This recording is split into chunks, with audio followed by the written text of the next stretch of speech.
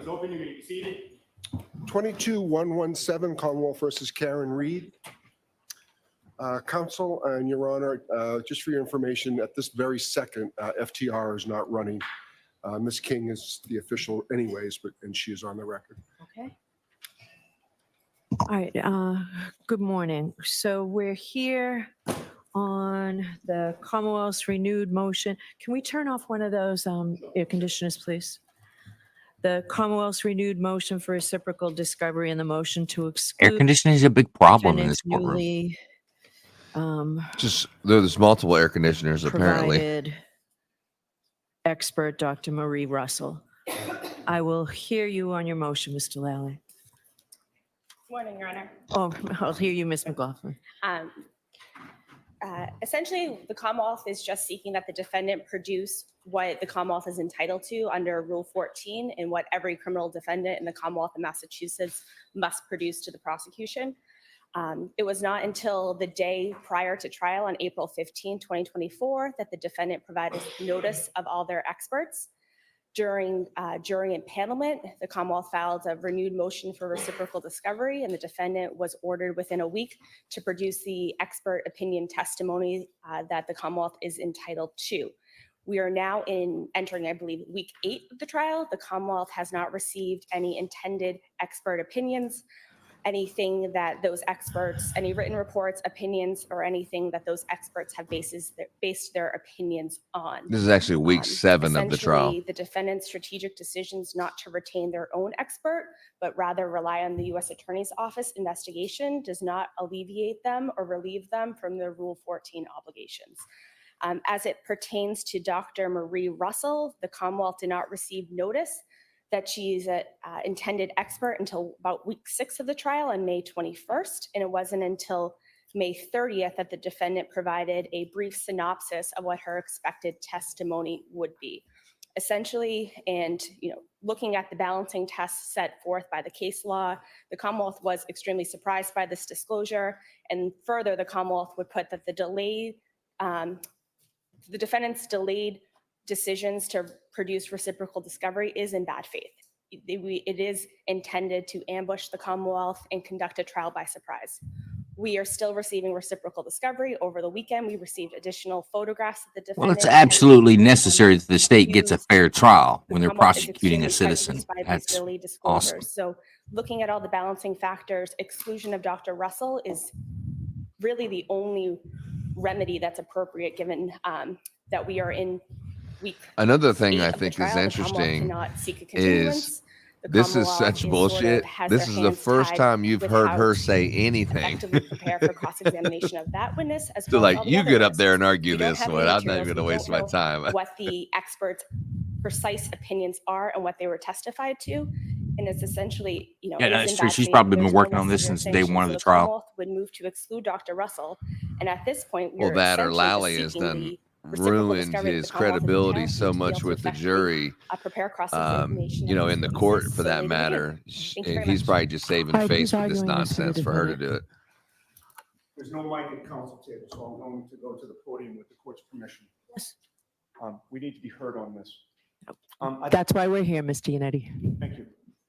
I'd like to start with the most outrageous and false assertion that the Commonwealth made in its motion. Can I just ask you, there's no jury here. Can I just ask you how long this is going to take? Between 5 and 10 minutes. Okay. tops. Because I don't need, the Your Honor, hyperbole.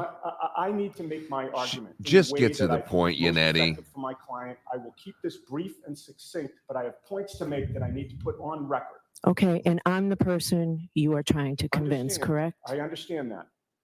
The Commonwealth, in a public filing, wrote the following on page 3 of its motion. Quote, during a pretrial hearing on February 15th, when asked by the court whether there was any dispute about a canine's involvement or canine DNA, Attorney Yannetti indicated no, and that the defense was not pursuing such claim. I was astounded to read that for 2 reasons. First of all, it is false. It is a lie. Second, the Commonwealth has knowingly lied about something where it's easily verifiable that they lied. We pulled the tape from February 15th. of I don't 2020. have that. I'm and sorry? I don't have that in my motion. It's on page 3, Your Honor. I have the Commonwealth's renewed motion for reciprocal discovery, a motion to exclude defendant's expert, Dr. Marie Russell.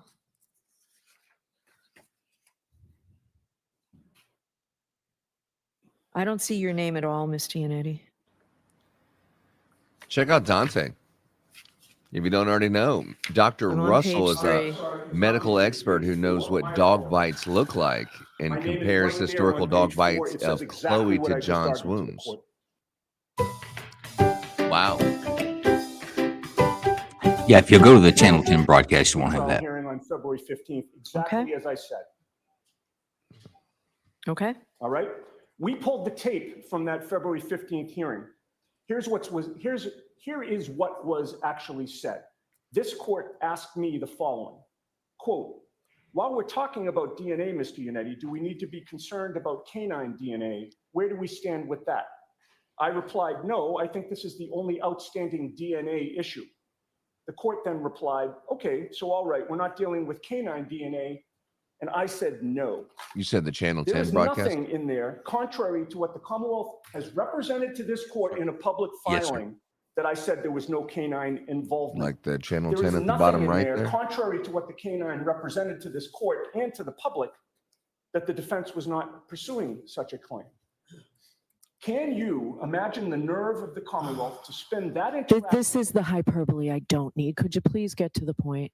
Your Honor, We've got a this was- jury coming in 15 minutes. I understand, but this is my integrity has been attacked. There have been allegations of bad faith that has been attacked, and I need to defend myself and my client. So even Alan Jackson were has the only B team discussing out at there that with time Yannetti. whether canine DNA was still outstanding, and I succinctly replied, no. And they've spun that or tried to spin that into a claim that we're somehow waiving our right to argue that John O'Keefe's arm injuries were consistent with a dog attack. And I ask you, have they no shame? I'm sure it's not lost on this court that this false filing by the Commonwealth comes on the heels of their nefarious attempt to pass off an inverted video, a false video, before this good jury hearing this case. She Never once during the direct examination of Sergeant doesn't Bukhenik sound like she's did really they liking inquire this. or mention the fact that the video Can we please, all right, I'm going to stop you. Yeah. Please direct your comments to Rule 14 Yeah. and the reciprocal discovery obligations that the defense has. That's what this motion is. I know you have a speech you want to make, Ms. It's Giannetti. not a, Your Honor, it's Just most get to the respectfully, it's not fucking a point, speech. Okay, Yannetti. so, Defense of being alleged to have committed bad faith. so you've moved on from that. So please just focus on Rule 14 and let's do it in two separate parts. So you've changed, you're not calling Frank Sheridan, No, right? we You've are got, calling Frank Sheridan. all right, so you've got a new medical, Dr. Russell. We'll do that part of it separately. Tell me about what you've provided the Commonwealth on Chris Van E. They've gotten his CV and they've gotten the substance of his opinion from us. And they've had that for a long time. And the court, I believe, has already suggested that voir dire will be done prior to his testimony. All right, so it's starting to look like we might need a whole day of voir dire, and I'm trying to avoid that. So is the Commonwealth satisfied that when did you provide anything recently since the filing of the Commonwealth's motion, Mr. Yannetti? Not on Mr. Van Eden, no. What does the Commonwealth have on Mr. Van E? On Mr. Vanny, all the Commonwealth has is what's contained, the synopsis on page 2, the first full paragraph. We do not know what his opinions are. It says he'll testify regarding his opinions and conclusions about reconstruction and EDR data obtained in connection with this case. He'll testify to chronological data derived from the EDR, including key cycles and triggering events from the time period in question. I have no understanding or information about what chronological data he's going to testify to, what his ultimate opinions are, anything beyond that relatively vague synopsis that does not comply with Rule 14. Okay. Similarly, what's outlined in the rest of the motion, that's all the expert evidence the Commonwealth has received from the defense is contained within the Commonwealth's motion. Okay. So the defense needs to provide, I'd suggest you listen, the defense needs to provide what chronological data Mr. Vanny relied upon and exactly what his opinion is. All right, by the close of business tomorrow. That's fine. All right. Now, regarding the 3 experts from ARCCA. So I've read that report. I can't tell who does what or what the basis She of their can't opinion is. So tell. what have you provided? Your Honor, we've provided everything that we know. We've mentioned to this court at sidebar, these experts did not arise from us.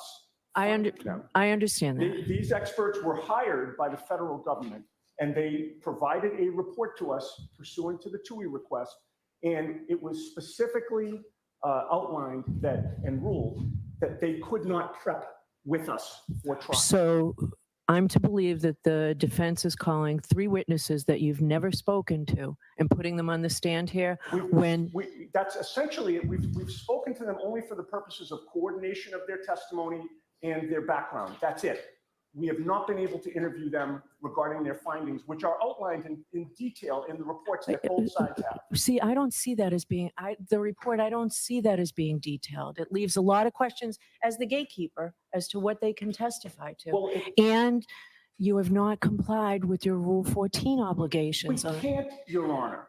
We can't. So you can't, but you haven't. So I am left with you haven't complied. So we need to get everybody here for voir dire. They can testify in a voir dire, right? Yes. We need to do that well in advance of their Okay, testimony. that's fine, Your Honor. All right. Yep. And now tell me about this ER doc. Is she an ER doc? I haven't seen her. She's not a pathologist, Well, correct? she's a pathologist, but she has a lot of experience in an ER, which is why she has the experience of having seen dog scratches and dog bites and dog attacks. All right. So this is not somebody that was involved in the federal investigation, correct? Correct. All right. So you need to provide immediately. I want a voir dire of her this week. So we can get her here Wednesday. And we want the other folks up here from Pennsylvania this week as well. Okay, we'll make those calls. So we need to pick a day. That's right, Your Honor. How long do you expect the voir You dire make of sure each this of is these televised. We witnesses? want to see If it. in fact the defense has not spoken Yeah. to these witnesses from Pennsylvania about the nature of their opinion, you must want it too, to be able to question them. How long do you expect the voir dire of each of these witnesses to take? I went and told the jury last week, I'm sorry. last week that we were going to get them this case by the end of the month based on your representations, which included voir dires. It looks like at least a day of voir dire hearings here. Yes. And the whole rushing the trial when we're on week 7 and they still haven't really got a good case left and the prosecution still hasn't. I think this rushing to bring the trial up there is going to be the apparent excuse that the prosecution is not going to bring up Michael Proctor or the medical examiner because we agreed that we're going to rush it through and we need to be done in 2.5 weeks. At least with So regard to- that's the reason why I didn't call Michael At least with Proctor. regard to I the see that argument, 100%. That's my co-counsel's. And ladies and gentlemen, we have legal Hey, hold expert. up. This might be Substantial number important. of objections during the voir dire. He anticipates being able to accomplish that between 45 minutes to an hour with each of those 3. With regard to Dr. Russell, we anticipate a half hour. Well, it's not as crucial as I thought. Oh, I'm sorry, there's only 2 from our. No, we have legal You're only expert calling with 2? us. Which 2? Are you Johnny calling the Cox, 2 friend. that are certified as accident reconstructionists? Well played. I love you, Kingdom. Yeah, look at him. He's got the old Trump in the background there, Johnny Cochran. That's right. He's innocent. And I'm going to prove it. I'm hell or high water. If the taillight didn't hit, you must have quit. That's exactly right. If it did not go in, he must win. Talking about Stormy Daniels. Oh, okay. Wow. See, I saw you struggling there. I was like, if it didn't go in, you must win. Okay. All right. Yeah. What's going on, Mr. Johnny? How was your John? How was your weekend? Busy. Yeah. Yeah. Yeah. So, I mean, the way I see this case right here, for those of you, we just started this one. We're looking at some pre-motions before the jury comes in. But the way I see this trial right now is like if you've ever seen the Wheel of Fortune, where they're putting those letters up, and then once you got it figured out, where you know exactly what the hell it is, like you don't need to buy a vow, you know exactly what it says. You're just spinning the wheel a couple more times to get some more money before you solve the puzzle, but you already got it solved. You're just spinning the wheel a couple more times, right? That's kind of where we are in this case. What do you think? But you know what happens sometimes? We all get You go greedy. bankrupt? We get greedy and we go bankrupt. Yeah. Well, I don't see that in this case, but you never know. But the speeding up the trial and saying that the trial is going to be done in 2 weeks at the end of June, and it's June 10th right now. So within 2 weeks, you're going to have it to the jury, and the defense hasn't even gotten the case, even started making their case. They don't even know when they're going to start, but they're confident in saying that they're going to be done in 2 weeks when they don't even have the case yet. What do you think about that one, Joe? You know what? I'm not sure. I was reading a tweet when you started that, and I'm not sure what you ended up with. Give it to me on a short version again. 2 weeks, and they said that the trial is going to be started. The trial is going to be started in 2 weeks. I'm not comfortable with the state laying it down that that's it. If there needs to be more time, there should be more time. We're talking about a citizen's liberty that the state's going to try to take away. They have she has a right to defend herself. Whether she wins or loses, she has a right to defend herself. But the thing is how the hell can you agree that you're going to be done in 2 weeks and they haven't even turned the case over to you yet? The state hasn't, the Commonwealth hasn't rested yet. So how the hell you know you're going to be done in 2 weeks when it's not even the ball's not even in your court yet? Because the judge is going to say when you get it, how long it's going to take, and then goes back to the state, how much longer you got? Oh, I'll be done by Wednesday, so you'll have it by Thursday, and that's how they'll mark time. Do you think that this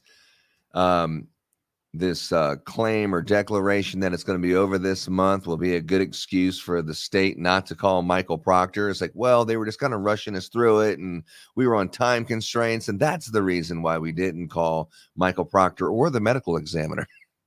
I mean, who would they say that to? Well, it's been said, it's a public, I mean, there's people losing their jobs. There's people on administrative leave, and there's things like that happening. Based on the outcome of this trial, there's a federal investigation, especially into Lally, for presenting this inverted video. I've been listening to that all week. That everyone's paying attention, so I think they're just trying to sweep it up a little bit and just make it a little cleaner. Like, why the hell are you not calling the lead detective, Proctor? And then they made this lie that, oh, it's not even called a lead detective. It's called, what the fuck did they call it? It was not a lead detective. It's called a case agent. Yeah, it's not a lead investigator. It's the case agent is the same thing. It's like person of interest or suspect. So they were basically trying to say, like Bukhenik, they're trying to say that he's the one who is the lead investigator, not Proctor. I mean, they kind of painted the picture like that, which is a little smoke and mirrors, or fog and mirrors, if you will. What do you think, John? What? The only reason I see why they're waiting is they just want to, I guess, have a bunch of, he's lying. I'm drawing a blank. Give him enough rope, and then they're gonna cinch him. That's the only reason I can think they're waiting. For Proctor? Yeah. I think Proctor's going to plead the fifth. I thought it was put out that Proctor would be on the stand. The defense said they're 100% going to call them. That's what they said to the Boston 10 News when they was interviewing, where's Michael Proctor? Alan Jackson said, he will be on the stand. Yep, we'll call him. Yep, we're going to call him. So the defense is going to call him, but the state doesn't look like they have any intention on calling Michael Proctor. In my opinion, he's going to plead the fifth, but I thought Higgins was going to plead the fifth, and he didn't. So we'll see. But, the thing about who we have up there right now, Yuri, he's obviously lying his ass off. I mean, when they say, is this video inverted? Is this video an accurate depiction of what happened? And what I mean, that would have been a perfect time to say, well, it's inverted, but I mean, that'd have been a good time to just kind of explain that. But the fact that they didn't say one word about it, even when you're questioning, is this and is this that? They didn't say one word about it. It just looks sketchy, right? Even if it is an honest mistake. Yeah, I mean, It's not optimal. Honestly, the prosecution should have brought that up. I Hey, know look, it. folks, by the way, this is all backwards here. Let me show you why. Yeah. And they could have had if the original was given to them inverted, they could have corrected it, brought it back right, and showed that this is one that is corrected, and showed both of them side by side if you had to preserve the evidence. But that didn't set well with me that they let that fly over 2 days. Couldn't have sat well with the jury either. And then another one is like the location of the evidence, like the location of where you found the taillight. It's like, well, we found a bunch. So it was in the general areas where we found this other taillight. You know, it's like that's not important. And also there's no chain of custody whatsoever. But when he was being questioned by Lally, oh yeah, we have a log, and we have chain of custody. And then when he's asked with the defense, like, well, where's the chain of custody you're talking about? Well, we have it. You're like, you have it where? It's in our report. And you're like, no, I'm not talking about your report that you did a year later. I'm talking about the chain of custody. You don't have it. But you were saying words like you did. That also was kind of shady. I'll give you that. Yeah. I don't understand why there's not a written chain of custody form that accompanies all pieces of evidence that go that department or that agency takes into custody. clearly problem. they are not CALEA accredited. Yeah. You take something that is, the clothing from the hospital, or you take evidence and then you leave it out on butcher paper, and you take it to the Canton Police Department. I mean, I don't know if you know this or not. I was looking at a map the other day. The Dighton Police Department is 3 miles away from where Karen Reed's car was, where they could have just towed it 3 miles away. I mean, they don't have a garage that has, that doesn't have snow in it. I mean, but instead they tow it 30 some miles away to the Canton Police Department. And then when Yuri Bukhenik is being interviewed, they're asking him, like, you did know that the Canton Police Department was conflicted, right? He says, oh, I did. No. They were just conflicted from interviews only. It's like, what?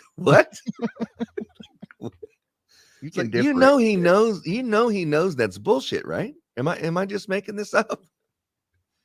That's where I think they're playing on the jury and everybody else thinking they're stupid. I think they know. I think they know in the beginning, especially in those first 3-4 days, there were some issues, especially with the Canton Police Department. If they were accusing themselves for the investigation, they shouldn't be on your crime scene finding something driving by, and you shouldn't have the vehicle parked in their custody, because that's what it was when it was at the Sallyport. It was in Canton Police Department's custody. Now we'll push back on the Dighton. I mean, why would you take it to Dighton? Why would Dighton allow that to happen in the first place? It's not my deal. Don't get my name on a subpoena. We're doing an agency assist to help you out on your investigation because you're in our jurisdiction. But this didn't happen in their jurisdiction. They didn't have anything to do with it, so I wouldn't have accepted it at my agency. From the Massachusetts State Police? From the FBI, I wouldn't have accepted it. Because Yeah. once I do, now I'm in the middle of all this. They'd be Yeah. Dighton police up on the stand for what? Because I went out and helped you out in a snowstorm to go locate a potential suspect? Hell no. I'm But talking about also- towing the car. Once it goes there, and everyone, because it would, okay, Chain of custody. exactly. So it goes there, and they're like, well, we're going to leave it here until Monday. Well, under whose custody and control? Dighton Police Departments. So whoever's in charge of their custody control program, securing it, whoever might have come around it, is now subject to be called and pulled into this investigation and have nothing to do with it. Didn't happen in their jurisdiction. But once again, that's like we think that the police are national. It's like, well, one police is the same as the other police, and they all have the same police station. Well, that's your substation over here in Dallas. They've got another one in New York, and they've got another one in Massachusetts, and we're all the same. idiot. Yeah. Welcome, police apologist Joe Lanu. To the It's show. a fact. Prove me wrong. It's a Prove me fact. wrong. It's a fact. But No, we can keep listen. going around like Law and Order's No, a listen. history book, and that's how things work. But it's just more smoke and mirrors if we keep that up. I just don't do it. You can continue. Okay, so you're in the Massachusetts State Police Department. Let's just pretend that you are a Massachusetts State Police Department. You're going to pick up this vehicle in Dighton. It's not in whatever other county that you think is important, but you're going to pick up this vehicle, and the only thing that you know is one place that you can't bring it. You can't bring it to something that's conflicted out. So you can bring it anywhere you want to, just not there. But you bring it 30 miles there. Where should a Massachusetts State Police Department who's going to tow a vehicle, where should they bring it in that case? To their facility. So If I'm taking it into custody, I bring it to my facility. wherever they're reporting every day from, wherever that's at, right? Well, Why wouldn't they take It's it not there? the first vehicle Massachusetts State Police taken into impound in custody. I guarantee it. Where do Why- they normally process vehicles? Yeah, why didn't they take it there? Why didn't they take it wherever It didn't have heat, I think, is what the biggest issue was. Johnny, you know exactly what I'm talking about. It was cold, and they're talking about this big 18 inches of snow blizzard up there in Massachusetts, which, I guess, but I'm in Texas, so I don't really know what a blizzard is. But I would think that 18 inches is not the most horrible thing. But I think it was like 18 degrees. I think it was pretty cold. They took it there so they had heat. They could shut the doors on it and stand there and take a look at it and figure out what they're going to do and then leave it. It was kind of laziness, in my opinion. Yeah. But I also the don't Massachusetts State Police Department doesn't have heat. Well, and he did. He testified that his facility wasn't a heated impound facility, which that may be true. But suck it up, Buttercup. You got to preserve the evidence. I don't know how important it was for them to do the examination on that because they still didn't do an examination on it until the following Monday, I think. So Right. you just need to store it. You don't need to put it somewhere where it's warm. But I think some laziness kicked in there, and I think the other part too is I think your Yuri, Bukhenik, and everyone else on the Massachusetts State Police side, I don't think they realized how serious the conflict of interest was with the Canton Police Department at that point. Yeah. They may have realized it Monday or Tuesday, but I don't know that Yuri understood that the significance of them recusing themselves in the manner they did. And the other day when I said, when Yuri was asked, as soon as they showed the video of the people and said, "Oh yeah, that's me with the green pointer, and that's Proctor," and then the next day he's like, "I don't know who that is. I think the guy driving is the tow truck driver, and the other person, I don't know who it is." That is like, how did that change overnight? It happened 2 years ago, but just yesterday you said that was you and that was him. That was you and that was Michael Proctor. You were the one driving the truck into the Sallyport, and that was Michael Proctor right there. And then the next day you said you don't know who those people are. That was weird that story changed overnight, literally. And I know I looked for it and I couldn't find it, but I've seen people find it over the weekend, and I can pull it up if it, you just have to see it. It But seems that was like the weird, point. though. It seems like the point when the defense was asking him, they were pausing it at a very particular spot, which is the worst spot. You really can't see the headgear on the person in black standing towards the rear of the vehicle. Now, I don't remember during the testimony that him pointing out that the tow truck driver was the guy at the front of the vehicle was the tow truck driver himself. I don't remember that, but Yeah. I've seen people pull replays on it. But I'm going to tell you, I don't trust what I'm starting to see online. There's some things that I'm not sure if it's not picked and choosed and sensationalism to get some views on it versus it being accurate. Yeah, I didn't see it online. I seen it live. Just I remembered it, and you're like, "Oh yeah, well I didn't remember that. Prove it." And then you're like having to fucking go back through and try to find it. I mean, other people have found it, and I found it too. I can play it for you, but it's just interesting how they're having conversations afterward, and obviously the conversations are like, "Hey, I know I heard you say that was you, and this is this, but are you sure? Because it actually could be this person, or tomorrow you need to say this instead." It's obviously these conversations are taking place, and then the next day the stories are changing. We've seen this every time the court breaks for lunch, when the witness comes back, they got a better story put together than they did before lunch. That's Yeah, pretty I mean, consistent. I've noticed that. Yeah. Now you'll see that, and honestly, that'll hurt you with the jury a lot of times. Dante says if they asked Dighton might have. Yeah, they may have, but you're still in a situation where, honestly, maybe their patrol captain or patrol lieutenant might have done it, but their investigators or their police chief would have said, "No, hell no, I'm not going to try to get in the middle of a subpoena on a case I know nothing about." Well, I think when it's a dead police officer, you act a little differently. Not like, oh, I don't want nothing to do with that dead police officer. Fuck that Boston police officer. Dead. I think everyone's like, all hands on deck. No, I want to you're help missing out anyway. you're missing my point. I would if I was Dighton, I would question the validity of your investigation when you want to 22-117, spread your the call evidence out versus over Karen Reed. 4 or 5 different Good jurisdictions. morning, Terrence. It's a chain of custody issue. It's yours. You're seizing it. Go put it into your facility. Try and streamline things. And as a result Yeah, the of what Massachusetts we State did Police, this I agree. morning, it looks like there'll be some day this week that will. I'm gonna step away for a we will cup of all meet, coffee. to go through things that we need to go through, but we will excuse you. I just don't know quite yet when that will be. We'll know by the end of the day. And also on the 21st, originally we said we'd be Speak off up, Bev. I'm about to turn the air conditioner off. But again, you know that we don't want to take up any more of your time than necessary. So we will meet on the 21st, but just in the morning because I have a long-standing afternoon that we cannot cancel. So the 21st will be a half a day. So we'll let you know more as the day progresses. All right, I do have to ask those questions. Were you all able to follow the instructions and refrain from discussing this case with anyone since we left on Friday? Everyone said yes or nodded affirmatively. Were you also able to follow the instructions and refrain from doing any independent research or investigation? What's up, Vet LT3? What's going on, brother? Did Good anyone morning. happen to see, hear, read We got the anything jury about in here this? live. You hear me? Live. Everyone said no or shook their heads. Thank you very much. Can we get Sergeant Bukhenik, please? Okay, let's get this lying piece of shit back on the stand. Do you have that flash drive? We think there. The flash drive that I gave you. How did it end the other day? I know it ended at 12. I didn't know they were going to end early. So how It did ended. that- It ended with Your Honor, may I mark this thumb drive? Yeah, exactly.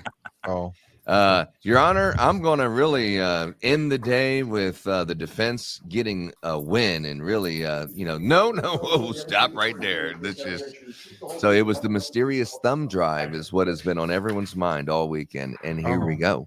okay. All right, Mr. Jackson. Thank you. Lisa's So when we claiming left off on Two-Face. Thursday, we were discussing the Sallyport video that was introduced by the Commonwealth on Wednesday during direct examination. Do you recall that? I do. When he introduced that video, Mr. Lally asked you several very specific questions about the video, including if you recognize the video in general, correct? Yes, you did. And you said you did. I did. He also asked you whether you recognized any of the individuals in the video at a particular time where he paused the video and you used your green laser pointer to point out a couple of individuals that you recognize. Do you recall that? I do. And in that pause, you indicated at that time on Wednesday that you recognized Trooper Proctor and what you thought was yourself, the person slipping at the front of the SUV, correct? I indicated that Trooper Proctor and myself were in the video, and there was an individual slipping in the front of the vehicle. And you then on Thursday, you corrected Liar. that to make sure that we were clear about it. The person slipping was actually the tow driver, not you, correct? That's what it appeared, so yes. Okay, I'd like to take a quick look at that with the court's permission at 4:46. May I publish Okay. that? Yes. This is 4:46. It's the same video that you were shown by Mr. Lally. We're at runtime about 5:37 and 05 p.m. I'm sorry, I said runtime. I meant time of day. Thank you. As a matter of fact, I like this feed because you can see the timestamp, where the other one you can't see the timestamp. pretty small from where you're at. If you can't see that, please let me know. So that's that. I on did the not see that, actual no. video. Your Honor, I thought it was up in the picture frame. I'll hold off on that question. Just Very I center may bottom ask in for- blue. for relief It's for really just hard a to see. moment. No, I Um, mean, I see it. if I we can thought play that this was the for just a quick timestamp from the second, and I'll ask computer. you to audio Pause or it. video player. Go ahead and pause there. Okay, Sergeant, this is the basic video, the point at which it was paused when Mr. Lally asked you to identify the individuals in the video, correct? I believe it was a different time, but I'm not sure. Do you remember using your green laser pointer, pointing at the person in the back and identifying that person as Trooper Proctor, and then pointing at the person in the front screen right, mistakenly as you? You remember that? I remember indicating where the individuals would be, yes. Okay, and so do you have the green laser pointer with you? I do. Could you point at the? He's losing location points where with me. It's better to say, hey, I got it wrong. Yeah. Well, we all I do know not he's know fucking a specifically liar. right now if that is Trooper Proctor in the behind the vehicle. But when Mr. Lally asked me to indicate where we would be, it was in this location here. you're indicating toward the rear of the SUV. Correct. On Wednesday, and I just want to draw your attention back to your testimony on Wednesday, you used the laser pointer and pointed at two different individuals. The person toward the back, and you identified him as Mr. Proctor, as Trooper Proctor, correct? On Wednesday.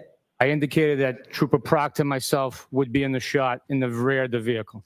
And then I Jesus, this guy's indicated that lying I'm his wearing ass a off. olive drab baseball hat, and Trooper Proctor's wearing a winter style knit black hat. Isn't it true that on Wednesday, what the question you were asked from Mr. Lally is, Ms. Gilman, from Mr. Lally, Ms. Gilman, if you can just pause there for a moment as the sergeant's almost falling in the video, and the court said, keep your voice up, Mr. Lally. Do you recall that? I do not recall that, no. Do you remember Mr. Lally saying, Sergeant Bukhenik, with reference to any of the individuals you see in this video, do you recognize any of those individuals? And you responding, I can recognize Trooper Proctor and myself. And you used the green laser pointer in doing so. Yes, I did. And that was on this area, may not be to the frame, but this is where the video was paused when you made that identification, correct? Yes. It was approximately at this time. Just Okay. fire this fucking So guy, you dude. were It's then ridiculous. asked after you identified, and at that time you did identify Trooper Proctor, and again, mistakenly, yourself, correct? I directed the laser to the area where we would be. Okay, and Trooper Proctor is the one toward the back of the truck. To be more Again, if you- precise and I practical. cannot tell you which individual. There are multiple individuals there. I do not know at this point in time where it's frozen if that's exactly Trooper Proctor. I know we were present at that location, and I know what he was wearing for a headdress and what I was wearing. All right, so you have to move along from this point. Then why Yeah. did you, one more question, Your Honor, then why on Wednesday? He's trying to impeach the testimony impractical The back of the SUV was Trooper with Proctor. some success. You don't know, why did you say that on Wednesday? During the frozen frame, I could tell there were two individuals back there, and I was at one point in time in that location with Trooper Proctor. Yeah. Basically, you're a fucking liar. Everyone knows it. Let's just move on. From where the video is frozen right now, I cannot tell. So you're changing your testimony from Wednesday? Objection. Are you changing your testimony? Yes. I am not changing my testimony, no. Okay, next question, Mr. Jackson. You then asked whether the video was true and accurate as in terms of its depiction of what you saw, what you observed in Sallyport that night, correct? I indicated the video is true and accurate to the location. And Oh, to the you location. then Listen to asked this whether or fucking not, guy. in looking at that video, watching it, either you or Trooper Proctor approached, manipulated, touched that right rear taillight at any time, and your answer was They've never. had his correct? Wheaties this morning. That's correct.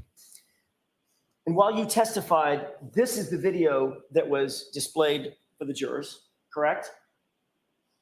And it was this orientation, the front of the truck facing right, the rear of the truck facing left, correct? That's correct. And for all appearances, it would appear that the right rear taillight of the SUV is the one facing the jurors, if you will, facing the viewer, right? From appearances. You didn't know anything different. Can you rephrase that question, please? Sure. Just from the appearance of the video as it is now, the appearance of the video, it looks like the right rear taillight is the taillight that's facing the jurors, facing the viewer toward the rear of the truck, correct? As it is frozen, correct. And on Wednesday, I want Probably to move like through that this when it's relatively moving briefly, too. Sergeant. On Wednesday, you did not mention that this video was inverted, did you? It was not brought out, no. Not brought up by, I mean, that's a passive way of saying it. I'm asking you directly. Did you mention that this was an inverted video? Not on Wednesday, no. On Thursday, Mr. Lally finished his questioning on Wednesday, then came back on Thursday. You continued on direct examination under questioning by Mr. Lally again to start the day, correct? That is correct. And during that testimony on Thursday morning, you also, under direct examination, did not mention that this video was inverted, did you? Did not know. And then it was my turn to ask you questions. You recall that? I do. And then I began asking you questions about the accuracy of this video. And at that time, for the first time, you said it appears that it is a mirror image. It's an inverted video, correct? I advised you that it is a mirrored image at that point, correct? I start to feel Russian collusion come from Yuri. Very bad for prosecution, Would you in my agree with me opinion. now, as you sit here, that this video, as we're looking at it, is not a true and accurate depiction of what you viewed in that Sally Port that night? I would not agree with you, no. Do you believe that what the jurors are seeing right here is a true and accurate, surveillance footage of the Sally Port that night? Yes, it's just mirrored. Which means what's left is right and what's right is left, correct? Correct. If the jurors were actually standing where the camera is recording, which it's recording all accurate depiction of activity and events taking place, the back of the vehicle would be on the right and the front of the vehicle would be on the left, but all activity is accurately depicted in the video. So in point of fact, everything in this video, every bit of it is reversed, correct? It's just a mirror image. So it's not accurate. I hate it when cops try to repair it. Just It's an it is what it accurate is. Everybody depiction of sees what is it. taking Just say what it place. is. Sergeant Bukhenik, Oh my if I God. were to ask you, let me give you a hypothetical. I cannot wait till Say they you get were his ass investigating and a then say circumstance the in which video the speaks person for itself, being- doesn't the it? suspect was being identified by 5 witnesses based on a tattoo on that person's left arm. And then you go show that witness or those series of witnesses an inverted version of a photograph of that person with the tattoo appearing on his right arm. And those witnesses all say, no, that's not the guy. I remember the guy. The guy had the tat on the left arm. Would you think that that's an accurate depiction of the person with the tattoo? Objection. Sustained. Do you agree with me that an inverted video is not accurate? It's inverted by definition, right? It's an accurate depiction of the events taking place. This fucking guy's a liar. I told you, Joe. You've reviewed this video in its entirety, you testified, correct? Yes. About how long would you say this video is in its runtime from start to finish? I did not take note of the length of the video. All right. I'm going to ask you, Mr. Bates, if you could, with the court's permission, can you just pull the cursor back to the beginning of the time of day for this video? And pause it there. Can you see, and this is not an eye exam, can you see the timestamp on the lower left-hand side? No, I cannot. Your Honor, with the court's permission, I could do this. I'd like to see it sidebar. Yeah, I'd like to see it sidebar because you're making this guy look like a fucking idiot, and You- he's you know what? clearly lying. It's a weird thing with some police officers when they get on the stand. They do that. They try to back up their own evidence. When the evidence is the evidence, let it out there and let the jury make their decision up. I don't like this guy saying, "Well, but it's an accurate depiction." You know, it's technically not an accurate depiction because it's completely 180 degrees. So there it has some issues with how it's portrayed as a depiction. But my point is that he didn't invert the video. He's got nothing to do with it. Let somebody else clean that up if that's what needs to be cleaned up. It's like, no, you're right. It's reversed. Yes, you're right. Man, it's difficult to tell. You know, it's reversed. It was hard for me to tell from the video where everything's at. Just be freaking honest. That's all the officer has to do is be honest on the stand. I thought he was honest all the way up. He was able to back up everything he said. But and go to Dante's point, I'm not beating the guy up as far as his name. I don't think he's a dirty cop, as Kingdom says. Everything comes out of his mouth with law. That's all BS in drama for late night TV. But in reality, this guy's just a cop. But he, in my opinion, he's making a mistake. I've seen officers do this on the stand before. I've got a story that's actually a great example of this about an officer not testifying that he didn't pursue a suspect over the fence.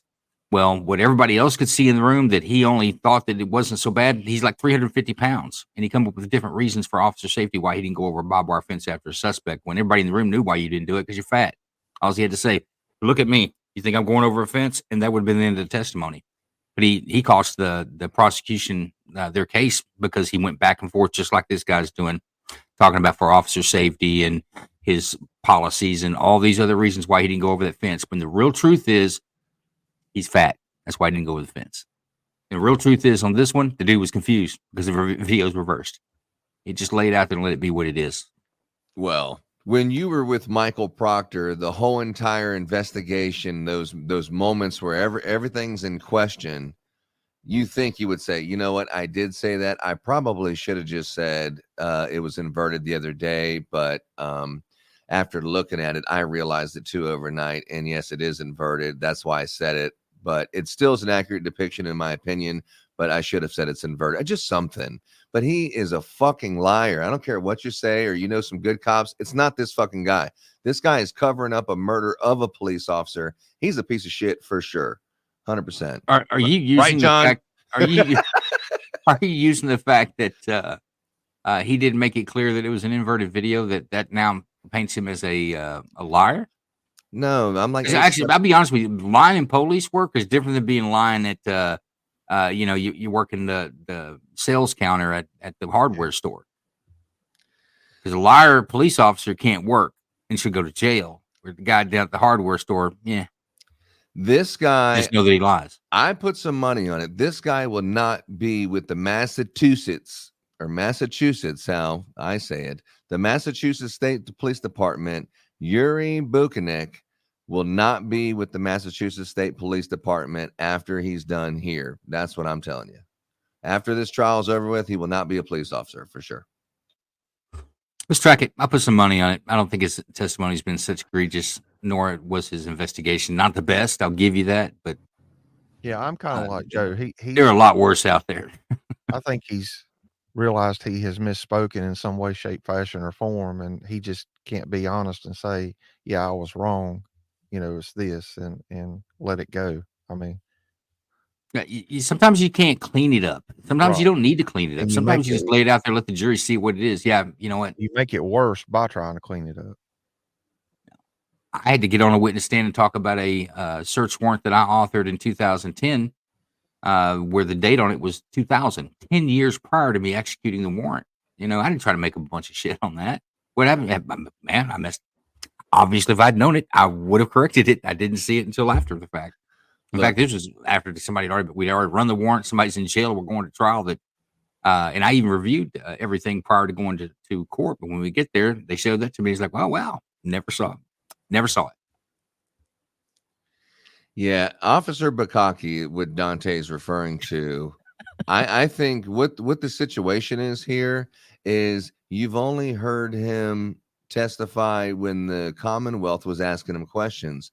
As soon as Alan Jackson is done and points out all of these things he was lying through his teeth about and covering up a murder of a police officer, once he's done and you have are that unmuted. knowledge, I think you're going to change your tune about Jurors, sometimes great you think lawyers this guy have is. what we call stipulations rather than prolonging either testimony or calling an additional witness. Lawyers agree as to certain facts. So what the lawyers have agreed to here is that this video begins at 5:30 and 23 seconds, 5:30 p.m. and 23 seconds, and it ends at 5:48 and 15 seconds.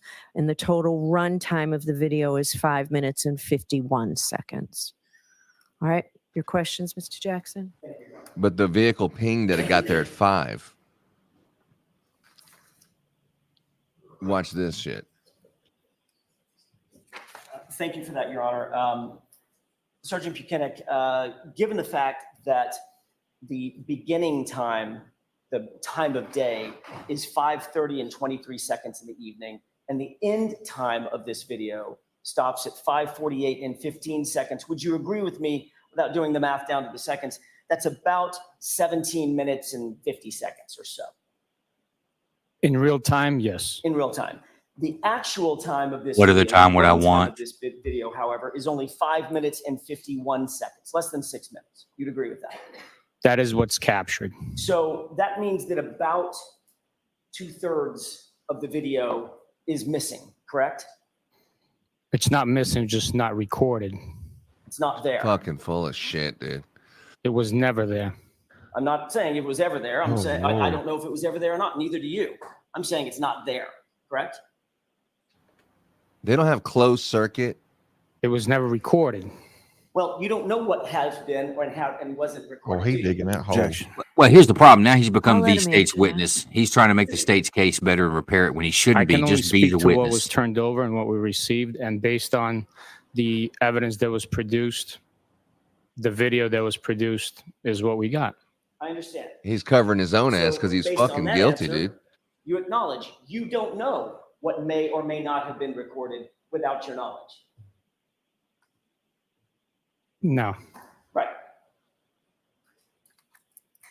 I'm done with Dante. Did you notice that there were obvious portions of the video that in which individuals Dante, just you're on seem to notice. appear or Damn, apparate Dante. out of nowhere? You stop agreeing with Kingdom, Dante. It's not a smooth recording of Exactly. the events. When the motion triggers the recording, the video appears as if a person appeared in the video. Aberration. But that is due to the triggering of the recording. Well, you don't know what it's due to because you're not an IT person who actually captured Yeah, the video. it's not a residential Boom. ring with a Sustained. Ask motion that detector. differently. Sure. Fucking idiot. You're not the IT person, the technical person who captured this video, correct? I am not, no. You don't maintain this video system, do you?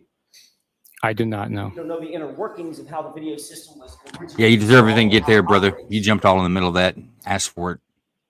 Based on my training and experience, I know that I don't want to hear. I don't want to hear no Certain training systems do- experience. That's some due bullshit. to the restrictions of the storage You of look the at the system, jury when you're they lying.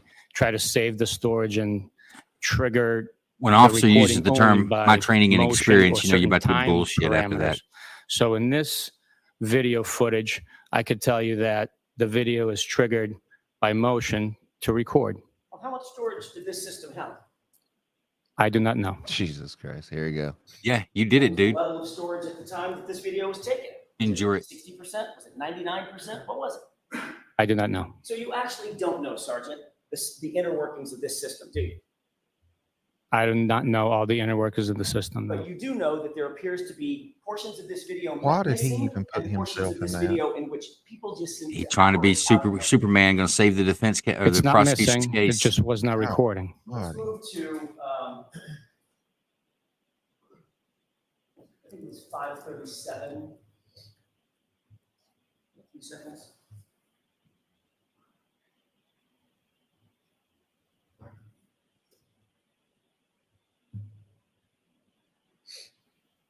Okay, if we could, with the court's permission, can we play about less than a minute? Yes.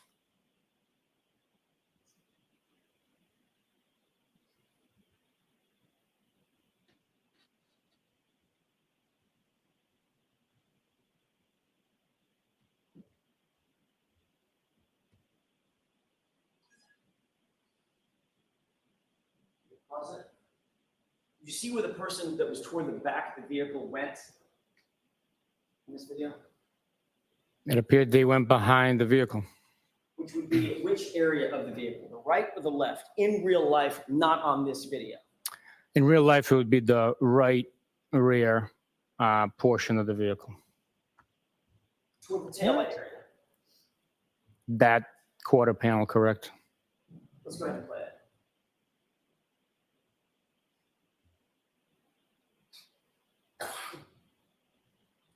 Pause it. Did it appear that someone just seemed to appear out of nowhere toward the rear of the vehicle just now? Due to the triggering of the I motion, asked you why. I asked you if. Did it appear if someone just appeared out of nowhere in the back of the vehicle? that's what the footage represents. Yes. Can we go ahead and play this?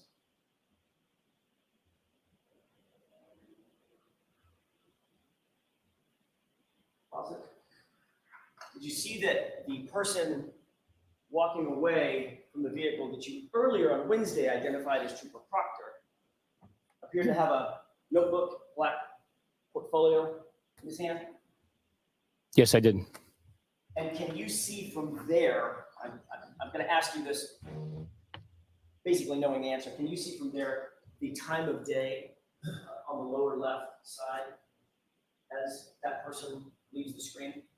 No, I cannot. Would you disagree? if 5:38. That was 5:38 and 7 seconds in the evening.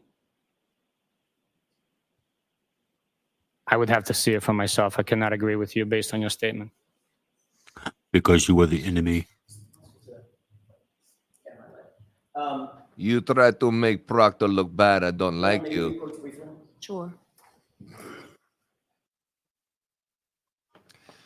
All right, so the guy's digging himself a fucking hole for sure. And I don't know why we haven't seen this thumb drive. Hopefully we'll see it a little bit later with the video actually put the other way. But the SUV was pinged to be at the police station at 5 o'clock.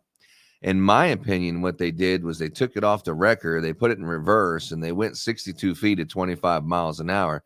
Then they pulled it into the Sally port, or they broke the light. I don't know. It's just You so are many questions. unmuted. But this guy's clearly not All right. telling the truth. So, Sergeant, we're going to ask you to go take a look at that, okay? Thank you, Your Honor. Because I need to catch you in a lie. So tell me that it Yeah, says the- 5:30. I think the defense is doing a pretty good And job please on don't impeaching speak until you're back in the witness stand. his testimony, making the jury maybe not question him as everything comes out of his mouth as being 100% accurate, because he definitely tried to repair this video thing. And I haven't heard one comment about his Thank you. cufflinks from Joe. So All right, he Mr. must not be Jackson? doing good. Thank you. Sergeant, did you have an opportunity to look at I got a good look at time him. of day at the point that the video is paused right now? Yes, I did. What is that time of day? 5:38:07. 5:38 and 7 seconds, correct? That's correct. And remind me about how far of a drive in time is this location at Canton PD from 34 Fairview? Uh-oh. With no traffic, no adverse weather and road conditions, several minutes, four minutes, maybe 5 minutes, depending which route you take. Uh-oh. Your Honor, I have We would consider that a short drive. a flash drive that I'd like to have marked. Here it this is. a different Let's see flash the drive flash than drive. we had on Friday? It is, and I can explain it sidebar if the court wishes. All right. Are you just marking it or you intend to show it? I intend to show it with the court's permission. All right. So we'll mark it for identification and then I do need to see you. Yes. Yeah, because I'm not letting that in. Thank you. Maybe the court- Yes. Ladies and gentlemen, we are going to be talking about the flash drive. Everyone has been discussing what is on this flash drive. Look at Lally's neck is clearly red. Also, Bukhenik doesn't seem like he's as comfortable as he was a couple days ago on the stand. This is going to be good. What do we got here, boys? What do we got here? I think it's a problem that some police officers have when they get up and they get on cross-examination from the defense, is that they start trying to repair or bolster the state's case. When, in my opinion, it makes you look worse. It makes the jury doubt anything that you say. It looks like you're looks like you're fighting for a team when they need to see you as that you're a sayer of truth. This is what I found. This is what I didn't find. The fact that, you know what, we didn't notice. I didn't notice that it was mirrored. I assumed, because I saw the police backwards on the trunk of that car. I made the assumption that was the front of the car and that it was written backwards, because back in the day they would do that with ambulances. So when you look in your rearview mirror, you'd see it correctly. I assumed it'd be that way. I think it wasn't until the end of that day, Kingdom, I think it was you brought it up to me. It's like, oh, well, look at that. It absolutely is reversed. Well, So I'll give him that he didn't understand. Let's say he didn't catch it like the rest of us. Like, you know what? I never caught that. Damn, yeah, you're right. It's reversed. And that's honestly should have been his reaction to the defense when the defense brought it. It's like, you know what? Damn right. Didn't notice it. Yeah, no, you're right. Let's go back and look at it again, knowing now that I know that it's reversed. And I'll walk you through it again or something. But nah, to defend it and say it's accurate. Well, yeah, it's reversed, but it's accurate. Don't worry. Everything I said is true. I think it hurts you with the jury. well, when you see the police spelt backwards, it helps to say that might be right if you do notice that, because he said there is an antique police vehicle there, and then you automatically go, antique police vehicles had it spelt backwards. So he said that to make you think that. He helped along that. Because that's what had Yeah, I me think that's thinking a about it. stretch. Are they asking the jury to leave? So they Uh-oh. can play the tape, I would We imagine. about to have a evidentiary hearing. This is good. Yeah. But yeah, he said it's an antique vehicle. And then you're like, yeah, antique vehicles back in the day, they used to have it like this because he said that. That's what made you think that. But Lisa seems to think the judge is pulling on her gatekeeping pants, but she's going to have to let this through. In my opinion, this is just You don't even the know what it video is. So correctly. how's your opinion? Your opinion is just as good as him saying it's an accurate depiction, even though it's reversed. It doesn't. You don't even know what's on it. So what's your opinion about this thumb drive? Me? Yeah. I think it's the one that Sally Port actually did that they got, because the defense looked like they'd never seen this one that was reversed before. The one that they have is just the one that goes straight. Now, if the defense can show the original was not reversed, in other words, the mirror effect is not coming from the actual camera itself when it was recorded, then yeah, that's a problem. And That's a big problem. if you mirrored it, the timestamp would be reversed also, but they took the timestamp off and put it unmirrored on the timestamp. If they can put that in there, like Alan Jackson has kind of hinted at, that the video's mirrored, but the timestamp isn't, showing that it was manufactured. It was put together like that, and the timestamp was put after. No, if it was original video, the timestamp wouldn't be mirrored, just the image. If the mirror effect is coming from the actual device itself, not something that was manipulated after the fact, then your timestamp would be correct. It wouldn't mirror the timestamp. It's just going to mirror the image that it's receiving. So basically, if Alan Jackson has a video of the Sally Port that's not mirrored and the timestamp is correct, then something's up. No, it wouldn't. It doesn't say anything. Go back to the original. If you take your phone and you put it on a mirrored effect, anything that you put on as far as text on that is not going to be mirrored unless it's being picked up by the lens. The timestamp that's on the video is not something that they're recording out of the garage, so it wouldn't be mirrored. It's going to be normal. It's going to be as you can read it, if the effect is coming from the device. Now, let's say the device recorded it correctly, and the timestamp would now be embedded on the video in the right orientation. And then I take a computer and then I mirror that effect after the fact, which would be highly improper and most likely illegal. I mirror the effect and then turn that evidence in. Then the timestamp would be backwards at that point, unless you did something to cut it out and manipulate it back again. I guess if you're going to start manipulating evidence, then why stop with just mirroring it? Well, they didn't stop. They cut it out, and there's like 2/3 of the video is missing. He's saying that it's because of motion detection, but I'm not an expert at this. And it doesn't the police station have a 24-hour live feed, closed circuit? Yes, It doesn't matter if the wire, the Wi-Fi national police station, just like Dighton and just like Dallas, just like wherever you're at, they all have the exact same camera system because they were bought by the same money, because they're the same exact police station. So yes, they do. They have that, just like you see on Law and Order. That's what I was saying the other day. I mean, because of the nature of where the cameras are at, I mean, it's a continuous loop. Like ours was stored on a hard drive and then a backup every 24 hours at midnight for 30 days. and then it was backed up from there. I mean, it's just I don't know. They could have motion detector. Maybe it's cheap. Who knows? I'm sure the defense knows. I'm sure everybody that's there that has an opportunity oh yeah. to examine the equipment, and they probably know a lot more about it than what they're testifying in court on it, in particularly. But I don't know. I don't know that matters. I don't buy, even if it's motion detected. I don't buy that people were either standing still long enough or there was no movement inside there to reduce the recording to be 5 minutes. All rise for the court, please.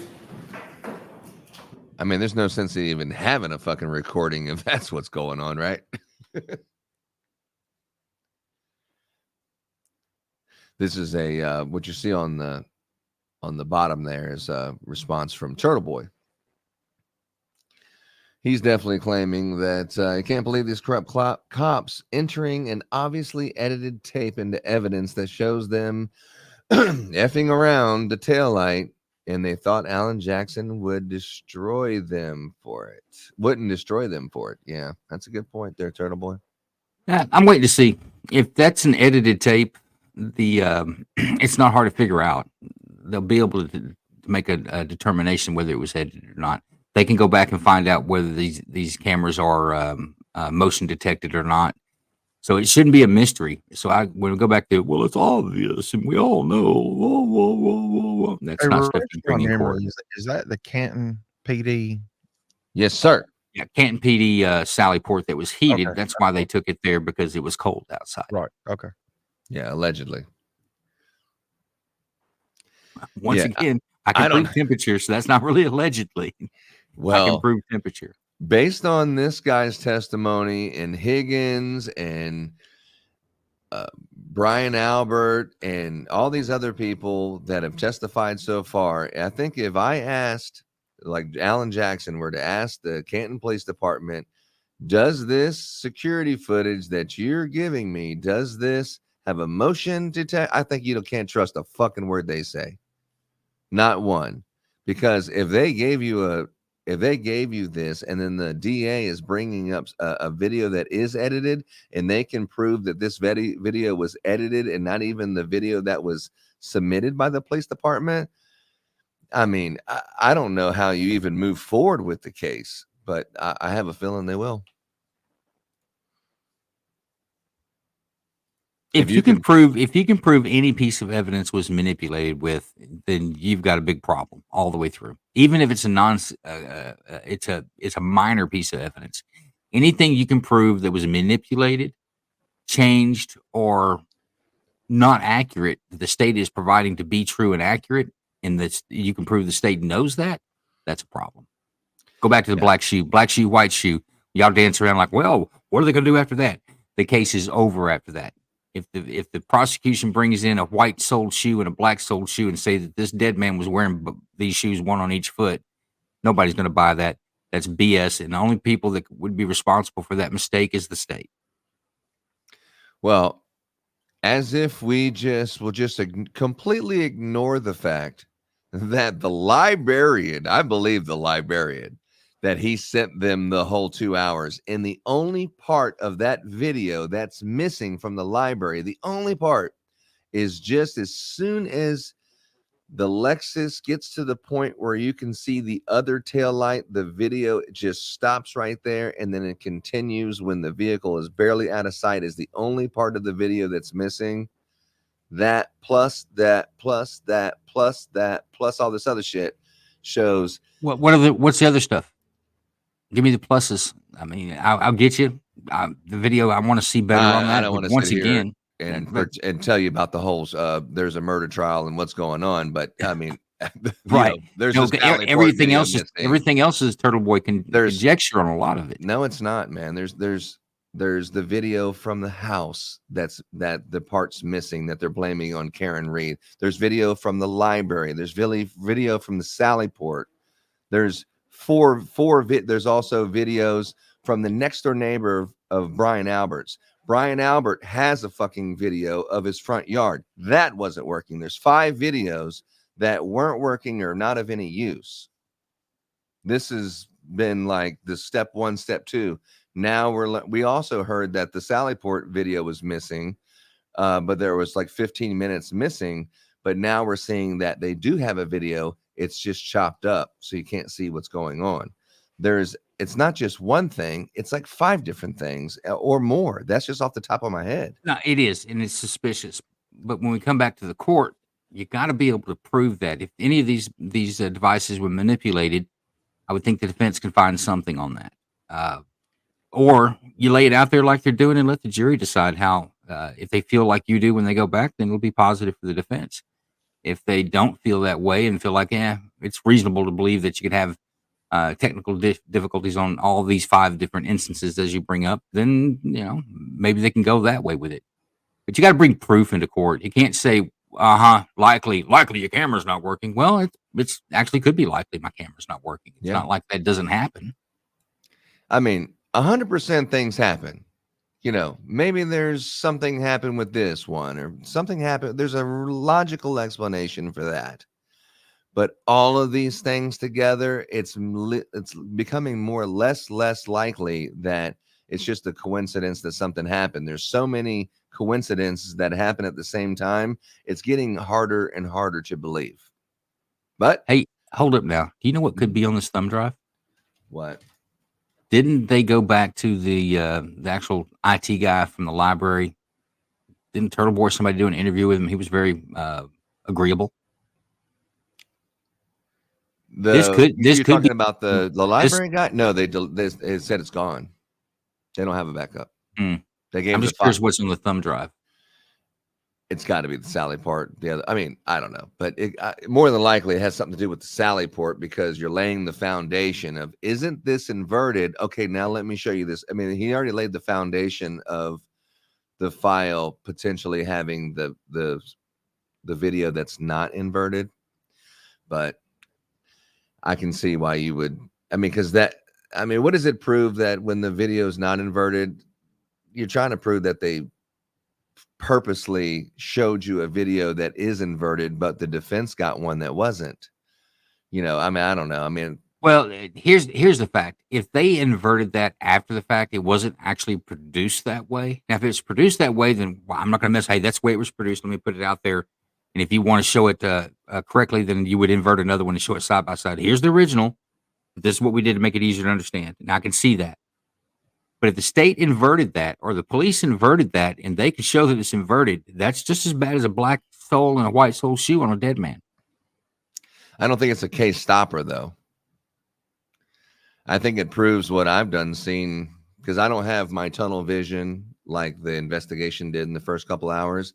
I don't have that. I'm just going to trust all law enforcement blindly, even though I've seen 5 or 6 pieces. That's not enough. I don't think that. They've clearly looks like they've been lying from the other people who have testified. Clearly looks like something shady is going on. And then now you have the guy who was with Michael Proctor the whole entire time. This guy needs to be tits up, dude. He needs to be straight up and honest. You need to be like, without a doubt, I believe this guy. It was all Michael Proctor, and this guy had no idea what was going on. And that's not what I'm getting from this. It doesn't look like he had no idea. He's saying that he was with him the whole time, and he's basically trying to come to Michael Proctor's defense in some ways, in my opinion. And it just makes him look even more and more guilty, like the sweeping up and stuff. You need to save face here and save your job. And I don't know how Michael Proctor even has a job in right now as a law enforcement right this second either. Well, you think unions for that, but we'll see what happens. Come on, Aunt Bev. She gonna allow the thumb drive? All right. At our next break, I have some Does council need to see interesting me or are we all set? about cameras in Canton. Okay. Right ahead, Mr. Jackson. Thank you, Your Honor. As a matter of housekeeping, I would ask for the admission of the last item that was marked for identification. XX. Was it YY? Oh, we're talking Back about again. chromosomes? Okay. What are we talking about here? All right, so that will now be what, madam? looks like they're letting it in. Thank you. And with the court's permission, I'd ask to display that video. Yours? Okay. Bates, if you could move that to a runtime of 1 minute and 17 seconds, so thereabouts. Oh, shit. Now let's see if this is the defense just inverted it. Sergeant, do you recognize what's depicted in what's just been marked as Exhibit 542? I do. How do you recognize that? It's an inversion of the video provided from Canton PD Sallyport. Or the It's original. actually, and that inversion corrects the perspective. Would you agree with that? I would. Okay, so now we're looking at what we've always been looking at, but it's clear that we're looking at the driver's side of the vehicle, correct? That's correct. And it's everything in it's properly oriented, is that right? It's an accurate depiction of what is taking place. Meaning right is right. So and was left the is other left in one. this video. I know. The vehicle came from the right into the left. The driver's side is visible and is closest to the camera. If we could go ahead and, thank you, Sergeant. If we could go ahead and play this for just a few seconds, please.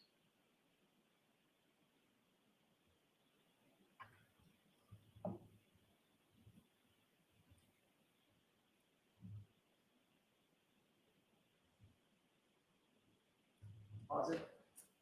You saw the person that was toward the back of the vehicle that you earlier on Wednesday identified as Trooper Proctor moving toward the right, I'm sorry, yes, the passenger side taillight area in this video, correct? I observed the person walking that way. Let's go ahead and play it.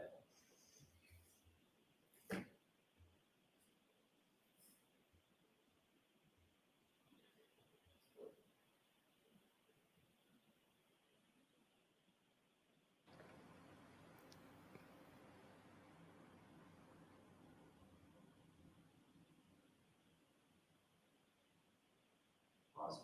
And you see the person toward the taillight area moving out of frame just now, correct? I did, yes. And that person had that black portfolio in his hand. That's correct.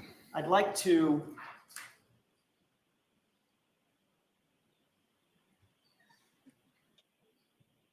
ask Mr. Bates if you wouldn't mind moving the cursor back to the beginning before the video, I'm sorry, before the SUV was actually in the Sallyport.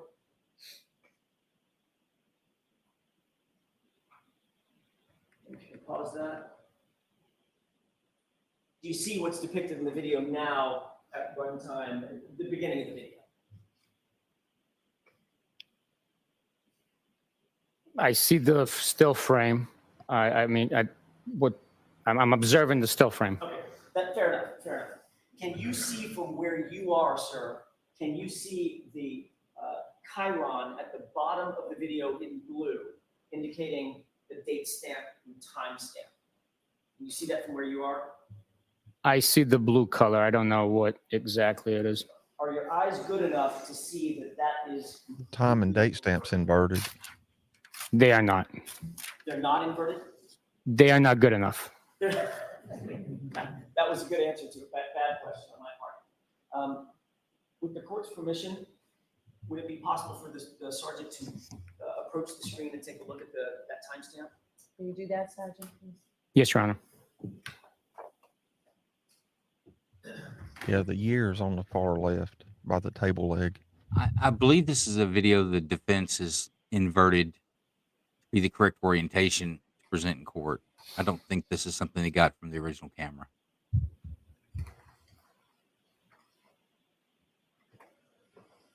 Were you able to, may I inquire? Yes. Were you able to see that timestamp? Yes, I was. Sergeant, did that timestamp appear to be inverted? Uh-oh. The blue writing appears to be backwards. So in this version of the video, which has been inverted from the version shown by the Commonwealth, the timestamp also was inverted, correct? What appears on the screen is inverted. Thank you.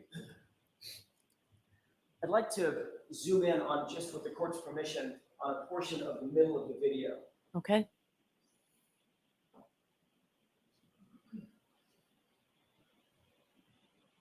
Sergeant, I want to direct your attention The blue to the bucket. area of the video right above the hand truck. Do you see that area? I do. Do you see that white object just above the snow line? I see something there. I do not know what it is, if it's an object or it's more snow. Can you tell if that's a sort of a dirty white rag? I Yeah, cannot sure. tell what I it couldn't is. tell what it is. Fair enough. Thank you, Mr. Bish. We can take that down. I'm not sure where the hell he was going with that. We've seen a corrected version of that Sallyport video from that camera. There's also another camera on the opposite side of the Sallyport, isn't there? There is. And that one, for lack of a better phrase, that one came out pretty grainy. Would you agree? Yes, it's not perfect quality. The other view would show, given the fact that it's on the opposite side of the wall of this video, that actually would show the right rear portion of the SUV as it was parked in that Sallyport, would it not? Yes, it would. Let's take a look with the court's permission. This has already been marked as 446. I believe it was introduced last week. With permission, Okay. could we display that? Yes. Thank you.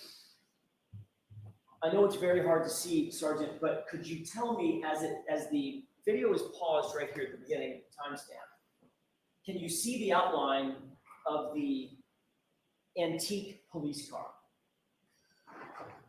I can make that out, yes. And it appears that there's It's no tough to make vehicle anything out there. in the foreground, Very poor.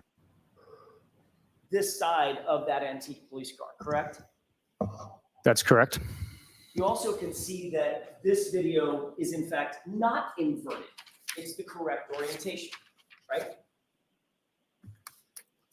That's correct. And obviously it's pretty lacking in quality, but you can make out the fact that there is an outline of a vehicle there, correct? Correct. If we could play, may I approach the screen briefly? Yes. Is he going to match the timestamps up and show the wrong? You can see the timestamp a lot better on this one. If we could, with the I'm not court's sure. permission, begin playing at this time, this is about 5:07 and 10 seconds. That's time of day. We can play for about a little less than a minute. Okay. It's going to show the.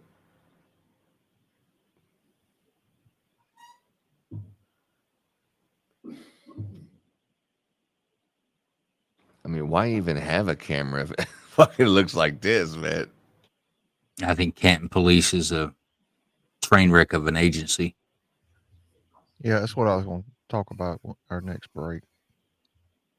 They've got a lot of issues, not just this Sergeant, did you case. see what was depicted on the video? That just ran from 5:07 and a few seconds until it was just paused.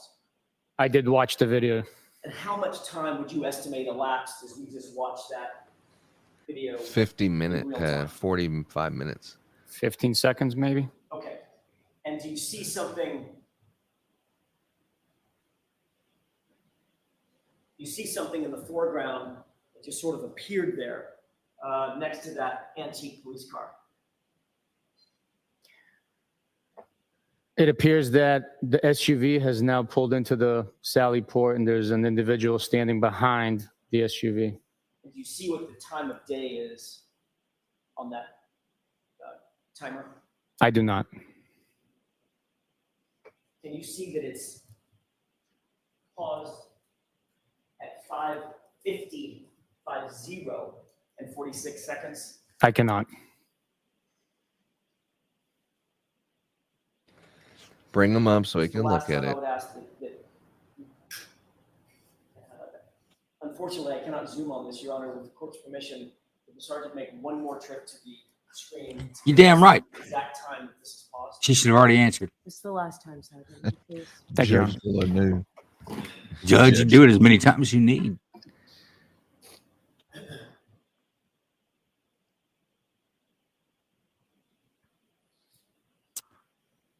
That's a problem. What's the problem that you're seeing here? Well, at 5:50, that means that this camera didn't catch anything that was going on in the What is Sallyport what is that the other film did. timestamp? The other one ended at 5:48. But it's motion 5:50, activated. 46. 5:50 and 46 p.m., correct? That's correct. So it appears that this video in about 15 seconds jumps 42 minutes to the 5:50 mark, correct? What else are you going to don't say, know dude? how much it jumps. Well, from 5:08 approximately to 5:50 approximately, how much time is that? 40. Approximately 48. 42 minutes, right? Excuse me, 42. Yes. That's okay. And Miss Reed's vehicle, which shows the right rear taillight portion, just appears, correct? At 5:50. There's a vehicle that appears. There appears to be an individual standing behind the vehicle. It's not just a taillight that appears. But Sergeant, the exact time Yeah, that stop would trying to clean that show up, you idiot. what Trooper Proctor was doing at the right rear taillight, that is missing. Objection. Sustained. The exact time that would show what the person who you identified on Wednesday as being Trooper Proctor, that video is not there, correct? Objection. Sustained. This video, Sergeant, you will agree, if that 42-minute period existed, that would have been the only video that would establish the actual condition of the taillight the moment the SUV arrived in police custody in that sally port, correct? Objection. You can ask that differently. Is there any other video other than this one that would show the exact condition of that taillight as it pulled in to the driveway and then to the sally port? Or is this the only one? From that location, Correct. that is the video that captures that time frame. And that's also the video that captures that area of the Dante. car. correct? Yeah, it actually doesn't capture the time frame now, Right does it? rear portion of the car. Correct. And that 42 minutes from when the car arrived until 5:50 in the evening, that portion is missing, correct? It's not missing. It's just not recorded. It's not there, Sergeant Bukhenik. I'm not splitting words with you. Splitting here. This It's guy. not there. It's gone, correct? It's not on the screen now. It's not recorded, you Not moron. anywhere, is it? I do not know. That's all I have. That's all the questions you're going to ask him?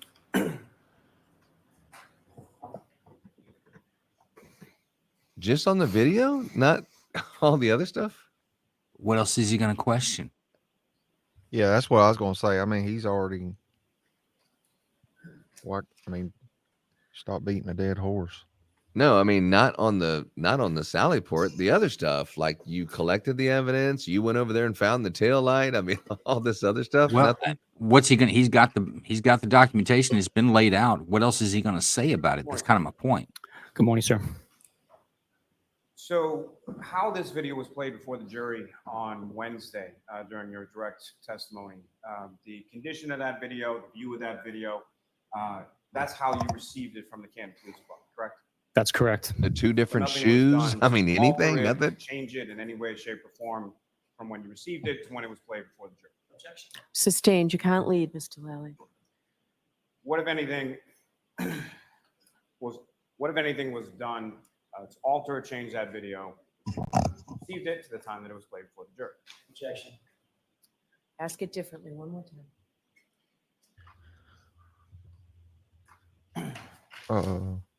As far as the condition when you received it and the condition when it was played for the jury, what was different? There was no manipulation, alteration of the video between I'll allow the answer. when we received it from Canton Police Department, when I played it, and when it was played for you. Now, as far as the cameras are motion activated, correct? That's correct. And as far as the skipping that you observed at various points of the video, was that something that occurred once or more than once? More than once, repeatedly. And was it one specific portion of the video? And by that, I mean, was it only at the beginning or only in the middle or only at the end, or was it sort of throughout? It's consistently happening when there's lack of motion. The video does not record because it's not triggered to record.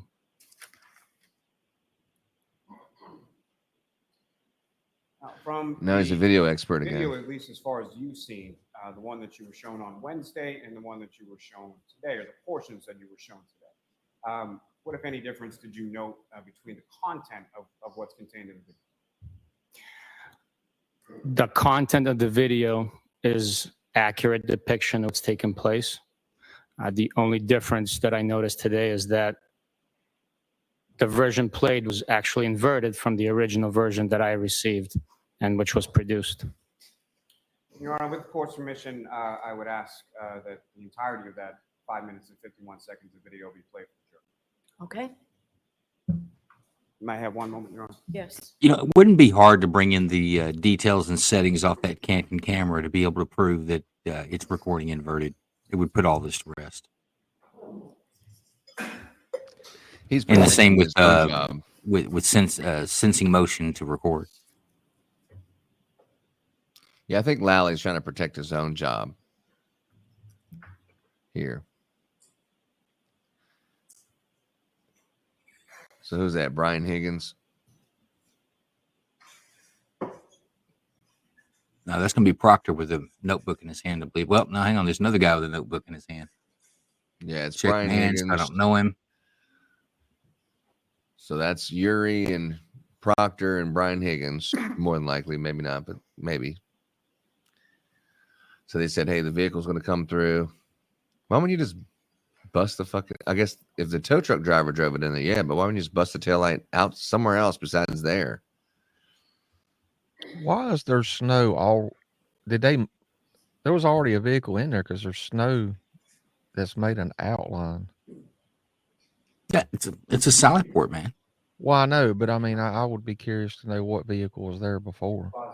Could have been a squad. Lally wants to play this whole video. It's only 5 minutes. The driveway video into the Sally Port area, correct? That's correct.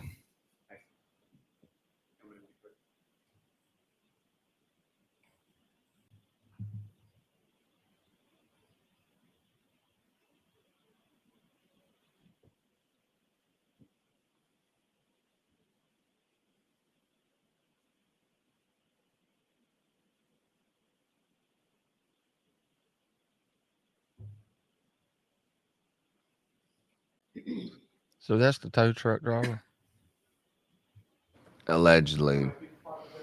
I think it is. He's getting the information he needs for billing. Your attention to the person that just opened the driver's side door. That's the tow truck driver, is that correct? That's correct. Just ask you to take a look at the door, and in particular, the snow on the door when he closes that door. Gentlemen, if you could.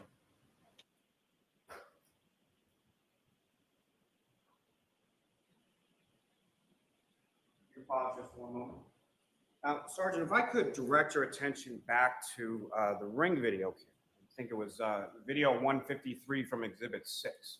And you were shown that video on cross-examination and asked about any movement that you saw on the driver's side rear tire, things of that nature. Do you recall that? I do. And do you recall that portion of the video when it's alleged that Ms. Reed's vehicle came close to or made contact with Mr. O'Keefe's vehicle in the driveway? At that point, did you observe any snow coming off of Mr. O'Keefe's car when they came close to each other? Objection.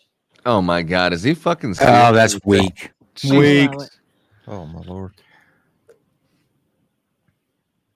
I don't remember exactly if there was snow coming off the vehicle. There was snow falling, and that was captured by the ring video. I don't recall if any snow came off the vehicle. He just looks like a fucking liar now, even Yeah, more. your witness can't even answer your stupid question.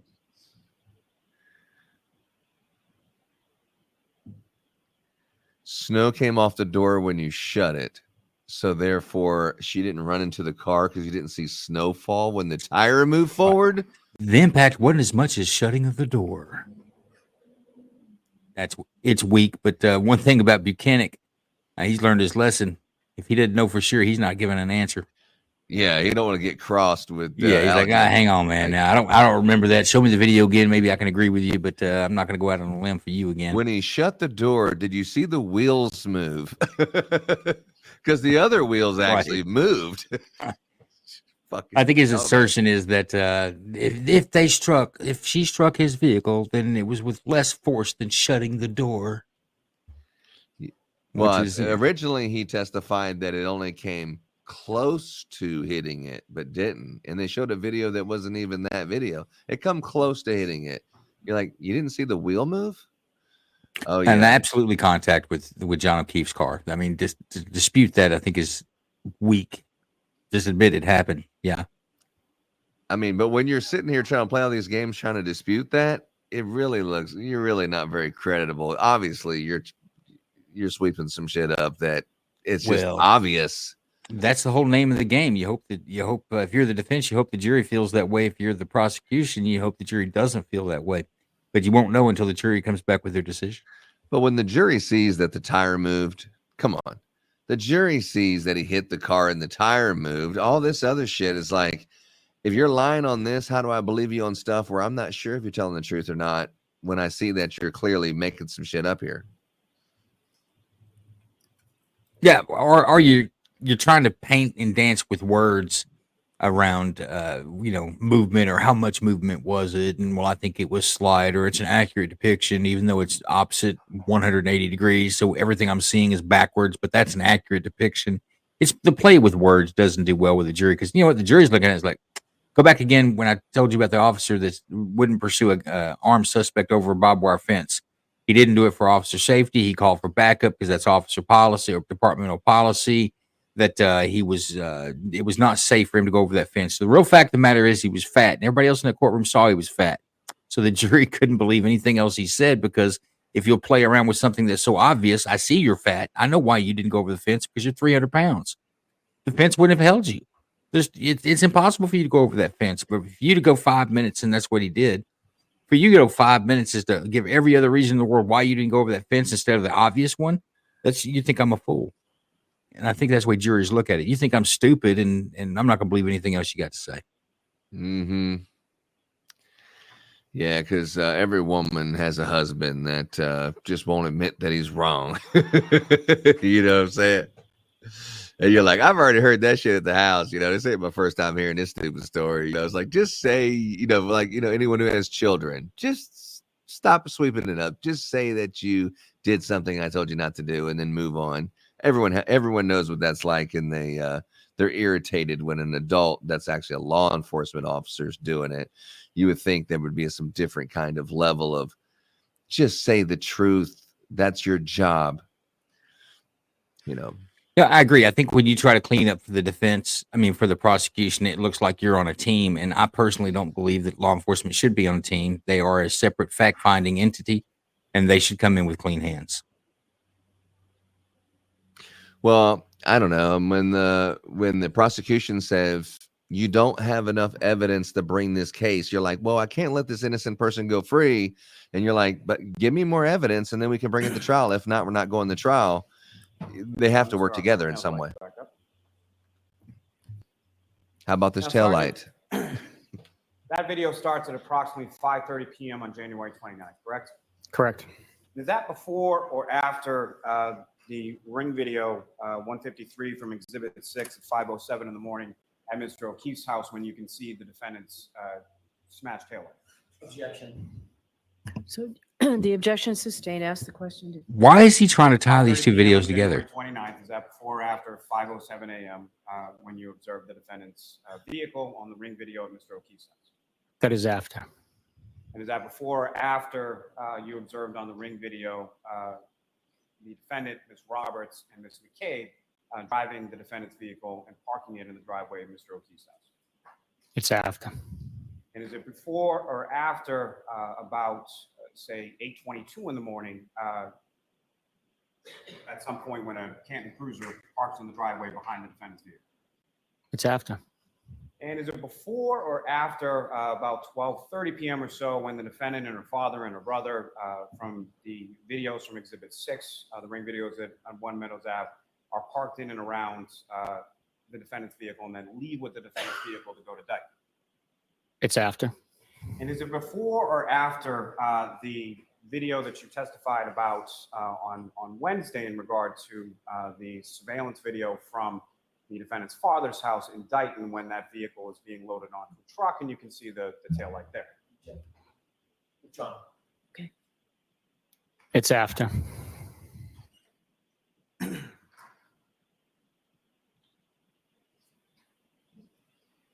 Now, again, you had a conversation or an interview with the defendant on the afternoon of January 29th when you were in Dayton, correct?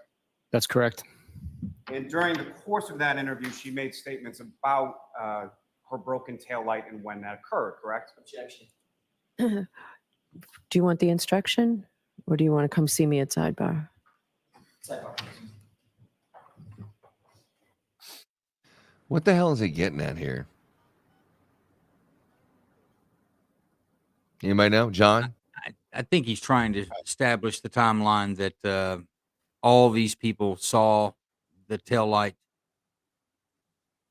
broken out with missing pieces after the encounter or supposed encounter with O'Keefe's vehicle that morning. I think that's where he's going with it. It's weak in my opinion. And Because around in all these encounters, we don't have a clear photograph of the tail light at all. And I was thinking about that a minute ago, and I know every agency's different, but you would have thought that they would have taken that into consideration and somebody had been standing there with either a video camera or snapping pictures while they were back there. I mean, there's too many people. Well, I shouldn't say too many. There's a lot of people back there that anything could be going on. You think some basic investigation 101, somebody when they approached that vehicle before it was being towed, before you called for the tow, when you noticed it, if everybody else noticed it, somebody didn't memorialize that with a photograph. I find that problem. A rear view camera of the tow truck, a rear view camera of the car itself. I mean, the alarm system when they're breaking the You are unmuted. tail light out. Usually that triggers some kind of internal alarm system when you do. I mean, I don't know, something, anything, not one fucking thing. All right, during lunch, we are going to. We got some good stuff. I don't know. He's whispering in Karen's ear. It's not lunchtime yet. They just got started. I was being facetious. I tell you what, Lisa posted a picture of them having lunch on Thursday or Friday at some place in Boston. It makes me want to go there and have a dinner. I saw. I know. The version of the video that's you and the jury witnessed on Wednesday and the version that you just witnessed the entirety of right now. Again, what, if any, difference as far as the depiction or people or places between those two versions of the video? Outside of it being a mirror image of itself, it accurately depicts any activity or action in the Sally Port.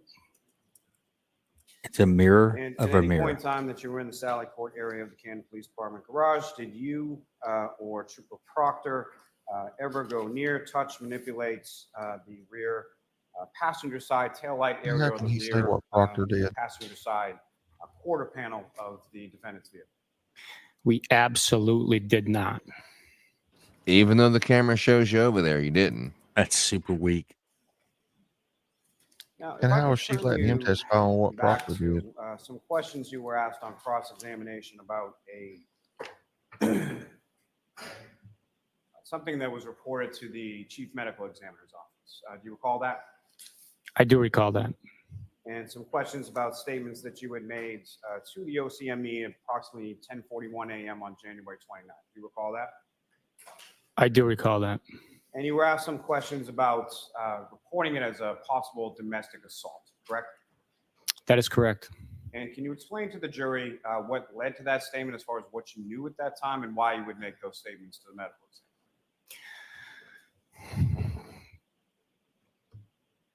The Massachusetts general law directs us, just as it gives the district attorney's power to and authority over all death investigations. That's the following section 4 of that chapter.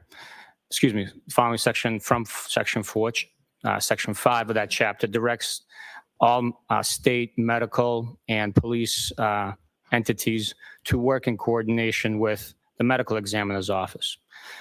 By law, we're supposed to work together on the medical legal investigations that the medical examiner's office conducts. We conduct the criminal portion of the investigation. They conduct the medical portion of the investigation. Thus, I contacted the medical examiner's office and advised them that what we had learned at the time. Up to that point, we had learned that the defendant stated that she hit him. We had collected, meaning the Canton Police Department had collected a broken glass.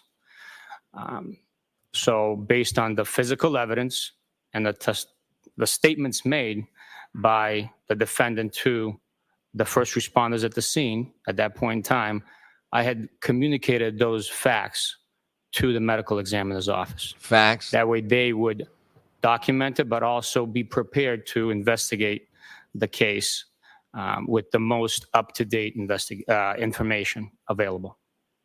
Now, at that time that you made that statement. The only fact is he's a you were fucking liar. From the chief medical examiner's office, had you been to Good Samaritan Hospital and seen Mr. O'Keefe at that point? I have not. And had you obviously seen any of the injuries that Mr. O'Keefe had sustained prior to making that statement to the medical examiner? I had not. Now, as far as the information that you received, you mentioned first responders indicating that the defendant had stated, "I hit him." Who was the first responder that provided that information? Be Canton Police Sergeant Good. In addition to that, did you or Trooper Proctor speak with any of the Canton fire personnel?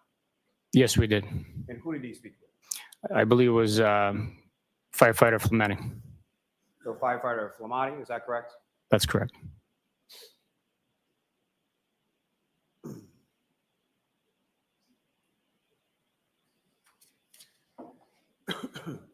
Now, after going to Good Samaritan Hospital and viewing Mr. O'Keefe's injuries, as far as what you had earlier reported to the medical examiner, what, if anything, changed based on those observations as far as your opinion as to what had transpired? Based on what I learned from observing the injuries, I could tell that the glass. Objection. Yeah, I'm going to allow it. You can move to strike it, but I'm going to allow it. Of course you are. I could tell that the glass was most likely not the object, the weapon, which was used to cause the injury to the back of Mr. O'Keefe's head. Let's talk about the dog. If you're going to be an expert at a medical expert, you know, he's the medical examiner and the lead detective. I don't like that either. So am I understanding that he is saying that the damage on the tail light was not consistent with the injury to his head? I think he's talking about the drinking glass. Cocktail glass. Oh, okay. Any Was not- recross? yeah. Very briefly. Okay. Yeah, I bet you do. Let's go. Report to the OCME, you said it was a glass to the face, not to the back of the head, correct? I'm not sure how they wrote it down, but I would need to be refreshed on my memory. Okay, fair enough. That approach? Yes. Same. It's probably like, I wish the Commonwealth would have just said, the defense rest, let's just stop. Now I'm up here dealing with more bullshit. And it looks like he doesn't have cufflinks. He has a button today. Yeah. Yes. His good luck cufflinks weren't as good of luck as he Does thought. that refresh your recollection? Yes, it does. Definitely not as well dressed. Or what did you report to the OCME? That there was a possibility that the decedent was struck to the face with a glass. You also, with regard to the phrase,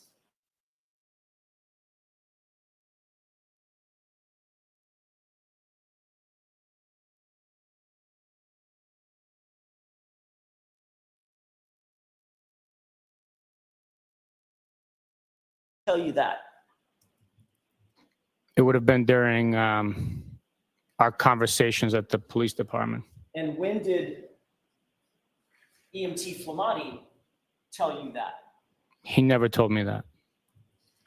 So the only thing you were going on with regard to the phrase or the statement that you claim my client indicated, where my client indicated she hit him, is coming from Sergeant Good.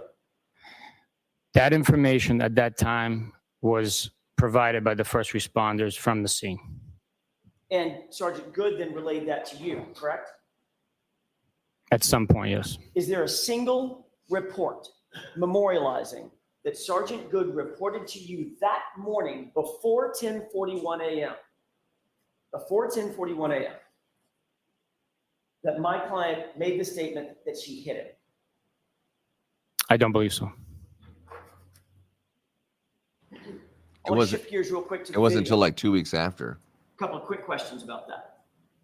When did you, and I'm talking about the higher quality video, like the one that was inverted. When did you receive that video? What date? I'm not sure. It was at some point in either late April or early May. After we had started this trial. Objection. Do you know? I do not, Your Honor. Okay. If after mid-April, correct? I believe so. I'm strictly speculating. Who asked you to retrieve that video? I did not retrieve that video. I'm sorry, that was a presumptuous question. At what point were you asked to secure the video, or were you ever asked to secure the video? That video was never secured by me. I was not asked to secure it. I just was asked to review it. Okay, so who did secure the video to your knowledge? I do not know. Michael Proctor? You were aware that it was, well, let me ask you a couple of different questions then, based on that. You've already testified that you knew that the Canton Police Department was recused from any investigation concerning this case, correct?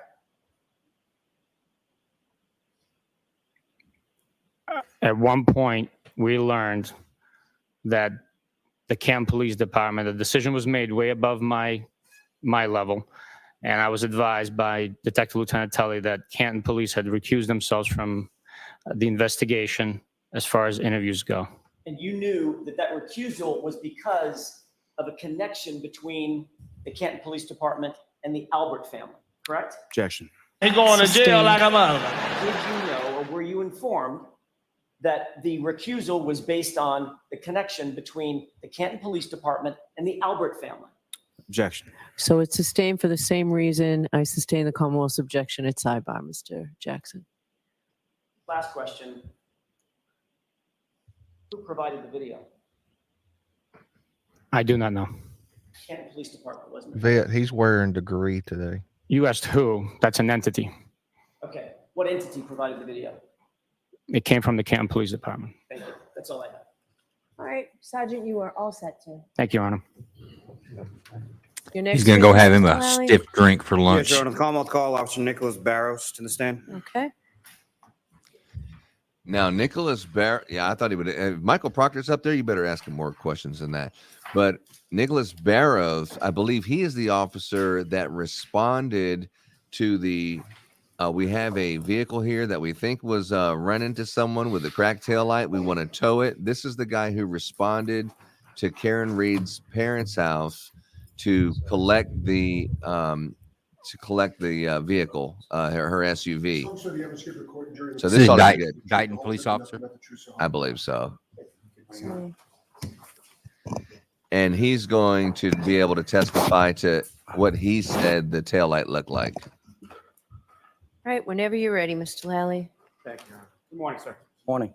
Could you please state your name and spell your last name for the jury? Nicholas Barrows, Barros, And how are you employed, sir? with the town of Dighton. And what, if any, role or what do you do for the town of Dayton? I'm a police sergeant for the police department. And how long in total have you been a member of the Dayton Police? In total, started in 2011, 14 years this December. And how long have you had the rank of sergeant with the Dayton Police? A year and a half. Now, if I could direct your attention to January 29th, 2022. Do you recall that date? I do. And were you working that date? I was. And do you recall what kind of shift you were working on that occasion? I was working the 8 to 4, the day shift. And was that the only shift that you had worked on that occasion, or how long had you been on shift by the time you came on for the 8 to 4? That particular day, I was working from 8 a.m. to midnight. It was on a double. Now, at some point when you first came in, with reference, if you could explain to the jury just briefly or in general terms, when you come on shift for the Dayton Police, what, if any, communication, well, first and foremost, what was your role as far as that particular shift was concerned? I was the officer in charge that day from 8 a.m. to midnight. When I came in at 8 a.m., the outgoing shift, the midnight to 8 shift, had advised me that a resident had called the police station on a 911 call requesting a ride to Brockton Hospital to meet his daughter due to her daughter's boyfriend passing away, and he needed a ride due to the snowstorm. And then as your shift continued, what, if any, further contact or who, if anyone, reached out to you in regard to that earlier situation? Later on, I believe it was around 2:30 in the afternoon, I received a phone call from the Norfolk District Attorney's Office with the troopers assigned there, and they had stated that they were going to come to Dayton to retrieve a vehicle that was involved in a homicide.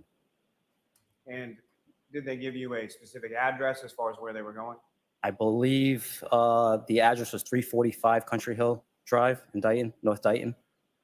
And with regard to that address, what, if Does anything, the do you recognize Dayton between not that have a and T in the it? earlier call that you were just speaking? That was the address that came up on the 911 call when that gentleman had called earlier. It's on the like prior Denton shift. and Denton. And at some point, did you come to find out who the residents were at that address on Country Hill Lane? I did. Okay. Who did you find them to be? It was the Reed residence. All right. So, Sergeant, I'm going to ask you to keep your voice up, and Mr. Lally, you too. Oh, well, I have this air Reed conditioning residents, shut down would that be, immediately. William and Janet Reed, is that correct? Correct. Now, as far as you received that call at about 2:30, do you know specifically who you spoke to around 2:30 in the afternoon? Trooper Michael Proctor. And as far as that earlier information that you were talking about with the 911 call, what, if anything, from that did you impart to Trooper Proctor? I advised Trooper Proctor that we did receive a 911 call on the midnight to 8 shift about the resident looking to get a ride to Brockton Hospital. And during that initial call, how was it sort of left as far as what, if anything, you were going to provide as far as assistance or with regard to the troopers on that first call? On the first call, the troopers just had asked me if I could meet them at that residence as a courtesy since they were coming into my jurisdiction. And what, if anything, did they indicate to you as far as where they were or when they felt they would be arriving in that area? Trooper Proctor advised me that they were heading, I believe, from Canton, and once they were about 10 minutes away, they would recontact me so that I could meet them at the residence. And subsequently, later in that afternoon, did you receive further contact from Trooper Proctor? I did. And do you know about what time that was? I believe the first phone call was around 3 p.m. that he had called me and said that they would be there in about 10 minutes. And upon receiving that call, what, if anything, did you do? I had contacted, Trooper Proctor had asked me to contact our tow company to have them meet us at the residence as well. And I said, once I hung up with him, I would contact the tow company and then respond to that address on Country Hill Drive. Is there a specific tow company that the Dayton Police uses with regard to towing of vehicles within the town? During that period, it was Diamond Towing. And so did you contact someone at Diamond Towing in reference to responding to that address as well? I did. I contacted the owner and he responded.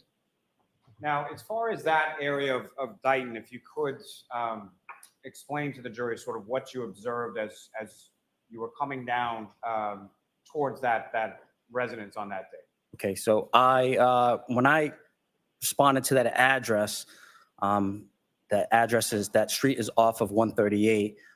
When I turned onto Country Hill Drive, I was traveling west. When I arrived on that street, I observed a black pickup truck parked on the street facing east.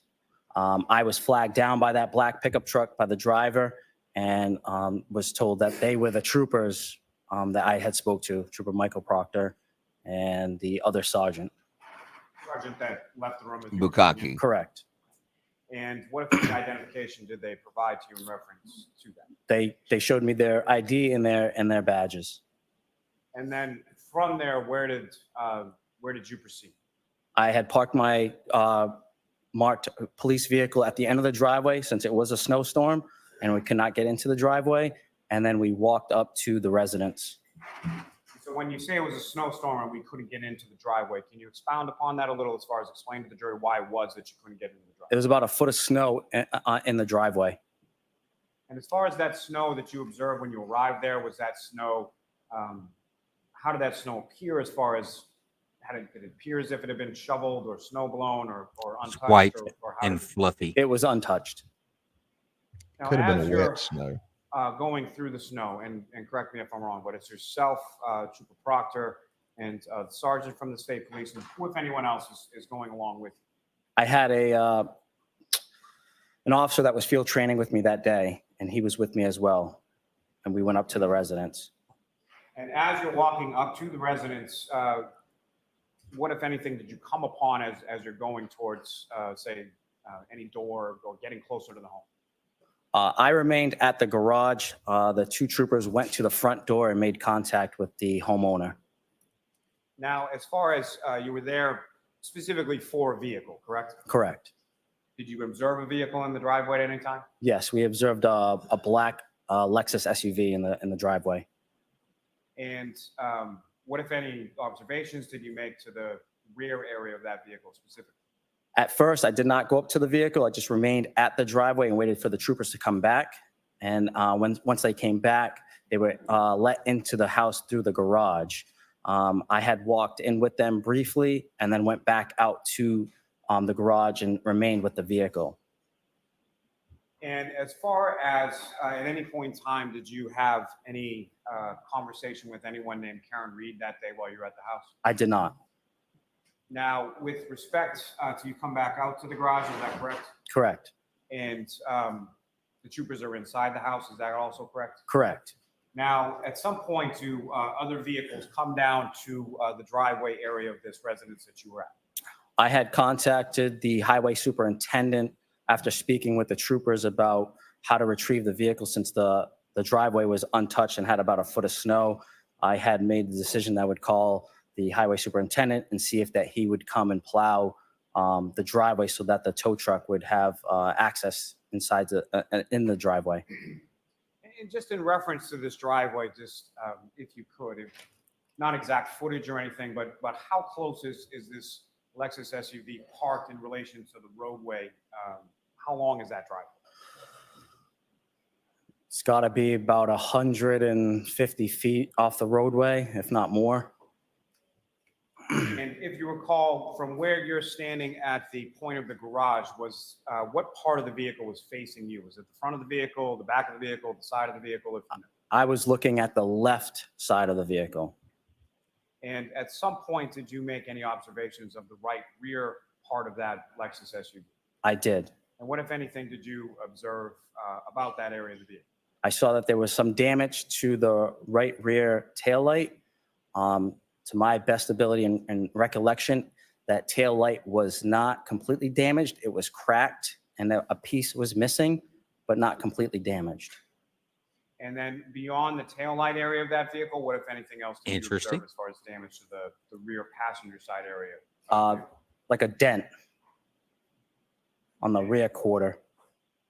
And as far as the dent on the rear quarter panel that you saw, was that above the taillight, below the taillight, or something? It's probably right in conjunction with the taillight in that same area. And from the time that you made these observations of the vehicle, at any point did you go sort of physically up to the vehicle? I walked up to the vehicle, correct. And about how far away from the vehicle did you get? 5 to 10 feet away. And as far as the sort of outside or exterior of the vehicle, you mentioned obviously there's about a foot of snow on the ground. What, if anything, precipitation-wise or weather-wise, was around or on the outside of the vehicle? Just snow. And in particular, in this area of the right rear passenger side and that taillight, was there any snow or ice or anything around that area that you observed? On the vehicle itself? Yes. Yes, on the vehicle, there was snow on the vehicle. And not to put words in your mouth, but sort of caked on there, is that correct? I guess you could say caked on, correct? So you'd reached out to the highway superintendent to have someone come out and plow the driveway, correct? Correct. And do you know about how long it was between the time that you made that call and the time that the plow driver came out to clear it? Less than 10 minutes. And the sort of clearing of the driveway and the process of that, do you know about how long that took? I'd say another 10 minutes or so. And as far as the time that the troopers went into the house, at some point the troopers obviously came out of the house, correct? Correct. Do you know about how long it was that they were inside of the house? More than 30 minutes, less than an hour. Now, at any point in time that while you were there, did you yourself or did you see anyone else touching or making any contact or manipulating or anything in that rear passenger side area of either the taillight or the dent? That you I did not. I'm sorry. I did not. If I may have a moment, John? Yes. What are we seeing here so far? John or Joe? Well, he's basically, if I'm understanding him correctly, he's basically saying that when he got there was not as much damage. He said it was just cracked, right, Joe? Right, one piece missing. And that's what the scroll. I don't know who's doing that scroll. That's basically what Turtle Boy was saying when he said that. Thank you, sir. I have no further Jurors questions. smiled and started writing in the notebook. Cross-examination? No All right, questions. Sergeant Barrows, you are all set, sir. Thank you. you.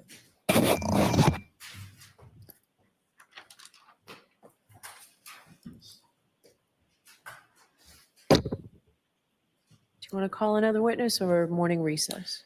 Morning recess, but, Your Honor, if I could just, either before or after, I just need to address one thing with the court at sidebar. All right, so we'll send the jurors out. Jurors, why don't we take the morning recess?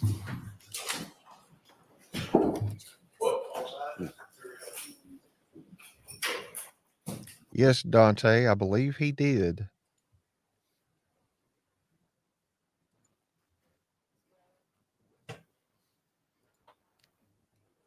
Yeah, that was pretty damning evidence. Why the hell would you call that guy in when you know he was going to say all he's seen was the taillight cracked?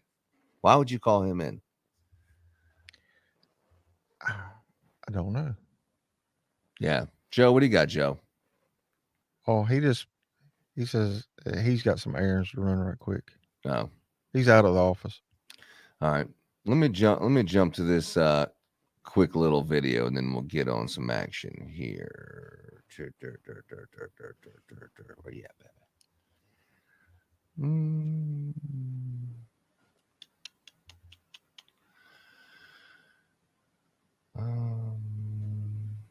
Yeah, check this out right here.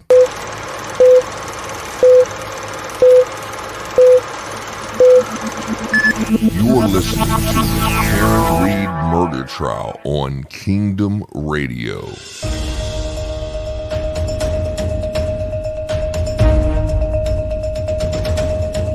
You made that search at 2:27 a.m. because you knew that John O'Keefe was outside in your sister's lawn dying. Closer, closer, closer, closer, closer.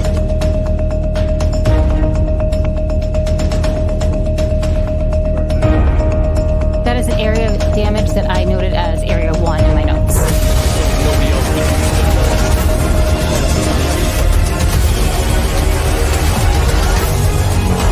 This is not my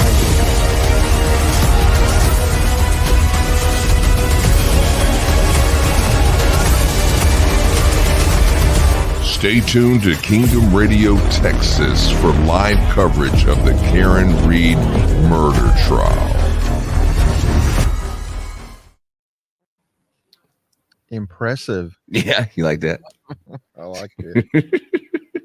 So what I was going to say a while ago, have they resumed? No, the jury's out for lunch or whatever. They're on their break, so we probably got about 30 minutes or something like that. So I started doing some digging into the Canton Police Department camera system and all that bunch of mess. And boy, have I uncovered a can of worms.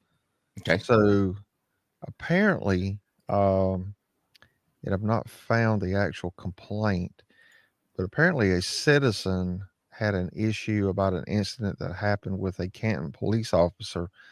And when she requested the body worn camera footage, it come out that they do not, at that time, I should say, they did not have body worn cameras. So I don't know if it was that citizen or another citizen based on that complaint, asked the town why they were not using drug forfeiture money to buy body worn cameras or even apply for grants, because there are nationwide grants that police departments can apply for, and usually they get it to buy the body worn cameras. But anyway, so that was kind of, from what I'm reading, kind of like on the back burner, so to speak, or sitting on a desk somewhere. And then when this case come up, it has raised a lot of speculation as to why they have shoddy cameras, cameras that the video footage is glitchy, grainy, not clear. It's like, why do you even have these? You can't even tell what you're looking at, type deal. So You are unmuted. they So have we'll take about a half an hour break. Half an hour break. What time is it? it 9:47 Central Standard. It's 10:47. so they have found $1 million to equip the officers with new Axon body worn cameras, and they are in the process of updating their surveillance camera system within the facility. And Wow. it all stems from this case, is basically what I was getting at. I mean, I don't know if you know this either, but as I was texting the other day, Brian Albert, as soon as this case started, he actually went into a forced retirement. He no longer works for the police department. And see, and I don't want to speculate, and I'm not going to get into it, but we had an incident with one of our superiors. I'll have to tell y'all this story off record one day, but he got caught up in some stuff, and he was close to retirement anyway, within about a year. But he was, from my understanding, he was basically told, you need to go ahead and do your retirement paperwork. Yeah, and he's not the only one. There's been a lot of people. As a matter of fact, the chief who retired shortly after that found some taillight and then he retired. He actually went to some philanthropist, some Jewish philanthropist, something or other, but he actually officially retired after being on that job for like a year. As soon as his trial started, he also retired. So you're seeing a lot of people retiring. Speaking of someone who may or may not even be a police officer anymore, as we just heard from Officer Barrows. This is Officer Barrows in October 2023. Officer Barrows was hit by a drunk driver traveling 70 miles an hour while he was in his cruiser. He's lucky to be alive and more than likely has not returned to the job since then. And here's his police cruiser. Check that out. Dang. Yeah. And then that must be the other guy that was in that SUV that hit him at 70 miles an hour. So he's been out. It's believed that he's not even, doing police work these days anyway, but thought I'd share that with you. That was another thing that I'd seen. So what do we think so far in that cross-examination? I thought he was going to walk him down through it because it might be the closest he's going to get to Michael Proctor for now, but I don't see that. I don't know. I'm hung up on why the prosecution called him. I know all he did was make their case look weak. He's like, he showed up and then he seen the taillight. How close were you to the taillight? Couple feet. Oh, okay. Did you see anything, if at all, anything at all about the taillight? It did have a crack, not shattered. Yeah, I don't crack. So they're saying that when Karen Reed ran into John O'Keefe, that's the Commonwealth's, what they're saying, their theory. When she ran into him, the whole entire taillight, that reconstruction of the broken pieces, the whole entire taillight was in that yard. It took them 5 attempts. Not like, hey, once we go once, and then once we go twice, and then once we go a third time and we're finding taillight, let's just secure this off and find every piece at this point. Why go back a 4th time and then a 5th time, Yeah. to find taillight? But if you found it on the 5th time, pretty much the whole entire taillight to the point there was nothing left of the taillight. And I can show you a little picture of that one if I can grab it pretty quick. Something that looks like this, like pretty much everything except for the clear part was recovered. All of this broken taillight would have been not there when they towed this vehicle. So the whole entire taillight would have been completely busted out. Really, there's no red illuminating at all. And that's what you've seen on the library video that you're going to see red. That's what they cut out. You're going to see it on Karen Reed's picture that there was red taillight that was cut out. You don't see anything that shows the red taillight that was in the Sally port. But you did see on Karen Reed on her house, which was John O'Keefe's, you've seen when she backed into John O'Keefe's Traverse and she pulled off, Joe might say, oh, I see a white part or something, but there'd be no red at all, no red at all. But you've seen the red when she was pulling off.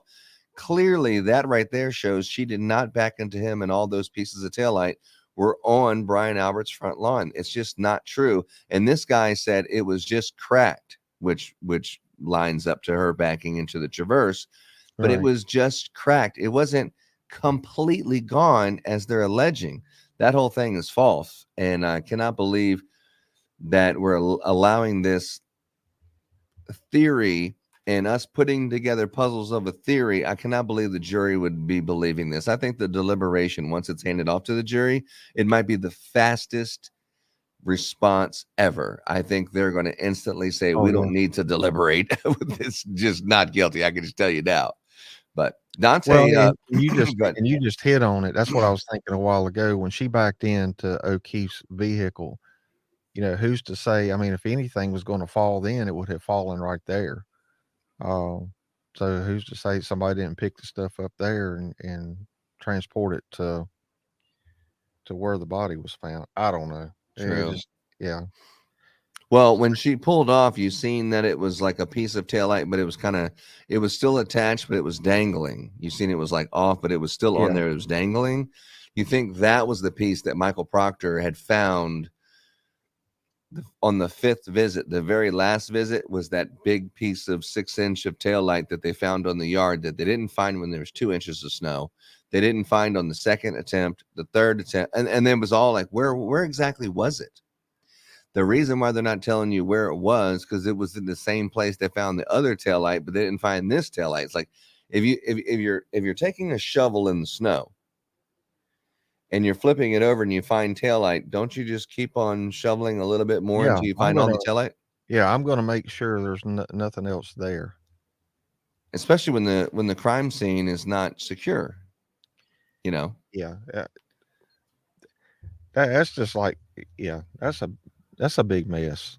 Yeah, Dante's agreeing with me because I think most people with a set of eyeballs I don't believe the police, I don't believe the defense. I'm just looking at what's being presented and I'm listening and I'm looking and I'm observing like a jury member would do. I'm just listening and observing. It doesn't add up, man. It doesn't add up. And I cannot believe some people are like, oh, Karen Reed belongs in jail. I mean, there's a lot of people on X, not a lot, but there are people on X saying that. It's like, what are you must like have a family member or something that's connected or associated with the case or something. How could you say that she belongs in jail? It doesn't make any sense. I mean, I'll be the first one to admit when I started watching this and doing, a little bit of review on what had already transpired. I'll be the first one to admit, I thought, I don't know that she done it intentionally, but she done it. And now after seeing all this other stuff, I'm like, no, she didn't do it.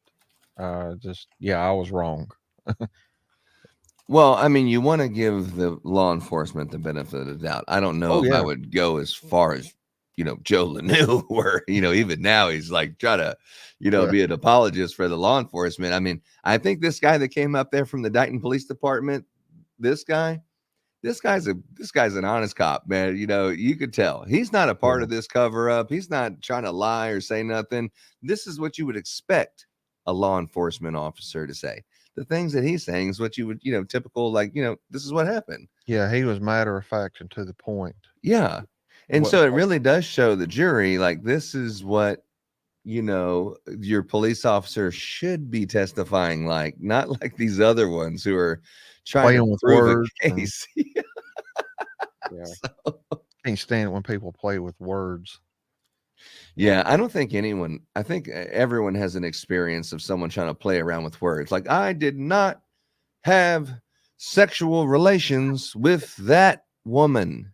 And you're like, okay. But I know the facts. I know what happened, and then you're like, well, when I said, this, what I meant was, it's a play on words. It's like, we've all heard that. Let's just like what the judge said when they were going through the motions at the beginning. It's like, the jury's not here. Can we just stop bullshitting and just, get to the point? Yeah. Hey, but look, Vet LT3, he said he's with you, John. He is with you. Yeah. And speaking of which, if we have just a minute or something, I'll go through what people are saying, what the brothers be saying online. We'll go through some of that. But first, let's play this little quick video. Listening to the Karen Reed murder trial on Kingdom Radio. Forget everything you've seen on television and in the movies. There's not going to be any last-minute surprise witnesses. Nobody's going to break down on the stand with a tearful confession. You're going to be presented simple fact.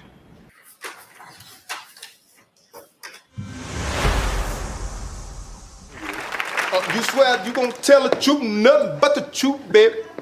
Oh, hell yeah! Okay, all right, there. Again, you're looking at the sneaker. This is just a closer. The other side of that sneaker, is that correct? Correct. Sir. Closer. Two different shoes. Aww. I mean, really, can you believe this, sister? Get out my face. The man behind the online blog known as Turtle Boy, Aiden Kearney, outside the Stoughton courthouse, where he had faced a judge moments earlier, arraigned on 9 charges of intimidating witnesses in a different case, the Dedham murder trial of Karen Reed. That's right, Your Honor. Witness tampering. And I will not be intimidated. I will not be silenced. And we will continue on our journey for justice for John O'Keefe and for Karen Reed. With all due respect, Your Honor, these are grown-ass men. Louis, what is your problem? Talitha, you need to get a hobby. No, you need to get another. Silenced. And I will not.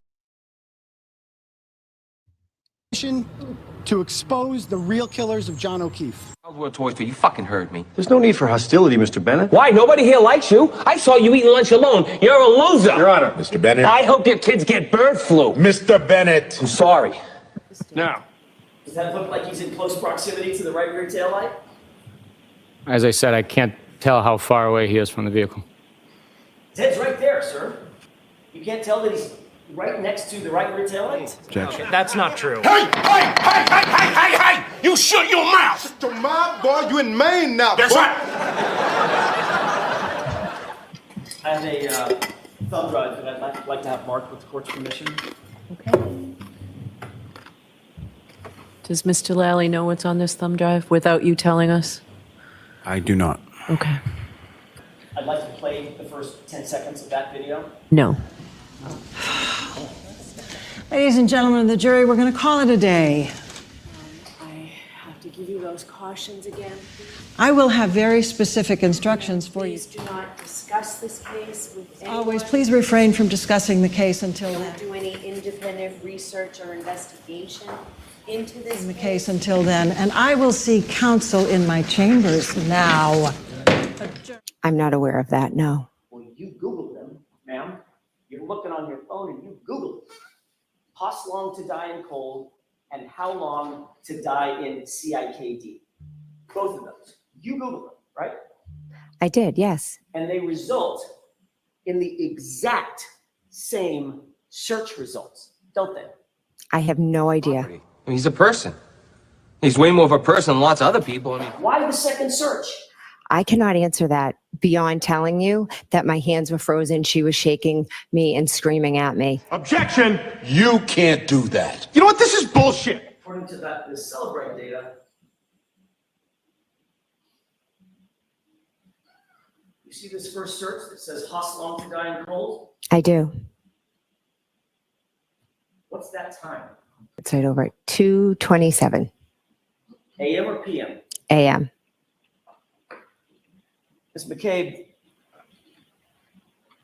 you made that search at 2:27 a.m.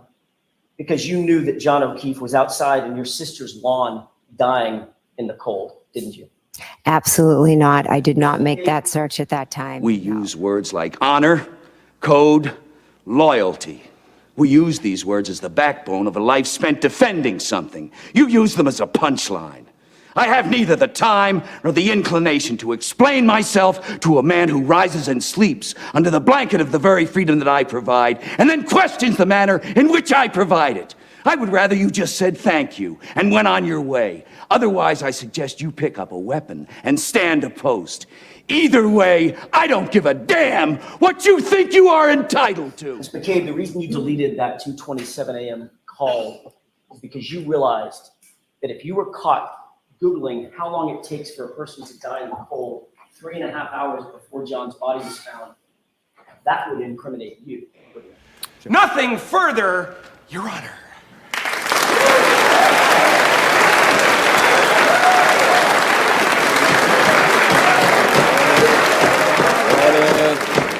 Order. The call at 2:22 and 35 seconds appears to be 1 second in length. And that's from you to him, correct?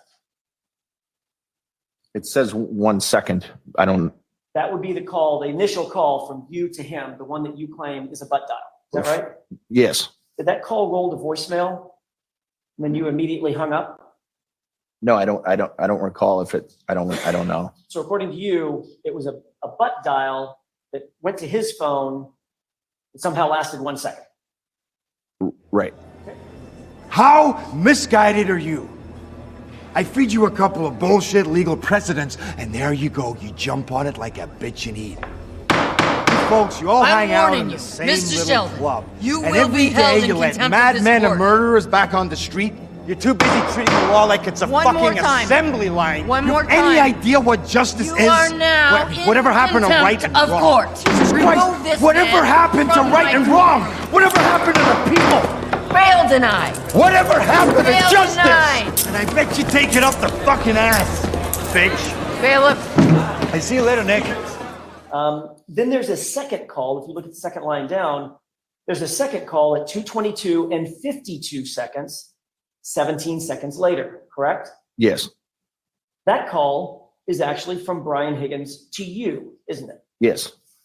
And that call doesn't last 1 second. That call lasts 22 seconds, correct? Yes. Obviously, you know how long 22 seconds is. What's that? You know how long 22 seconds lasts? Yes.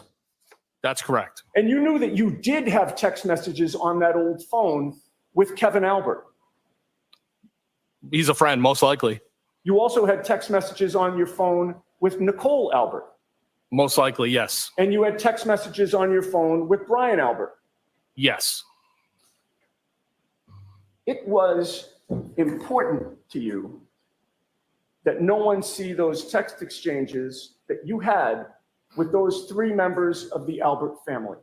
Objection. I'll let him have it. No, sir, that's not true. Can we get serious now?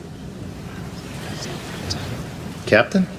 We've all heard about the computer simulations, and now we are watching actual sims, but I can't quite believe you still have not taken into account the human factor. Well, so nobody else could use the phone. Well, that was my next question. But In another phone. But the purpose of cutting up or ripping up or the SIM card is to destroy the SIM card, is it not? Yes. And you wanted to make sure that somebody couldn't put that SIM card in their phone and potentially access your data, correct? No, that wouldn't be the reason why. Bullshit. All right, this court is trying to tell me that I'm not as good as other people. And this is exactly what you've been doing to the fags. Ted. And sorry, the homos. This is exactly what you've been doing to the homos, and I say it's wrong. Ms. Jackson, please control your client, or I'll hold both of you in contempt of court. Now piss off, all right? I'm standing up for me, and I'm standing up for the homos. We deserve respect. Ted, shut up. Fine. With respect to what's up on the screen, Ms. Hartnett, you recognize what's now been marked as Exhibit 196. Yes, What do you recognize that to be? that is an area of damage that I noted as Area 1 in my notes. With respect to this, what are you doing here? That is a close-up photo of the same area of damage, Area 1.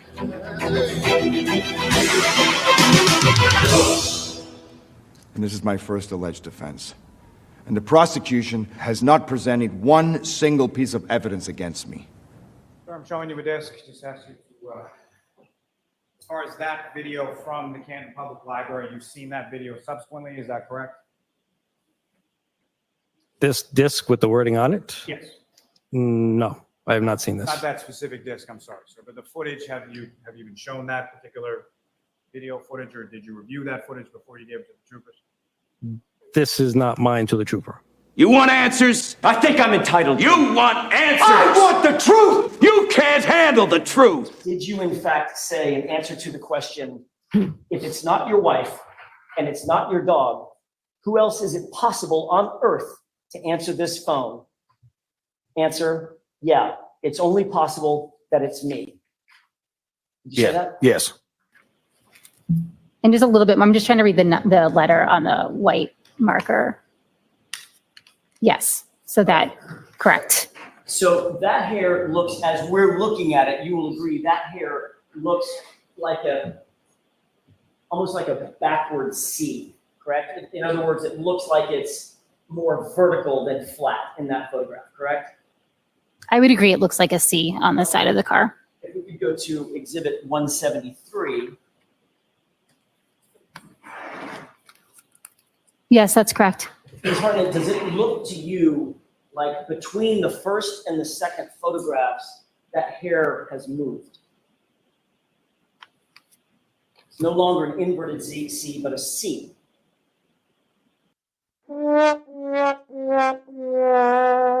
Jurassic World is not responsible for lost or damaged items. Lost or damaged items like your friends and family.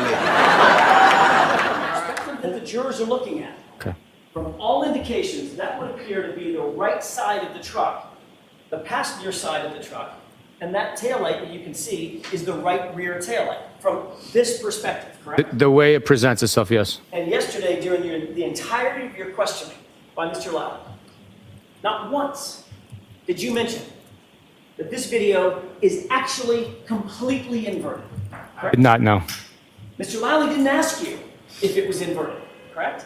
That's correct. And if I hadn't gotten up here and begun questioning you, that would be left uncorrected. Correct? Please direct your attention to the monitor. This is an Instagram story posted by Mr. Miller on the date in question.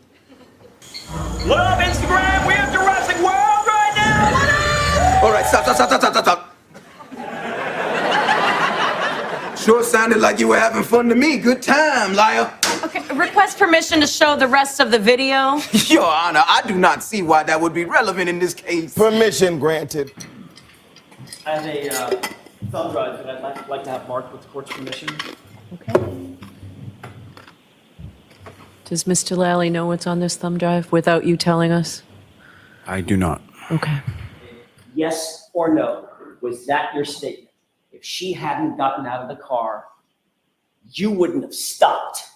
I don't believe it was stated like that. I believe there was a question and I answered. And the question was, would you have stopped? And your answer was what? What was the direct question? Oh my goodness, Miss McCabe. It was 5 minutes ago. Did he ask, I can't read it. It's covered in my friend Scott's blood. Well, then move your friend Scott's blood around with your finger until you can read it.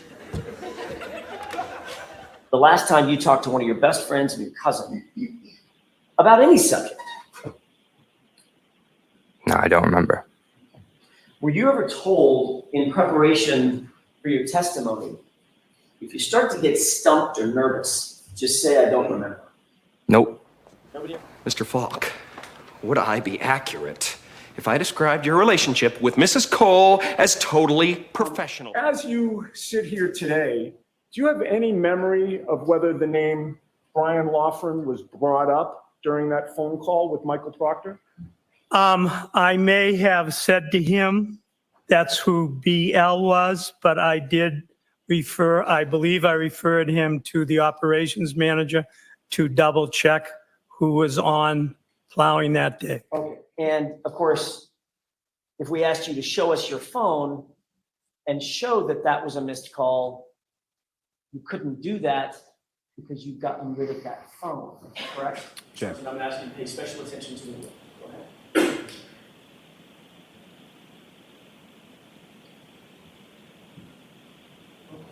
Sergeant, were you able to see that video? I know it's not the clearest thing in the world. Were you able to see that video okay? Yes, What I did did. you notice about the rear wheel of the Traverse? Based on the motion in the shot with the snow falling, it appears that there is movement, but the video speaks for itself. You were upset by April of 2023 that there was public outrage about your family being involved in the death of John O'Keefe. That's what you were upset about, correct? I was upset that we as witnesses were being harassed. You were upset about public outrage concerning this case. Breaking news. Breaking news. The DA just called Michael Proctor to the stand.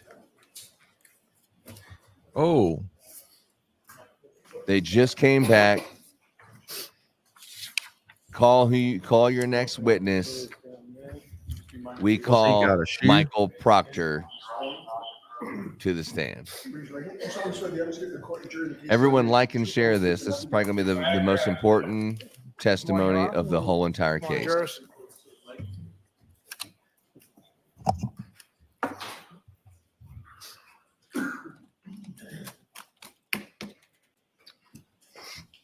All right, Mr. Lally, whenever you're ready. Thank you, Your Honor. Good morning, sir. Good morning, sir. Would you please state your name and spell your last name for the jury? Trooper Michael Proctor, Proctor.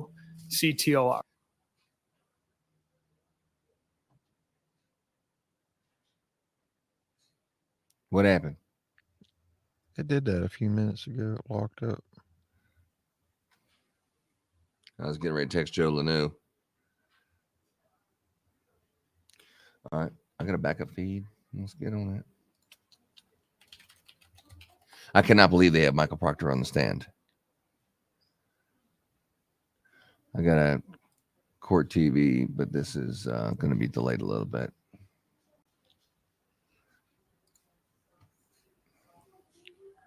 All right, let's throw this secondary feed in there and get after it.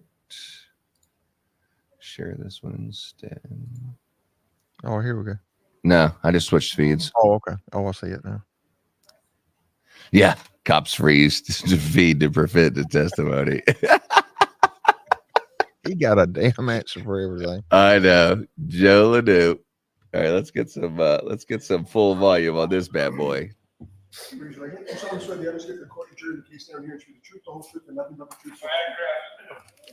morning, Your Honor. Good morning, jurors. Hey, Dante, I just saw your question. Do they retire to protect their pensions? Yes. Yeah, I think that was rhetorical. All right, Mr. Lally, whenever you're ready. Thank you, Your Honor. Good morning, sir. Good morning, sir. Would you please state your name and spell your last name for the jury? Trooper Michael Proctor, Proctor. And how are you employed, sir? I am currently assigned to the Norfolk County District Attorney's Office in the Homicide Unit within the Massachusetts State Police. Until after this testimony. Trooper, I'm going to ask you to keep your voice up loud, okay? Yes, ma'am. Thank you. And sir, if you want, that microphone in front of you is adjustable, so however close or far away you are. Now, how long have you been a trooper with the state police? For about 10 years, and it'll be 5 years in September with the Homicide Unit. Now, with reference to your work with the homicide unit, with the detective unit at the district attorney's office, what, if any, specialized training did you receive in regard to your work within that unit? I've attended several homicide schools. I've also been certified in Celebrite software programming. I've also, in addition to homicide investigations, have worked within the narcotics unit on several different investigations there as well. Now, with respect to your work with the detective unit, as far as, do you have sort of an on-call system? We do. And can you explain to the jury sort of how that works, or how those specific days for your on-call duties are assigned? Sure. So as Sergeant Bukhenik usually sets the on-call rotation. It's at random, and your on-call is from 7 a.m. to 7 a.m. Any unattended death, homicide, suicide, overdose, things of that nature that comes in during that time frame, you own it. That's your call. Now, were you working in that capacity with the detective units on January 29th, 2022? Yes. And at some point in the morning, did you receive a call in regard to a situation in the town of Canton? I did. And what, if anything, was that? When did you first receive that call from them? Sergeant Bukhenik called me at approximately 6:48 that Saturday morning, advised that Canton PD had a male party that was discovered in the snow outside of a residence, and he wasn't sure what had happened. It was originally given to me as a possible medical situation. And based on that initial call and that initial information that you received, what, if anything, did you do? And at that point, I knew I needed to gather further information, so I contacted Detective Lank from Canton Police Department to see exactly what transpired in the morning. He had informed me that a male party had been transported to Good Samaritan Hospital with some injuries. Detective Lank didn't have much more information, so I knew I needed to contact the paramedic at the hospital, the individual who's treating Mr. O'Keefe. Before we get to that, if I could, I'm sorry. As far as Detective Sergeant Lank was concerned, was that someone that you called on your own, or how did you get his information, or why did you call him specifically? I knew he was on scene, so I called Detective Lank. So that was some information that you had received at some point earlier, and then you contacted Detective Sergeant Lank. Correct. And following that, you reached out to whom? I'm sorry? This firefighter Anthony Flamati. And with reference to that conversation, what, if anything, did you learn from that? Firefighter Flamati informed me that I'm going to allow it. Firefighter Flamati informed me that Mr. O'Keefe had some injuries to his right arm, some abrasions to his right arm, some injuries to his eyes, a cut to the nose area, and he put a 10% chance of survival for Mr. O'Keefe. And then based on that information, who did you call next? I contacted Sergeant Bukhenik, advised him that this sounds like it's more than a medical situation. And what, if any, decision did you and Sergeant Bukhenik come to with regard to what to do, or where to go, or what the next step should be? So there's a couple different steps. Number one, it was blizzard conditions, and we operate, Ford Fusions or Chevy Malibu. So we got authorization to use our personal vehicles that are four-wheel drive, and to meet at Canton PD and to speak with the responding officers. And about what time was it that you and Sergeant Bukhenik arrived at the Canton Police Department? It was approximately 10 a.m. that morning. And so, Trooper Proctor, if I could ask you, whereabouts were you at about 8:22 in the morning? Home. Had you shoveled out of your driveway at that time? Not yet. Had you cleaned off your car at that time? No. So you arrived at the Canton Police Station about 10 a.m. or so. When was it that you arrived in relation to Sergeant Bukhenik, if you know? At KNPD? Yes. I don't recall if Sergeant Bukhenik arrived first or myself. But suffice it to say, at some time you both arrived around 10 a.m., is that correct? Yes, sir. And where did you go with the Canton Police when you arrived there? We spoke with the Sergeant Sean Good. And what, if anything, did you learn from Sergeant Good? Sergeant Good informed us that while he was on scene, he identified Kerry Roberts, Jennifer McCabe, Karen Reed.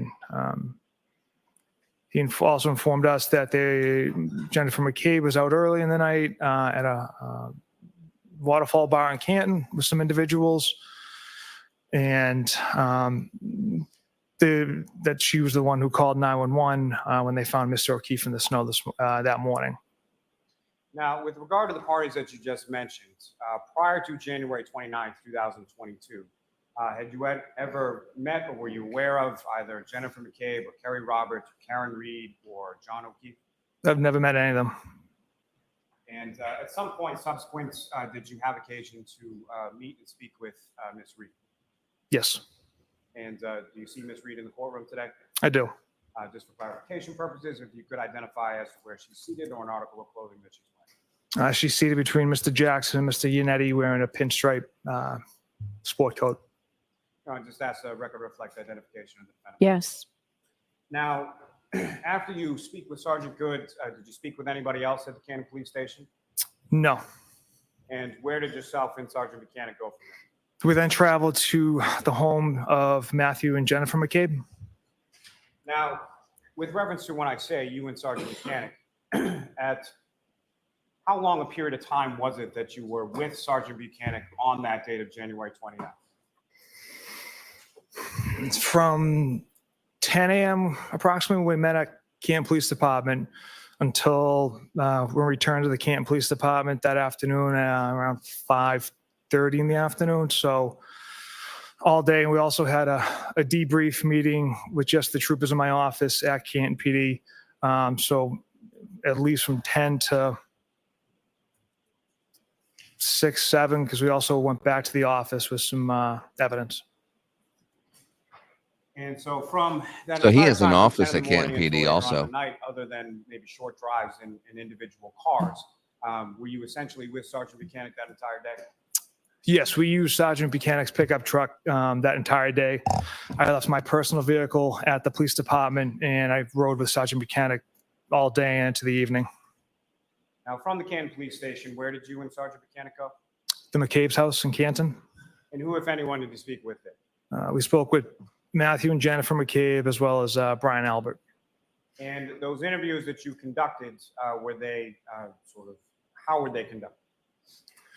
One-on-one, Sergeant Bukhenik and myself kind of rotated out Jennifer, Matthew, and Brian. So first we interviewed Jennifer, and then once that was completed, we had her step out, go to a separate room, brought in Matthew, and then the same thing with Brian. And for the balance of the interviews that you conducted several interviews over the course of your investigation in this case. Is that correct? Correct. And for those interviews, as far as individually done, was that primarily what you did with each of the people that you interviewed over the course of the investigation? Yes, each interview conducted was either with Sergeant Bukhenik or another trooper, in one-on-one, with the exception of Julie and Chris Albert, I believe, were in the same room as us. Now, with respect to, I believe you just answered it, but as far as each of the interviews that you conducted over the course of your investigation, was it at any point in time, was there an interview that you conducted just by yourself? There was just one. And who was that one that you conducted by yourself? That took place just at the grand jury across the street. It was the Currans. I had some difficulty locating them, so when they appeared for grand jury, I interviewed them one-on-one by myself prior to their testimony at grand jury. You had attempted to meet with them prior to them coming to the grand jury, is that correct? Yes. And they had not been responsive to that? Correct. However, they were responsive to the summons, and so you interviewed them before they went into the grand jury, correct? Yes. Other than those, as far as Mr. and Mrs. Curran, every interview that you conducted was in the presence of at least one other trooper? Correct. Now, as far as you mentioned one name that we hadn't discussed before at the McCabe household, a Brian Albert. Prior to January 29th, 2022, had you ever met or were you aware or did you know Brian Albert? And I've met Brian Albert until that interview. Now, following the interviews that you conducted at the McCabe household, where did you go from there? After the interviews at the McCabe household, Sergeant Bukhenik and I traveled to Good Samaritan Hospital for two reasons. One, we knew Miss Reed was there receiving treatment for Section 12. And two, we wanted to view Mr. O'Keefe. And when you arrived at the Good Samaritan Hospital, was the defendant, Ms. Reed, still at that facility at that time? We had spoke with the security staff at Good Samaritan Hospital. They informed us that Miss Reed was released. I'll allow it just as to where you went. That Miss Reed was released several hours prior to our arrival. And do you know about what time it was that you arrived, yourself and Sergeant Bukhenik, at the Good Samaritan?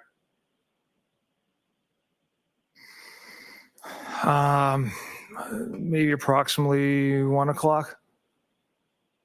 And you mentioned there was a second reason, and that was to view Mr. O'Keefe, correct? That's correct. And did you have occasion or did you have a chance to view Mr. O'Keefe's body at the Good Samaritan? We did. And where was that within the hospital? That was in the emergency room. And when you went to where Mr. O'Keefe was, can you describe for the jury what, if any, observations you made of Mr. O'Keefe's body at the time that you observed?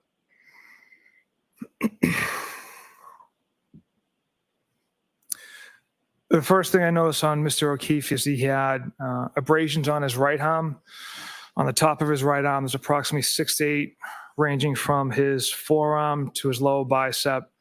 There was no injuries underneath that forearm. Both eyes were swollen and black and blue. He had a cut on, I believe it was his right nostril. Another smaller cut, I believe it was on his left eye.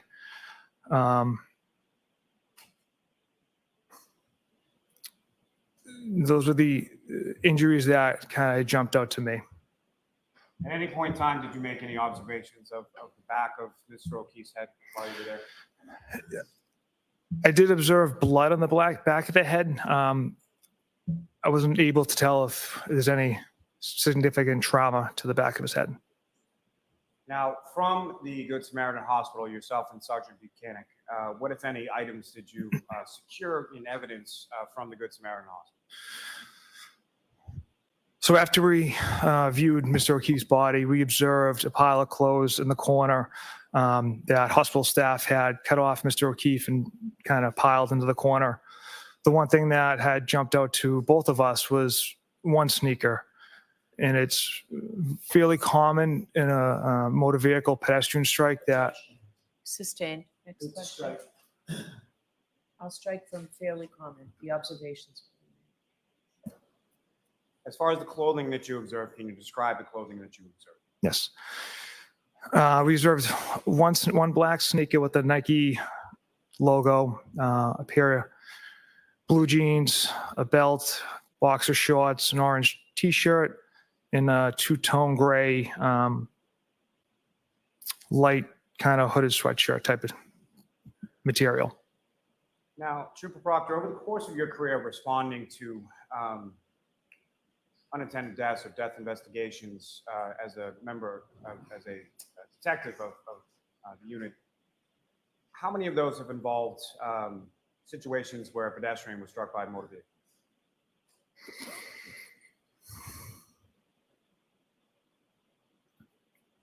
Well, I've been in the unit, maybe 3 or 4, and then I've had other experiences on the road.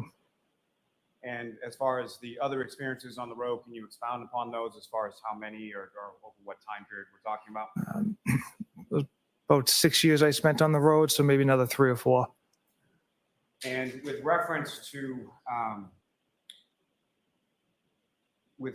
those pedestrian crashes, what, if anything, had you seen in those prior investigations in regard to sneakers or footwear of pedestrians involved in motor vehicle crashes? Objection. I'm going to see you at sidebar on this.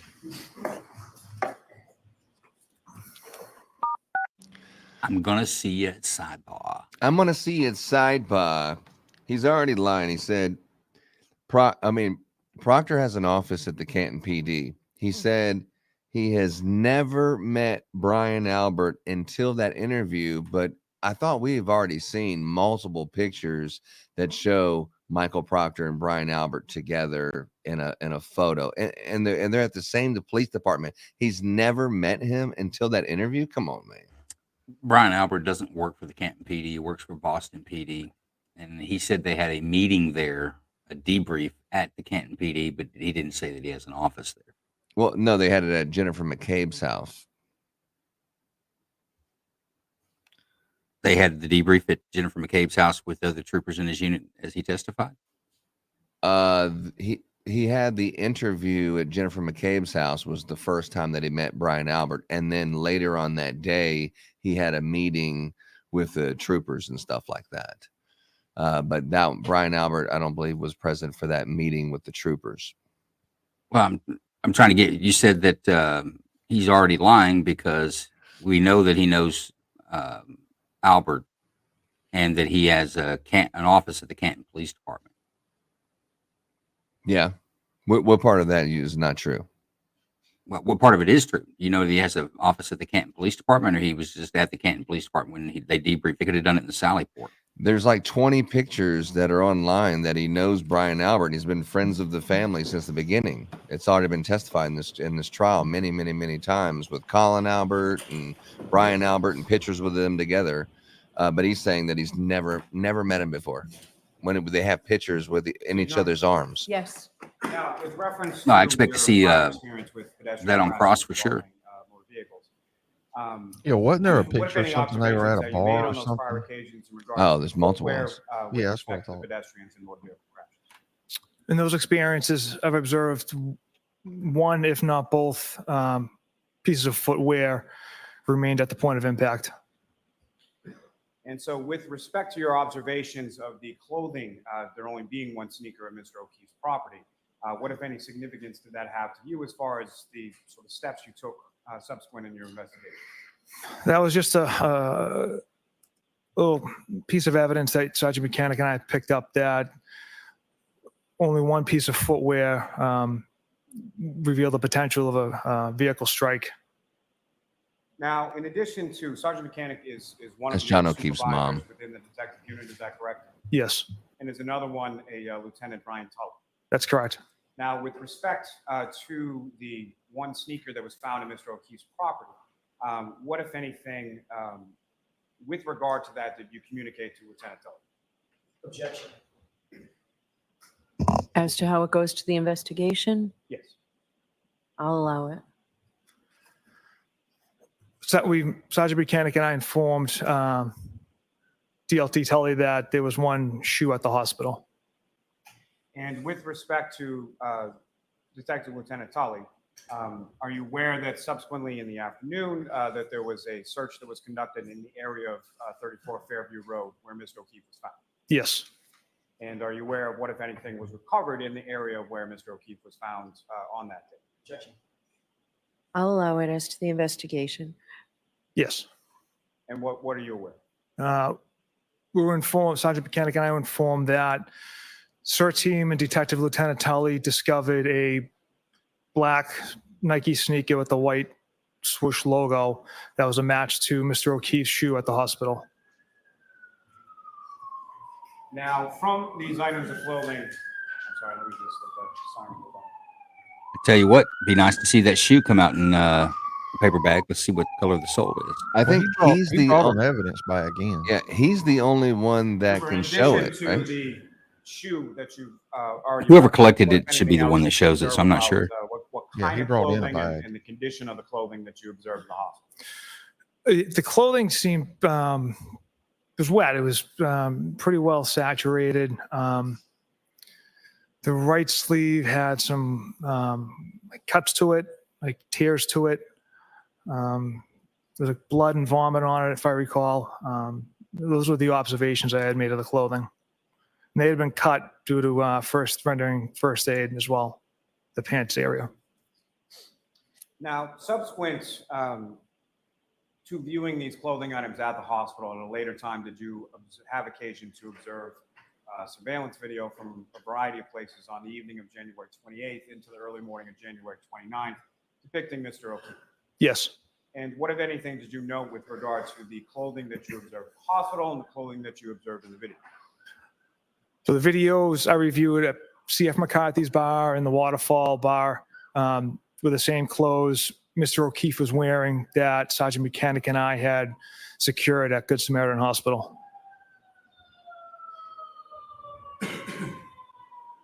Now, Trooper, I'm going to ask you some questions just in regard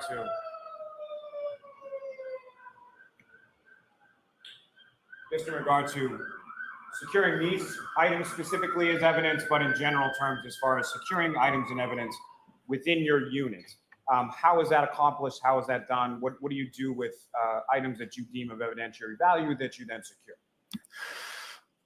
Generally, if we take an item for evidence, we'll put it in a brown paper bag, document it, time, date, who secured that item, address, where it's discovered, and then we'll bring that back to our office, to the evidence processing area. From there, it'll go to a permanent evidence room that has triple retention. It has an actual key, a key card, and an actual access code. And only 3 members of my office have access to that room: the 2 evidence officers and Detective Lieutenant Tully. And at this time, in January 29th, 2022, who was assigned as the evidence officers who had access to that room? So that'd be Trooper David Achico and Trooper Jeffrey Kukowski.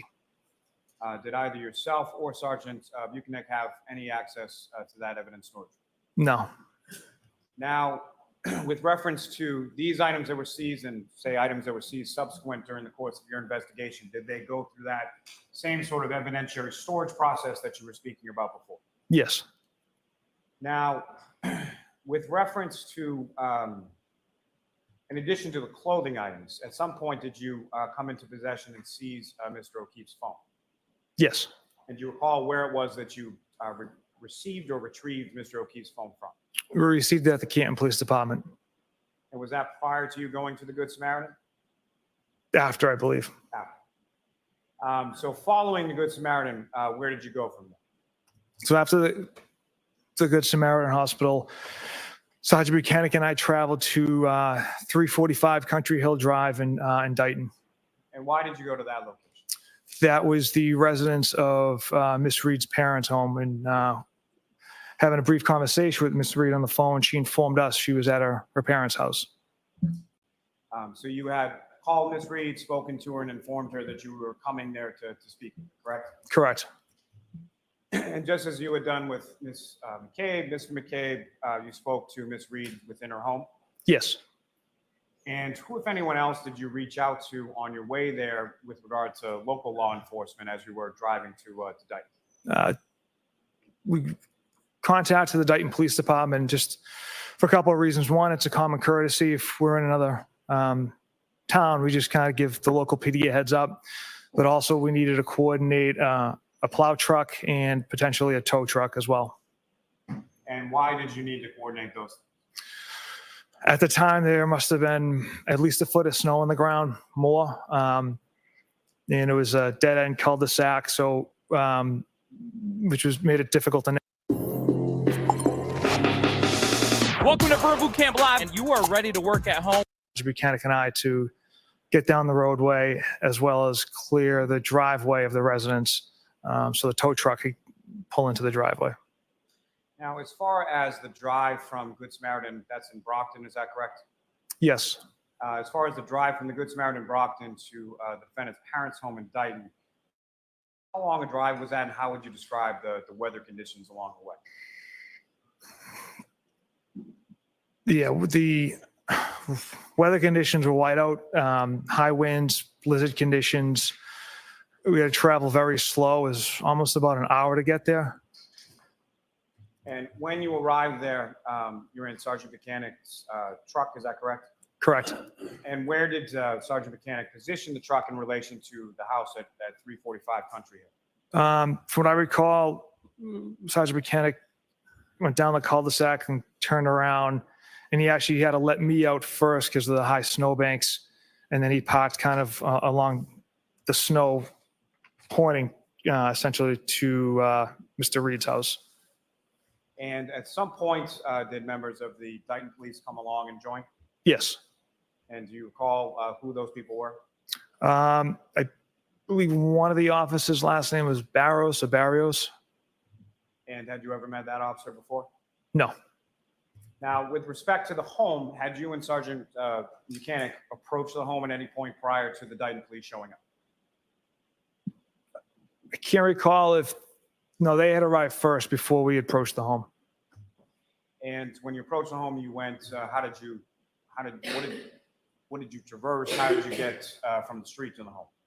We walked down the driveway, and then we observed Miss Reed's Lexus parked in the driveway, the front of it facing one of the garage doors. And that's when we observed the broken taillight on the right side of the vehicle. We then proceeded to the front door. The snow was about up to our waist, and knocked on the door and was greeted by Mr. Reed. So as you're walking up the driveway towards the home, you see Miss Reed's vehicle, is that correct? Yes. And that's a vehicle that you later subsequently found to be registered to Miss Karen Reed, is that correct? Correct. Your Honor, may I approach? Yes. So I'm showing you documents, 4 pages in length. Just ask you to review that after we finish.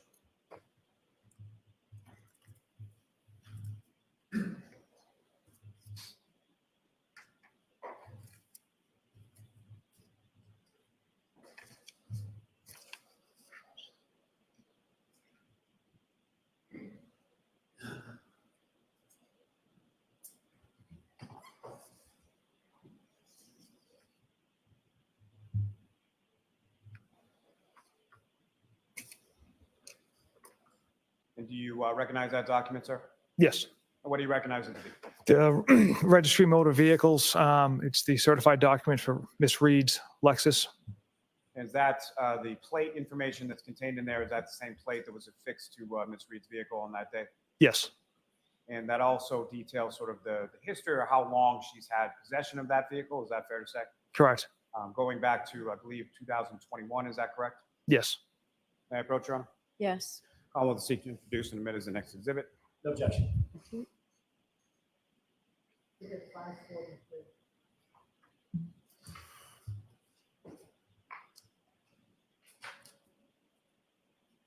Now, with respect to Ms. Reed, at some point you go into the house, is that correct? Yes. And how do you enter into the defendant's parents? So Sergeant Bukhenik and I, after we had knocked on the front door, Mr. Reed directed us around the corner, opened up the garage door for us, and invited us in.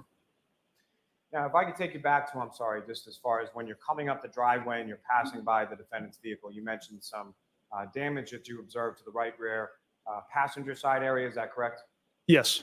Can you describe to the jury what it was specifically that you observed as far as damage to that area of the vehicle? Yeah, the right rear taillight had essentially large pieces missing from it. So you proceed inside the home, and where is it that you're directed, and where is the defendant?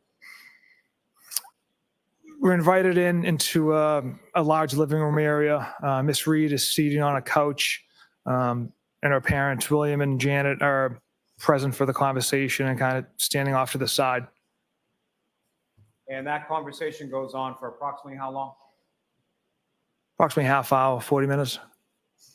And when you terminate that conversation, you come back outside of the home, is that correct?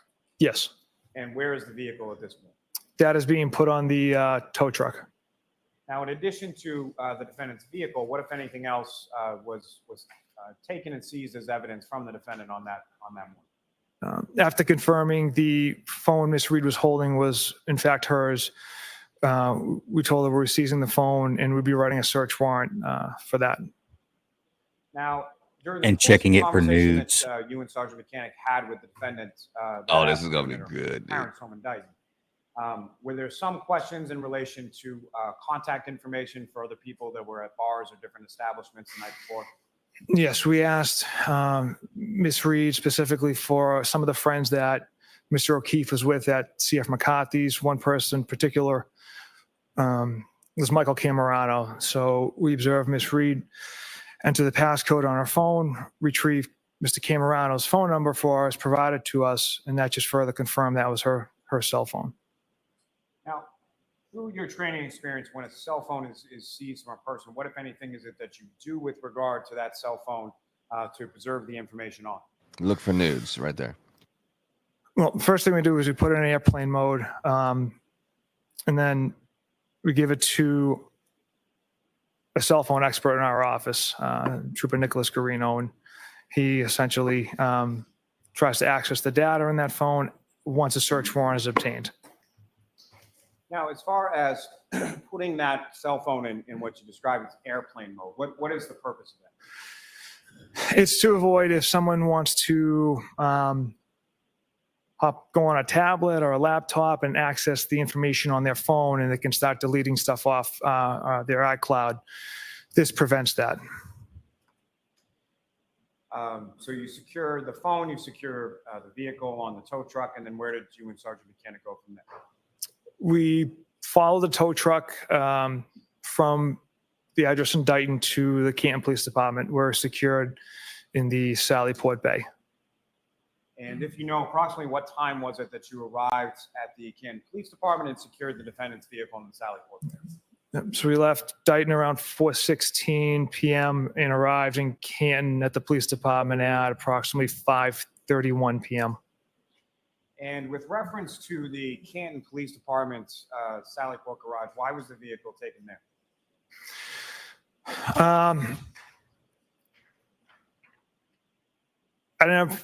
I wasn't part of that decision, but it's my understanding that it was a heated facility. The other options were, I believe, the barracks in Milton, but that's not large enough to house a vehicle that size, and it's not heated. And in regard to the heated, what was the sort of purpose or utility of storing it in a heated set?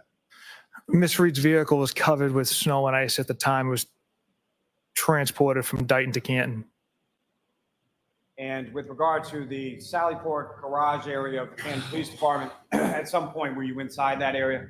Yes. And what, if any, observations did you make as far as the temperature or the heating within that facility? I don't remember the exact, I couldn't put a ballpark on temperature, but it was certainly warmer than outside. Now, as far as the vehicle was concerned, either on scene, either in Dayton or at the Sallyport garage, or at any point in time that you were in the presence of that vehicle, what, if any, contact did you have? What, if anything, did you do or observe Sergeant Bukhenik to do with regard to that damaged area you described on the right rear passenger side? Yeah. Sergeant Bukhenik and I never touched any part of that vehicle. And as far as the moving it from sort of the tow truck into the Sallyport area, how was that accomplished? The tow truck driver removed it from the tow truck and pulled it into the Sallyport Bay. Now, as far as prior to leaving that Sallyport area of the garage where the vehicle was, what, if anything, did you and Sergeant Bukhenik do with reference to securing that vehicle or coordinating it off in any way, shape, or form? We tried to set up a perimeter as best we could using caution tape, and just kind of sectioned it off with caution tape. Now, at some point, you leave the Sallyport area of the Canton Police Station, and where did you go from there? We had a debrief meeting. So there's other troopers. There's troopers at scene on 34 Fairview Road. There's other troopers conducting interviews. So at the end of the night, members of my office met in a conference room at the Canton Police Department to exchange information as far as what everyone had learned throughout the day. And as far as that meeting is concerned, that's just troopers from your unit, from your office, is that correct? That's correct. And so there were no members of the Canton Police Department that were present for that. Is that correct? No, correct. And do you know why that was? They had taken a step back from the investigation. They weren't going to participate in any interviews or anything of that nature. Take a step back How was that means communicated to you and Sergeant Buchanan? The best of my recollection was that debrief meeting that we were informed that essentially Canton PD would be taking a step back from the investigation, and that now this is just solely a Norfolk State Police investigation. So before we get to sort of the debriefing and all that's covered in that, as far as when you're on call, you get a call for any kind of sort of homicide or unattended death or anything like that. You then become what's called a case officer for that investigation. Is that correct? Correct. And can you describe for the jury sort of what the duty or the role is of the case officer vis-a-vis the rest of the members of the unit? So essentially, a case officer is more of a facilitator. You kind of delegate out tasks, coordinate interviews. The case officer isn't the sole decision maker. I have supervisors. I have that we bounce ideas off of. I get feedback from. I also keep them updated. It's a collaborative effort in each investigation. We're a small office, so when a homicide comes in, everyone essentially drops what they're doing, and we all work on it together. So it's a collective effort to work on these cases, and essentially, the case officer is just kind of the record keeper of all the reports that come in and video that comes in. But when it comes down to decision-making time, it's a group effort. Now, with reference to that collaborative effort that you were just discussing and this sort of debriefing meeting, so there were other troopers doing other things or other tasks throughout the course of the day of the 29th, correct? Yes. And so what was sort of the purpose of or not specifically what was discussed, but in general terms, what was discussed during the course of this debriefing?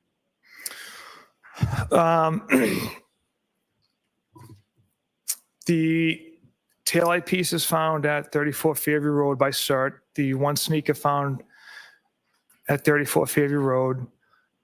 Interviews conducted, and then Sergeant Bukhenik and I also shared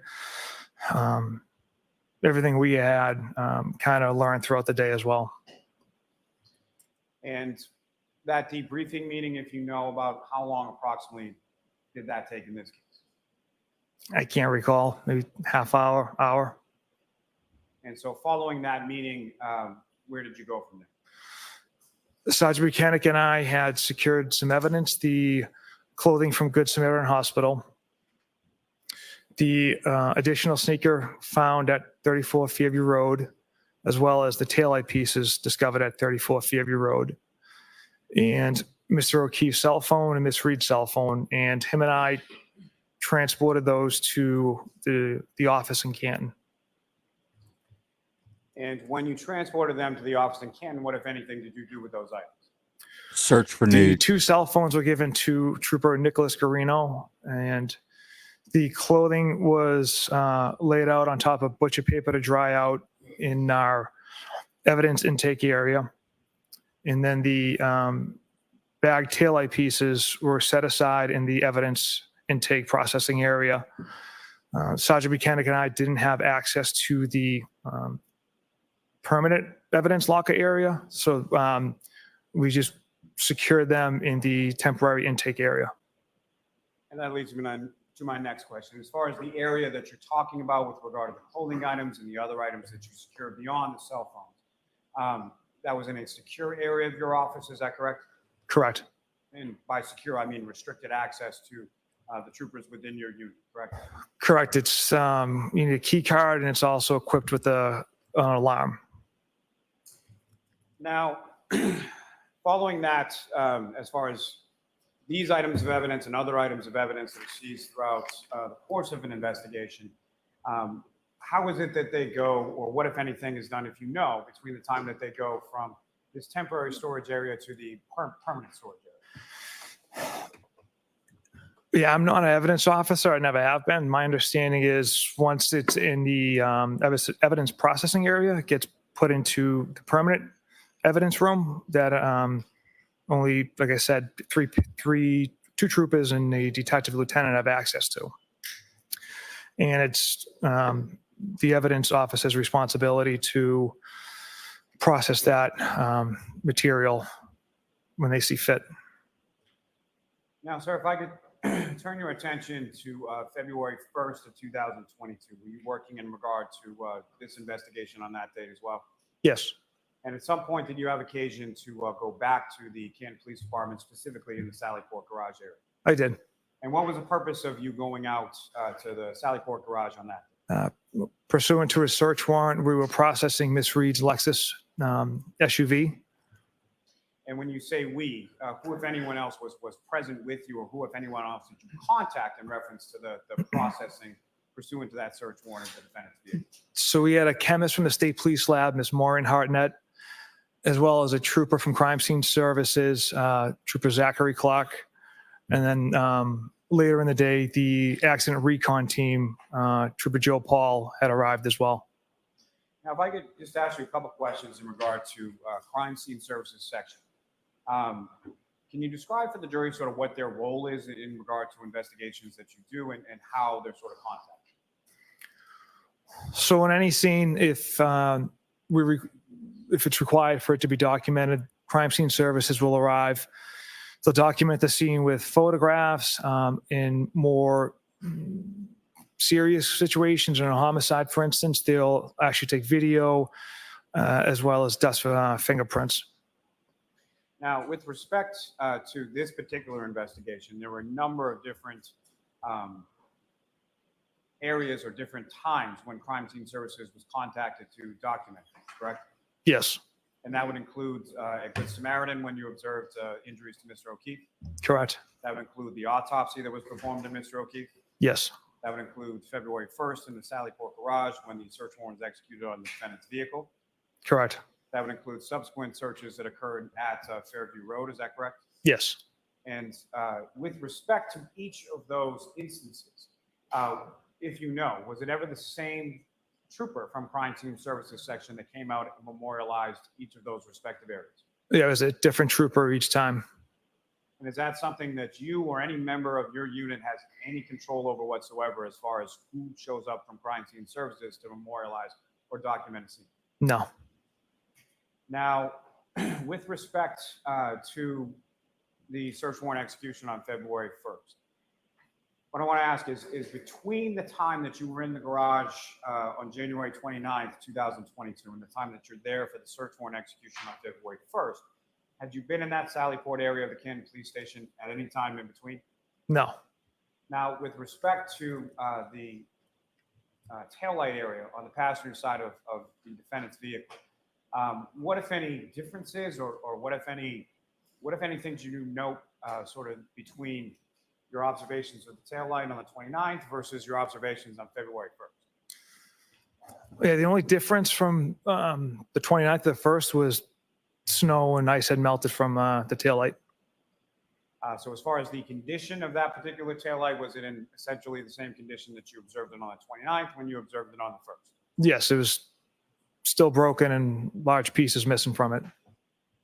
But as far as the broken status of it and the pieces that were missing, was it any more broken or any more pieces missing from it when you saw it on the 1st versus when you saw it on the 29th? No. And with respect to the taillight housing for that vehicle on that particular day, what, if anything, happened with it on that day, if you know? The state police chemist, Ms. Hartnett, had it removed, which she brought to the lab herself. So she had it removed it herself, and then physically took it with her when she left to the lab? Yeah, it was with the assistance of a Canton police officer who had an auto body shop, so he's kind of well versed in cars, so he was able to assist the chemist with removing the housing unit. Now, at any point in time on that day of February 1st, 2022, did you come into contact physically or otherwise with that tail light? Did you handle it in any way, shape, or No.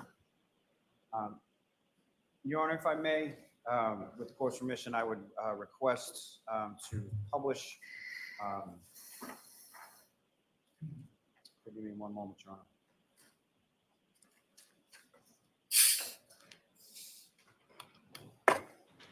What have we got so far? Foundation. Hadn't seen anything yet. If I may have one moment, Sharon. Yes. He's saying that there was large pieces missing from the taillight, when the other person said it was just cracked. The other officer, so that's a contradiction. And the other place he was going to take the vehicle My apologies. was not large enough Court for the permission, if I could SUV. Publish portion of Exhibit 34. What? Okay. The Sally Port video.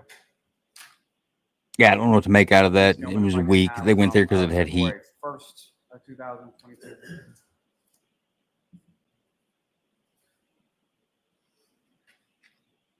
At approximately 9:12 a.m.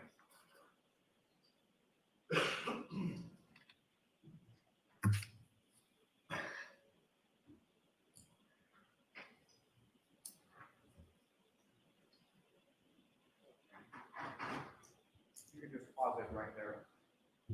Thank you. Ernie, if I may, it may be easier and more visible with this particular video with the lights on. Okay, Try that. sure.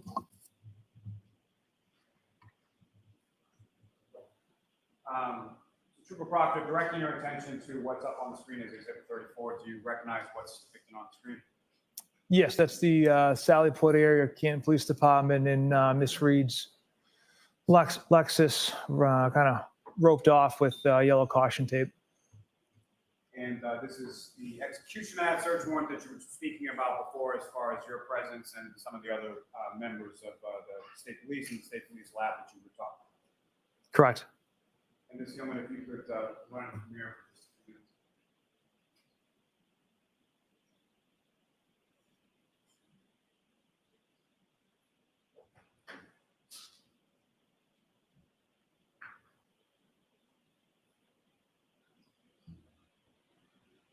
Looks like he's taking pictures or something with a camera, right? Yeah, there's a picture. Yeah, Dante brings up a point. They may have chose Canton because their cracked video equipment would document the events there better. In this video, do you recognize anyone in this video? Yeah, myself, kind of the top of the screen. Trooper Zach Clark, we the one with the camera taking photographs of the vehicle. Now, with reference to this video from the South. I'm glad photographs were finally taken. It's amazing. What, if anything, did you learn over the course of this in regard to how that video is recorded, or how it's, what, if anything, sort of activates that video? Objection. Ask it differently, Mr. Mayor. Yeah, Canton Police Department also has good video editing skills. Time frame that we're looking at, or how is it? Objection. Sustained. My understanding, it's motion That active. means you can't answer. Oh, I'm sorry. You can ask it differently. I'm not sure there was anything said. I'm sorry, Your Honor. It's my first time in I'll court. strike if there was anything. But, Mr. Lally, just ask a question, please.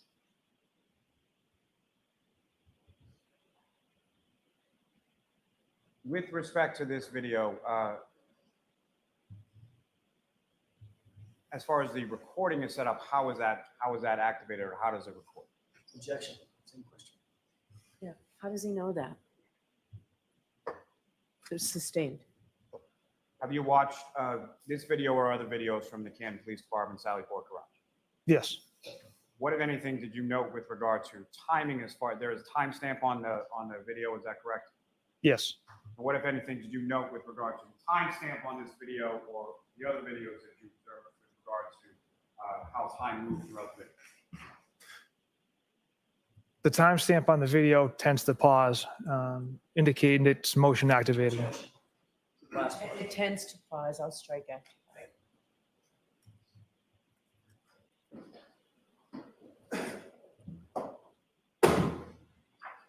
Still going to run it to about 9:24.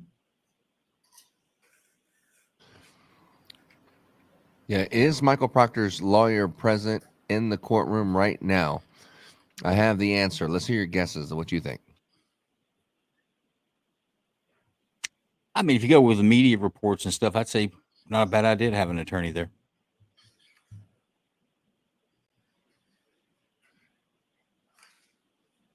Because really, you go into the media report, the total board reporting, all the other stuff that's spinning around. I mean, this guy's got some issues. Now, Trooper, with I'm regard curious to see what turns up in to court. that taillight that was then taken by Ms. Hartnett to the lab, is that correct? Yes. And at some point, that was returned to the custody of the state police, your detective unit. Correct. And do you have that taillight housing with you today in court? I do. And Your Honor, with the court's permission, if the trooper could retrieve that. Okay. May I approach, Your Honor? Yes. Probably be easier that way. Sir, you can stay right there.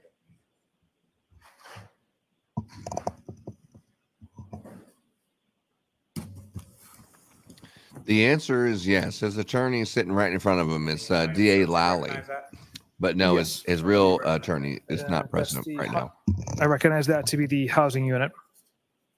And as far as you're recognizing of the housing unit, is there any sort of denotation or anything on the outside of that box indicating what's contained therein?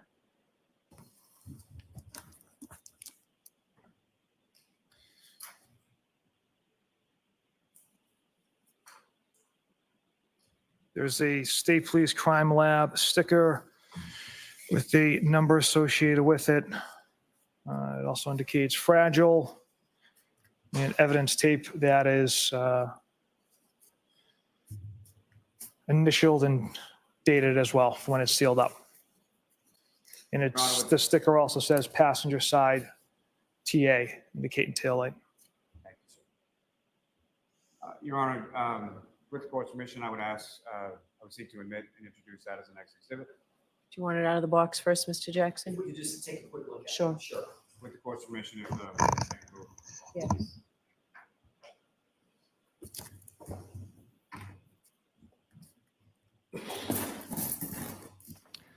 I have no idea what that Sally Port video was supposed to prove, but hopefully they're going to make a point here. Besides, they want to waste everyone's time with foundation.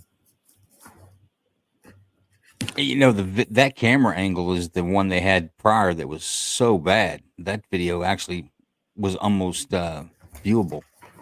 It looked a lot better. Maybe they were trying to introduce a better quality video so they didn't get in trouble about the other one. All right, so what's he opening here? The taillight. Taillight assembly sent for analysis. Sorry, This is out of this.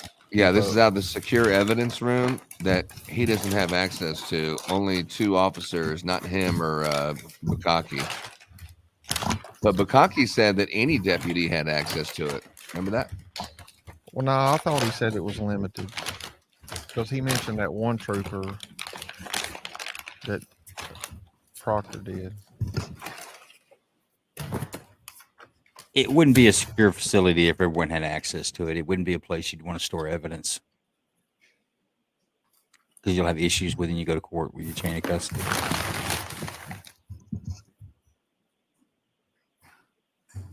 And just FYI, every defense attorney is going to attack the chain of custody. If there's a weakness in your chain of custody, you're going to look like a fool on the witness stand. Every attorney is going to go for that. Go ahead and put that back in the box. Thank you very much. This is going to be interesting right here because he's going to testify that that's how it looked, just like that. So that any camera footage that shows that there's red showing is going to say that it was happened after it went to the Sally Port.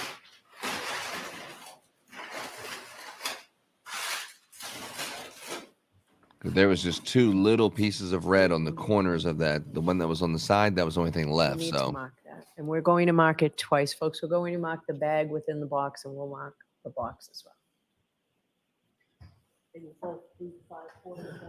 Thank you. Nancy. but I agree with you, Dante. The lawyer doesn't need to be there right now. It just makes it look Hold on. weird. So it's going to be 544 and 544. But Jennifer McCabe's lawyer is there right now. And I wonder why he would be there right now. The light and the 44's bag. We're not even putting it right on the light because. That is a bit odd. So we're putting 544 on. Yeah, I the wonder bag, why he would be there right 544 now. on the box. Understood. Thank you. because she's just over paranoid and making stupid decisions and almost ruining the cover-up plan with her stupid ass Google searches and being paranoid? Well, if she's not on the stand, I mean, the attorney's not going to do anything. Yeah, he could just watch from TV like everyone else. 544, 544A. Thank you. What would be weird is if that is also Proctor's attorney. My sources say that it's not. It's just McCabe's attorney. So to that point, Sure, would that with not be a respect to that conflict? item that's Jeff? just been marked as evidence, is that essentially the condition that you observed it in both on January 29th and February 1st? Yes. Yes. Your Honor, with the court's permission, if I could ask just to publish what's been marked as Exhibit 147. Okay.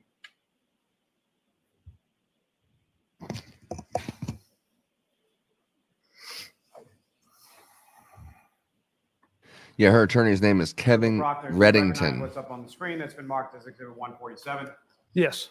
What do you recognize that to be? That is the right taillight of Miss Reed's Lexus SUV, and you can see large pieces of it are missing. See, there's a piece there that's not there right now on the corner. First, as well as January 29th, obviously minus. There was just two little edges on it. Now that piece Yeah, right minus there the is not there. snow and ice, sir, yes. I will say that is a drastic difference in the description from the Dighton Police Department. Have the lights back up. That it was cracked, but most pieces were still intact. Well, when that lady from the lab, when it showed her pictures of her If I can turn your holding attention to February the 3rd, assembly while that 2022. officer unplugged it, there was In the morning there hours was of that more date, where polycarbonate did you go in attached to the regards housing. to this investigation? Sergeant Bukhenik, Trooper David Achico, and myself went to 34 Fairview Road along with Trooper Evan Brandt from Crime Scene Services to essentially dig out the snow in pursuit for more evidence.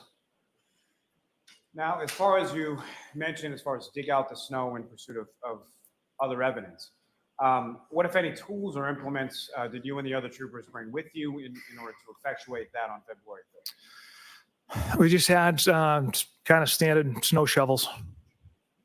And with respect to that, as far as going back to 34 Fairview Roads, and let me clarify as far as that's concerned. Prior to that date of February 3rd, 2022, had you been to 34 Fairview Road at any point in time in the course of your investigation? No, So that morning of February 3rd, that's the first time that you went. correct. Now, with respect to, is that, how many times did you go to the area of 34 Fairview Road over the course of the next sort of days and weeks in regard to potential recovery of items? So February 3rd, I retrieved items on the 8th, the 11th, and 18th, and was out there on the 10th with Sergeant Bukhenik as well. Now, as far as any of those occasions that you just described, that you went to the area of 34 Fairview Road, on any of those occasions, were you by yourself? No. And with respect to those other occasions, what type of people or who was with you? I know you've mentioned on the 3rd, but beyond the 3rd, those other occasions that you described, who was with you? On the 18th, I believe it was Trooper Chico, based on the handwriting on the evidence bag, kind of recognized his handwriting. Oh, he can recognize And the other handwriting. 2 dates, I don't recall who was out there with me. Now, with respect to items that were located, starting with the 3rd, do you recall specifically what, if any, items were located on the 3rd? We located a black drinking straw, consistent with the one seen in the waterfall video of Mr. O'Keefe walking out of the bar holding the glass. We located his hat that had the American flag that was deep underneath the snow. As we were digging, we discovered that. We further discovered other pieces of plastic as well. Now, as far as these return trips on successive dates to 34 Fairview Road, what was the reasoning behind that, or what was sort of the plan in reference to why were there so many different dates that you returned to 34 Fairview Road with other troopers? So after the 29th, there was close to 2 feet of snow that had fallen. And in the days and weeks that had followed, the temperatures ranged from 30 degrees up to 60 degrees. And there was about a half a dozen days mixed in of, heavy rain. So as the snow started to melt, more evidence started to present itself. So there were items that you recovered on the 3rd and then items you recovered on successive dates that weren't visible or you didn't see on the 3rd, correct? Correct. Now, if I could, keeping you on February 3rd, you mentioned that there was a Trooper Evan Brent that was present with you during the search on that day as well. Yes. Now, in addition to going to 34 Fairview Road, where else did yourself and Trooper Brent go on that particular day? We traveled to One Meadows Ave, Mr. O'Keefe's residence. And is that the first time that you had been to One Meadows Ave or Mr. O'Keefe's residence? Yes. Now, with respect to that residence, why is it that you and Trooper Brent went there on February 3rd? We wanted to document Mr. O'Keefe's vehicle to show that there was no damage to it, as well as the garage doors. And why did you want to document that? During the review of Mr. O'Keefe's ring video, particularly the one above the garage that displays the driveway, on the 29th at approximately 5:07 a.m., Miss Reed's pulling her vehicle out of the garage door, backing up towards Mr. O'Keefe's vehicle, and comes extremely close, if not slightly hitting the vehicle. So we wanted to at least go document that there was no damage to Mr. O'Keefe's car. And Your Honor, with the court's permission, if I could publish that for the jury as far as what's been marked as Exhibit 6, video 153. Okay. And to Dante's comment, to plant evidence, that's a long time for somebody just to go out there and sprinkle some stuff around. I do not like that.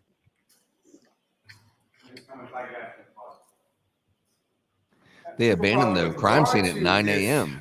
Ring video, how was this obtained, if you know? Yeah. So we first observed it through Mr. O'Keefe's cell phone on the Ring app, and then I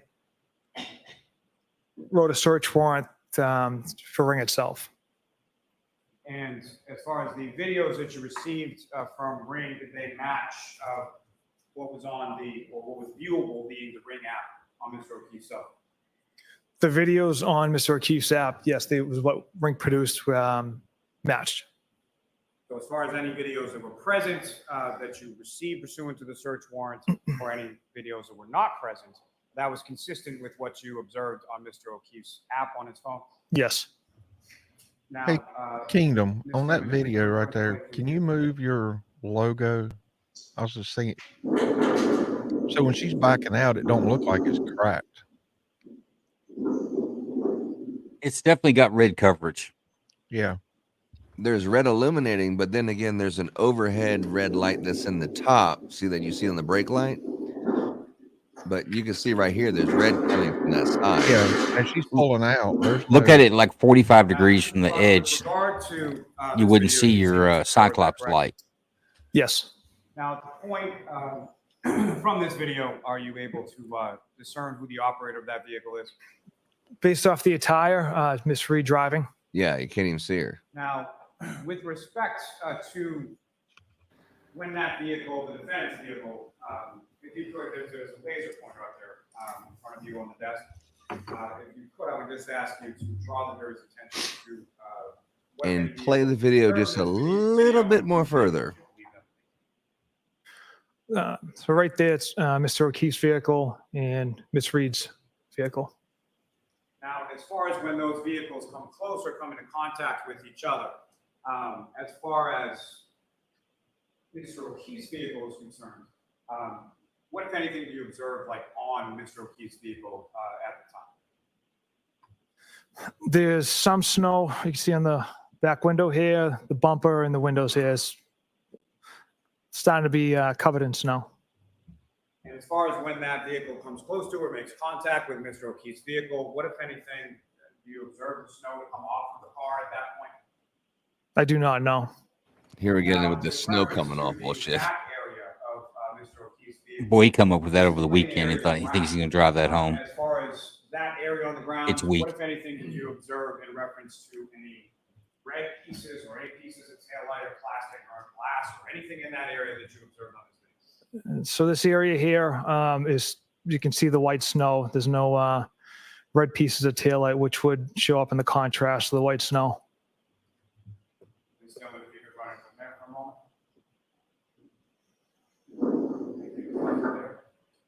Now, as far as the damage area that you were discussing previous that you observed, 9th in the Sally Port, February 1st in the Sally Port, and then the item that was just marked as evidence. What, if anything, do you observe in the right rear passenger side taillight area of the defendant's vehicle from this video? You can see the inconsistent lighting. If you compare it to the left versus the right, there's a gap right there. It does look busted. What you observed from that video, does that appear to be consistent with what you observed on January 29th at the Canton Police Department, February 1st, and in the item of evidence that was just marked? Yes. Thank you. Ms. Gilman, you can take that down. Mr. Officer, we can have the lights back. I don't know. It did look busted. I have to agree. When he pulled over and it passed by, it did look busted. Now, sir, you proceeded to 1 Meadows Ave for the first time on February 3rd. Is that correct? Correct. And Trooper Brent from Crime Team was with you and took some photographs. Is that correct? Yes. May I approach? Yes. And there was no red on the ground, but from the other video I seen, it was the piece of red was hanging on. It was like from one point of contact where it was connected, but like swinging back and forth, hanging on. But yeah, it was definitely there's definitely more red there than what they showed that he brought out that bag. Oh my, yeah. And the video quality on that's just not great. So, Trooper, I'm showing you a set of 10 photographs. You those look up when you're finished. But I'm not sure you would see any red because the bulb there'd be no red for the bulb to hit. You've seen a lot of red for that, what he brought out that bag.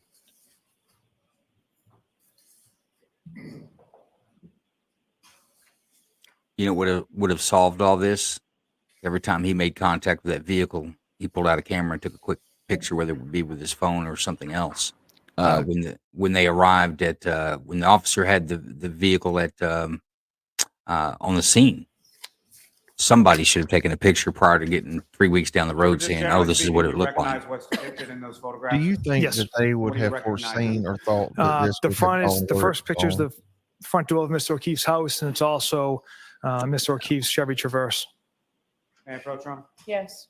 I'm going to introduce and admit as the next 10 exhibit. No objection.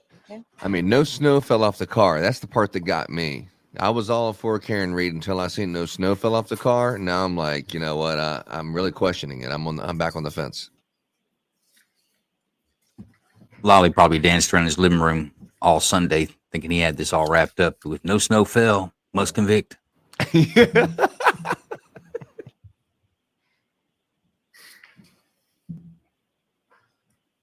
But do we still have two shoes that don't match?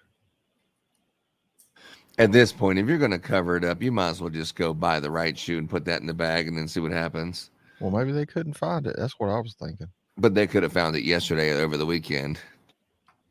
Well, true. You're a party pooper. There are a ton of ways to figure out whether the shoes a match or not. Manufacturer will be able to tell you if those shoes were paired. DNA is going to be in the shoe. You can wear it for a very short period of time. You can have a ton of skin cells in your shoe. So I don't know. Well, I'm ready to see the shoe. Yeah. Well, yeah. If Lally had the other guy, Bukhenik, hold the shoe up, he would have to have Proctor hold the shoe up too. I mean, that's been consistent. But I will point out that Proctor did Your Honor, with the court's recognize permission, someone's if I could, handwriting. Just have permission to publish just a few of those photos for the jury. Okay. So Lanu, I do want to make that point with you. And I'll make the point again that is weak for you to sit on the stand and try to make some sort of determination. He should have said, "I'm not sure." Y'all just need to go and get married. Yes, Mr. O'Keefe's Chevy Traverse vehicle. With respect to what we're looking at there. So that is Mr. O'Keefe's driveway. You see two garage doors there that lead into the house. And above those garage doors is the Ring camera. Now, with respect to the rear of Mr. O'Keefe's vehicle, from your viewing of the video from Exhibit 6, from the Ring video, video number 153, if you could, using that laser pointer, direct the jury's attention to where it is on this vehicle that there's contact, if any, between Ms. Reed's vehicle and Mr. O'Keefe's. It would have been in this general area here. And as far as your observations on that date, What's the, hold on. Maybe approach quickly. Okay. Yeah. Objection, Your Honor. You're saying that the vehicle would have hit the bumper. And when you're showing the laser pointing, saying the collision between the two vehicles would have hit this area right here. Objection, Your Honor. I mean, who is he an expert of what it would have hit? We're talking about the taillight hitting the car and the taillight cracking, not the bumper, right? Well, it's kind of like the argument that John O'Keefe was hit standing straight up. If it's you back straight into another vehicle, the first thing it's going to touch is the bumpers. But the angle that she came out at, it is very possible that the tail light got into the corner prior to the bumper, or the bumper never having any contact. Yeah, I mean, that's a good point. I mean, when you're talking about 100%, there was contact between those two vehicles. It's indisputable. You can see the vehicle move. I don't see where he's going with this, other than he's saying that if it was an impact, it wasn't enough because it wasn't as much of a jar than it is shutting the door. I think that's his purpose of showing that from the Sally Port earlier. But yeah, just the force of the two 3,000-pound vehicles coming together doesn't have to be a hard impact. Just the compression force can break the taillight. Or a hammer. Answer the call of and the a grill. cloth covering it. Yeah, if you have a hammer and a cloth covering the hammer, when you smash it, it really takes some force. That's why they're probably coming up with this theory when he was prepping Proctor over the weekend. That's why he came up with this after talking with Proctor on his prep. Because he is coming out with this, the snow didn't fall off the car all of a sudden, so. Yeah, he had an epiphany over the weekend. He's like, that's it. The snow didn't fall. You must convict. That's it.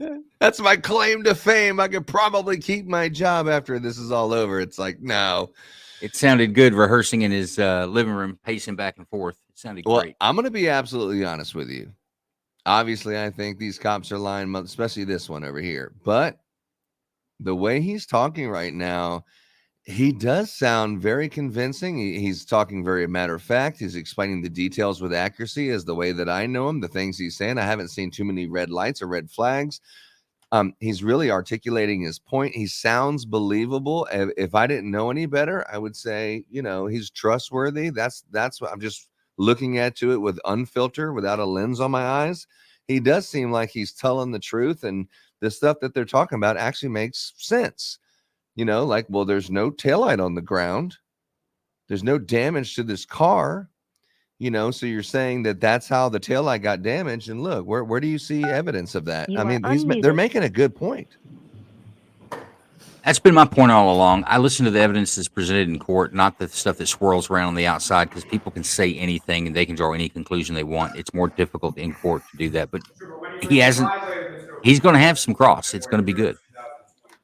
Yeah, it's like, but you always sound good talking to your buddy, the prosecutor. Correct. And what any damage did you observe to the driver's side rear area of the vehicle? I didn't observe any significant damage or any damage. As far as the entirety of the vehicle, that was all photographed on that day by Trooper Brent, is that correct? Yes. And memorialized in those photographs that were just presented to you, is that correct? Correct. As far as your observations on that day or in those photographs, what, if any, damage did you observe to Mr. O'Keefe's vehicle? I did not observe any damage. And Proctor? Yes. So there's another 8 photographs that I placed before you. Have you had a chance to review those?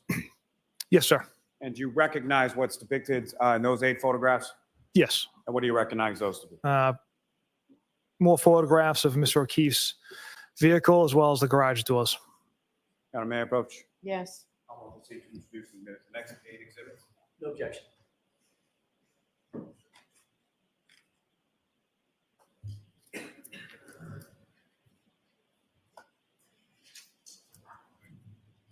So all in all, I say they're doing a good job so far. I know it's not going to stay like that once, Alan Jackson gets his chance at him, but he can only ask him questions inside the scope of what Lally's presenting, right? He can't just talk about something that Lally never even mentioned, right? He's got to keep it within scope, but the door's been opened on how you know Albert. Oh, I don't really know him at all. So that door's open. He can drive right through that. Everything so far is on the table for Alan Jackson to exploit. Definitely the other shoe. Only 2 people had access to the room. It's 5:55. Thank you. The shot of the tail light versus what he brought out the bag. A few of those to the jury as well. Okay. Ms. Gilman, if I could have I'm sure we'll talk about snow falling again off vehicles. 100% that'll show up. photograph 7779. And Trooper, do you recognize what's depicted on the screen now as exhibit 559? Yes. And if you could describe to the jury what we're looking at in 559. It's the rear bumper area of Mr. O'Keefe's vehicle, That's the driver's side or the passenger side? the driver's side. And what, if any, damage did you observe in that area of the vehicle on February 3rd when you were there? No damage. Now, with respect, Ms. Gilman, if I could have photograph 7780. Next one, actually. And sir, do you recognize what's up on the screen and what's now been marked as exhibit 560? Yes, those are the 2 garage doors of Mr. O'Keefe's house. And what's contained up on that screen, is that a fair and accurate portrayal of what you observed in Mr. O'Keefe's garage doors on February 3rd? Yes. And with respect to those garage doors, what, if any, damage did you note or observe on those garage doors at any point when you were there on February 3rd? I did not observe any damage to the garage doors. It's like process of elimination here. Ms. Gilman, you can take that down. But what he's also proving is it takes a lot of fucking force to break that tail light, not just running into a body. You have to really fucking run into something at a high rate of Now, speed to break that tail light. Proctor, subsequent dates following February 3rd, specifically February 8th, 11th, and 18th. Did you have occasion to return to 34 Fairview Road on those days? I did. And you had mentioned a little bit about sort of changes in the weather. What, if anything, sort of evolved as far as the weather was concerned between the dates of February 3rd when you were there and February 8th, 11th, and 18th? Yeah, as I mentioned, the weather pattern had kind of fluctuated from 30 degrees up to 60 degrees with a handful of days of heavy rain mixed in. So that caused a lot of snow to melt as well. And with respect to each of those respective days of February 8th, 11th, and 18th, what, if anything, did you observe or recover, you and the other troopers that were present on those days? Yeah, it was further evidence that was originally buried under the snow because of the warm temperature and the rain and the snow melting kind of revealed itself. More pieces of plastic, clear and red. Now, with respect to the residence at 34 Fairview Road, each of these times that you were at the residence, including February 3rd, where in relation to the house were these items observed and recovered by you and the other troopers on those respective days? So if you're looking at 34 Fairview, looking at the front of the house, it's to the left side of the property between like the flagpole and kind of the fire hydrant in that general area, the front and left of the property.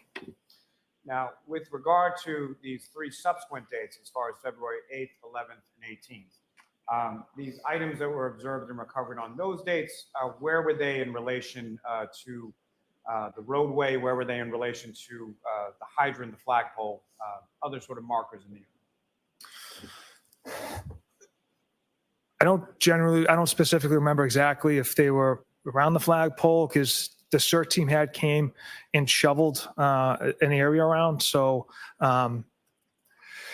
That stuff had melted first because there was a lot less snow, and then they created more piles. But as far as the general area was by the flagpole and fire hydrant, it wasn't like on the other side of the property. It was in that general area.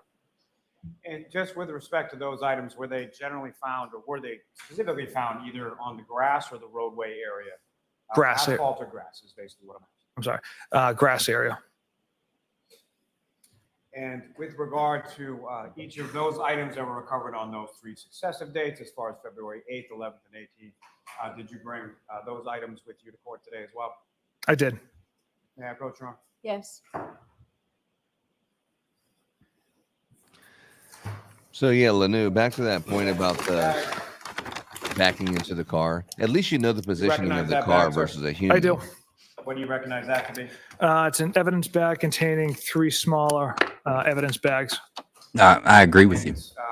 With the court's permission. I mean, the angle's different, but at least you know how high this is, and that is you can reconstruct it.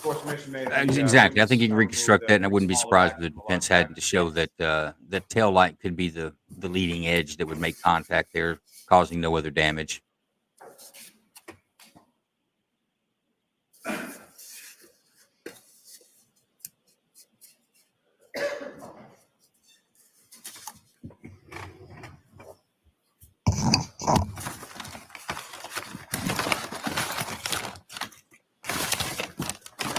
You're gonna bring out the shoe. I'm waiting for the damn shoe. Doesn't seem like it's gonna be in that bag. This must be taillight that he found personally. Trooper, if I could just, in succession, if I could ask you to please open the bag with respect to February 8th first. Yeah, he's not opened the bag so many times. He just it's just natural for him to Before you do start that, cutting I into it and opening it. With respect to that bag, what, if any, indication is there as to the contents there? It says taillight, 1 large piece of plastic, color red, 1 small piece of red plastic, and 1 piece of black plastic. Located 34 Fairview Road, front lawn, left side. Thank you, sir. If you could please remove those. And Mr. Lally, if you can keep your voice up, or I'm gonna have to turn the air conditioners off.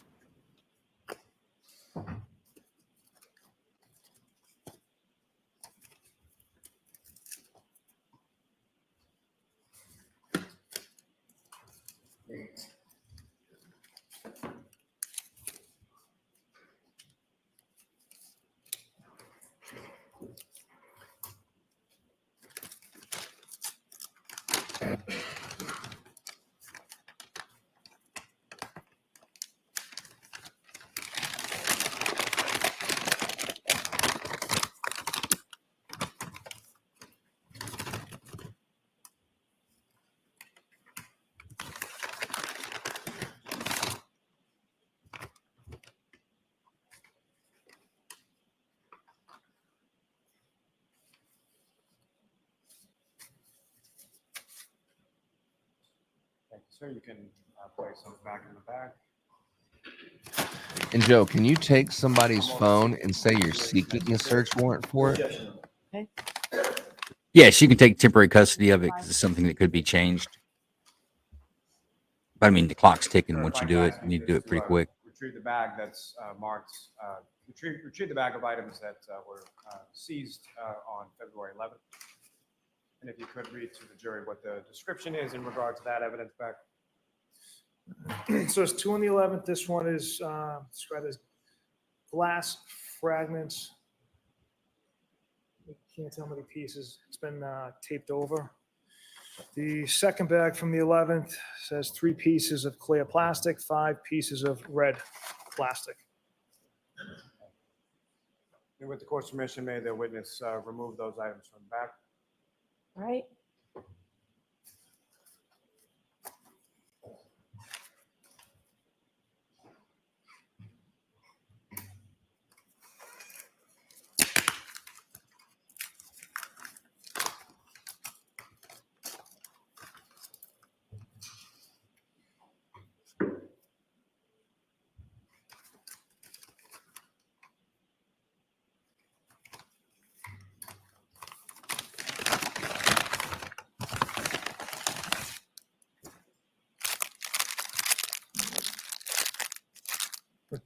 smaller bag in here containing the glass.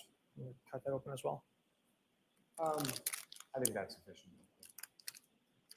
All right, so Madam Clerk, are you moving to introduce it? Yes. Madam Court Reporter, any objection? We can go ahead and I open want to it. object, but I don't know what's in that. Go ahead and open it. Yes, Your Honor.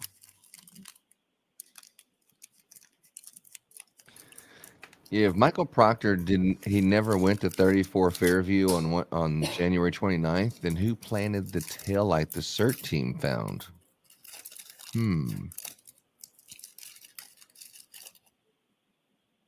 This is one of the people that think the conspiracy story is untrue. That would be Right. Mama Llama.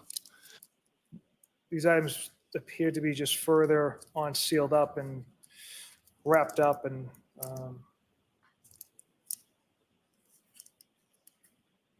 Do you want him to open every one, Mr. Jackson? Yeah, approach. Yes. I can't see that far. Like, do you want us to waste our time and look at every piece of taillight?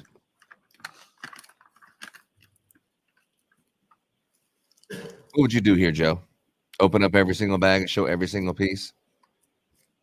Well, it's hard for him to say he agrees with admitting it into evidence without seeing what's in the bag. He could be surprised later with something. Like, oh, here's a piece with her fingerprint on it. We didn't mention that. Yeah. He accepted it into evidence. Range Mind is saying the bulbs are red too, so even if the glass wasn't there, it would have a red illumination. That's an interesting point. Are the bulbs red? I'm unaware. I thought they were white. 7. Yeah, I don't know. I think that's why the lens is red instead of clear, but I don't know. If Range Mind said it, it's got to be true.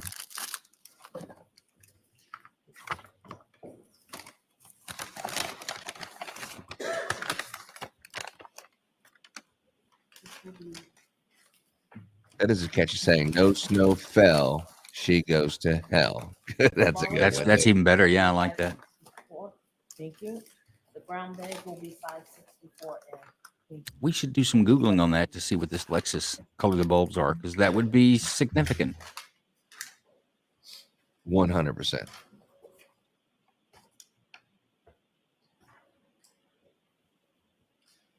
Trooper, if you could, the other bag from the 11th, if you could open that up. And if you broke out the entire taillight the way that they're showing, you think you would bust that little bulb too. If you went through it that fast, you figure you'd bust that little bulb. That bulb ain't made out of nothing but glass.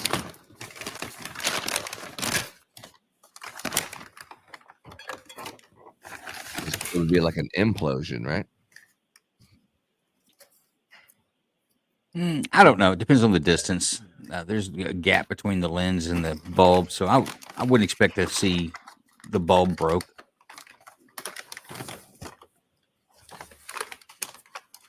And it depends on which impact you're talking about. You're talking about the slow impact at the house or the impact of driving over John O'Keefe? That's a good point. Yeah, so you cannot see that on the ground with 2 inches of snow when you find O'Keefe's body. 2 inches of snow, you cannot find any of these pieces of glass, not one. Your Honor, call multiple seats introduced in the minutes of the next exhibit. It's 565.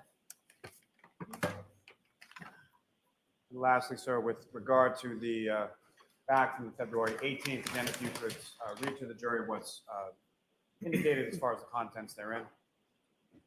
Several pieces of red and clear plastic. Your Honor, with the court's permission, may the witness read Yes. the items. Well, I think it's pretty clear that Brian Higgins was in the Sallyport, and then Brian Higgins went to the house multiple times at the beginning and then went to the house later on. So anyone who was at the Canton Police Department and went back to that house could have done it. And all officers showed up with 6 different police cars. So any of those 6 could have transported it correctly. We haven't seen Brian Higgins in any of the videos being near the vehicle. No, I'm not saying we've got conclusive video of the entire time it was there, but there was some during his testimony. They tried to paint it as he was there at the same his key card swiped in the Sallyport about the same time that the vehicle got there, so therefore he was with the vehicle, but we didn't see that in the video. Right. But we only seen a third of the vehicle. In a third of the video. Excuse me. If you could return those items to the back. And you're on the call, both the seats permitted as an exhibit. No objection. Exhibit 566. But that means you would have to, if the video was altered, you would have to have somebody else at the Canton PD that would have to be in on your thing, that they would have to keep a secret. So that adds another person that wasn't in that house that night. Now, Trooper, with regard to each of those items. That's what I've said. It February, would have to be a 8th, conspiracy between 10th, the state, and 11th. Canton, and Boston PD. Forgive me, 8th, 11th, and 18th. Those are all items that you recovered from the front lawn area of 34 Fairview Road. Is that correct? Correct. And what was just displayed to the jury is that essentially the condition that they were in when you recovered them on those respective dates. Yes. Now, if I could turn your attention just briefly regarding the search warrants. Good point, in Dante. regard to the ring video from Mr. O'Keefe's house. Was that one search warrant or more than one search warrant that you did in respect to those ring videos? There was a second search warrant for the ring videos for Mr. O'Keefe's house. And if you recall, what was the general time frame that was asked for in that warrant as far as from what date to what date? The second one, I believe, was January 30th to the 3rd or the 4th, I believe. Was the first one essentially from the 24th to the 29th? Yes. Now, with respect to the video that you received in regard to the first search warrant to Ring, what kind of information did you receive from Ring as far as what beyond sort of the video itself? What, if any, other information did you receive as far as accounts or activity or anything like that? It was just confirming that the user account was under Mr. O'Keefe's email, and then there was an Excel file where you kind of have to transcribe. So each video has about a 17-digit number associated with it, unique identifier. You take that 17-digit number and you got to convert it using these Excel files to get the date and time. Now, with respect to what you received pursuant to the search warrant from Ring, was there any kind of activity log? And what I mean by that, what, if any, information did you receive as far as what sort of devices or how many different devices were able to access that footage? Yeah, I wasn't able to obtain a activity log of who was using the device, what device was accessing the system. Something, if someone logged in, was not provided with any record of who was logging in on what day or time. Now, are you familiar with the term, just as far as videos are concerned, or electronic devices, what's referred to as a digital footprint? Yes. Now, with respect to some of these, or the Ring videos in totality that you received and that you also viewed pursuant to the app on Mr. O'Keefe's phone, were there certain time periods where you would have expected to see video in which there was no? Yes. And can you describe for the jury sort of when those time periods were? So the Ring camera above Mr. O'Keefe's garage, pretty sensitive. So it does not have Miss Reed arriving back at Mr. O'Keefe's house around 12:34 a.m. is when she should have arrived.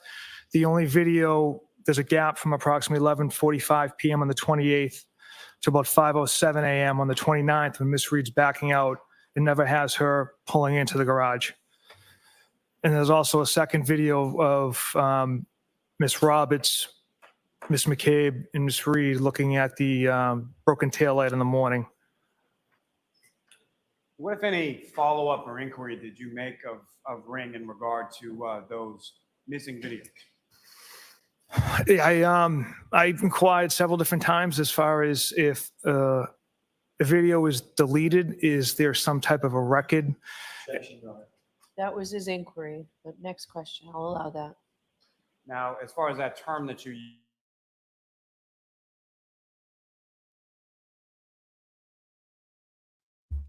Freeze up again. Video is created, it's going to leave some type of a record in the archives. And what, if any, information? And that's a did you record, receive from Ring as far as their videos system is concerned, and in regard to the digital footprint? Objection. Not what anybody told you, but what you received. That if a video is deleted, Objection. The objection sustained. Move to strike. We're going to strike that. Upon your further inquiry of Alan Ring, Jackson were you ever strikes able back. to obtain any video from those specific sections where you anticipated video would be? no.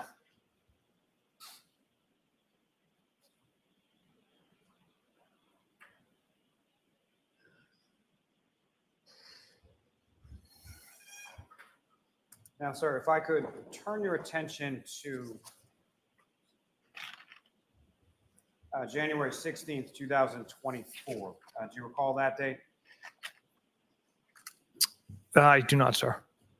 At some point over the course of your investigation, were you made aware of forensic evidence in relation to the taillight housing that was introduced earlier as an exhibit? Yes. And with respect to that, at some point, did you have occasion to meet with a Sergeant Brian Gallerani of the Needham Police Department? Yes. And where was that? In the DA's office. And who, if anyone else, involved in this investigation, as far as yourself, was Sergeant Bukhenik with you there as well? Yes. And what, if anything, did Sergeant Gallerani do with respect to yourself and Sergeant Bukhenik on that date in January of 2024? Sergeant Bukhenik and I voluntarily provided our DNA for comparison testing. And again, taking me to my next point, that was a voluntary decision that both you and Sergeant Bukhenik made as far as availing yourself or availing of that particular test. Correct. And as far as the testing or this, do you know how that was, or can you describe for the jury sort of how that sample was collected or how it was conducted? Essentially, it's just a swab of the mouth under the tongue with like it's basically just like a little pad on a stick, and you get swabbed, and that's how the DNA or saliva is collected. And as far as those samples that were collected from both yourself and Sergeant Bukhenik on that particular day, where did they go from there as far as you know? It was my understanding, went to the Bodie lab in Virginia. And I'm sorry, but I should have asked just prior to that, as far as when they left from the room that you were in with Sergeant Gallerani, did you take those swabs, or did Sergeant Gallerani take those swabs, or where did they go? Sergeant Gallerani took possession of those items. Thank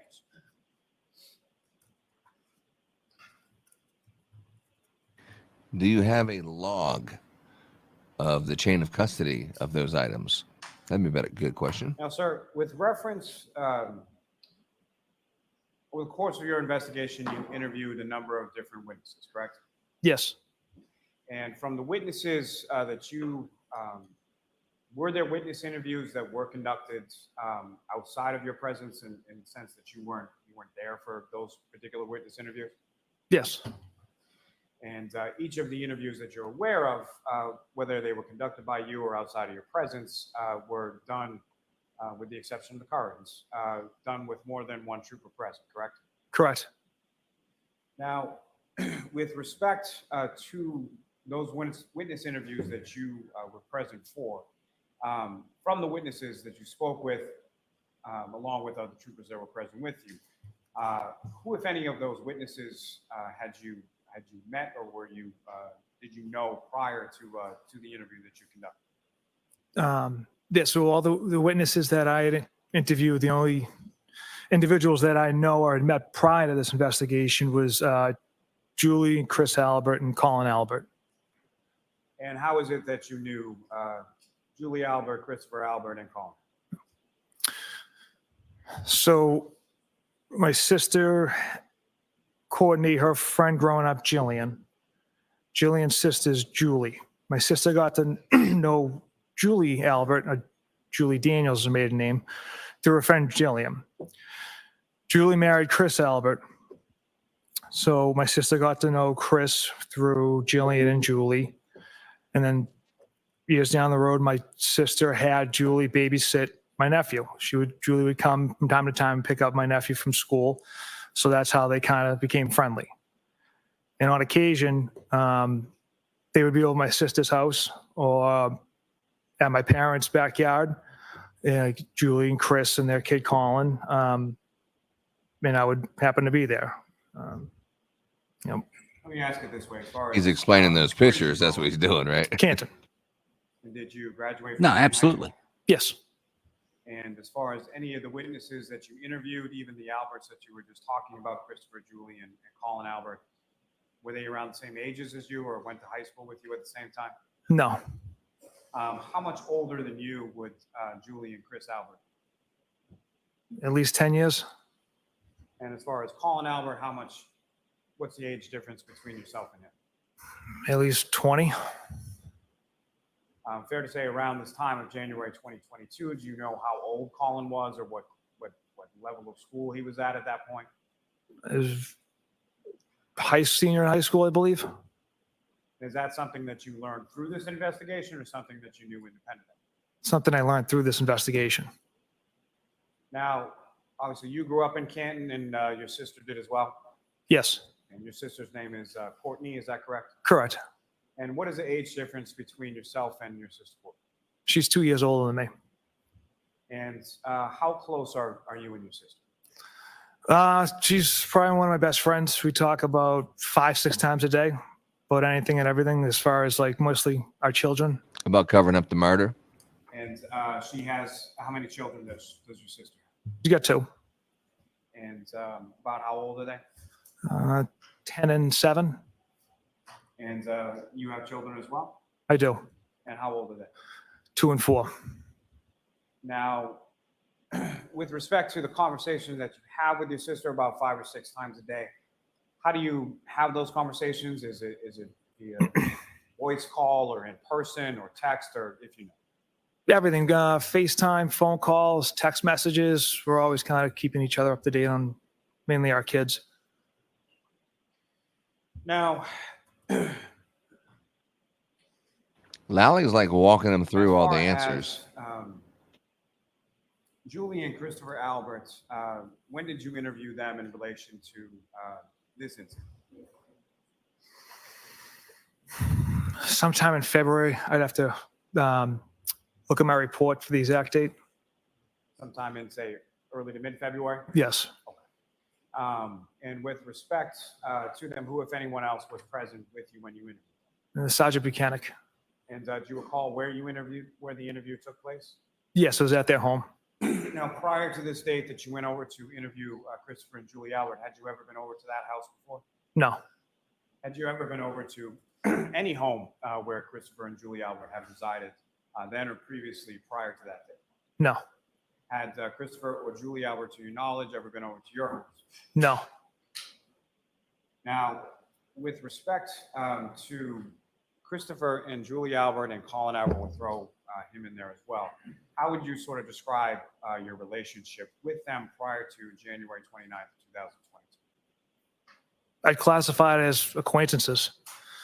All right. Mr. Lally, why don't we take our luncheon break?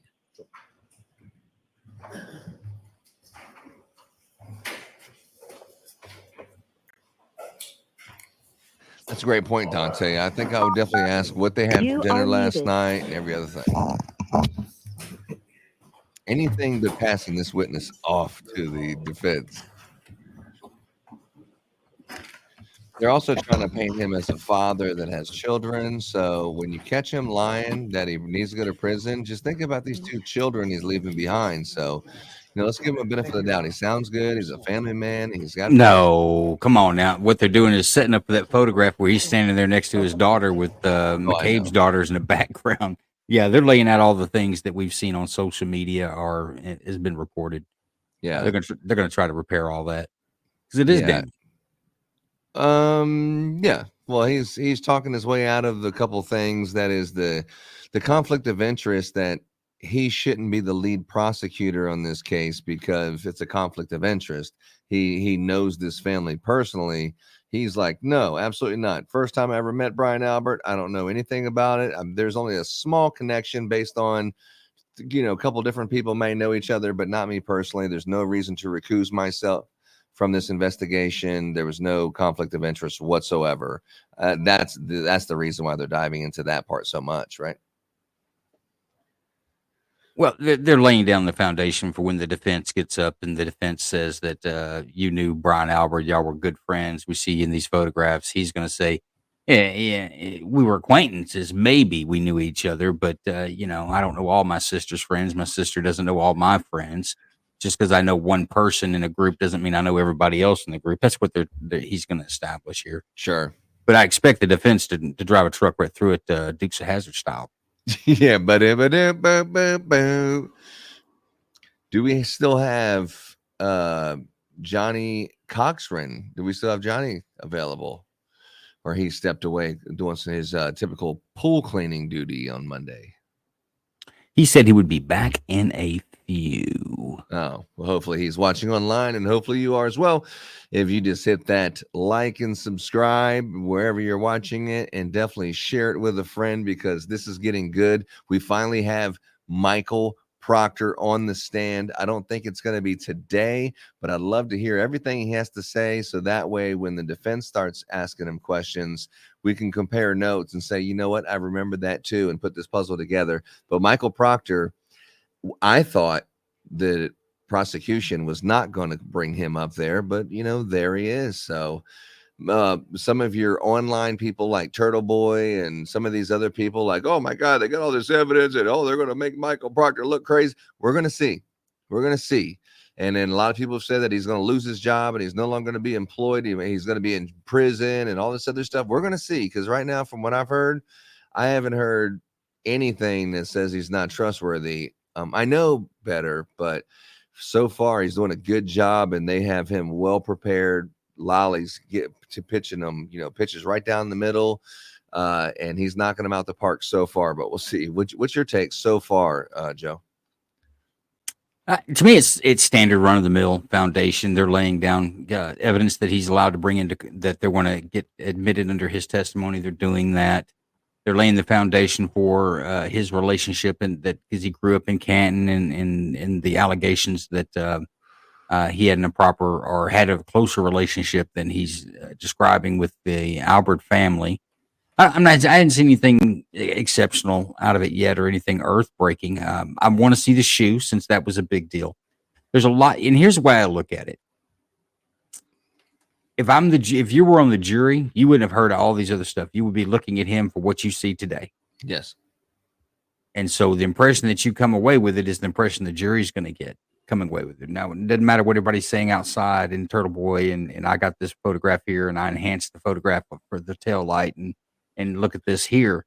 The jury doesn't get to see any of that. So all that right there is, in my opinion, it's bubble wrap or peanuts in a package. It's not the real deal. The real deal is what the jury's hearing and what the jury will use to make their decision on. So I agree with you. There's nothing on here that shows that he's a dirty cop, but it's still early. If the defense is able to jump in and tear apart some of his stuff, or make it look like Bukhenik, and I like Bukhenik up until today. Bukhenik, when he started trying to repair the state's case, I think that made him look. He lost some credibility with that. Some. The word you're going to use right there, some. Well, he did. I don't think he lost all of his credibility. I don't think he's an outright liar, but it does make it look like, well, you may not lie about it, but she'll try to repair it if it doesn't look good, instead of just saying, yeah, this is what happened. Maybe it doesn't look good, but you'll have that. Mm-hmm. But he did say the name Michael Proctor quite a few times in his testimony. Is there a way for him to avoid it? Because according to him and according to Proctor, those two were joined at the hip during this investigation. Yeah. And there could be a couple of reasons for that. Proctor may be a bit of a green investigator. So in those cases, especially a homicide, you watch your supervisor is going to be tied to your hip. Well, your supervisor who doesn't think to maybe go inside the house and maybe talk to or interview to someone who's inside the house. I'll go again. At the time that this is going on, if everything they're saying you take at face value is true, I don't know that they had probable cause to go into the house. They could have asked. They could have asked for consent. You might have taken a look around. But they've got Jennifer McCabe. Think about it. They got Jennifer McCabe on the scene when the body's found. Now, you can say this is a wonderful conspiracy. That's fine. But here's what officers know. I don't know nobody from nobody. I show up. There's a dead body in the front lawn. There's a woman who's distraught. There's two other ladies there. One lady says, yeah, there's what happened. Party last night. He was supposed to be dropped off, but he never came inside. We were worried about him. That's why we started looking for him this morning. All that makes sense. So if you believe that story, and there's no reason why the police officer, they had no evidence to not believe that story at the time it happened. There's no reason to go to the house. There's no search warrant. I don't have a probable cause. If I write a search warrant for it, a judge should turn me down because why do you want to go in this house? Because he was supposed to go to the party, but he never arrived last night. So why do you want to go in the house? Well, we just want to make sure he didn't arrive. Well, what evidence do you have that he did arrive? You'd have to have Search some warrant. probable. What? You said a search warrant? How is she going to get into the house? Knock and talk. Hey, I No, you could- understand that you're a police officer. I need a search warrant to go inside your house or to knock on the door and talk to you. I will tell you, because of my law enforcement experience, I would tell you to go get a search warrant. I would not let you in otherwise. No, but you're right. They could have asked for consent to search. You had me until you started telling me that story. Which story? That there's a body found on the front lawn. You don't have permission to go onto that property, which is on someone else's property, but there's a dead body on the property. So you're all over that guy's property because that's the crime scene. And then you knock on the house. Hey, by the way, there's a dead body on your front yard. Did you see anything? Is there anything you can help us out with? I mean, these kind of none of that. They did at the McCabe That's house. how you do police work? At the McCabe house. No, I follow the Constitution. Show me where you've got probable cause. If I do an evidentiary search warrant, I've got to be able to show that I have probable cause to believe what evidence exists, where the evidence is, and what's the address that the evidence is located at before a judge is going to give it to me. It can't be like, oh, Joe, what do you want a search warrant for? Well, they found a body on the front lawn. Yeah, that's not probable cause. It's not. Well, you tell me where it hits those things. What It's evidence not. are you looking for? Where is it at? And why do you think it is evidence? Those three things I've got to answer, or I get no search warrant. And the judge police shouldn't give me one. The police department that investigated my stepson's death, it was outside on the property, but they got a search warrant for the house. Yeah, How fast does that happen? I mean, it can happen pretty fast. I mean, they had it within, I think, about 4 hours. Yeah. But on that one too, they also had an open door they were able to look into and see that there was items True. there that they could describe as that this was involved. Therefore, this is the evidence I'm looking for, and this is where I believe where the evidence is.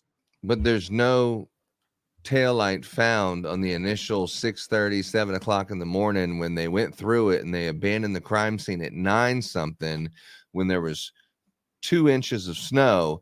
They cleared the property, abandoned the crime scene or the property, never knock on the door. They didn't find the taillight until later that night, about 6 o'clock when the sun was going down, 12 hours later. So you don't go into the house. I mean, you're looking at a Ring camera that's pointed at the body. And this guy is a police officer. Hey, man, can you help us out with this? Unless you're involved, why the fuck wouldn't you?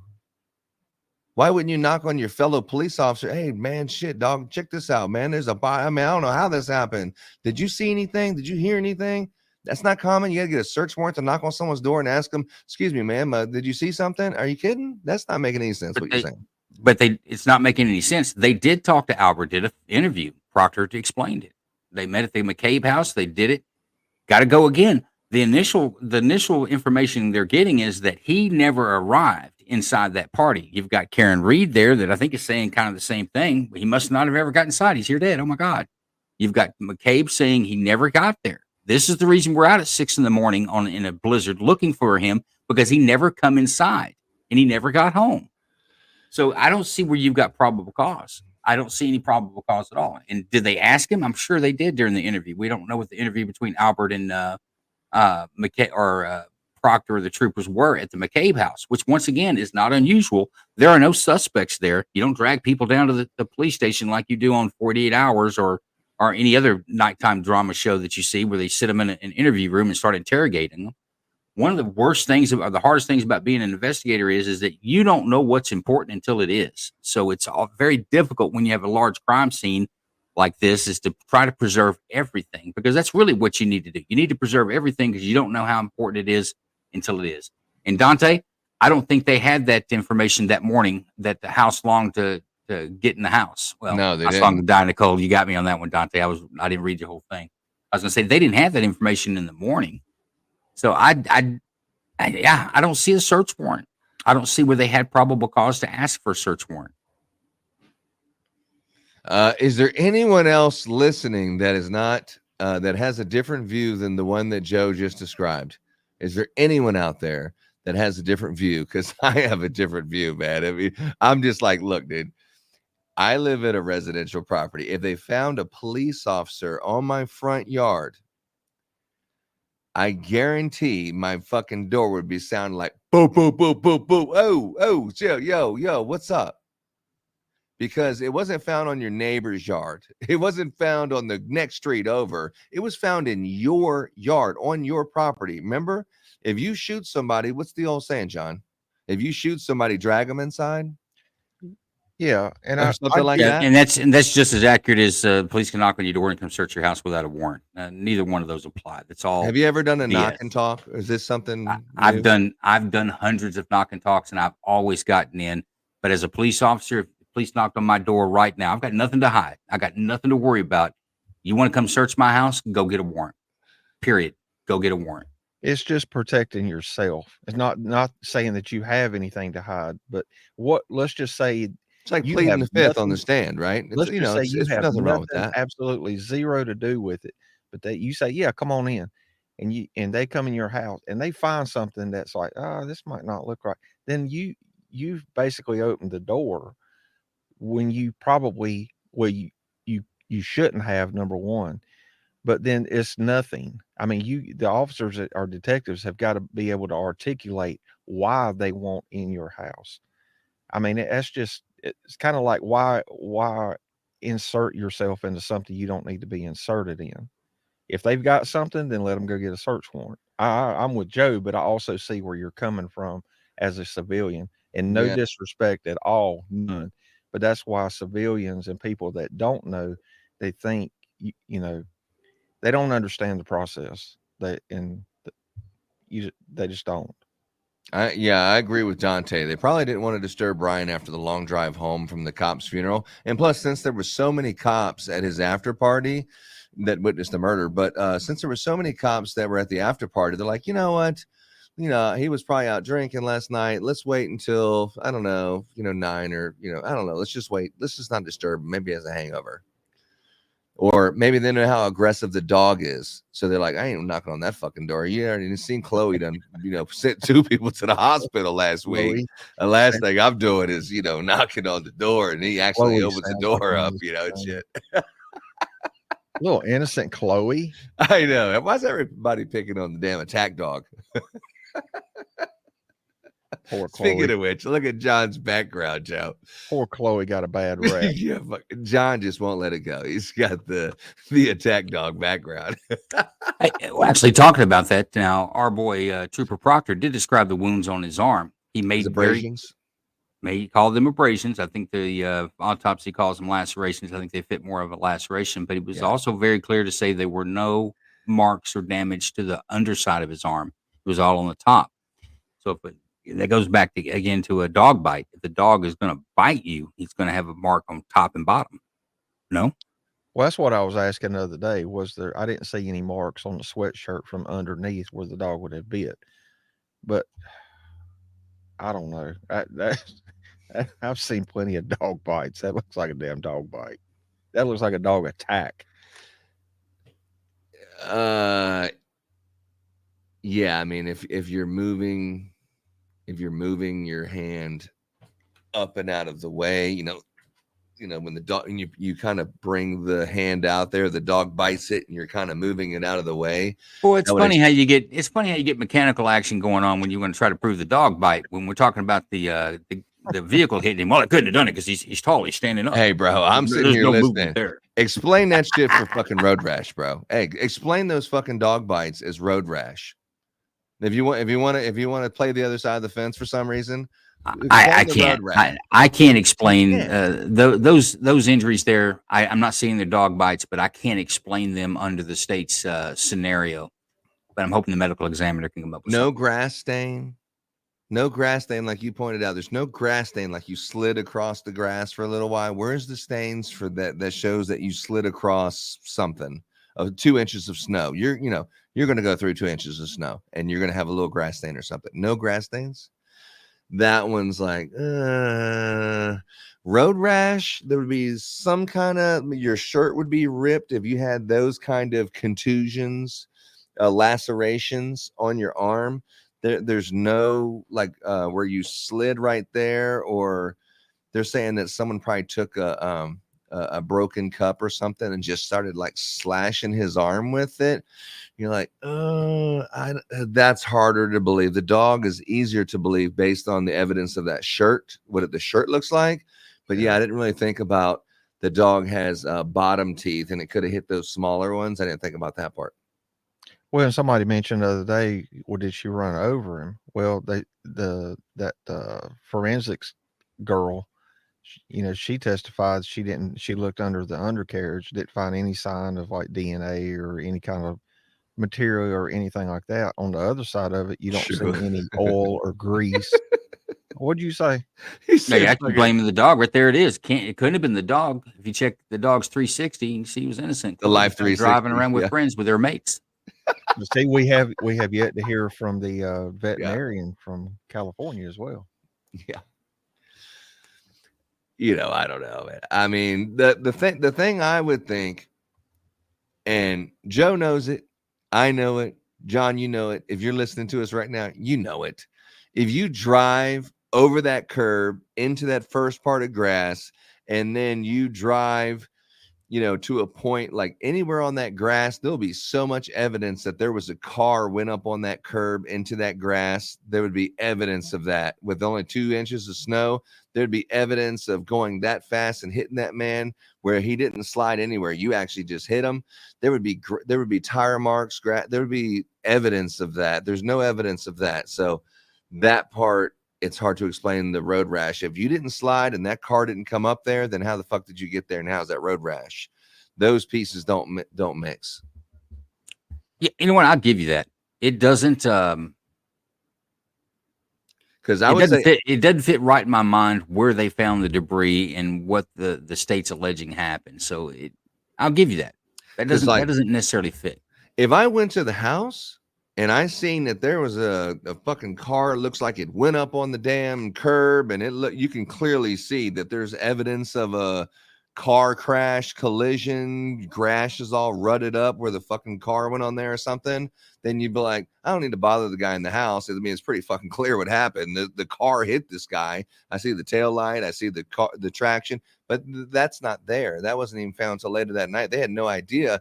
Bukhenik's calling the medical examiner and saying, hey, it's more than likely a physical altercation, because that's what it appeared to be. There was no evidence of anything but that. There was a broken cocktail glass, and he looks like he got the shit kicked out of him.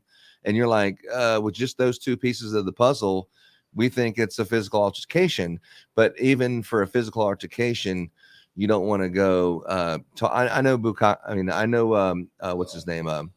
Michael Proctor did go inside the house, and he did have a informal interview, but I think it would be a formal interview I'd want to have. And like some people point out, aren't these interviews like they're at the police station recorded? It depends on your status. If it's just a witness initial interview, no. Why are you going to drag somebody down? Because you know what? Here's what that person can tell you at any time. No, I'm not going down there. No, I'm not coming. You're not coming in my house. No, I'm not going to talk to you. They can say that at any time. It's consensual. But, they can also plead the fifth on the witness stand, even though in my mind I say, oh, yeah. Or I asked him to come down to the police station and he refused. Oh, he did? That in itself, even though it's perfectly fine, it's your constitutional right to do that. It just looks suspicious, even though there's nothing wrong with it. It's perfectly fine. That's your constitutional right. Plead the fifth right now, not answer any more questions. But you're like, why would he do that? If he has nothing to hide, why would he do that? Why would he not go out on that front yard and say, damn, guys, what's going on? You are absolutely right. We need to get rid of the Fourth Amendment, because if you've got nothing to hide, it's no big deal if police come in your house and look at it. It's no big deal when they say, hey, you come to my office down here, you sit for 16 hours while I interrogate you, and I'll let you go when it's time. There's no reason why we need any protections from the government, because they don't do that. We haven't seen that happen, have we? Well, that's one way of looking at it. You got a fellow police officer, your brother. I ain't talking about some fucking hobo on the fucking street. I'm talking about your brother, law enforcement, Boston Police Department. That sounds good on Law and Order, but at the end of the day, a dead person is a dead person. Everybody should be getting the same toll on that. So it's interesting that you would bring that up as like your defense there. Well, it should be special investigation because it was a police officer. No, you should be more cooperative. I will do anything to help out. If I didn't have nothing to do with it, hey, if there's any way that I can be of assistance to figure out how to do this, I have a camera, I got this, maybe someone in my party, he didn't come in here, but maybe someone heard something, let me help out in any way I can. That's what you think the response would be. And that's what I said the other day. I am by no means saying that anybody should be treated any different. Everybody should be treated the same and dealt with the same.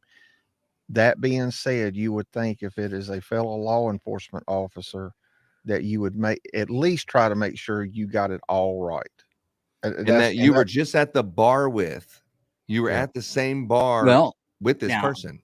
John brings up a good point. You would want to make sure you get it right, that you get warrants when you need warrants, that your evidence, any evidence you collect will be able to be used in the courts. The fruits of the poisonous tree doesn't come in because you jumped the gun. You would right. You should do that on every case, but I would say if your brother, you were just drinking with him, you fight together, and all that stuff you just said. Exactly why there probably wasn't a warrant to get into the house. They didn't have probable cause to do so. They don't know that they even had probable cause to bring half those people down there, because what are they going to say? He never came to the party. I didn't see him. I have no idea. Yeah, I don't know nothing. So then I go off this great fucking police work because I know all these rules that Joe Lanu knows today. And I just say, oh, I found a taillight. Oh, where was it? I don't know. Give or take 15 feet. Could be here. Could be there. Did you get kind of mark where it was? No. When you took it there, who had, I put it on butcher paper. We looked at it in a week or two. Who had access? I think these three people. I'm not sure. And then, everything else, is there like a log of chain of custody? No, I wrote it a year later in a report. So, this, top class fucking detective work you're talking about, that was not what. All right, first off, Days of Our Lives, soap opera actor. Yeah. I've said it's questionable police work all the way along. Just on the crime scene documentation where his body was found, there's a fire hydrant. It's not going to move. You'll always know where that position is. So why not measure everything off of that? Yeah, of course. I'm not cutting for these police. You want to say it that way, but I'm not cutting for these police, but I am calling balls and strikes. I'm not beating them up on what Turtle Boy says. Let's see what they say in court. Let's see what they can sit under cross-examination with Turtle Boy. No, you do. What do you think, John? Let's hear another perspective. No, well, I'll tell you what. I'll share all the text messages and DMs I've got from Turtle Boy said this. Turtle Boy's live. Turtle Boy is this. Oh, it's done now. Turtle Boy says. Bukhenik, like when you catch him in the corner, he just will not fucking say, okay, you're right, blah, blah, blah, and then move on. He's just backing it all the way out, right? Pulling the Bukhenik on us. If there are if there is one person in the group of this sitting right here, it's Kingdom Radio's got you probably got his damn cell number. Yo, tell me what's going on right now in the court. I know, right? Yeah, sure. Exactly. He's giving updates in about Turtle Boy says. Yeah, no, the attorneys are in. Turtle Boy says, oh, look, there's what was it, Friday? Oh, look, there's Turtle Boy right there. Had turned his shirt inside out. It had the whole story. The whole story. Yeah, dude, I'm telling you what, if you're going to cover it and you're going to be giving some commentary, me, I'm not a law enforcement person. So I try to study and make sure I know what the fuck I'm talking about. And I try to get up to date so I'm not misspeaking and, talking about something I don't have the facts straight, like Dante's pointed out a few times, so I'm just trying to stay up to date and make sure I know what the hell I'm talking about. So I'm just trying to create value in myself. Hopefully we can understand that one. But Joe, huh? I foresee, I foresee Kingdom and Turtle Boy doing a collab here shortly. That'd be cool, wouldn't it? Okay, Bukhenik. Bukhenik, yeah. Good job, Bukhenik. I mean, John. Oh, funny. Don't ever compare me to him.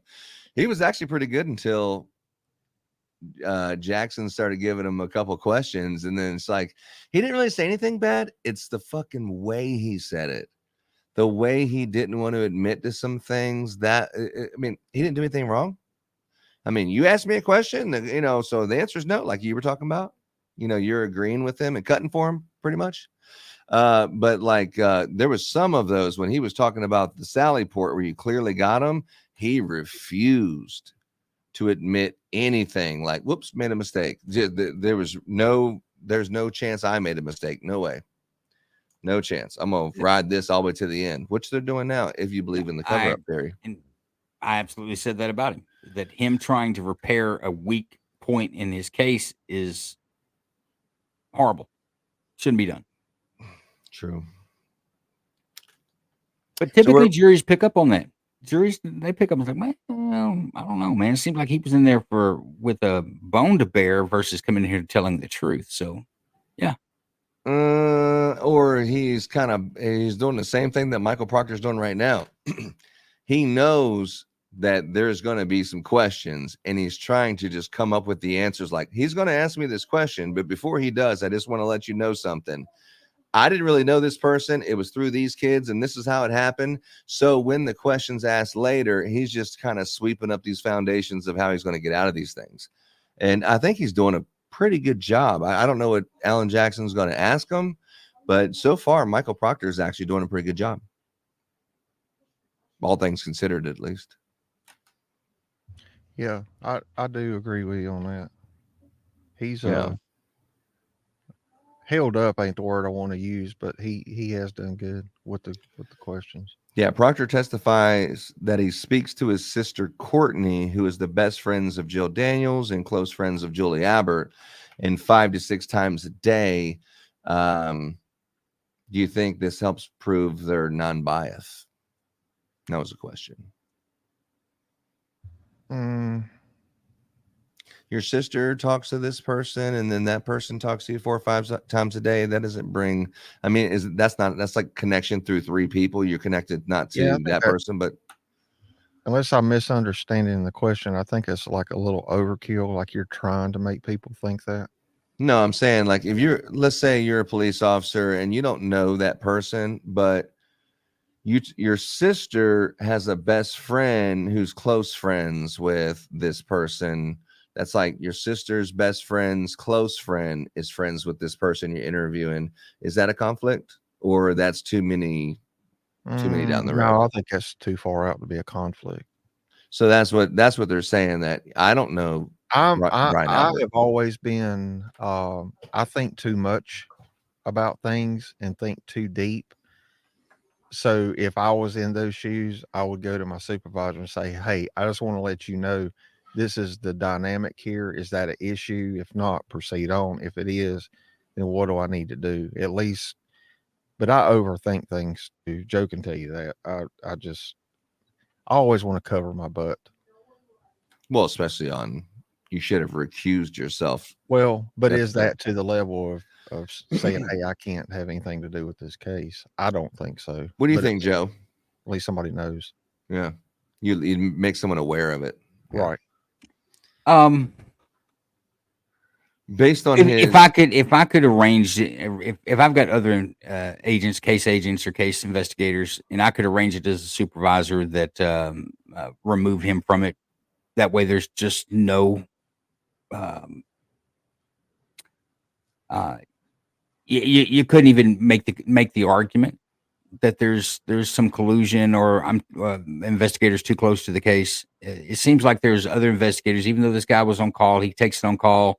He's like, "Hey, this might be a little close because my sister, who I talk to every day, is friends with some of these people here. So it might be better that I'm not involved in this, or at least let the supervisor know. The supervisor should make that decision." It's easier to say, hey, Smith, you're from another city. You didn't grow up here. Take this one. To me, it seems like it would be the smarter thing to do.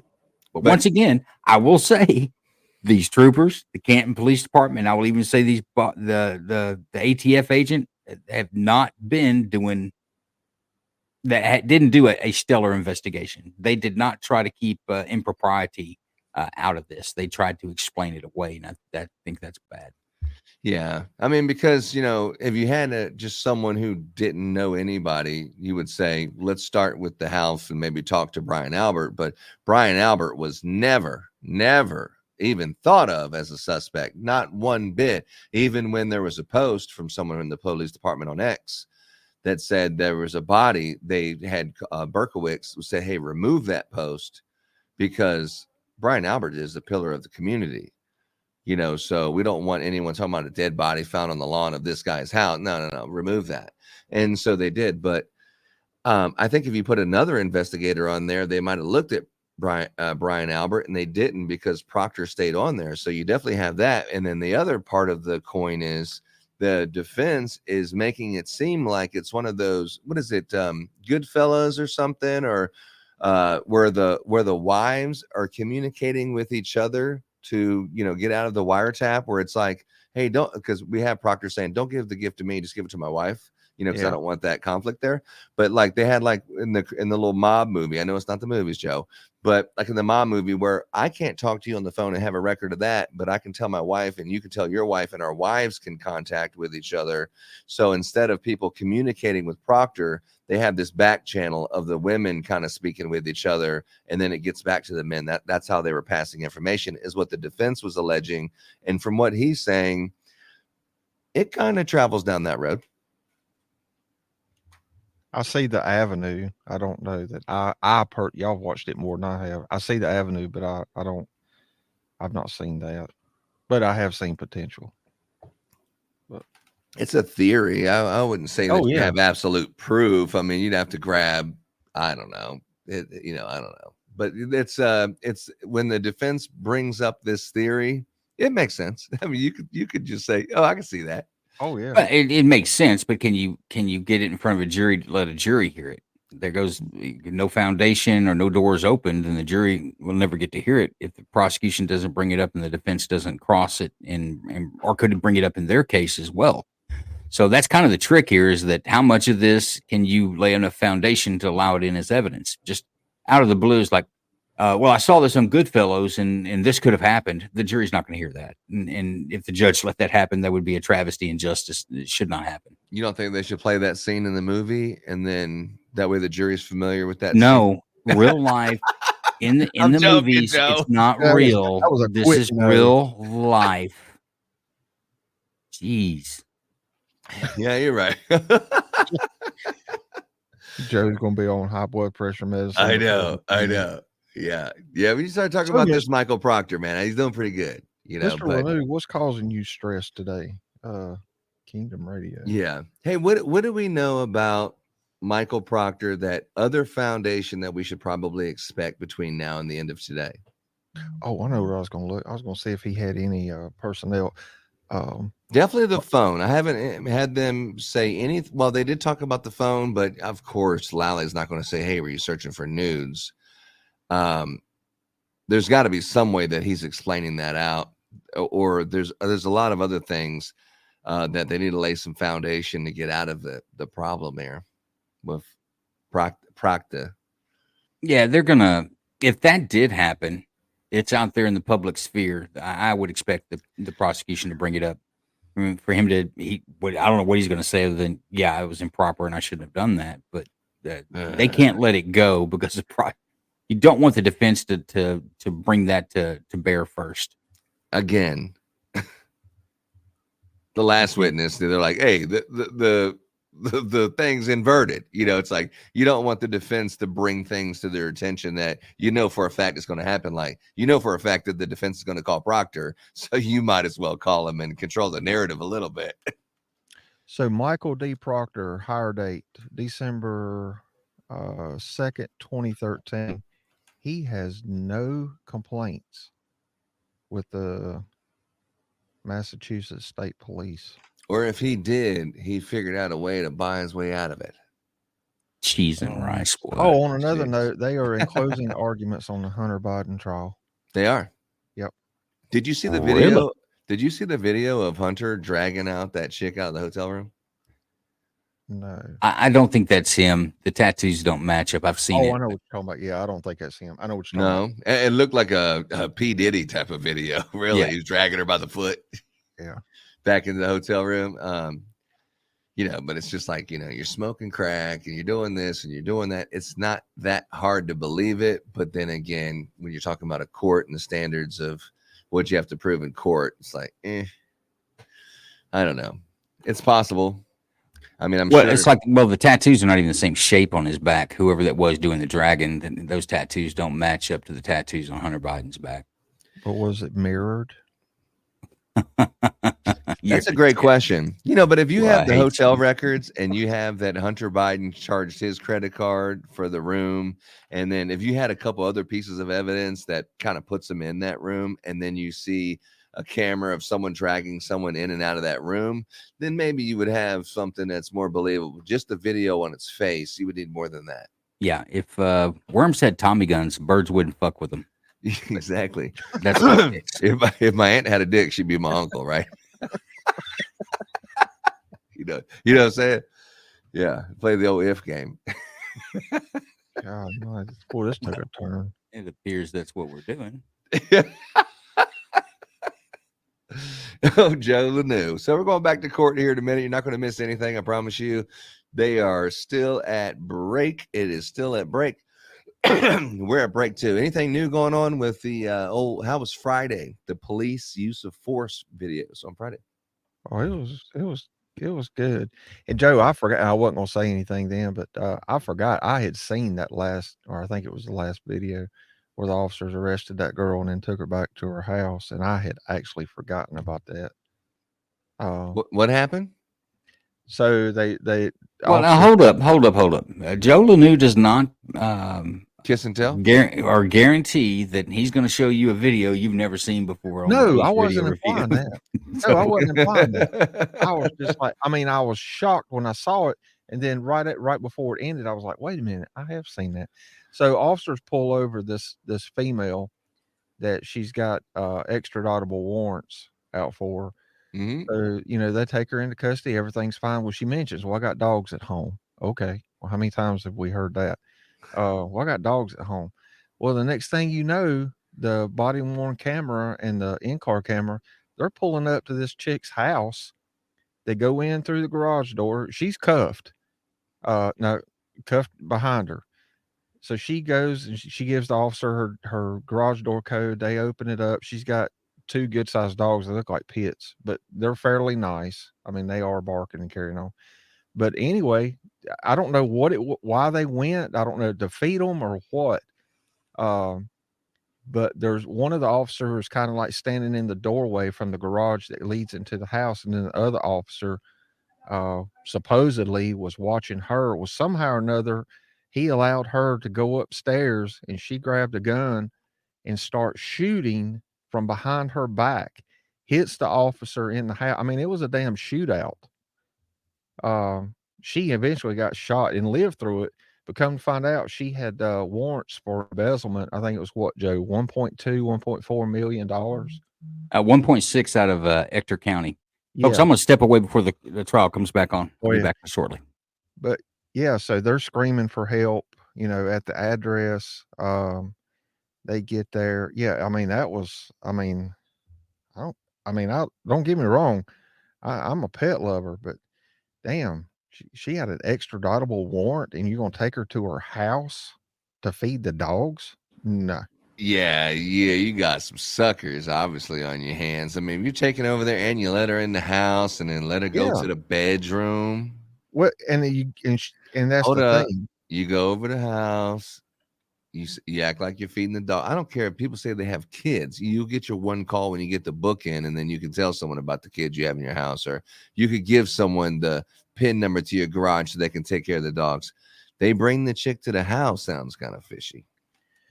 Yeah. And then that's- all of a sudden she's not even in the car while they take care of it. She's in the bedroom, says maybe she promised a little something, something, something. well, she And goes then up the steps. As soon as if you open the door from the garage that leads into the house, there's like a closet right in front of you. But if you go to the right, there's steps that go upstairs. But if you go to the left, you go what look like the kitchen or dining area.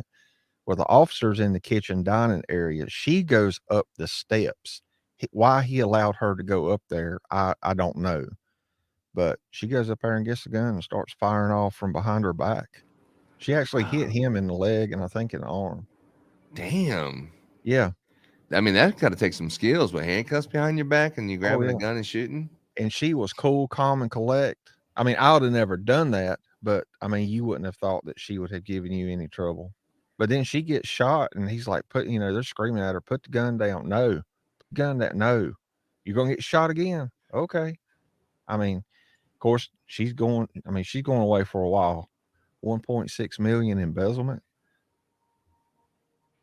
Yeah. Well, it's like she was trying to get the suicide by cop. You know what? That's what it. Well, I mean, don't know. if you have your hands behind your back and you have a gun, what do you think you're gonna do? Like they're gonna be like, "Hey, I'm leaving. Oh my God, she has a gun. Let's leave."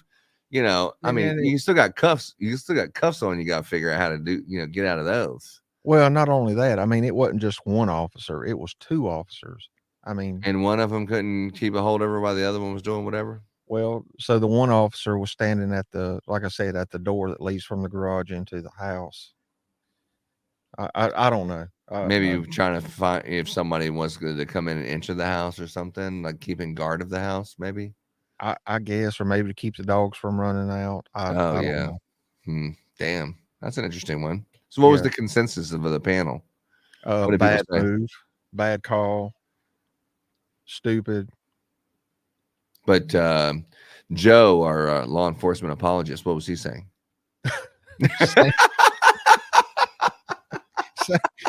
We were all 100% dumb move.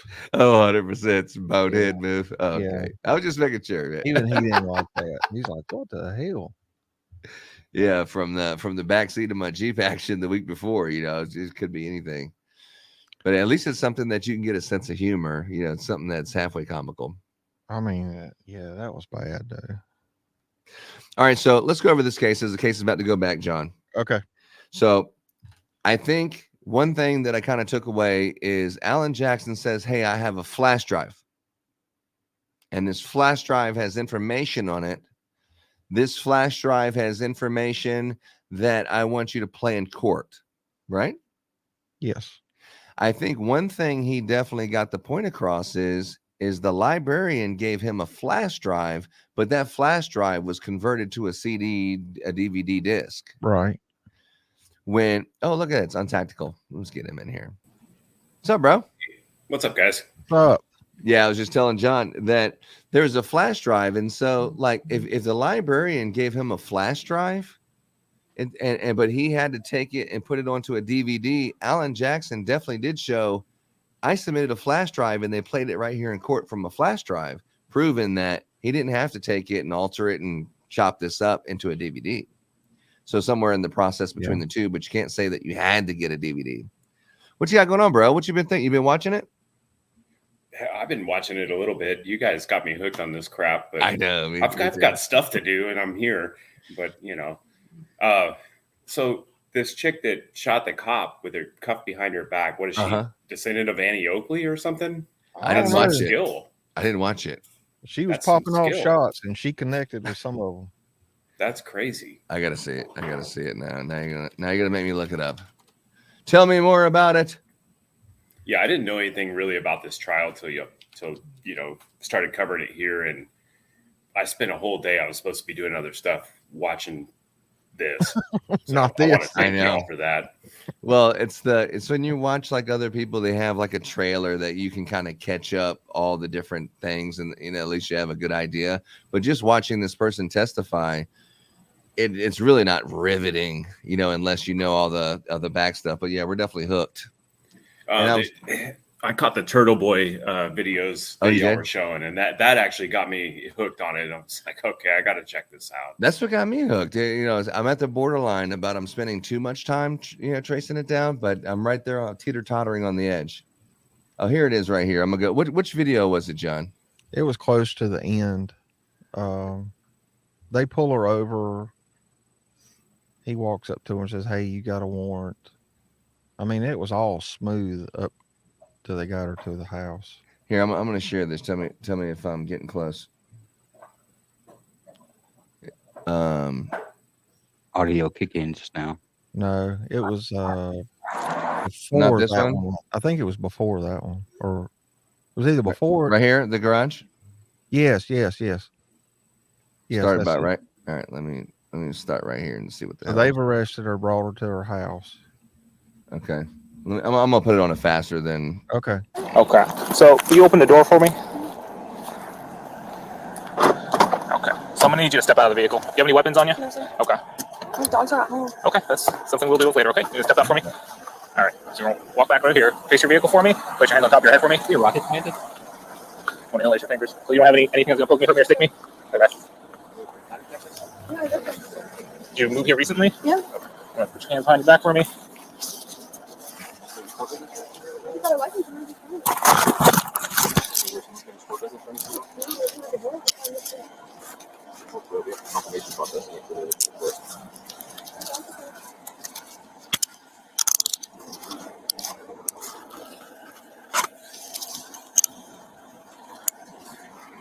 All right, get to the point. So they get into the garage. Hello. Hi. Boy. Hi. And you're not going to miss anything from the actual trial. I'll switch over immediately as soon as it comes back. It's ceiling fan right now. Yeah, it's about to go down.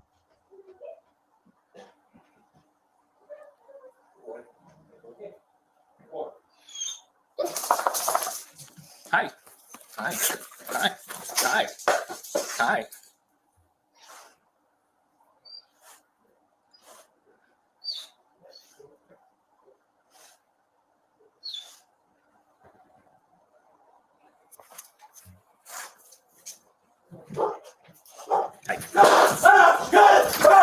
All right. You got a gun? When I shot fire. When I shot fire. Drop the gun. I'm gonna shot again. Drop the gun. Drop the gun now. Drop the gun. No. It's gonna be a female armed with a gun. I got one down. Start me medics. Start me code 0.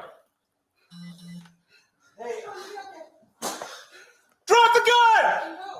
Drop the gun now.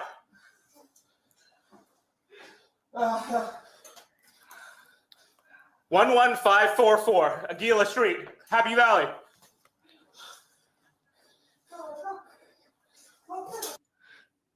So I'm just kind of skipping forward here. Come on, girl. She fires some more. She does. Oh, yeah. Well, she does have a Stairmaster, so. Hill, you all right? I need a tourniquet. All right. Is she down? Just stand by. Okay. One night, give me a shield. I need to get to my partner.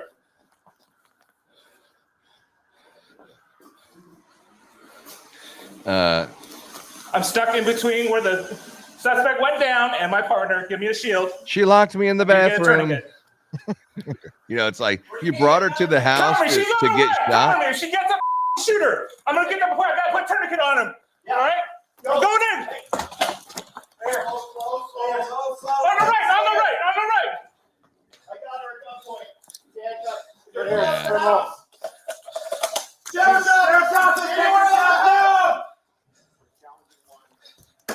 She should be the only one in the house. Yeah, We it turned arrested out- her like 10 minutes ago. It turned out to be somebody else in the house. Oh, yeah? Yeah, I think some guy or something, if I heard correctly. There's a dog in here too. Pit bull. We got a pit bull in here. At least one. At least one. No, she's That's it. exactly why I like ratcheting tourniquets. Yeah. She was the only one. Come on. Let's slow it down. Right behind you guys. All right, right behind you. Well, that's the guy that was upstairs. I got you, brother. I got you. Okay, so that's what happened with that. Now I'm up to speed. Now, what was going on? That's crazy. So she had worked for a company apparently and embezzled 1.6 million, and they had extraditable warrant for her.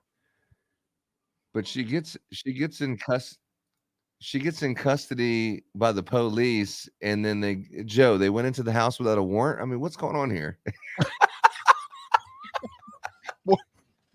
They did.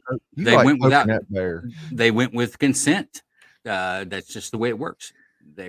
They disregarded their own policies. They disregarded common sense, and the dude took a bullet to the leg for it.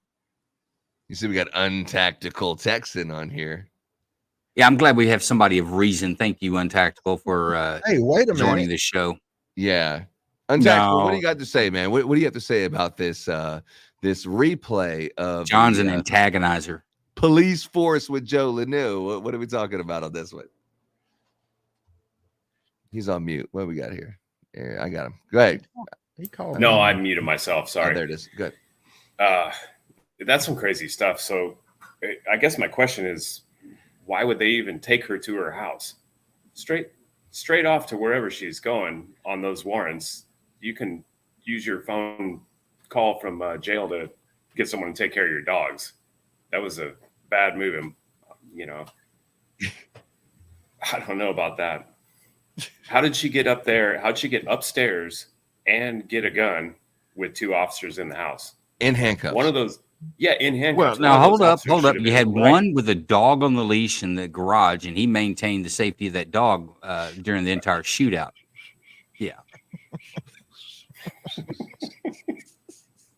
Hey, that was Chloe's cousin. Yes, yeah, no kid. So what was the other officer doing, though? Was he not shadowing her right behind her? Evidently, he was close enough to catch a bullet. We don't know. The drink. You Yeah. couldn't find. I couldn't find any body cam video from his point of view during that for that whole thing. If we find it, we'll show it. But yeah, we don't know what he was doing, man. Yeah. There's no defense to that, and I'm sure that most likely those two guys are probably not in law enforcement after that incident. I mean, Well, the one guy's got one hell of a limp now, too. what would be the reason that you have someone in handcuffs, I mean, once you have him in custody, do you have to keep him in the car? You just walk him around town, or? Yeah. And can you really get consent from someone who's in handcuffs? Hey, you want a milkshake before we take you to jail? Of course, you can get consent with someone in handcuffs. That's done all the time.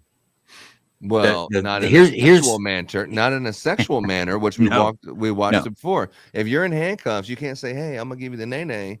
That's not consent. If you're in handcuffs, that's not consent. Am I right? That is correct. That is correct. So she's in the bedroom. She's in handcuffs. Kind of falls in the same category. The background that I got on that story was that she had an extraditable warrant out of Texas, Ector County, for $1.6 million worth of embezzlement.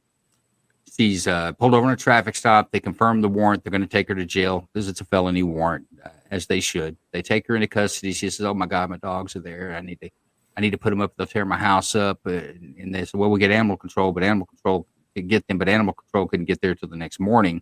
So they were going to go there to help her get her dogs secured and tightened up, so they were good enough for the night, so that animal control could pick them up the next day. And she said, "Nah, that ain't going to happen. Let me get this gun from upstairs and shoot you guys with my hands." It was a crime of passion about what he said against the dogs. Yeah. Yeah. That would be the Turtle Boy assessment. You're right. Exactly. Joe has been having a hell of a time. If you haven't heard Untactical, we've been back and forth all day. He has this fascination about this guy online, and he just cannot. I mean, the guy owns 90% or 80% of the real estate in his head right now, and it's just crazy. We're looking for a real estate agent as we speak. No, he's living rent free in your head. Rent free. I've been listening a little bit. I took a friend of mine to the range this morning to do some shooting, and I was listening to the YouTube on the way back, so I caught a lot of what y'all were saying. Dante's assessment is probably accurate. The poor cop got shot when he was filling the dog food bowl. There was kibble all over the floor. So yeah, he was scooping the kibble when she come out with the gun from behind her back. And give her some credit. Look, she shot the cop in the leg and kept him off at bay with their hands handcuffed behind her back. She's doing some Annie Oakley trick shooting. Is this That's a exactly what I lawyer, said. Lisa comment here? There's a reason there's no video from the inside. Oh, Lisa, she's an attorney. here She's we a go. conspiracy theorist as well. I'm not sure. Yeah. I don't know why there isn't any video, but there was no Yeah. video from inside. She's in the house. handcuffs. She's in the bedroom. The other cop's in there. I mean, what a conspiracy theorist that thinks something's going on. I got you. Yeah, Honestly, that video was painful to watch. As long, I'm sure it was for John and anybody else that's former law enforcement. That was painful to watch with the guy in the garage with the dog. His directions for incoming officers to coming there to help. He didn't know really where she was. He didn't know anything. He was a complete victim and all that. And of course, he's holding the dog. I'd have let the dog go. Who gives a damn about the dog at that point when rounds are starting to fly?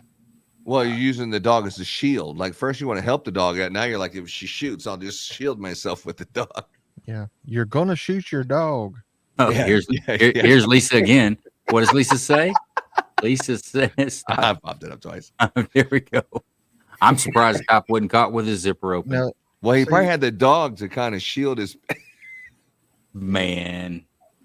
See, Well, you know, they're running there with the audio video. I mean, I would say if they had turned their camera off, then maybe something very improper. It was some improper stuff going on anyway. I would have said something was extremely improper at that point, but you're not going to get around that video. You can't just delete that video on body-worn cameras, guys. You just can't delete it. It'll always leave a footprint that it existed and who deleted it. In most agencies, it's only a few people that have the ability to access video and delete it. All right, so walk me through a scenario that you got someone in handcuffs, and are they riding her down the road, or she's never made it to the car? They arrested her there in the house, and they never left the house. No, they were on a traffic stop at another location. They drove her. They tow her vehicle. They put her in the squad car, and then they drive to her house as a courtesy to put dog food out for the dogs, I guess. Okay, what story would someone have to tell you to make you and your partner John, who just listens to everything you say, and say, guys, look, just 5 minutes.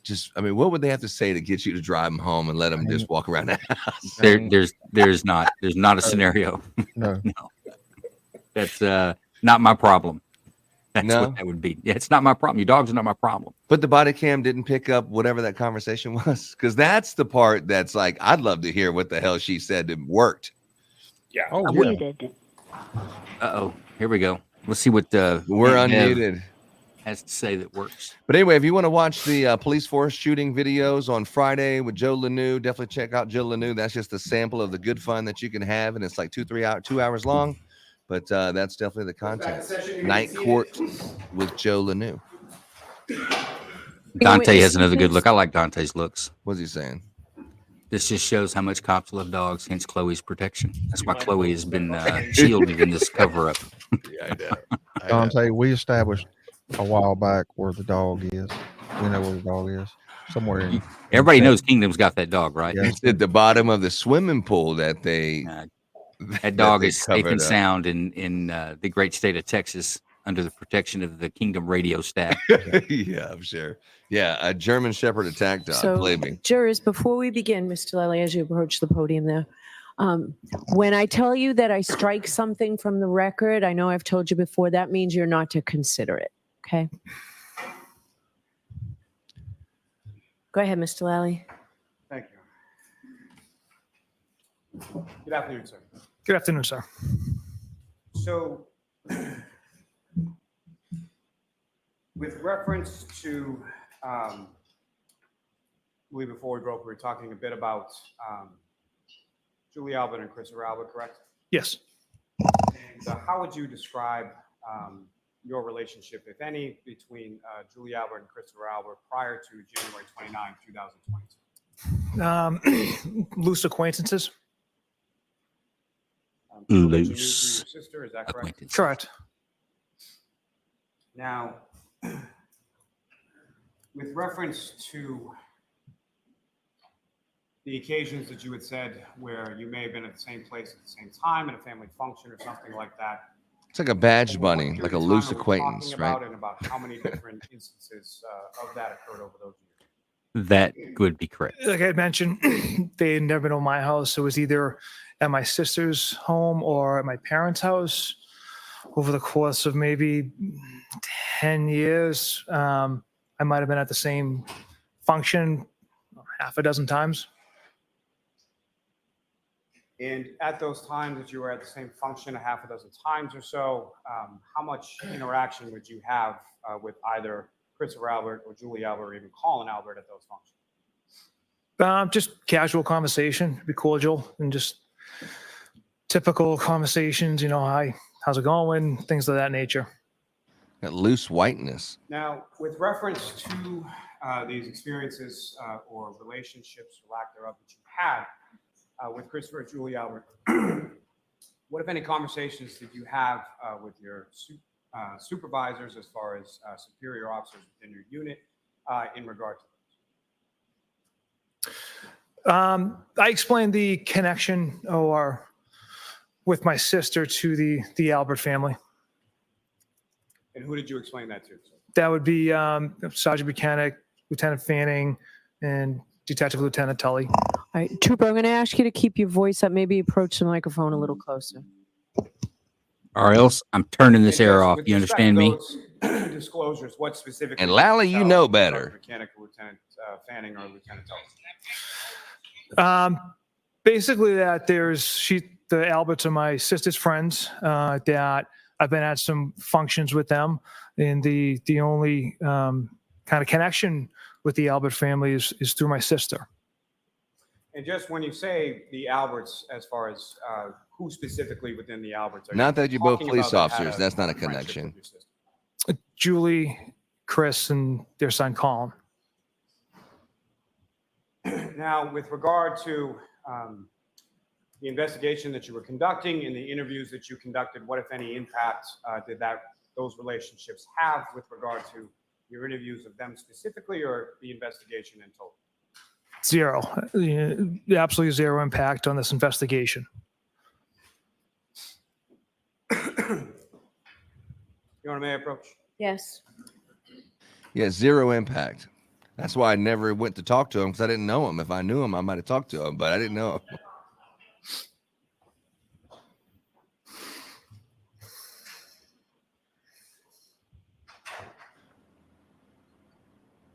What are we thinking now, Joe? John? Yeah, I don't really have any more. I'm curious to see the way they try to portray this. We know how they've already portrayed it. Yeah, just foundation that he didn't really know them very well, and more evidence that he only knew through a friend. Bring out Bismarcky. Oh, baby, you. How does the song go? I heard it from a friend who. No, and heard it you from a say friend. he's just a friend.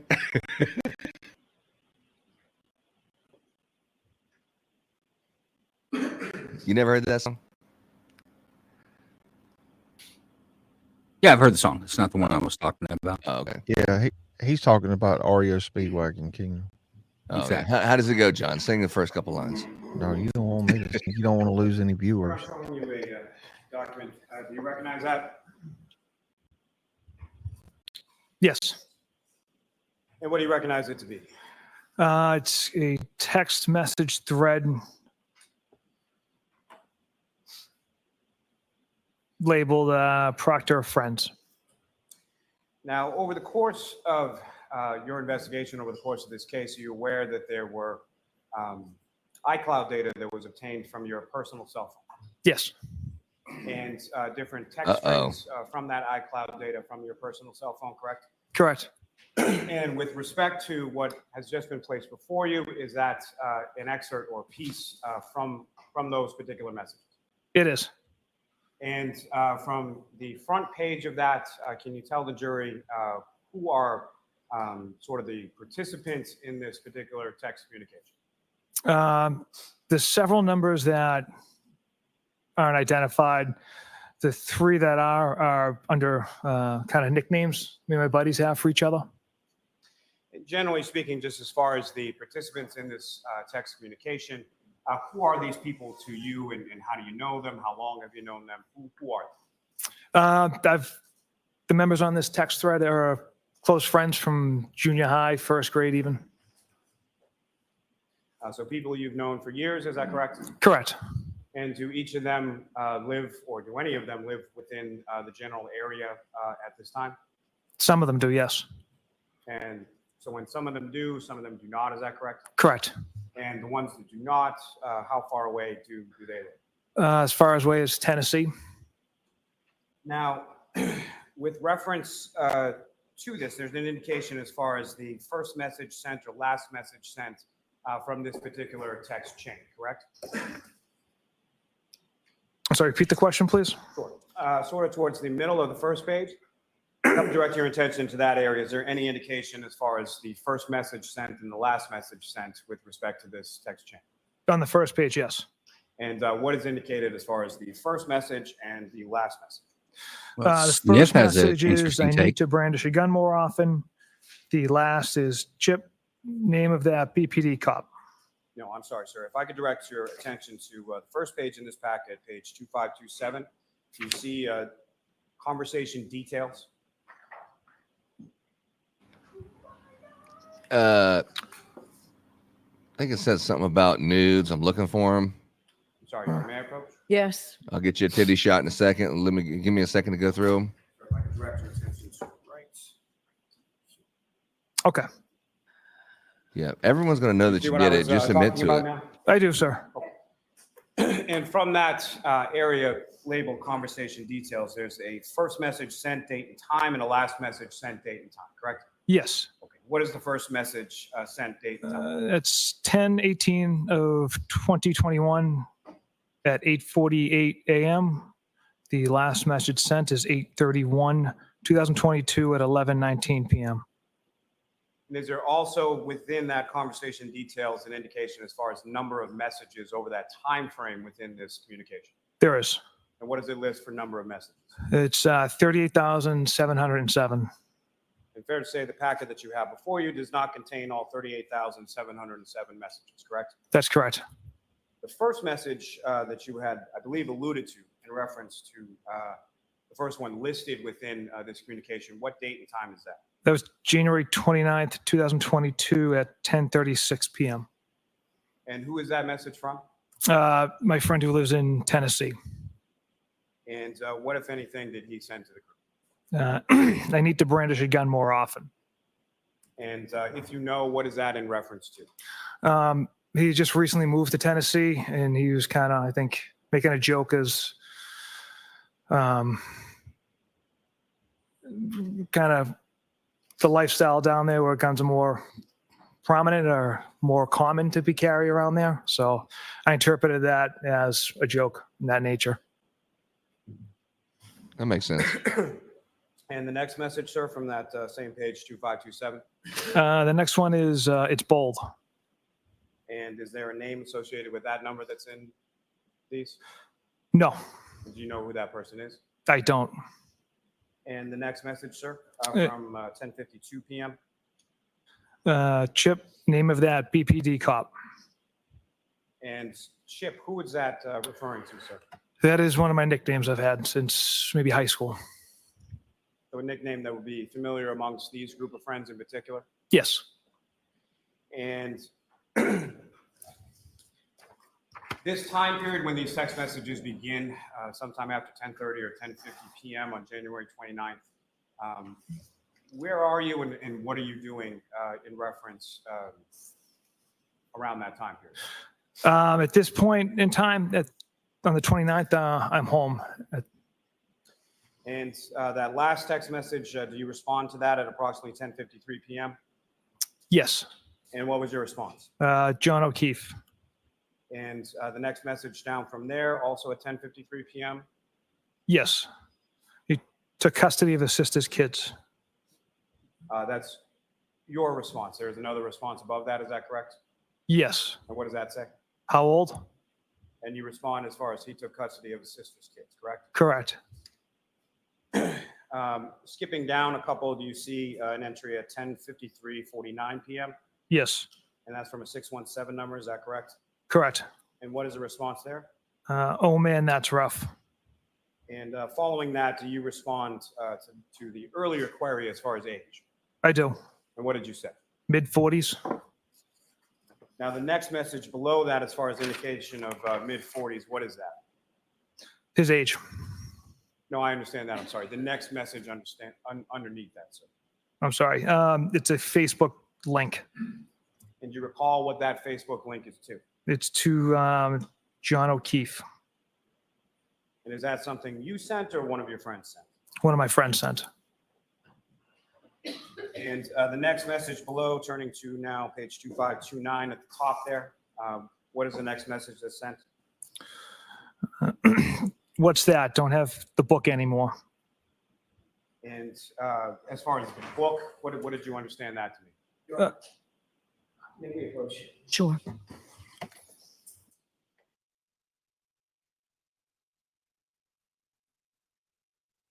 Well, Lanu, it looks like they're definitely laying the groundwork because in these text messages, I believe there's a record that's going to say, hey, I got Karen's phone and I'm looking for nudes. So you're going through, like, when I was talking about nudes, I wasn't talking about these kids. I think you're laying the groundwork there. But you're also saying that me and my friends were joking around. We weren't really doing these things. I think he's trying to sweep it up a little bit, but I'm not sure how you can sweep that up. And I did see someone say, are you from Boston? Untactical Texan. Are you from Boston? I am not.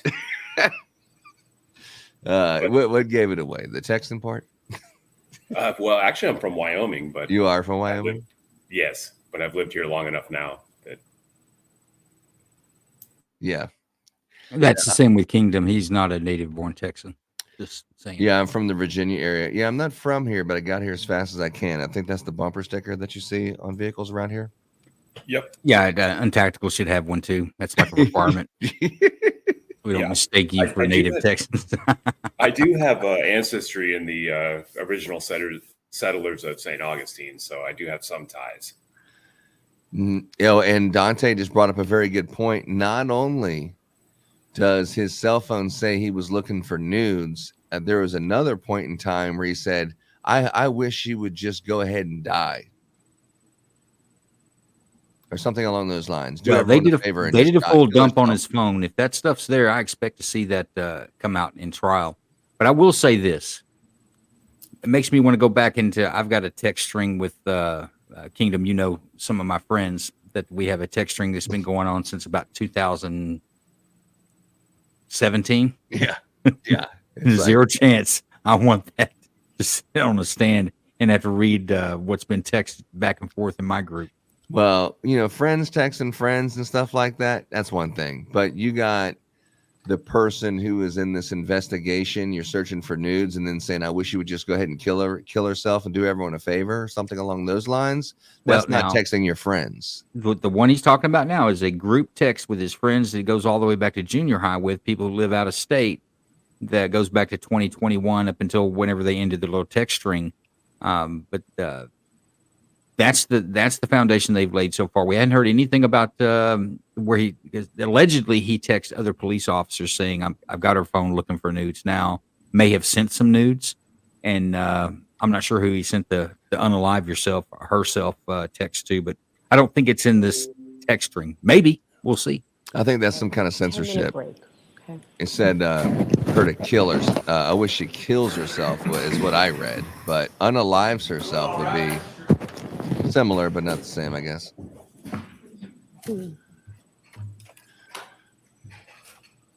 All right, so how do you cover this up? Let's assume that he did say both those things. How do you cover this up, Joe? What kind of questions would you brace for NPAC and make it not as bad? Now, you know what? You straight up and you come out with it. You lay out what it was. It was bad behavior. You put the bad behavior out there and let the jury make their decision off of it. This courtroom's not a place to hide things. So do you have that copy for me? I do. And I will say that goes especially for the state. The state can't hide things. It is what it is. The investigation wasn't good. The investigation wasn't good. Drop it out there. What's happening? They're taking a 10-minute break. They went to sidebar. They're taking a 10-minute break so they can. Ooh, look at this new badge. I like it. You like that? Yeah, slick. this is the new. That's right. Our good friend Fidji developed that, and John and all my co-hosts have got one. Still working on one for Grizz right now, but other than that, everybody should be flashed out. Co-hosts are going to be in silver, and of course, the host myself is in gold. And I did overhear someone say that it looks a little army-ish. Was that the intention, or just it is black and gold? So let's make no mistakes. Oh, okay. What you got, John? I'm uploading mine to my PC now. Hold on. Oh, everyone's got their badge. I feel like I'm left out here. Well, now Dante says, you'll see this with Dante. He says he thinks that the text, it wasn't, he doesn't think he was texting cops, that he was texting his high school mates. Where you from? Australia, Dante? I've heard mates in there a couple of times from you. Yeah, but I think Dante's the one that has the Australian accent that comments in the X space. Oh, really? I don't know. I might be wrong. Could he be the chairman? Chairman is famous in our spaces. Is it the chairman for 300? Yeah. Yes, Vet, yours is coming. Rickety tick. I'm working on them as we speak.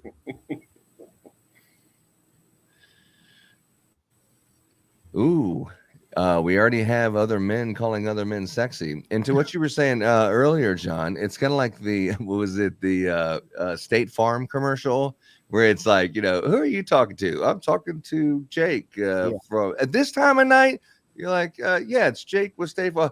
Well, she sounds hideous. Like, well, she is a he. I feel like there's about to be a send nudes text here somewhere. There is. So Joe seems to think if you definitely have the nudes, you just get out in front of it and just say, look, I sent the nudes. I messed up. I probably shouldn't have done that. I know that probably looks unprofessional, but I did it. It happened. And I mean, all I can do right now is apologize. But it happened. But anyway, the rest of the stuff I said was true. And that would probably save face. What would make you feel comfortable is a trier of fact in a courtroom that's supposed to find fact when it comes to misdeeds. Should you cover it up? I mean, it worked out for B Rabbit. Who?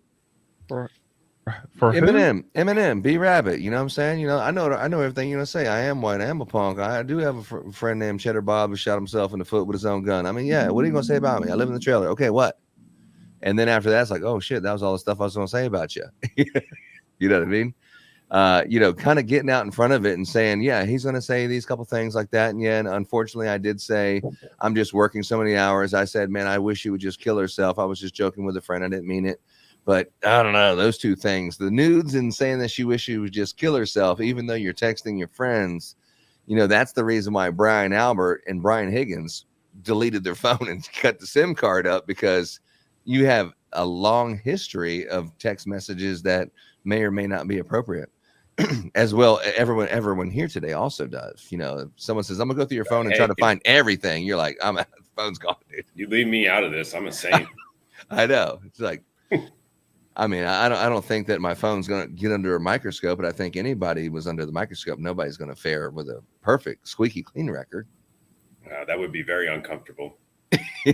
Yeah, it's like, I mean, Joe, how do you explain this to your wife when you're coming into court today and you already know that she already knows about this, or you tell her the night before, or when do you break it to the wife and say, look, here's what's going to happen? When do you break it to your wife?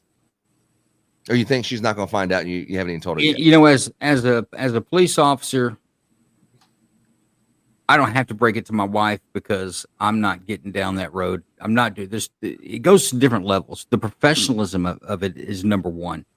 As a professional law enforcement officer, do you want to explain this to your supervisor? Do you want to sit on a court and stand and tell a jury that you went through a suspect's phone looking for nudes when you're supposed to do a murder investigation? I mean, you're not looking for a lost dog. So I don't know that I get to the point where I have to tell my wife. I don't think I get to the point where I'm looking in a phone for nudes. I think we're we step past. I said hypothetically, if you were in Michael Proctor's situation where it's going to be revealed in court today or tomorrow or Wednesday or Thursday this week that you did this, and it's all millions of people are watching. When do you break it to your wife? You think you already did it? You did it like a couple nights ago, or you're just not going to break it to her, knowing that it's getting ready to come out in court? And I think you do it early as possible. Okay, how's that for you? Early as As early as possible. There's not a good time to tell your wife that you're doing that, I guess. But I you tell don't say the full story, right? There's less of a good time for you to be telling your supervisors that this is about to come up. Yeah. Do you think he probably had to go to the toilet and throw up when they said, "Hey, we need to get your phone. We're going to dump it and pull all the text messages off it." He's probably like, I guarantee you his heart. Yeah.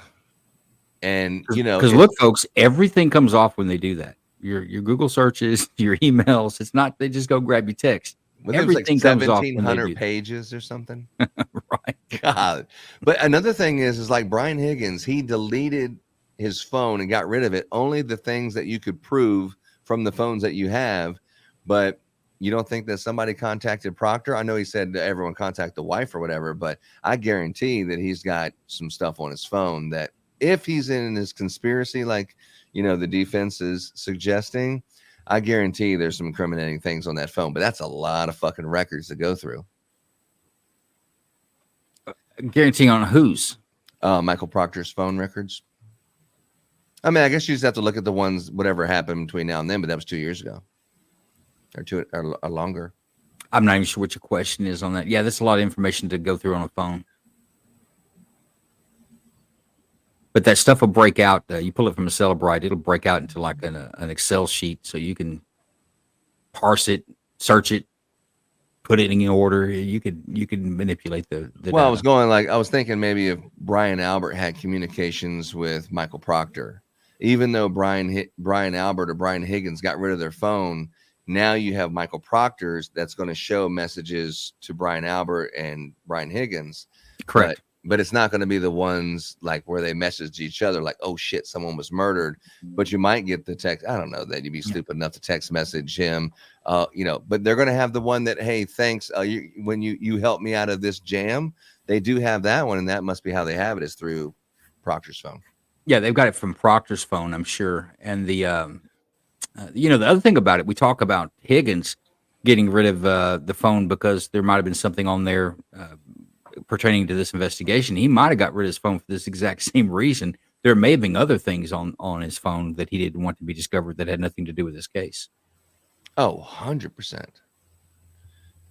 But he said his reason, and tell me on Tactical, like you got rid of your phone and every picture, every video, everything, you didn't save none of it. He testifies. He didn't save none of it. Nothing. He just deleted every picture, every memory, everything off of his phone. And the reason he came back from lunch after getting coached, here's his reason, because he didn't have any kids. So if he doesn't have any kids, he didn't have normal memories that, some people who have children have. He didn't have any memories whatsoever like that. So it was just no big deal. Every picture, it was nothing to save. I kind of call bullshit on that. I mean, it's like, I'm sitting here listening to, Joe defending all these police, and I'm like, dude, I'm trying to ride with you, bro. I'm just so hard to do. I tell you what, my friend, you show me, I'm sorry, Untactical, but you show me where I've defended anything that Higgins did when it comes to that phone. No, you're right. All right. I'm just messing with Joe. You that's a nice bastard. one, John. I know. Joe's like you. Hey, looking slick there, John. Thank you. You just made that, Joe? No, I didn't make them.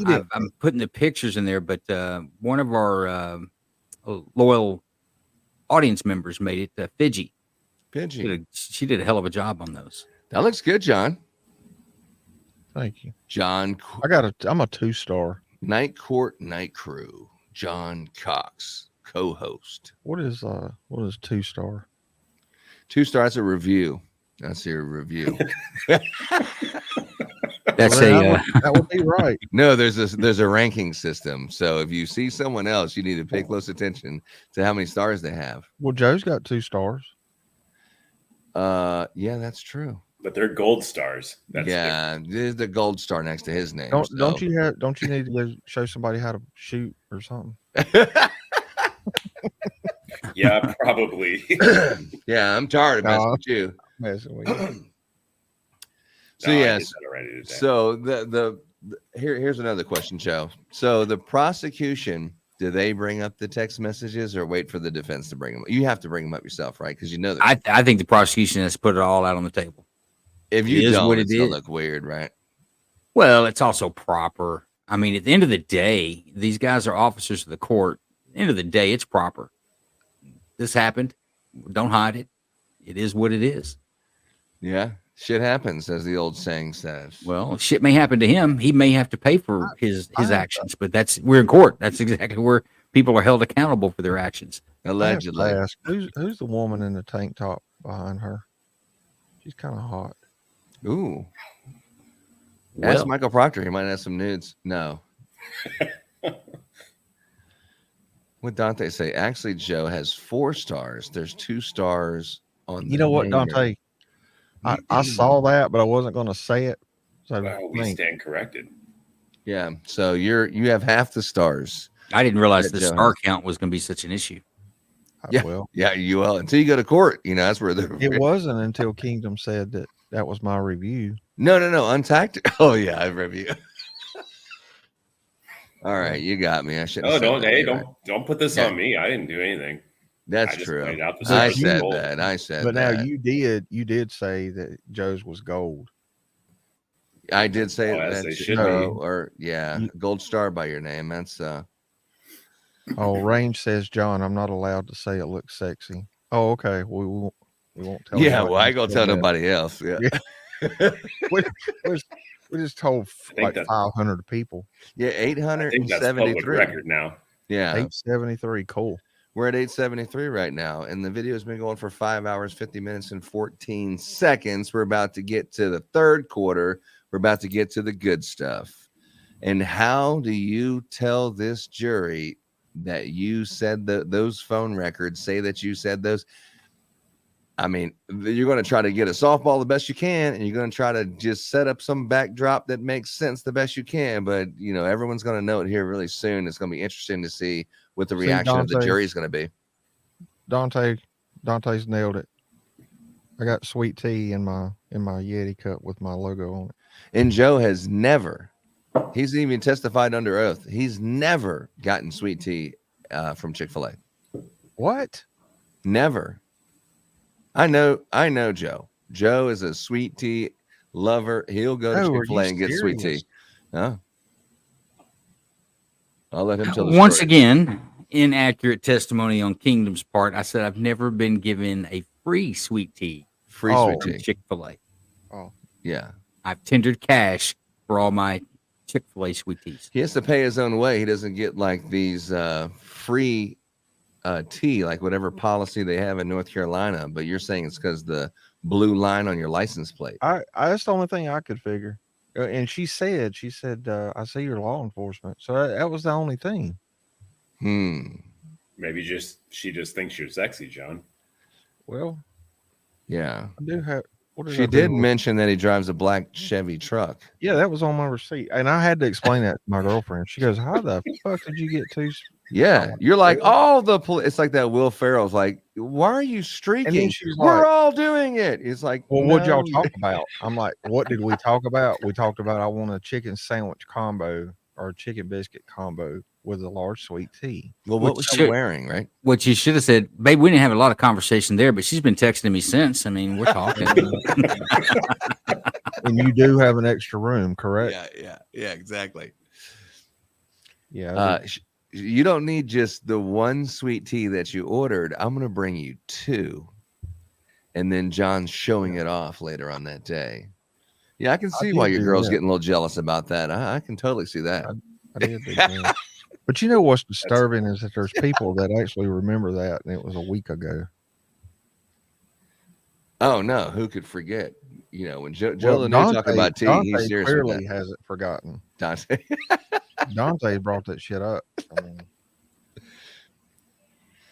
John is a major general, and Joe is a full general, highest general rank. oh. There you go. We're going with the officer side. I don't. That's Yeah. usually an insult to some people who are enlisted, but yeah. Well, Vet is correct. He's actually the way you remember the stars on a general. It's be my little general. John is the my major Oh. general. Okay. Yeah. And Range wanted to point out that he thinks your like is sexy, and then he wanted to say later, your line is sexy.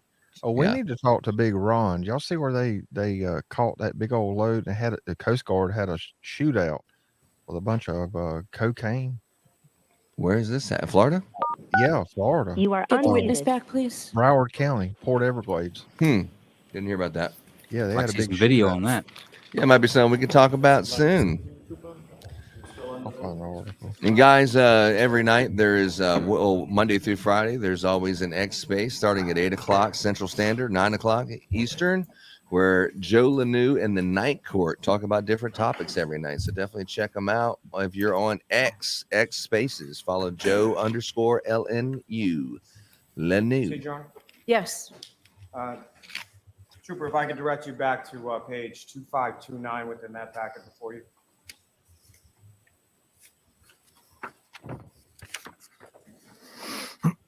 And below that text stating what's that, I don't have the book anymore. You respond, is that correct? Yes. And what is it that you say there? This one is a nightmare. Forget about the kids. That's awful. And sir, if I could direct your attention again within that same packet to 2532.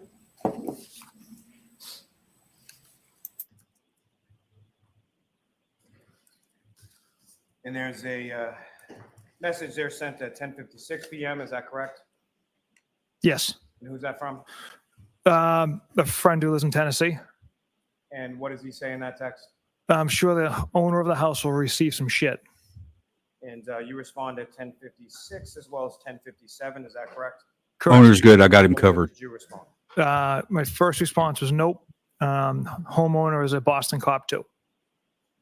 And what, if anything, were you saying, or what was the purpose of that text in regard to the homeowner? I was just letting him know that essentially Mr. O'Keefe is a Boston cop and the homeowner was a Boston cop as well. Now, if I could turn your attention to 2533.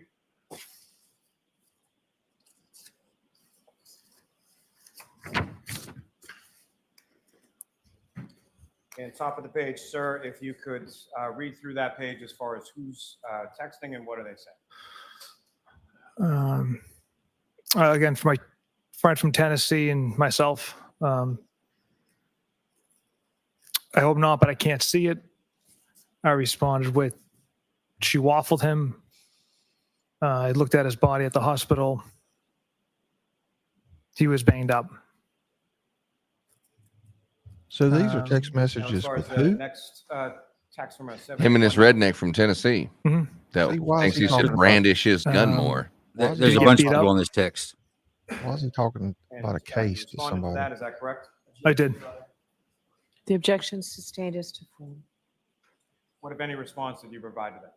Nope. Objection. The objection was to the former question and the answer. I'll strike it. Now, turning your attention to 2534.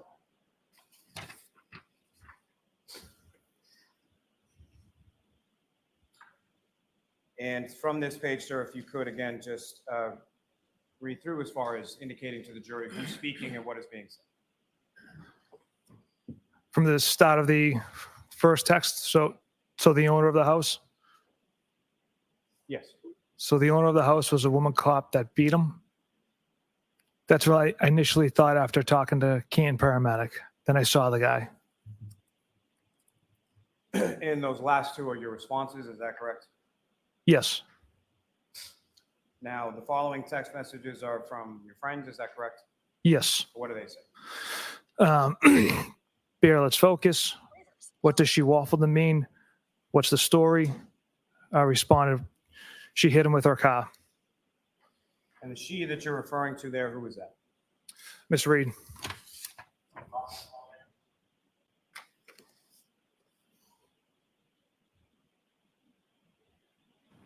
Turning your attention Continue. to the next page, 2535. Again, if you could start at the top of the page and read through that page and just indicate to the jury who is talking and what is being said. Okay.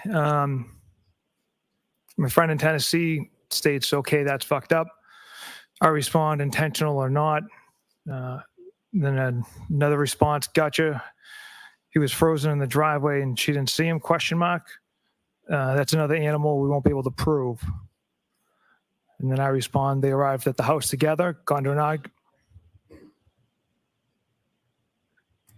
Anyone speak out loud or out of turn? The objection's overruled. Your Honor, But if I could say this, there needs to be an identifier of who's I understand what you think the mix-up is. So, Mr. Lally, go back. Thank you. Sir, if you could please, again, start at the top of the page and just indicate. No, as you go just after the I feel bad. gotcha, for he was his frozen mom. in the driveway, Like he's correct, mom. Mr. Jackson? That's correct, Your Honor. I know. I respond, that's another animal we won't be able to prove. I follow that up. They arrived at the house together, got into an argument. She was driving and left. 781 number responds with, what's the name of the Canton cop living in Canton? The other one involved. And how do you respond to that, sir? There's several other messages before I issue a response. Objection again. Bottom of the page. So it's not an objection, but Mr. Lally, why don't you point him?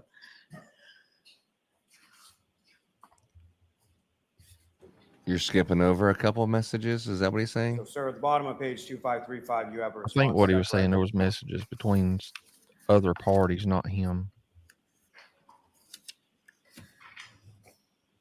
Correct. And what is that response? They arrived at the house together, got into an argument. She was driving and left. Oh, he purposely left that part out? Makes sense. So it's going to be a matter you can address on cross. There has to be some accuracy. If the reading So is- I understand. So, Mr. Lally, why don't you go point for your witness? May I approach, Your Honor? Yes. Back to your comment the other Mhm. week, though. Careful what you text about.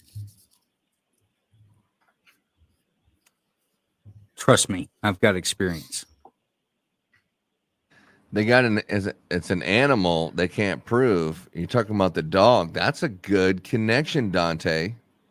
Dante's on it, dude. Okay.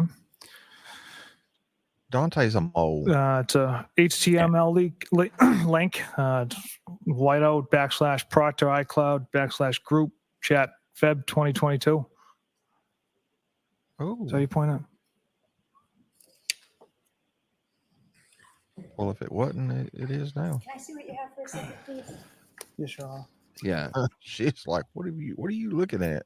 Are you talking about the part where you're talking about the nudes? Just Mr. Lally, it's on there. Why don't you go show your witness? show your witness. Why don't you just read it, Mr. Lally, and tell us who you attribute it to? Yeah, 'cause your witness is too stupid to So what read, I'm so just read it asking for us. about Would you is do bottom that? of page 2535, excuse me, 26. He's just acting like he don't want to say that shit. 2535.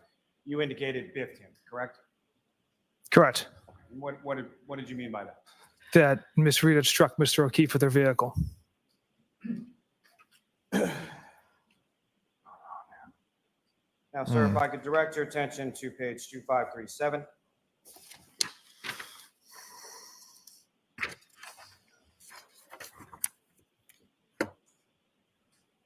Now, do you see a response toward the bottom of the page from yourself, January 29, 2022 at 11:04 p.m.? Yes. And can you read that response for the jury? Yeah, but there'll be some serious charges brought on the girl. And what did you mean by that, sir? That throughout the course of the day, we had compelling evidence that Miss Reed struck Mr. O'Keefe with her vehicle. And you have two responses from. He's friends. breathing a little heavy right now, don't you think? Bottom of that page, 2537, is that correct? That's correct. And what are those responses? Keep your voice up loud, please, Trooper Proctor. Jurors can't hear you. Yes, Your Honor. He doesn't want anyone to hear it Number right ending in here. 5051. Got to be. I can only imagine what internal affairs of the BPD are trying to get out there. The second response, same number. She hot at least. Turning your attention to the next page, 2538. And here we go. At the top, if you could just read. You want to let the mom leave the room so she doesn't have to hear this? No, sir. Yep. So these came from me. From all accounts, he didn't do anything wrong. She's a whack job. CUNT. Objection. Oh, say the word. So don't spell it. You have to. So these are your words, Trooper Proctor? Yes, Your Honor. Go ahead and say them. Cunt. Oops. Yes, she's a babe. Weird Fall River accent, though. No ass. This is awesome. No ass. You are referring to there, or why would you text that? These were, from all accounts, he didn't do anything wrong. Is talking about the homeowner, Mr. Albert. I had mentioned the compelling evidence against Miss Reed at this point indicated that Mr. Albert had nothing to do with Mr. O'Keefe's death. The rest of the unprofessional and regrettable comments are something I'm not proud of, and I shouldn't have wrote in a private or any type of setting. He's Doesn't done. say why you did it. He is Question is done. why. This is fucking getting good, dude. Well, the defense is going to use that to show that he had a bias against If I her. could turn your attention to page 2540. But it's shit like this that make good law enforcement officers look bad. I think it just makes him look bad. There's a photograph that's shared within this text communication. There's is other that people correct? that say, yeah, Yes, sir. y'all like. And does it indicate who shared Kingdom's that one of photograph? those people. Don't let him lie to you. From the prior page, possibly. The number ending in 5051. And who is depicted in that photograph that was shared within the group text? It's Miss Reed being escorted out of the State Police Milton Barracks. What the hell? And these are all from February 1st of 2022, around that time frame. Is that correct? Yes.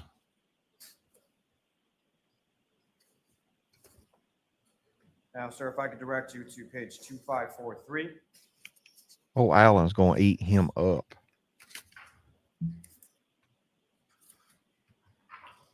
And sir, if I could direct you to the top of the page and ask you to read through that page, indicating who's speaking and what the content of those communications are.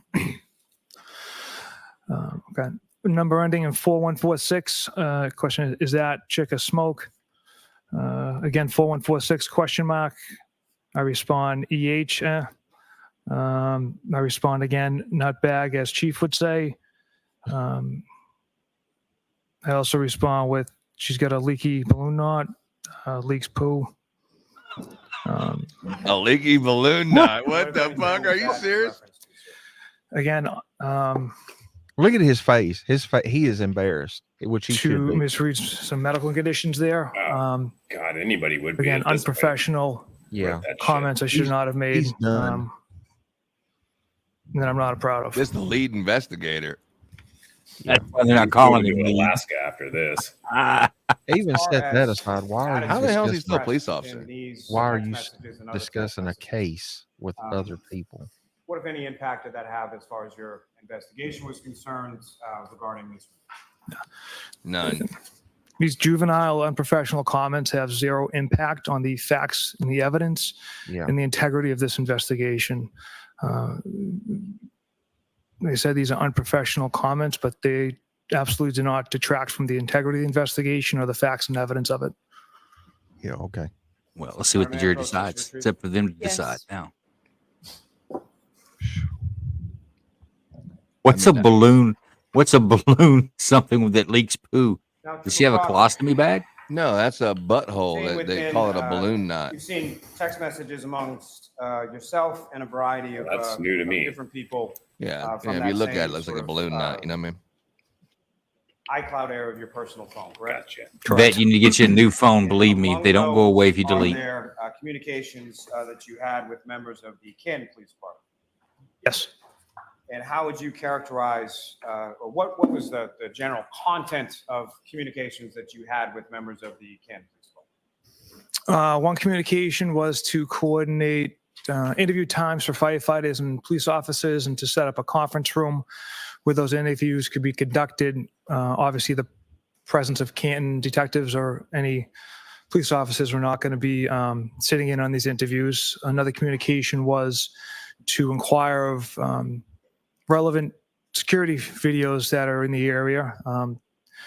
Their local department, they know the area very well, so I reached out and asked if there's some good cameras in the area that I had of kind of interest in.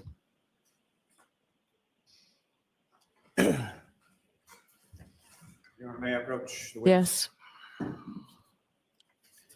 I don't blame her, but even the judge is disgusted at him. This dude might pass out in a minute. I believe he's under investigation with the police or with the state police. Yes, I do. Can you keep your job after What do this? you recognize that to be, sir? Text communications between my You sister and I. shouldn't. That's your sister Courtney, is that correct? That's correct. And similar to what I'd asked you about the prior packet, as far as a first message sent, date and time, last message sent, date and time, what is indicated on this first page? First message sent, date, time, December 10th, 2021 at 9:33 p.m. Last message sent, 8:30, 2022 at 8:48 p.m. And 8:30, that's August 30th, is that correct? I'm sorry, yes, August 30th, 2022. And similarly to the other messages, is there an indication as far as how many number of messages were sent between yourself and your sister over that time period? 2,865. Good God. Fair to say that the documents in front of you do not contain 2,865 messages? Correct. Now, just in reference to the first message on page 2662, the first page in this packet, do you see that from December 10th of 2021 at approximately 9:33 p.m.? Yes.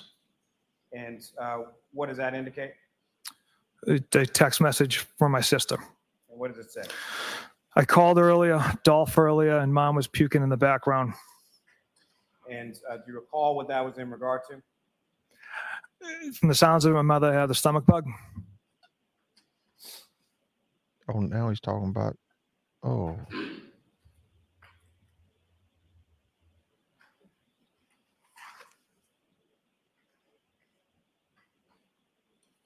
And sir, if I could direct your attention to page 2667.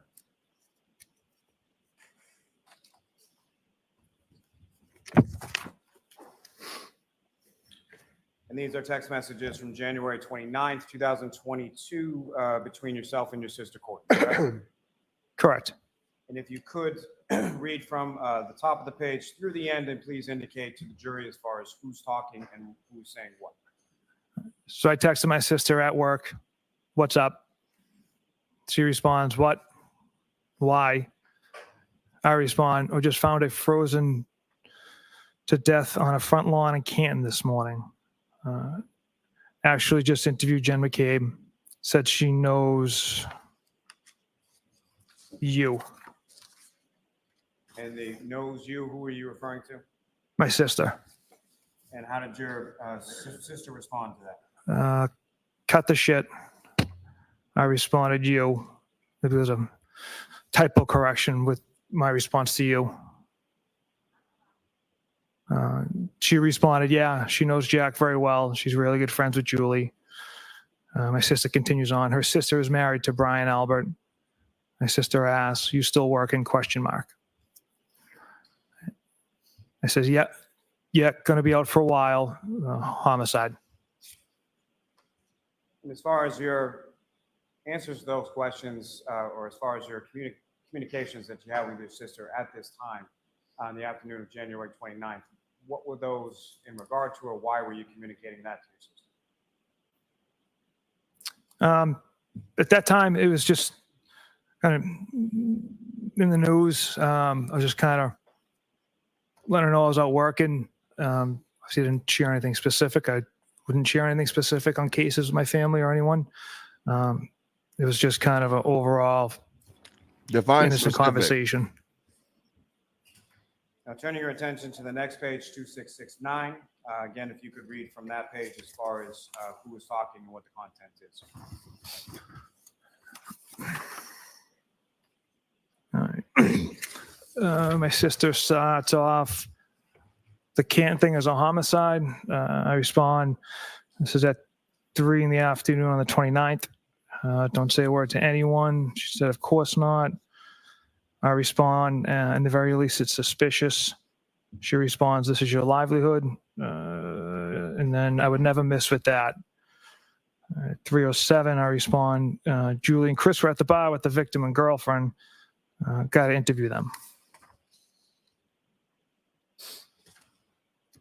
Yet he would never share anything specific. Okay. Yeah, exactly. About her balloon not leaking and stuff. I'd like to direct your attention to page 2672. Then he said, that's a medical term. These are messages from February 1st, 2022. Is that correct? Correct. And the one at the top starts about February 1st, 5:57 p.m. Is that correct? Yes. And again, if you could read through as far as who's speaking and what the content of those messages are. I texted my sister, what's up? She responded, nothing. I just saw Julie, and she said, when this is all over, she wants to get you a thank you gift. And I respond, get Elizabeth one. Elizabeth's my wife. And my sister responds, because I guess her and Chris were friends with John, and she's so proud of you for leading this. And then she writes, Elizabeth, question mark. I respond with, she's been stuck with the kids for the last 10 nights. My sister responded, yeah, but she knew what life is like married to a cop.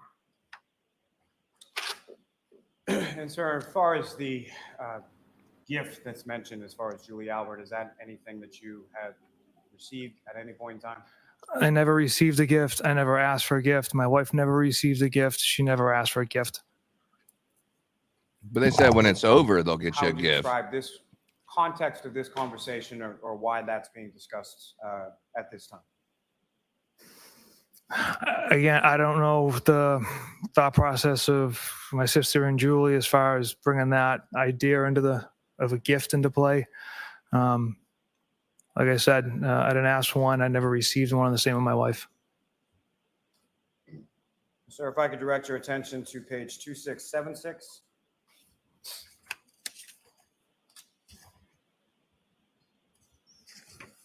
And again, if I could ask you to start at the top of the page and read through and just indicate as far as who is saying, who is speaking and what they're talking. I start out, we write like 8 to 12 warrants on each case. My sister responded, no, I have no idea what the hell you do or how it works. I responded on the 10th at 7:36 p.m. I'm starving, but I also just want to go home. Thanks, though. My sister responds, yeah, but is dinner going to be waiting?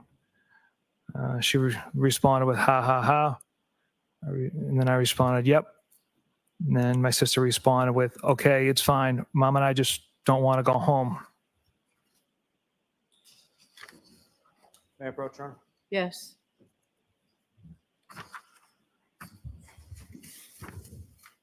Mm-hmm.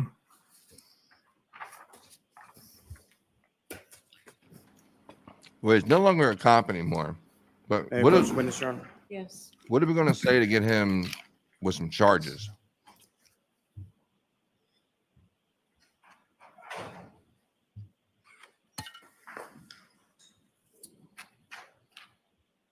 Another document, sir, do you recognize that?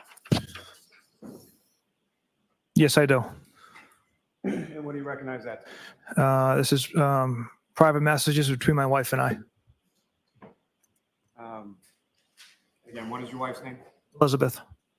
And what, if anything, does that indicate as far as dates and times and number of messages involved? Okay, so the first message sent 5/20/2022 at 6:19 p.m. The last message sent 8/31/2022 at 9:16 p.m. And what, if any, indication does it give as far as number of messages within that text chain? 1,632. And of those 1,162, there's one message that's listed on that, is that correct? Correct. And what is the date and time of that message, and what does it say, and who's speaking? This is me speaking on June 9th, 2022 at 4:56 p.m. I text my wife, waiting to lock this whack job up. And what are you referring to in that text, sir? I'm referring to the arrest after Ms. Reed was indicted by the grand jury. And again, as far as the terminology At that 4 you o'clock? use in that text message to your wife, why is that? Again, unprofessional messages I should not have sent. I don't have an explanation other than they're regrettable and it's something I'm not proud of, the language I used. And you smashed the taillight, you fucking piece of shit, right? You sent that text at 4. You So didn't smash Trooper the Proctor, the taillight jurors till can't 5. hear you. So speak directly into your microphone the way I'm doing, okay? Yes, Your Honor. Come on, Joe. Get him, Joe.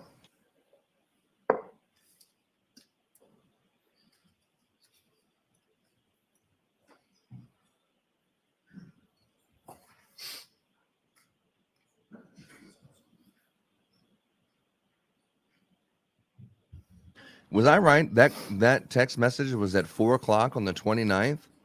They didn't even find that there was tail light until 4:30. Allegedly.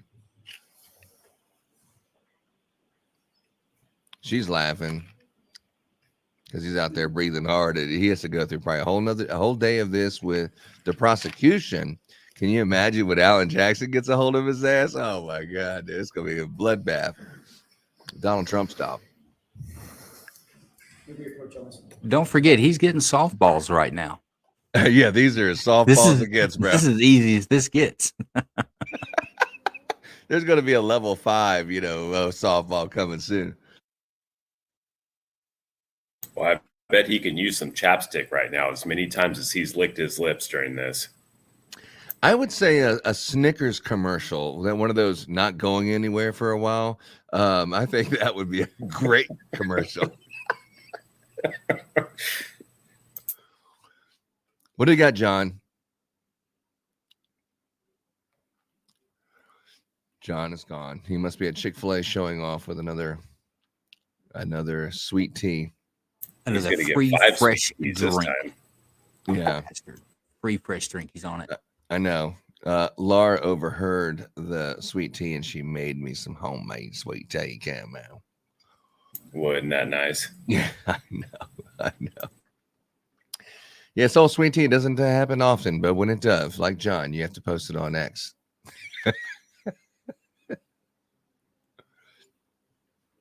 Yeah, so right now, to be Karen Reed's mom, Unmuted.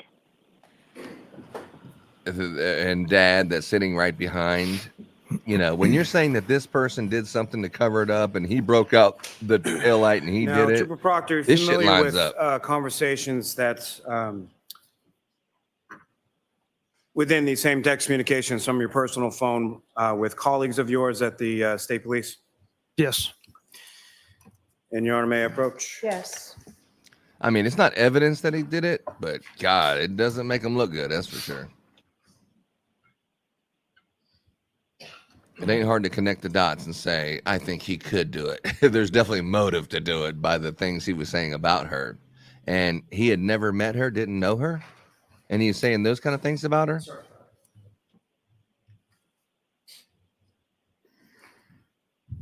Well, earlier, because he was investigating fellow brother law enforcement officer. So that's where his ire is with her. Yeah. And then his sister said, are you sure you're going to do this? Think about your career. Well, does she say that every single night? Are you sure you want to do this? Think about your career. That was an interesting statement. That stuck with me. I missed that. What is that supposed to mean?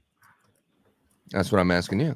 That's what his sister texted him. He's just reading through it so fucking fast, and they're not stopping and hanging on it like Jackson will.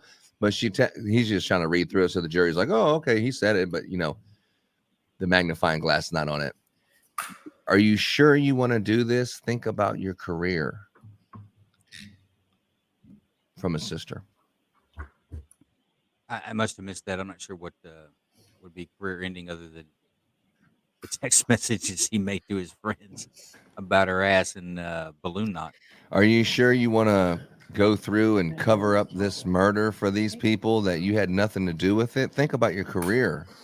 If you get caught covering up this and breaking that taillight and planting that evidence, think about your career. I think that's where the defense will go with it. Yeah, that's where I would go with it.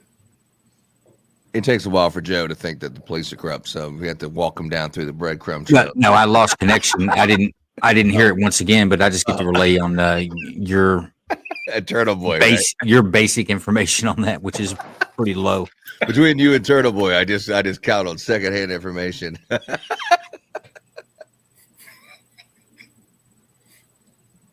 I'm just fucking with you, Joe. Oh no, my feelings are hurt. Going for months. Yeah, it'll go on for a while. I'll bring it up 5 years from now. You remember that time we were watching that show? Yeah, you know me, man. I'm real tender. Yeah, you get your feeling hurts off, and I do know that. All right, let's see here. Yeah, he also called her Yes. messages with his wife, called her a whack job. Sir, before I get into that, though, Said he couldn't wait to lock her up. Turn your attention back to some of the comments. On Yeah, I heard that. I just didn't hear the part about the your January career. 29th and February 1st or 2nd text communications among your friend group. With reference to that particular time frame and the language that you used, what sort of information had you gathered to that point, and why would you say or use that particular language particularly in your descriptions of the defendant? So this is, 16, 18 hours later, and I conducted multiple interviews. Speak up. Conducted multiple interviews. Yeah. We knew Mr. O'Keefe never went into Fairview Road. We knew there was one shoe at the scene, one shoe at the hospital. Based off Mr. O'Keefe's injuries, Miss Reed's statements when Sergeant Bukhenik and I interviewed her, her broken taillight, the missing taillight, some taillight pieces found at the scene, the compelling evidence pointing directly at Miss Reed that she struck Mr. O'Keefe with her vehicle. Compelling. Led me to make those comments. Whether, like I said, they weren't professional comments, but based on the day's investigation, it was clear that Miss Reed had struck Mr. O'Keefe with her vehicle. Sir, if I could turn your attention to the documents before you, do you recognize those? I do. And as far as the participants in that particular conversation, who were the participants listed there? It's Trooper David DeChico and myself. And Trooper DeChico and yourself both work within the same unit with the state police, is that correct? It's correct. And beyond the professional relationship you have with yourself, between yourself and Trooper DeChico, how would you characterize your relationship, generally speaking? We're buddies, we golf together, hang outside of work, our kids play together. So I'd say, we're friends. Now, within the, again, as far as the first message sent, date and time, and last message sent, date and time within this conversation, if you could describe that for the jury. First message sent, date and time, March 17th, 2022, 11:08 a.m. Last message sent, date and time, August 18th, 2022, 6:08 a.m. And again, the number of messages listed within this text chain. 87. And fair to say the documents before you do not contain 87. Yeah, text. Bev did snap at him. That's correct, sir. Now, just in Yeah. general terms, Not if please you have keep an your voice opportunity up. to just look at the first couple pages there. Talk to him like a fair first say grade those teacher. are just, Speak up. Sort of jokes that you have going back and forth between yourself and Trooper DeChico. Is that fair to say? Yes. Now, if I could turn your attention specifically. Are we going to get to nudes? Page 2632. Oh, that'd be great. And these are text messages starting on April 28th, 2022 at 10:52 in the morning. Is that correct?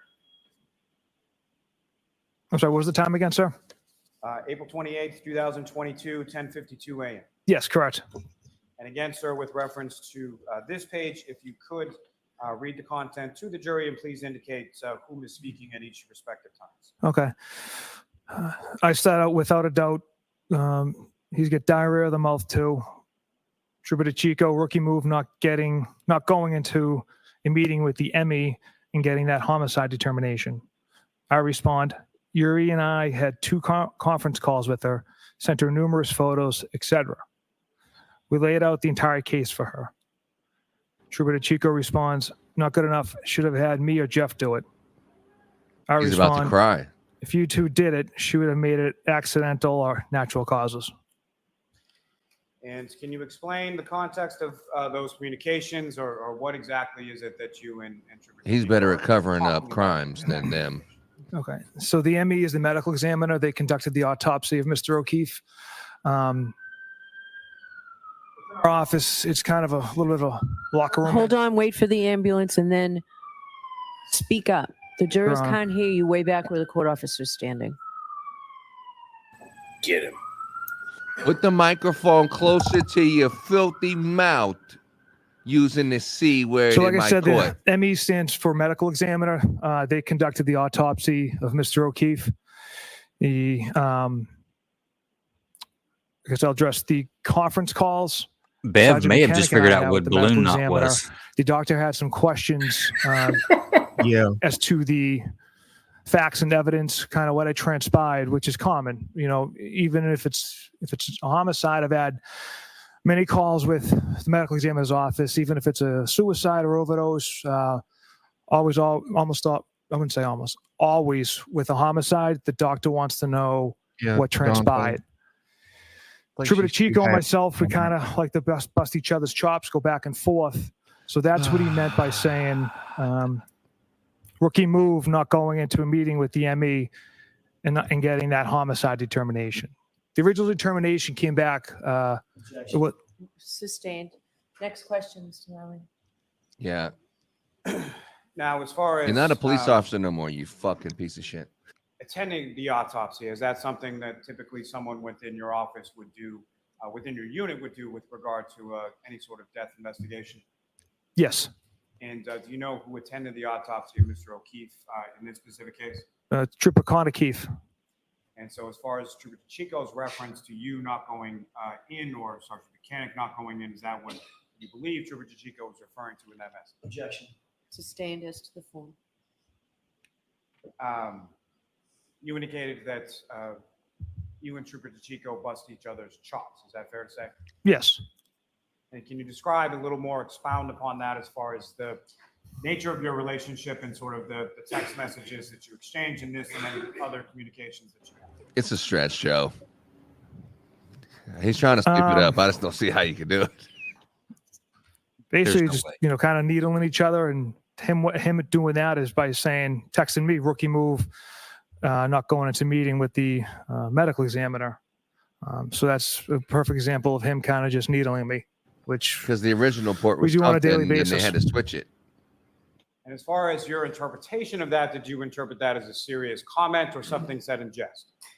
I interpreted that as a typical joke from Trooper DeChico. Now, may I approach to retrieve? Yes. I mean, just because you're going to get fired, you ain't got to bring all your boys down with you. Just take one for the team, fall on the sword, and get the hell out of my face using the C word in my courtroom.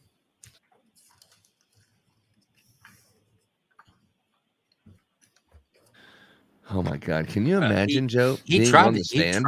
No, I can't imagine this. Jesus I would have quit, and I don't know. I retire and plead the fifth. Just plead the fifth to everything, and just retire the day before.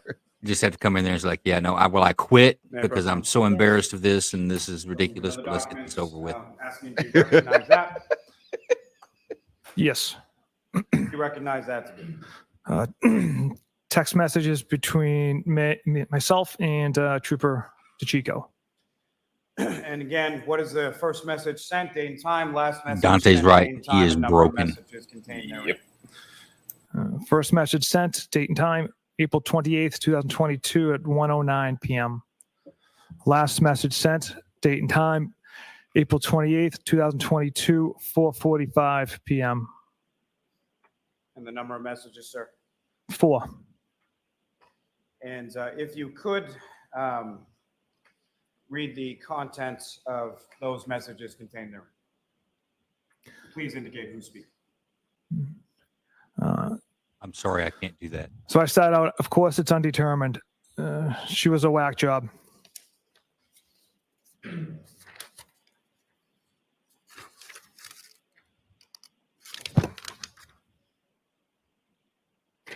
Trooper Chico responds, "Dear God, WTF, what the hell is inconclusive about the whole thing?" And as far as your indication there, as far as she was a whack job, who are you referring to there? Miss Reed.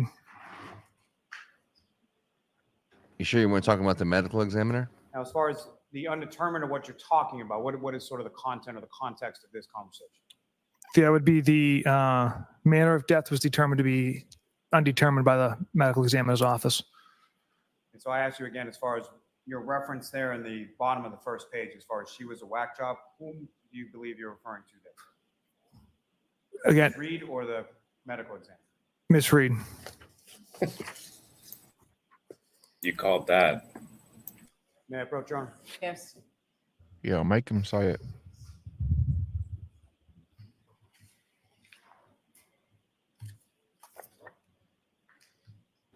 Think about them 2 young kids at home. You're not listen. going to see them again, man. If there's still the text out there where he took news off her phone and sent them, he still hasn't gotten to that. This is rough.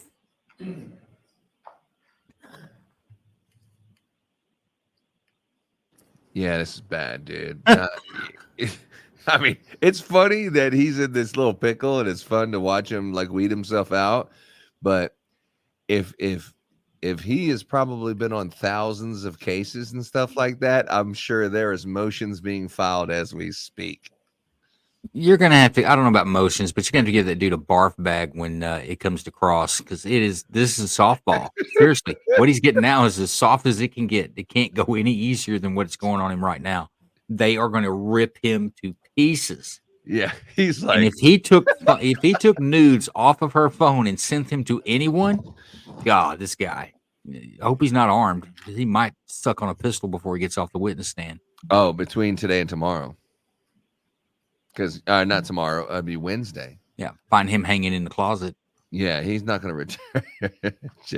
Well, it's like, sir, you look a little rough today. Like, well, I've been sleeping in my car for the last 2 fucking days. Do you think he has already had a conversation with his wife about this stuff? Yeah, this is not a surprise. Yeah, he wasn't surprised by this today. He knew this was coming, and he probably hadn't slept in a week.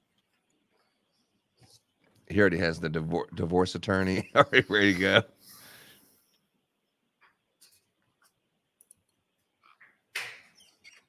It's not only that your man's doing this, like, behind closed doors, you can forgive a lot of things, but this is the whole fucking world knows. It's like way different. Get your national television and live on X. There's 500 and some odd people just alone watching this. So Yeah, can you it's imagine?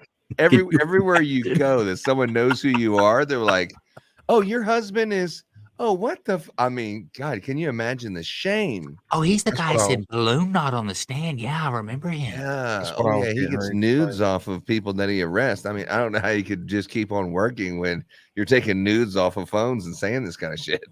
To Well, your something has sister. definitely changed with Aunt Bev there, because her tone to him is gotten to be, nah, whatever. Just speak up. Yeah, she's school Marvish right now. Yeah. School Marvish. I like that. Well, here you are. You got a premier law enforcement officer talking like that, and then on top of that, discussing an ongoing case with his sister. Yeah, man. Well, he's on a group text string with who knows how many people over how many different states he's talking shit. Yeah, on. and he's like, well, it's just somebody in Tennessee. I mean, just somebody in Tennessee. It's like, Now, I will say that the one to trooper, I could buy some of that. Yeah, a little bit of that, but not too much there. But the whole thing about she didn't have much of an ass, and the whole balloon knot, everything else is so far out of line. Well, that and when the thing with the someone who's from Tennessee and still has a Tennessee number, you're talking about, oh, she making fun of she's from Waterview or wherever the hell it is. Only someone from that area would know that that is a part that's not that nice, but you're acting like you're from someplace, but it's a derogatory comment to say, oh, and she's from this place. It's obviously someone who knows that area. It's not just some motherfucker in Tennessee that has no knowledge. Well, no, it's people from this area. They Oh. went to high school with them. They moved off, and one's in Tennessee working. So Yeah, that makes sense. these are all people that know the area. Yeah. Whenever you Hey, say maybe, like, I don't know maybe how le- that story broke and leaked. It's like, oh, well, let me show you Proctor's phone. I'll show you how stories leak. Yeah. So you one more time, you had to bring in the leak, didn't you? I like the way you did that. No, I saw yeah, what no you did pun there. intended. That was just a balloon knot leak. I just wonder if Lisa can give us any background on where she's from, and does she have a different accent for people from Maine or something? Interesting. And did you see Dante? He actually brought up some information I didn't even know existed. Said that Karen actually had colon cancer. Crohn's disease, I believe. I'm sorry. Crohn's Did I say disease, that? Crohn's disease. Yeah. So I'm not exactly sure what that means. I know my mom has it, but apparently the leaky balloon knot must be in reference to that. It's a colostomy bag. Is It's very it? embarrassing for people. No, it's not a colostomy bag. No, it's something with your stomach or something. It's Well, I know, good. but I'm not going to say it here, but John, look up balloon knot on your phone and see what the street slang of that is. You'll understand it when you see it. Look it up, John. Don't do it. Look it up. If you think colostomy bag, you need to look it up. I was off there for a minute there too, but I know what it is now.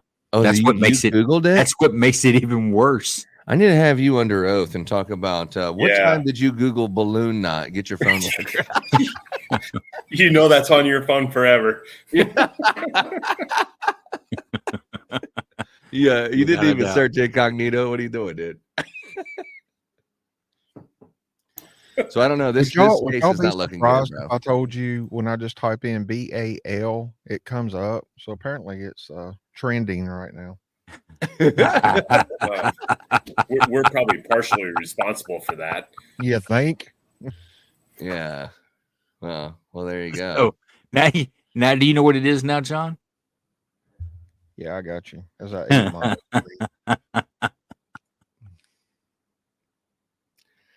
Well, I That's tell you just what, horrible. this is definitely a popcorn moment. But let's not forget, as I'm looking at X right now, and I am seeing the the hospital pictures of what John O'Keefe looked like, that they beat this Boston police officer to damn near to death and then left him outside in the cold. This is something super fucking serious that happened inside that house. It didn't happen from a car. This guy that's on the stand, all this other stuff is funny, but this guy assisted in covering up this and framing Karen Reed. But this guy is the one who was the quarterback of all of it. You are unmuted.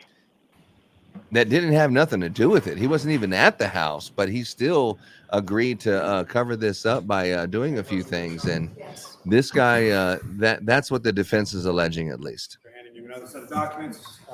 So it's a really serious those matter both for up him to be okay? doing that. It's unbelievable. Do you recognize those, sir? Yes, I do. And what do you recognize those to be? Another text thread between myself, Trooper DeChico, and Trooper Kokowski. And Trooper Gaskowski is another. Uh-oh, here comes the within your nudes. unit in the Here we state go. Police, is that correct? Yes. And again, if you could read from the first message sent, date and time, and the last message sent, date and time. First message sent, date and time, 5/24/2022, 9:21 p.m. Last message sent, date and time, 8/24/2022, 4:56 p.m. And as far as the number of messages indicated within this text chain between yourself, Trooper Kakowski, and Trooper DeChico, 494. fair to say the documents before you do not contain 494 text messages, correct? Correct. Just in reference to that first page 2635, first message sent, that's May 24th, 2022, around 9:21 p.m. Is that correct? Yes, And that's a message sent from Trooper Kaskowski, is that correct? correct. And what is that? Appears to be a picture of a toy Santa Claus. I want to hear what Sir, Alan if I Jackson could said it's a direct your picture of. attention to page 2644.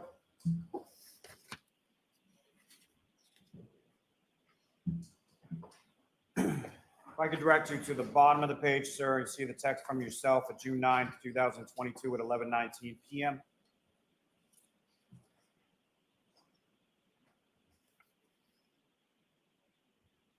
Yes. Very bottom of the page. And Your Honor, may I approach just to point it out? Yes. Yeah, I see it, sir. Okay. If you could read what you wrote on June 9th, 2022, around that time, sir.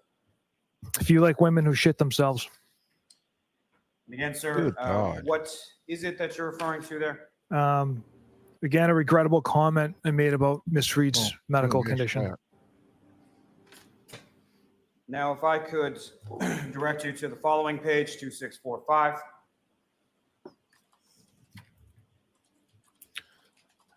And again, if you could read from that page as far as who is, and indicate to the jury who is speaking and what is being said on. Grab your popcorn, dog. Here we go. I'm speaking right now. The statement she made tonight at 8/7 was mental.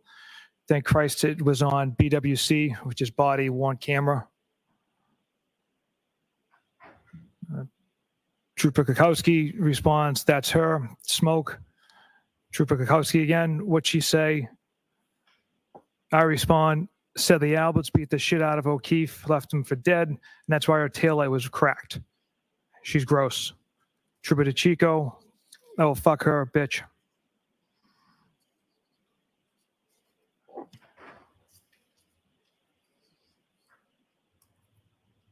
Thank you, sir. May I approach to retrieve, Your Honor? Yes.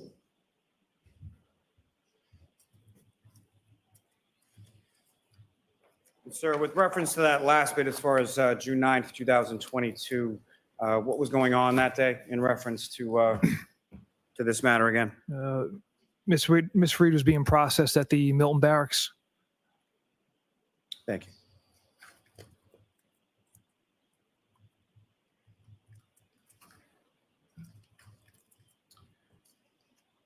I may have just a moment, Your Honor. Yes. Jesus, can you? I'm sure this ain't fun for Lally either, dude. You know, you're on your 7th week of testimony, and then you finally call this dude up. You're like, oh my God, it was already shaky to begin with. And you know, here's the thing. Even if they had evidence against her, what juror, after hearing all that, even at this point, is going to convict her? Yep. How can you say that with the camera footage all chopped up and all this other shit? How can you say that no way that you're going to believe he covered that up, that he did that? No way. He's so beyond approach. Yes. There's no way. There's got to be a percentage in your mind that says that he possibly broke that tail light out and it framed him. I do. What do you recognize those to be? Another text thread with members from my office, troopers. And who are the troopers that are listed within that? Trooper Chris Moore, Trooper Jeff Kukowski, Lieutenant John Fanning, Trooper Dave DeChico, and Sergeant Yuri Bukhenik. Uh-oh. And what is the first message sent, date and time? That would be 5/26/2022 at 8:19 p.m. Last message sent, date and time, 8/26/2022, 5:36 p.m. And what is listed as far as the number of messages within this chain? 651. And fair to say the documents before you do not contain all 651 of those messages within this chain. Is that correct? Correct. Now, 8 o'clock at night. What are you thinking about, buddy? What are you thinking about when you got a phone in your hand? Well, this might be where the sir, if I could photos come. direct your attention Balloon to knots. He's not into balloon knots, but 2682. he likes the boob shots.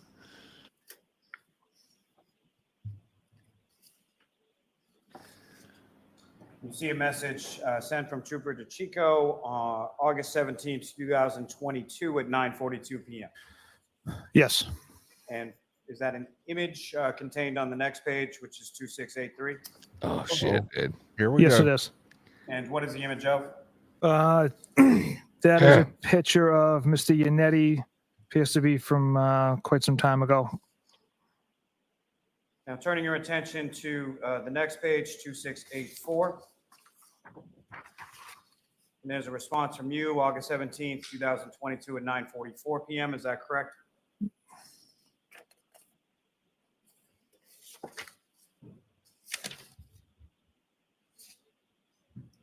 Sorry, sir. Go with the date and time again, please. Now, who's Yannetti? Page 2684. Unetti's the not Alan Jackson, but the other 17, defense 2022, counsel. 9:44. Oh, okay. Yeah. Yes, You see there's like sort of three Yeah. responses from you. I have you now. If you could just read the three responses from yourself, sir. Okay, so these came from me. Funny, I'm going through his retarded client's phone. No nude so far. I hate that man. I truly hate him. Now, with reference to the investigation at this point, when you're talking He about read this real client's phone, fast. who are you referring to? Miss Reed. And with regards to the phone at that point, can you describe for the jury sort of what's going on during this time period of August 17th, 2022 in regard to Ms. Reed's phone? So after obtaining a search warrant for Miss Reed's phone, we weren't able to extract any data from it until August of 2023. Troopers in my office knew I was going through the phone that evening. I was most interested in location data, text messages, Google searches. Vaseline. That handy was wipe. the update I gave the troopers in the office. It was a distasteful joke. I should have gave a proper update instead of that. I wasn't able to go through the phone as thoroughly as possible because I came across some That made my pee hard. text between an attorney and Miss Reed, so I had to stop going through her phone, and it made my supervisors aware of those communications. Bullshit. That's where you draw the line. Okay. Now, just Yeah, reference that's where he what you draws the just line, said, yeah. This is in August of 2022, is that correct? Correct.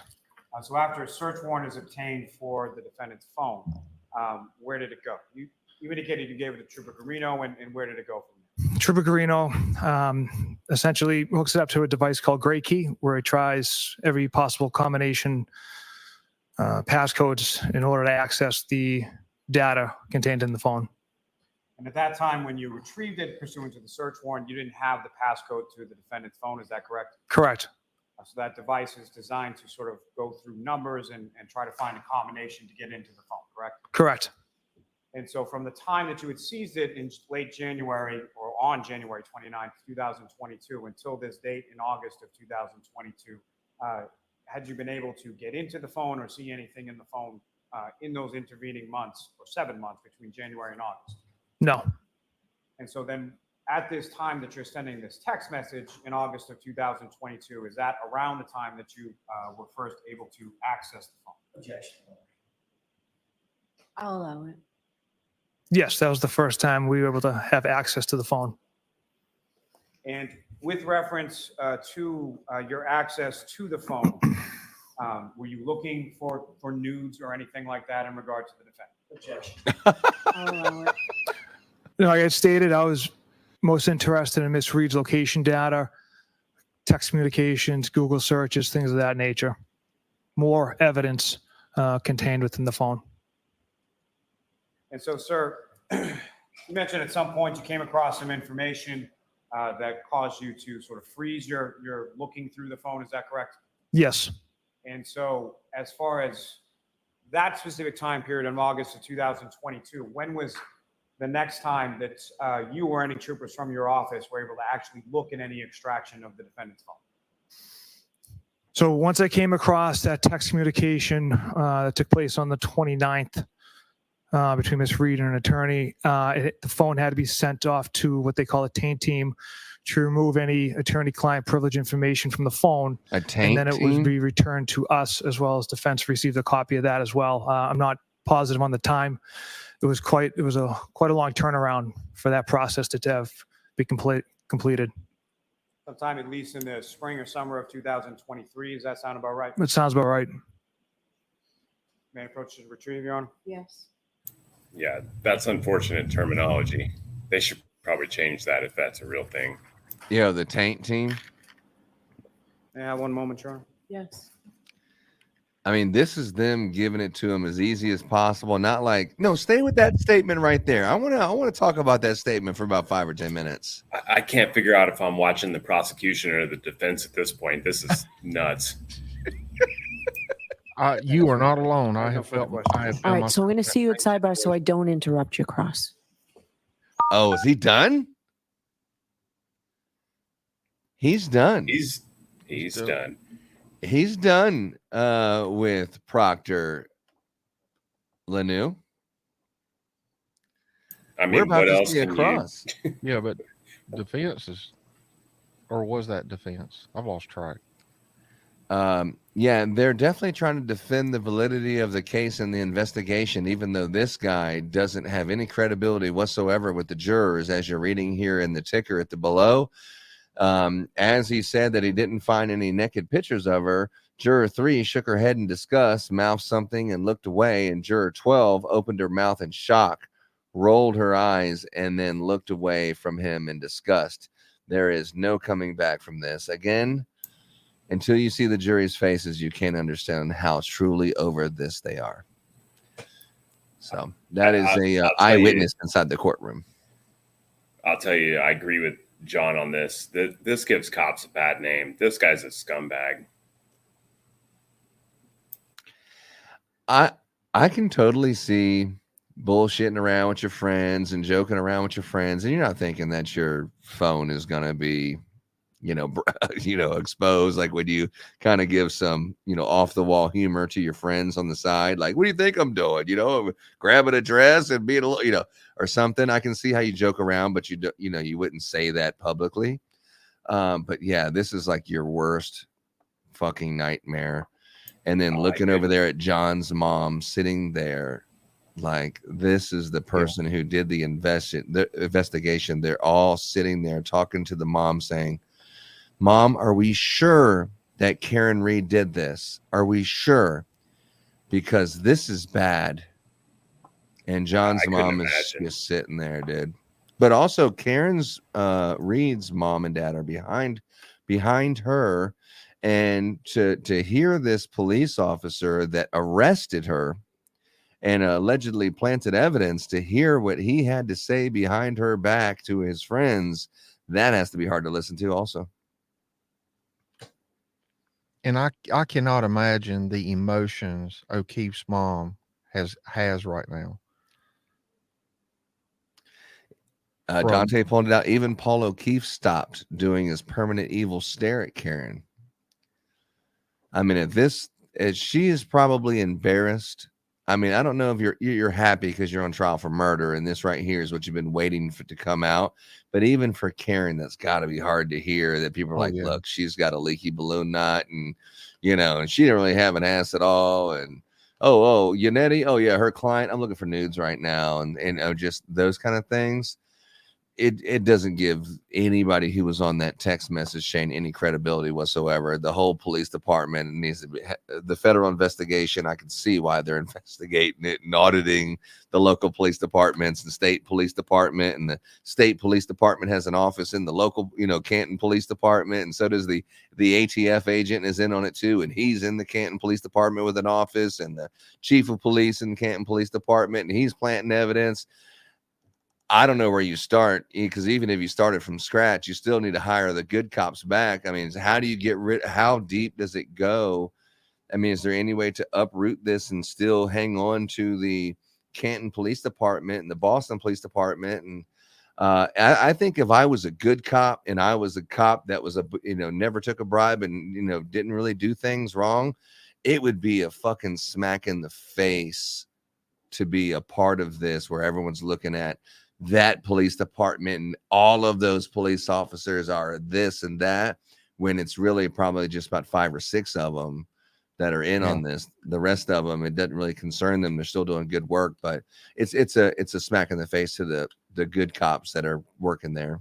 And on the same note, I mean, just think about, and I'm sure there's going to be some terminations and maybe even people quitting for whatever reason. but I wouldn't want to go work for an agency that has that. I mean, I understand it's, you know, The reputation. Right, a handful of officers, but that agency, the Massachusetts State Police, that's a scar on them. This dude's Dude. over their homicide division. Yeah, I And guarantee you, God almighty. if you were running through the Chick-fil-A with your blue line on the bottom, they would not be giving you a fucking sweet tea. Oh, I guarantee you get an unsweet tea. And a dry chicken biscuit. Yeah, pretty much. We don't serve police officers around here. Beat it. But I mean, I'm serious, and that's what I said earlier. This right here, this is the worst I have ever seen or heard of. I mean, I know it happens. That's why I said seen or heard of. But this right here it does not help law enforcement as a whole at all. Oh, Dante's seeming to think that maybe what happens in Boston might even permeate all the way to North Carolina, and your teas might be shot anyway. So Dante, I actually Take your blue light off for the egg your truck. I went to the beach about 3 years ago, and I always back in. You know, it's a cop thing. At the hotel, no lie, went to eat one night and come back. My low tire pressure. You are unmuted. All right. And So got back, my just damn tire had before been you stabbed start in then, the so we'll side. finish it And I- for, we're trying to figure out the schedule. There's time I'm going to need with the lawyers and witnesses. We're trying to work all that out, but as it looks right now, I thought it was going to interfere with another day this week. As it looks right now, it may not. At the most, it will be half an afternoon or something, maybe on Friday, but it does now look good that we'll be able to continue with this. We're out tomorrow, but Wednesday, Thursday, Friday will be full days, and we'll be able to keep moving. All right. All right, Mr. Jackson, go right ahead. Bum, bada, bum, bum, bum, Anyway, bum, I got my bum. tire Proctor, slashed because in of the a blue summer of line. 2022, August 17th specifically, you were sitting at your desk, presumably alone at your office, at about 10 p.m. at night, going through my client's personal cell phone, correct? Yes, sir. As a matter of fact, you were sitting there texting with your friends and colleagues at Massachusetts State Police about you going through her personal cell phone. Is that right? Correct, sir. And that included Trooper DiChico. Is that right? DeChico, yes, sir. Trooper Fanning, Trooper Bukhenik, Trooper Moore, and Trooper Kutzkowski. Kakowski. Tell me that again. Kakowski. Kakowski. Yes, sir. All right. And the Bukhenik consonants too are was silent. in the Fair text enough. chain. Trooper Fanning and Trooper Bukhenik are your supervisors. Yes. Wow. And you were bragging to all 5 of them that you were going through Karen Reed's cell phone about 9:45 at night. Objection. I'll allow it. I'll allow it. Hell yeah, I'm allowed No, that. I wasn't bragging, sir. How did you refer to Ms. Reed in that text exchange where you informed them that you were going through her phone? I use regrettable language. I said going through his retarded client's phone right now. You were shown a photograph of my colleague, Mr. Unetti, correct? Yes. May I approach? Yes. Same document. Your Honor, I think the court has the copy that I was going to use. I thought I gave him back to you. Do you have to, Joe? Do you have to put him into the hospital for a suicide attempt just in case, just to make sure he's cool? Give him evaluation after this. Put him on suicide watch. Yeah, for sure. I would definitely not leave him alone with any sharp objects I think tonight. he's away from the mic right now. You'd received a photograph. Actually, Your Honor, if I could, I would ask that this document be marked as next in order. Assuming that the witness verifies its authenticity. So go ahead. Do you recognize this document? I do, sir. Same document that you were shown, copy of the same document that you were shown by Mr. Unetti, correct? Still Lally. I've done that twice. Mr. Lally. Correct. All right. Is that a true and accurate reflection of the text messages that you were exchanging with Chris Moore, Jeff Kakowski, John Fanning, Vito DiCicco, and Yuri Bukhenik?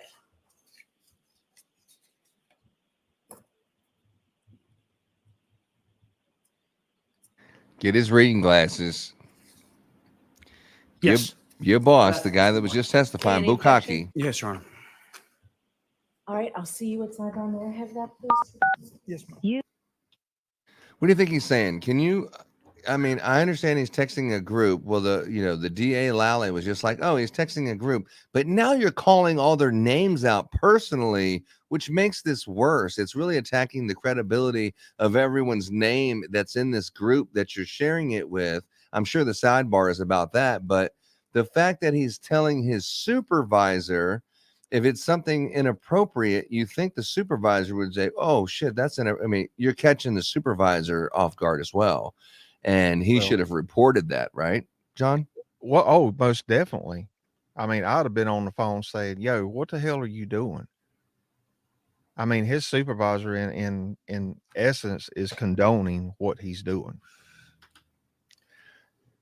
Yeah, there's no plausible deniability, that's for sure. No. And correct me if I'm wrong, aren't the text messages that he has already read before the text messages now that he's reading? And if that's the case, that should have been put a stop to way back before now. There should be no text messages in this text group that he set up about anything about the case at this point, if it's in chronological order. Also, yeah, true. And also something that's interesting is the fact that he still has a job and he's an active duty police officer for the Massachusetts State Police, and so does Sergeant Bukhenik, or whatever the fuck his name is. Bukhenik is also an active duty sergeant in the there's no way that they should be coming to work tomorrow and still patrolling the streets or doing any kind of law enforcement work whatsoever. No. After today, if you're still fucking patrolling the streets, even if you did arrest someone red-handed, any lawyer in America that's in that courtroom is going to say, well, Your Honor, let me pull up this case in this instance where they did these things. So therefore, just as a credibility stuff, he has no more credibility in any courtroom doing any more law enforcement. Well, and here's the thing nobody's mentioned, and I know every state's different, but they're going to go back and review all of his cases especially where there's been a conviction. And if there's one little thing that sticks out, says, they're either going to be overturned or there's going to be a new trial. Because like you said, his credibility on this right here is shot. Well, the Massachusetts State Police Department, the Canton Police Department, their credibility is shot. If they want to save the credibility of their department, the State Police Department, if they want to keep their credibility at all, there has to be someone on the chopping block, and it has to be them, and it has to be fucking right now. Well, so not administrative leave, nothing. You have to be gone fucking right now, period. Retirement, you want some benefits, we'll work those details out, but you can't even show up here. I'll send your fucking shit home to you, or I'll have a deputy drop off whatever's in your desk. Don't even fucking report to work tomorrow. There's going to be fucking news reporters everywhere waiting for you to show up to work tomorrow and say, oh, he's still working here. Don't even show your face around here again. So seriously. No, seriously. And so this is what I was saying the other week. I found a website. Is the title of it's The Mass Dump, a massive dump of Massachusetts public records. So you can go in and type in whatever, in the search criteria. But what I've been doing is typing in their last names, and it comes up: last name, first name, middle, ID number, hire date, case number, receive date, incident type, allegation, classification, subclassification, finding, and action taken. If you don't put anything in the search field, every Massachusetts state trooper comes up in alphabetical order by last name. You are unmuted. There's a ton in there that some of these violations are bad, and it was 7 days off. All these police officers, I know exactly where they are right now. They're at the fucking phone store getting a brand new phone, cutting up SIM cards Oh, and destroying them, dude. Every one of them. It's like, there is 10 police officers at the fucking phone store. Like, yeah. Oh my God. This is like a worst nightmare, especially when you can't say it wasn't you because they have his phone records. And it has your phone that he was texting. So it's like, sorry, dude. I didn't know it was going to come to this. My bad. Just like, how long to die in cold at 2 o'clock, Yes. 3 hours before the body's found? Whoops. Trooper Proctor, Trooper DeChico had sent you a photograph of my colleague, Mr. Yannetti, correct? Yes. Your Honor, because of the technical issue, I'm not going to display on the television. May I display this hard copy? Yeah, but how can they? Joe says unions. How can even a union gentleman? back them? I do, sir. Is that the Man, I know they photograph will. that you received? The unions Yes. stick Is together. that what you referred to on direct examination with Mr. Lally about? You can't receiving fire a someone photograph without of union. Mr. Yannetti. Correct. And then your response was what? I hate that man. I truly hate that man. Would be overflowing. Actually, your response was, I'm going through his retarded client's phone right now, correct? Yes, after the picture, sir. Yes. Who's the retarded client? Oh, shit. I was referring to Miss Reed again, unprofessional language. I'm asking who you were referring to. Miss I know Reed. you got an explanation. Who was it that you were referring to as retarded? Miss Reed. Karen Reed, the woman sitting to my left. Yes, sir. The subject of your investigation as a professional, correct? Yes, sir. As an College unbiased, professor. objective investigator. The person that you were investigating, you referred to your bosses as retarded, correct? Again, poor language on my part. Poor language is one way to put it. Completely offensive is another way to put it, right? Objection. I've got to sustain that, Mr. Jackson. But I want to allow it. Yeah. After you referred to my client as retarded, then you decided to make a comment about Mr. Yannetti, her lawyer, correct? Correct. And what did you say about Mr. Yannetti again? I hate that man. I truly hate that man. I hate that man. I truly hate him, correct? Correct. You didn't say I dislike him, disagree with him. You said I hate him, correct? Correct, sir. That's a visceral response to someone who's just doing a job, correct? Objection. Sustained. You can ask it differently. Sure. Let me ask it this way. And I'd love Were to you hear you upset ask it differently. or annoyed or pissed off that Karen Reed had gotten representation, legal representation, to represent her? No, not at all. That's her right.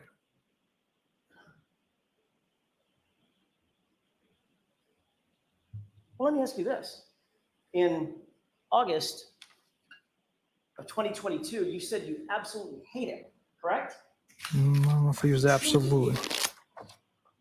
Yeah, I didn't use absolutely, sir. You used truly, correct? Truly, yes. How do you feel about him now? He's sitting right there. I still don't care for him now. I'll let it stand. I still don't care for him. That's the first honest thing you said. Yeah. Well, what can you say? You know, it's already been said. You know, you guys. What did you tell your colleagues that you True. were Be a looking man. for as you sat at almost 10 p.m. at night on a Wednesday night, August 17th, 2022, looking through Karen Reed's phone? I didn't tell them I was looking through anything. They knew I was going through Miss Reed's phone.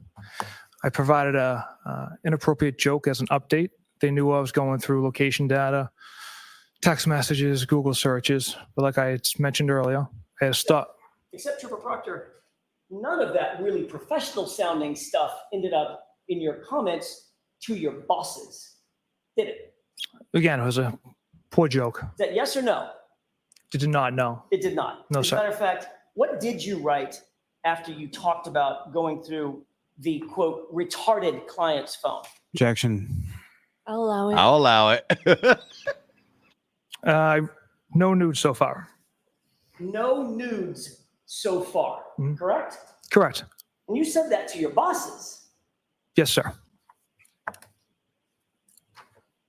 You were looking for naked photographs of Miss Reed on a Wednesday night as you sat in your office at Well, no. 9:44 p.m.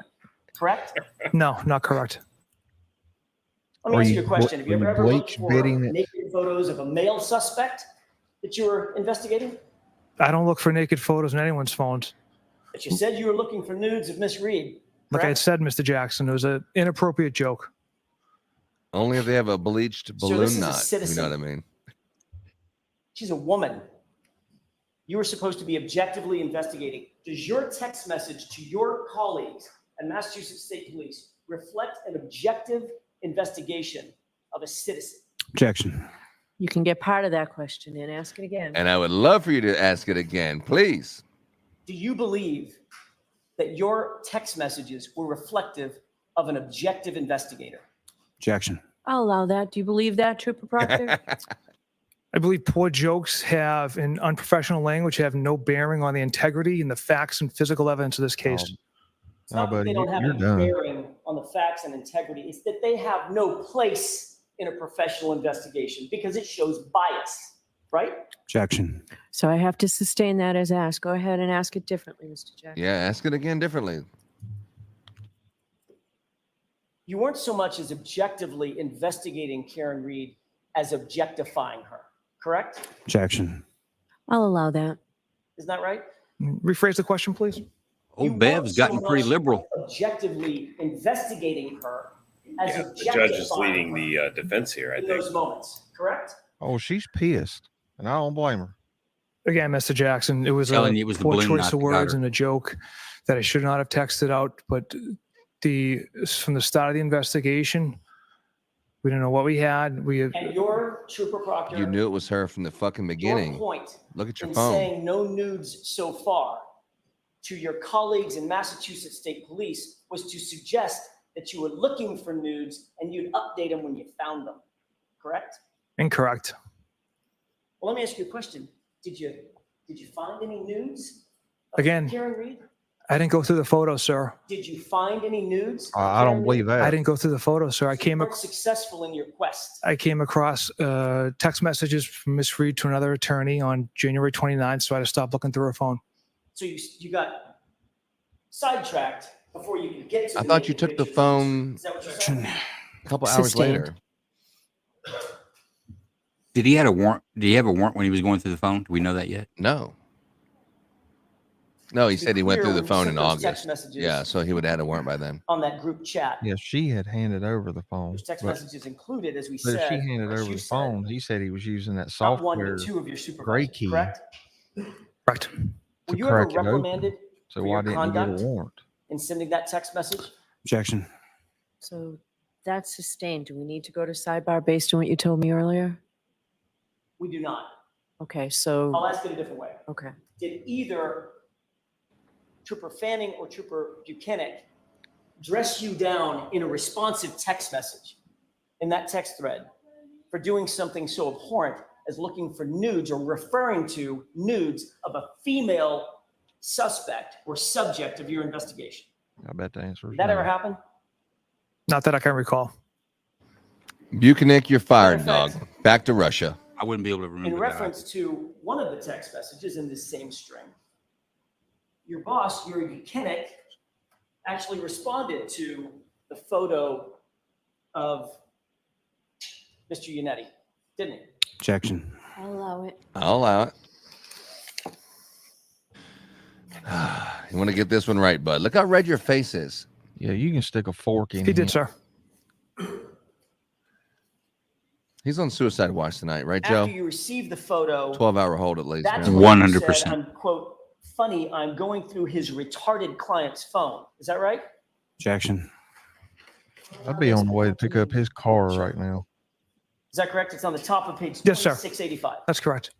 And Yuri Bukhenik liked that comment. Funny, I'm going through his retarded client's phone. Didn't he? Yes, he I did. see you laughed at an image here, sir. Oh, he laughed. It was funny. Yeah, he laughed at it. I can't tell if he liked that comment, sir. May I approach? He didn't like it. He loved it. I don't know if it's just because it's faded or Oh, it's faded. Look at this. yeah, my copy's faded. Top 2685. Elbow him right in the face, dude. All right. Thank Some you. action going on here. What do you see on the top of that page? That Sergeant Bukhenik liked it. Like what? The going through his retired client's phone, sir. May I approach? Yes. I'm gonna need your badge and your gun before you leave this fucking room, dude. So your supervisors at Massachusetts State Police not only didn't ride you for making comments like this, encouraged it. Objection. Sustained. Trooper Proctor, this is your direct chain of command. Is that right? Yuri Bukhenik? Yes, sir. Not wrong, Dante. Did you believe that your conduct was a misuse of your authority and power as you were going through her phone in August of 2022? Objection. I'll allow it.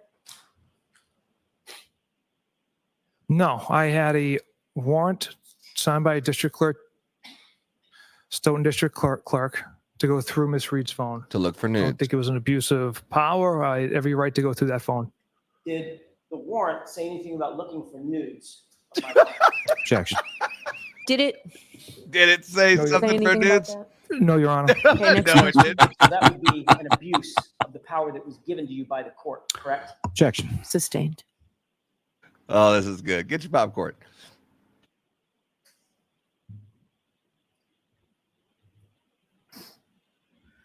Trooper Proctor, you'd agree that the hallmark of any good investigation, as you've been taught and others in Massachusetts State Police have been taught, is that the investigation and the investigator have to be fair. They have to be impartial. Would you agree with that? Yes, sir. Meaning that the investigation has to be free of conflicts, right? Yes, sir. The investigator has to be free of conflicts, right? Yes, The investigation has to be free of bias. Is that right? correct. You can't be biased against the person that you're investigating. That would compromise the entire thing, wouldn't it? Yes, Basically, you follow the evidence. You're supposed to follow the evidence wherever it takes you, right? correct. Good or bad, top to bottom, just follow the evidence and report it back. That's how an investigation is supposed to be run, isn't it? Yes, sir. And these are things that you learn early on at Massachusetts State Police Academy and then in your detective training. Isn't that right? It is. This one led to Literally, nudes. It's part of an oath that you took at the academy that you will, quote, faithfully and impartially discharge and perform all of the duties incumbent on you as a Massachusetts State Police trooper, right? Yes, sir. You swore that oath. I did. When you start an investigation, everybody in that investigation should be treated exactly the same. Don't you believe that's true? Correct. Everybody, have you ever heard the phrase, everybody's a suspect until they're not? Right? Objection. Sustained. It's Control your breathing. especially Control your important breathing. early in an investigation before all of the facts are known that the investigator is not compromised by bias, prejudice, right? Correct. Most important early in the investigation, because that's when the most things are up in the air. There's the cloud, the fog of not knowing exactly what the truth is, right? Objection. Sustained. In other words, Trooper Proctor, you don't get to pick a suspect and then try to find evidence to support your choice, right? Correct. But in this case, it's exactly what you did, isn't it? Absolutely not. All right, Mr. Jackson, why don't we end for today? Yeah. Okay. No. Okay. All right. We have 911 people watching. Let's go. Those same three cautions, please do not discuss this case with anyone. Don't do any independent research or investigation into this case.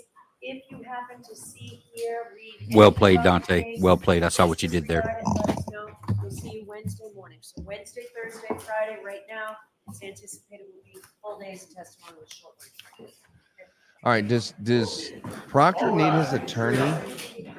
Does Proctor need his attorney? He needs somebody to keep an eye on him for suicide. What he needs. Yeah, 100%, dude. I mean, only because I want to hear what else he has to say, not because I give a shit. Man, my guess is he's not going home to his wife tonight. Boy, look at that face. She eyeballing him all the way out. Golly day, man. All right. So one last time at sidebar for scheduling. Okay. Let's talk about that balloon knot sidebar now. Oh no.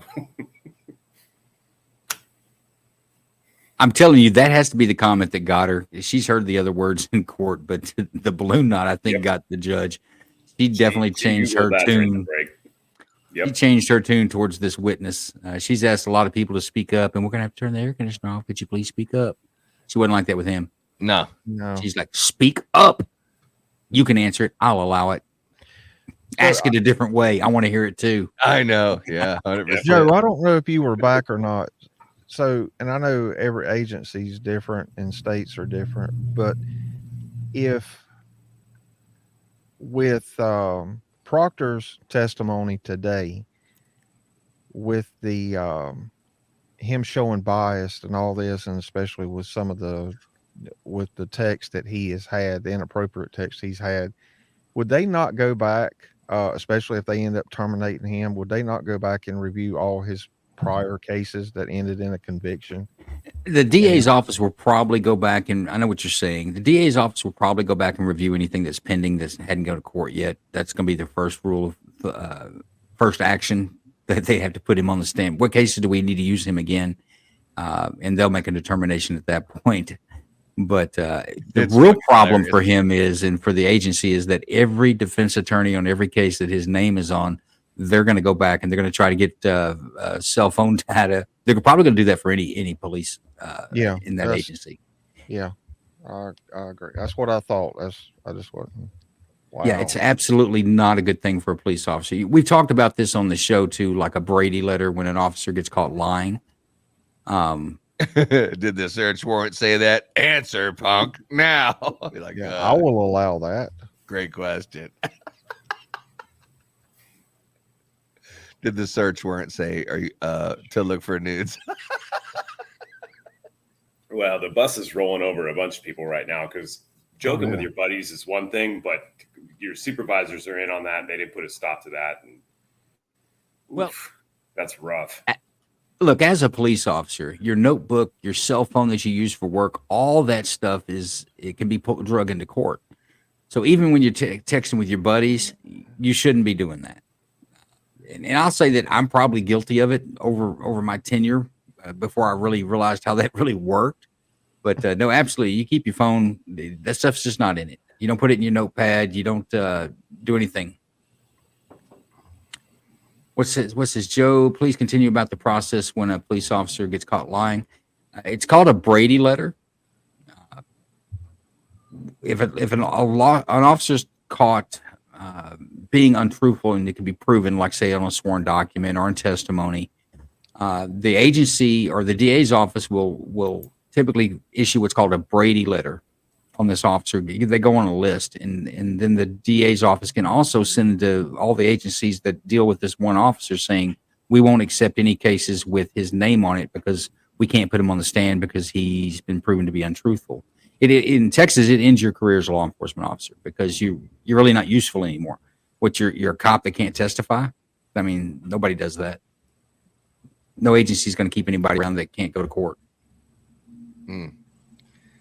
All right, so how does Proctor? Proctor just walks himself out and just goes home or whatever, or what would if you were in control of the situation and whatever would have to happen? What would you do from this point forward before he walks out? Would you what? Take his gun, as his supervisor? Just anything. Just what do you think should happen to him, or who do you think should step in at this point? Just anybody involved. Well, didn't you say there's an internal investigation going on? There's an ongoing investigation of him violating procedures. I'm sure what we just heard is a big part of that. But B's asking another question. When lying on the stand, B, if an officer gets caught lying on the stand, absolutely, that would be a Brady letter. But he also has more issues because you're under oath at that point of actual criminal charges. So either the criminal charges or the Brady letter would end your career at that point. You just can't lie on the stand. As a police officer, good, bad, or the ugly. That's what Kingdom was saying earlier. Well, how would you try to frame or cover this up? Well, you don't. When you're caught, and it's there. If you're asked, you've got to tell the truth. It is the crutch and the basis of our system, and there's got to be teeth in it when an officer violates that. And any jurisdiction that doesn't uphold that, in my opinion, is the people inside that jurisdiction that they're being governed by, they need to approach that and get rid of people. All right, thank you very much. All rise for the court, please.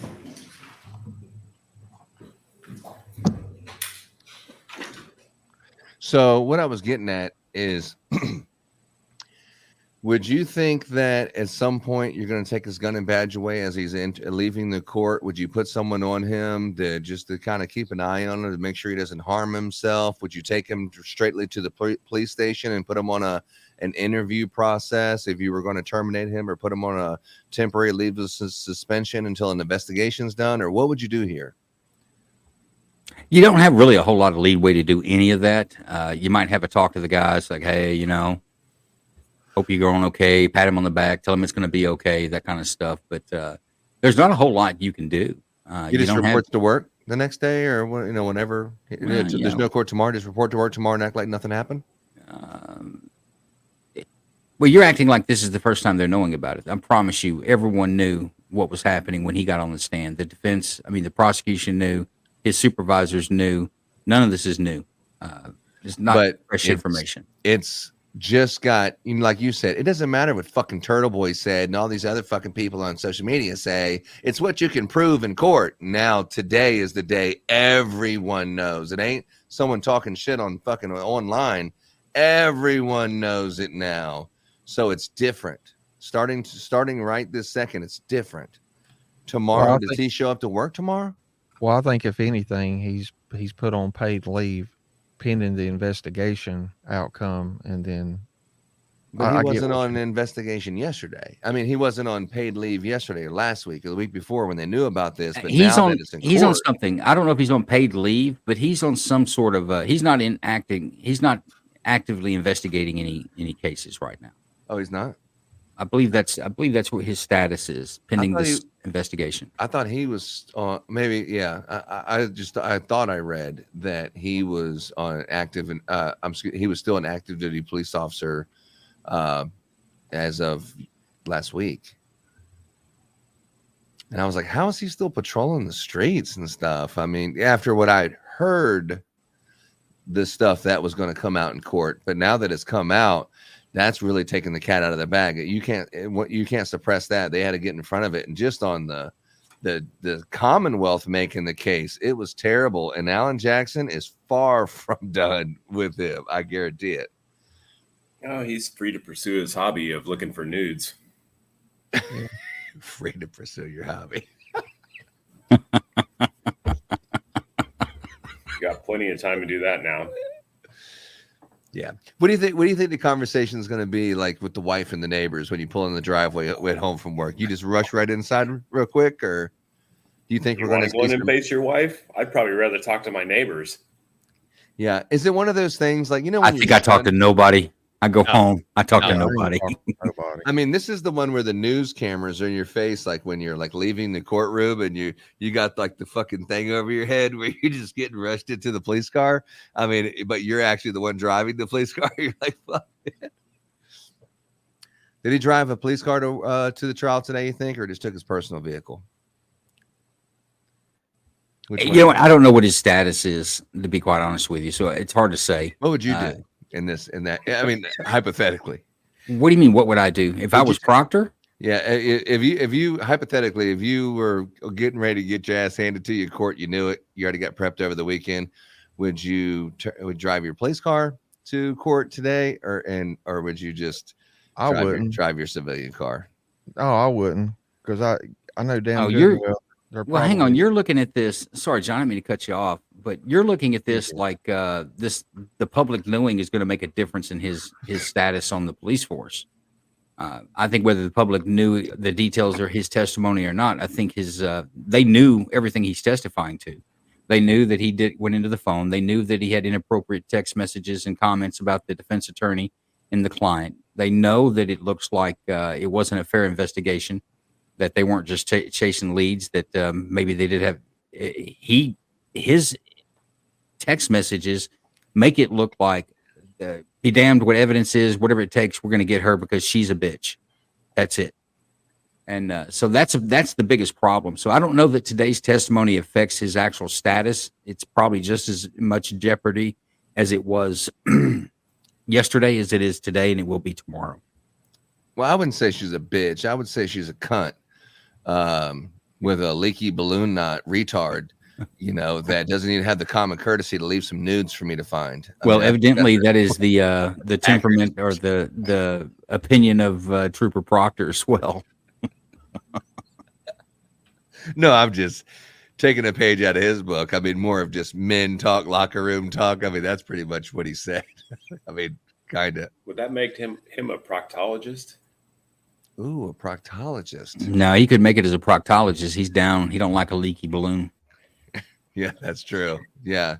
That he was giving his medical opinion. That's some bullshit. When he said, it was really more of a medical term, the leaky balloon knot. And, it probably wasn't the best thing to use that medical reference. It's like, oh my God, dude, wait till Alan Jackson starts. He only got through the retard one. He pretty much set up like a Don King in between Yannetti and fucking Proctor. He's like, oh, so you called him a something like this, and you hate him, don't you? And it's like, okay, they're like trying to set up and stage a fight, collect some money about who's going to win in this fight out in the parking lot after this. But the whole thing was fucking entertaining, man. I'm glad I caught this one. This is probably one of the best shows and the best days of court. If you caught the doctors, if it was your first time catching one of those doctors testifying on these details, and I was like, I'm sorry, I promise it gets better. Today is the day where you're like, man, it definitely got better. This is going to be a show that we probably play over and over and get clips from and the whole thing, man. This has been a great show. I've enjoyed all of it. Well, I didn't have a night court planned for the night. We're going down to 3 nights a week, but I think we may do a night court special edition night, take some of this audio from his testimony and play it and see what other people think about it. Dude, just some timestamps. All you need is some timestamps, because this one is just pure gold. As soon as someone asks the question and then stop, and then people can talk about it, then play the answer, and then get in the panel. I can definitely see that one being running this stream 24 hours a day until further notice. This was very entertaining. I am very glad I was off work today for once. And just think, the defense is just getting started. I promise you, they don't have 5 or 6 questions for this guy. He is going to sit up there. They're going to make him sweat for at least another day. When's another trial? The next date is what? Wednesday. Wednesday. Yeah. But that's his damn shame. But I think that judge forgot that they were going to cover these motions on. They were going to listen to this voir dire on Wednesday. I think she agreed to that this morning. I so I think what they're doing tomorrow. I think they had some other business to handle tomorrow on Tuesday. So I think the next day when court resumes on Wednesday, that they were going to handle some of this voir dire from these expert witnesses so that the FBI. I don't know. You haven't heard this story on Tactical, but basically when the FBI grand jury, when they were investigating this case, it's kind of on a hush-hush, even though they've been bringing out testimony from this federal grand jury. The FBI paid 3 independent experts, the FBI experts. The FBI paid for them to do a crash reconstruction that were like for vehicle homicides and vehicle, accidents and stuff. And all 3 of them, 3 out of 3 came back and said, there's no way that the injuries that are on John O'Keefe were caused by this car running into him. All 3 of them said that. The defense didn't pay. It wasn't like a whore, like the name was like, there wasn't a whore that you pay him money and they say whatever you want them to. This is actually FBI crash experts are all saying that there's no way this happened. That's what they're going to hear on Wednesday in this. And the prosecution is objecting. They don't want these 3 experts. Well, of course not. Yeah. But they're not even, they didn't even pay for them. They're from the FBI. Yeah. But they didn't have access to that. So that's what Wednesday's for, to hear their testimonies. I think Alan said one would take about 2 hours, one would take 10 minutes, one would take 15 minutes. That's what the shit was about this morning. So they can hear their testimony, see what they're going to say, make a judgment if the jury's allowed to hear what they have to say. So that'll be on Wednesday. There'll be no jury on Wednesday. But we will hear from those witnesses without the jury. I'm sure the jury will be watching on TV at this point. Oh, yeah. I mean, no. Yeah. No, the jury's not going to be watching on TV. I mean, I would. I mean, it's like I would too. I mean, it's like after you heard all this, it's like there's no way. I mean, if there's something going on in that court, I've had a front row seat for 7 weeks, and now you're going to talk about the good stuff, and I'm not allowed to hear it. I'm going to somehow get on my phone to watch that for sure. Yeah, there's not a Hollywood movie I would watch over this today. God, Wednesday or Thursday or whenever court picks up and they got to put Proctor back on the stand, I guarantee he looks like he's had a little bit more mileage on him than he does today. Yeah, I would say, what do you think, Joe? You think he's sleeping on the couch already, or what do you think's going on there? Just Man, it's hard. It's hard to hard say. to tell. You know, who knows whether he's what he's dealing with on a personal issue, but it's not positive. And this is going to be even more. And I'm sure he's like not made it common knowledge to everyone that he knows, but now everyone he knows and people he doesn't know, now they know. You know, so balloon knot, cunt, looking for nudes, all these things are going to start from that retard. From that retard, all these things will be quips coming back and forth. And I don't think he would be handled very well amongst his law enforcement peers. It wouldn't be in Texas where I'm at. You would be a pariah, 100%. Yeah. And then, so earlier we had a one of these whose dick's bigger type of conversations between you and I was trying to say that not was it Bukhenik or Bukhenik. I was saying that he wouldn't have a job when it's all said and done, when this thing's all said and done. Do you still stick to that you think he will? He's going to have some issues maybe because of the text messages. But aside from that, I don't think he's got any huge issues. And you got to remember, these guys have unions up there. If you get fired, then you go through the appeal process and go through years of back and forth. Eventually get your job back. So I'm not a proponent of law enforcement having unions, to be quite honest with you. Have you heard enough from whatever's happened today that you still haven't heard enough that Bukhenik can keep his job, or you think there hasn't been enough yet? Just that little bit of you were on a text message, that's not enough to get rid of someone based on the union, or what do you think? Yeah, I think he'll have union protections. I mean, John spoke about it earlier that these guys he went through, I don't know how many documents of some pretty serious offenses where they get like 7 days off. What was the super duper search guy, the lieutenant that's over the super duper search team that couldn't find anything? The CERT team. He had failed a drug and alcohol test, and he got 7 days vacation taken from him. So what do you think is going to happen with an inappropriate text message? Yeah. You tell me, does he have a job or not?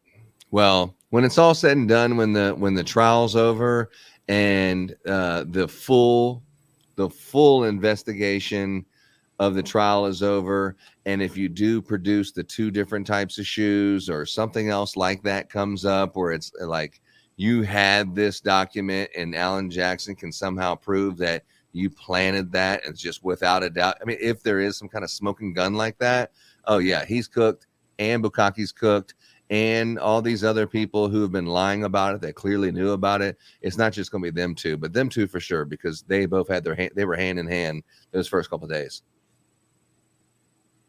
So was there an answer in all that? Did I miss it? It was, as of right now, I'm with you. But what I was telling you is that by the time he's done, we don't know what's going to happen between now and then. I'm just telling you, I think by the time Alan Jackson's done with his cross with Proctor, I think he's toast. Because this is just the beginning. I think Proctor was toast prior to this. I think they're on to him. I think everything that these text messages, they just didn't come to light today. The prosecution had him. The defense had him. Bukhenik. I don't know. He wasn't really. I mean, Bukhenik is. You can kind of play the not plausible deniability. I didn't have no parts of covering up shit and planting evidence. I was just with him, and this is what we seen. But you broke the taillight. You towed her shit. You knew you had to tow her stuff before you even seen the cracked taillight. The other guy came today and said that he looked at it and it was just cracked. It wasn't all busted out like that. And then now you hear all this other stuff he's doing. It's not just going to be. I mean, Proctor, he's cooked.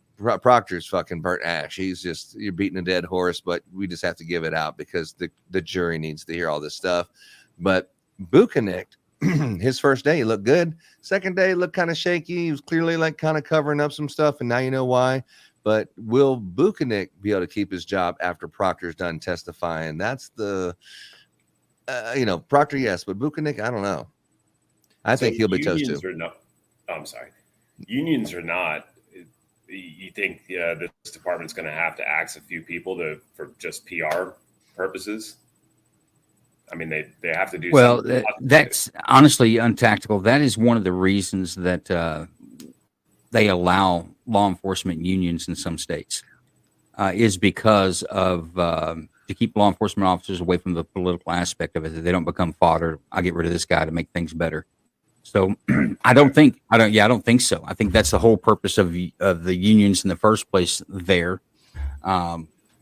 We don't allow them in Texas. You can have them on a municipal level, like city police. They can have some unions, but the union protections aren't as strong in Texas as for law enforcement as they are in other states. On those eastern seaboard states and northern states, they have a lot of protection. You can't get rid of one. That's why I say if somebody had showed up at my agency and they'd failed a drug and alcohol test, they would drop your gun and badge on the table and good luck to you. The guy gets 7 days of it. Doesn't even lose real time. He just loses vacation time.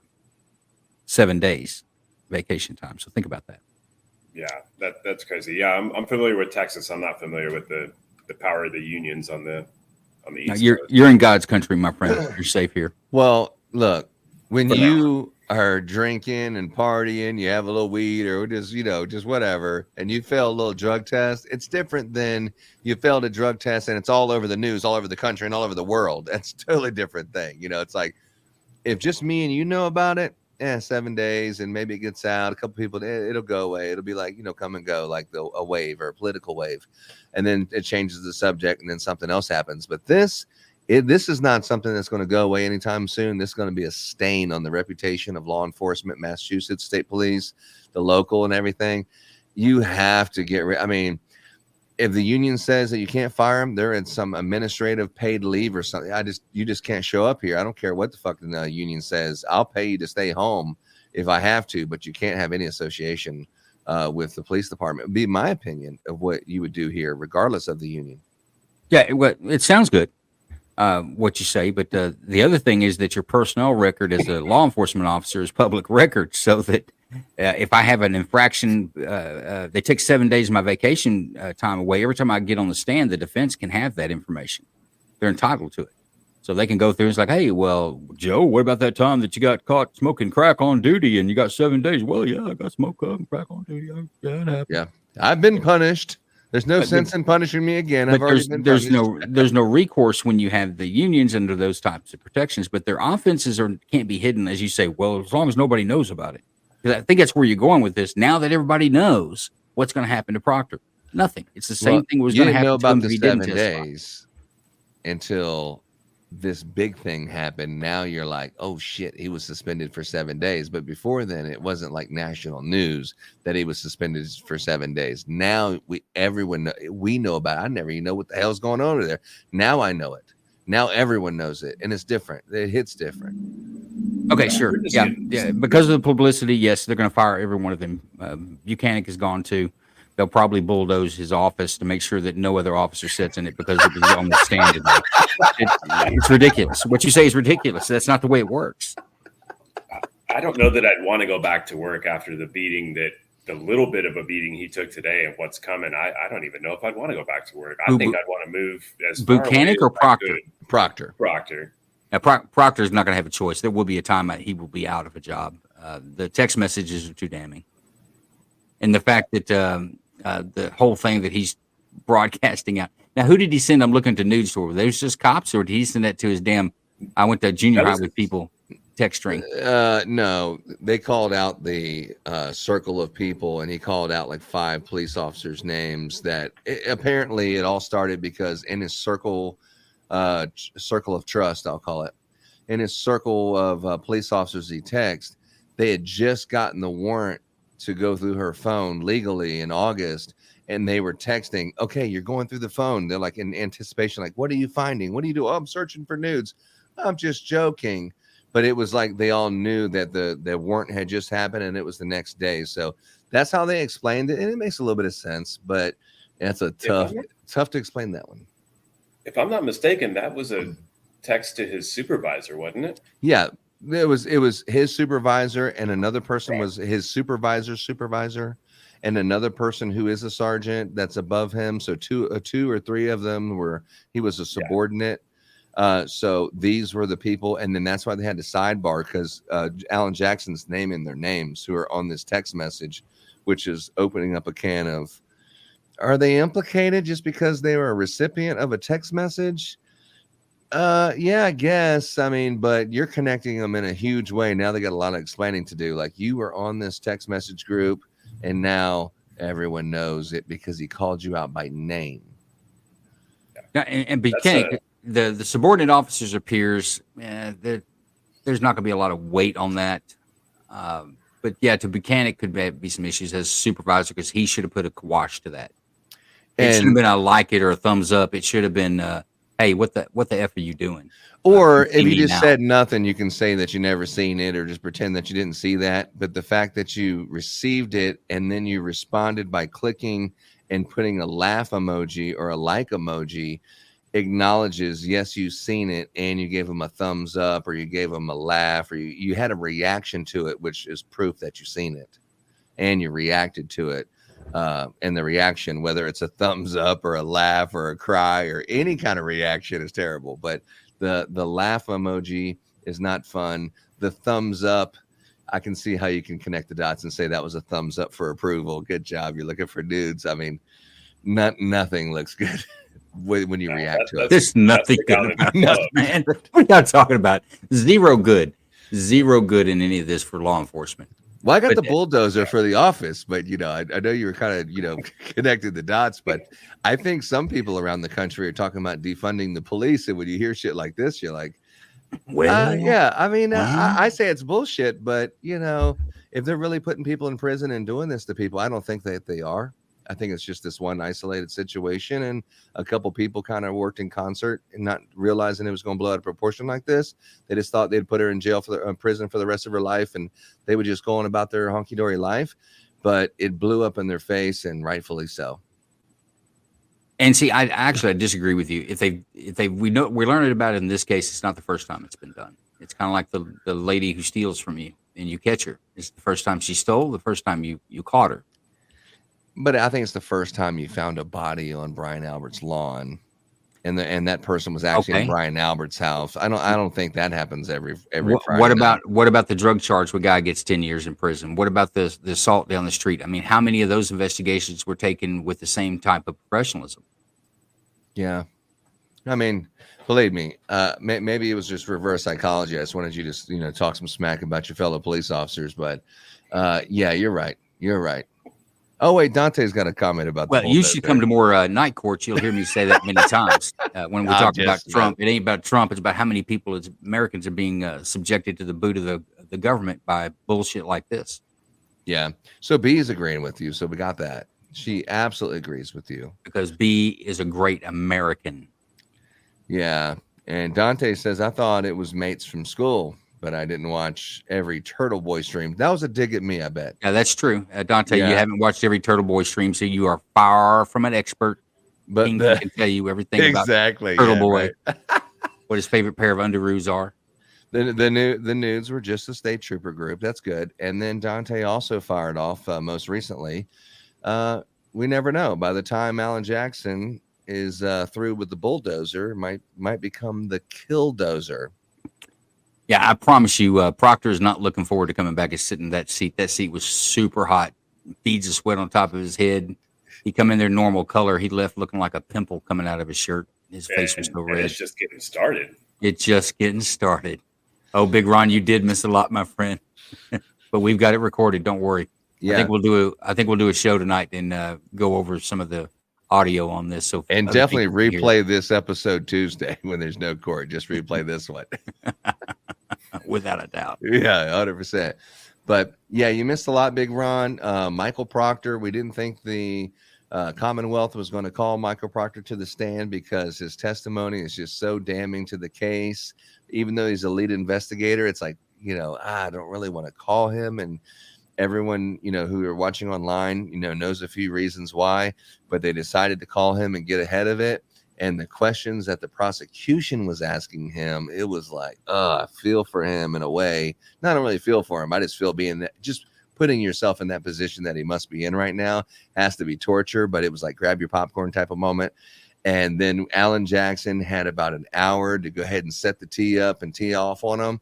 And boy, he did. It was like, Mike Tyson, and you're up against the ropes, but your hands are tied, to the turnbuckles. And he was just taking like haymaker after haymaker before they threw in the towel for the day. So he's going back to his corner, and we're hoping that he won't commit suicide between now and, Wednesday afternoon or Thursday when he comes back for another round with Mike. But, it was comical. It was sad. And I think the victim here, the most sad part is the good cops, the people who are really doing, good work as police officers in that area. I feel for those guys, because the ones that are doing this kind of stuff are really making them look bad. Yeah. I also feel for that court reporter, because she had to repeat some of that stuff. Yeah, I called her a CUNT, and then Bev was like, "Nope, no, You gotta say it. You're going to say the word." Yeah, I'm disappointed that she didn't make him explain balloon knot.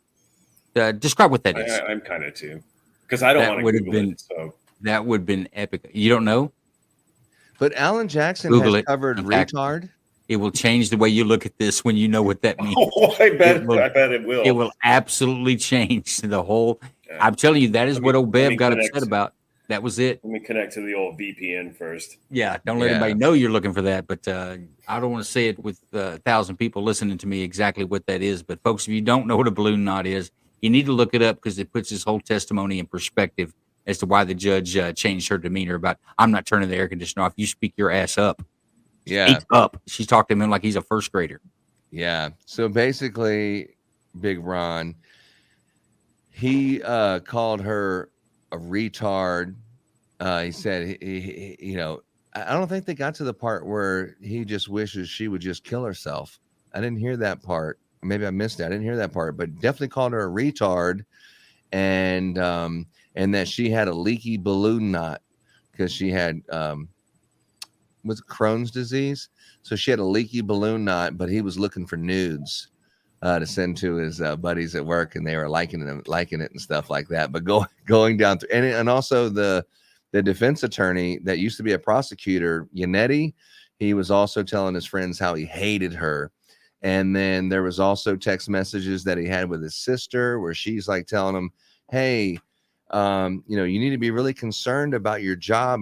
Don't sacrifice your career, right around the time that he possibly could have been planting the evidence. And he was talking to some guy in Tennessee, talking about, we're going to get this bitch, this cunt, he called her a cunt, and we're going to get this cunt, and we're going to, make sure that she gets convicted on this. And then he was also texting his other police officer buddies when they were saying, how come you didn't go to the ME's office? Now she said this, and they had to go back, because the true story is she had one cause of death, and then they had to recant that and do another one, and then again a third time.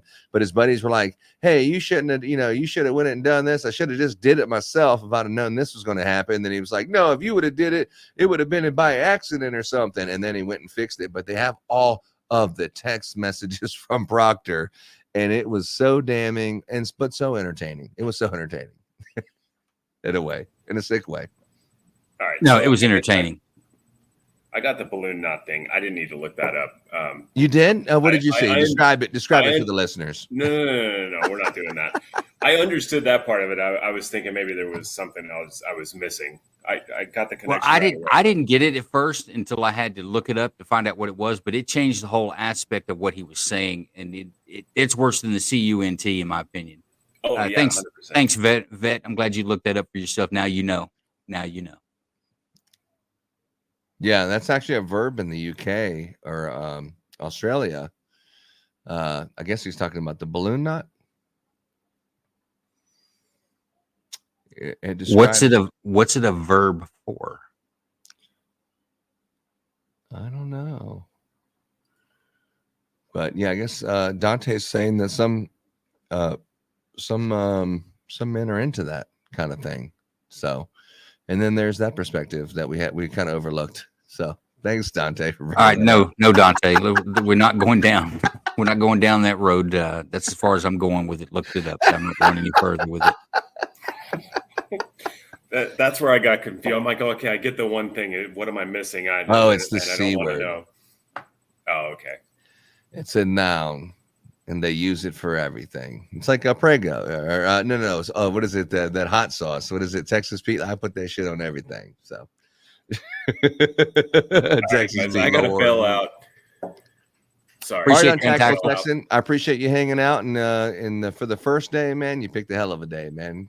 Yeah, I know, right? And then we'll see you on Friday in person. We're going to see Untactical Texan Awesome. live and in person on Friday. Laura and I are going to go hang out with him at the bar. Looking forward to it. Yeah.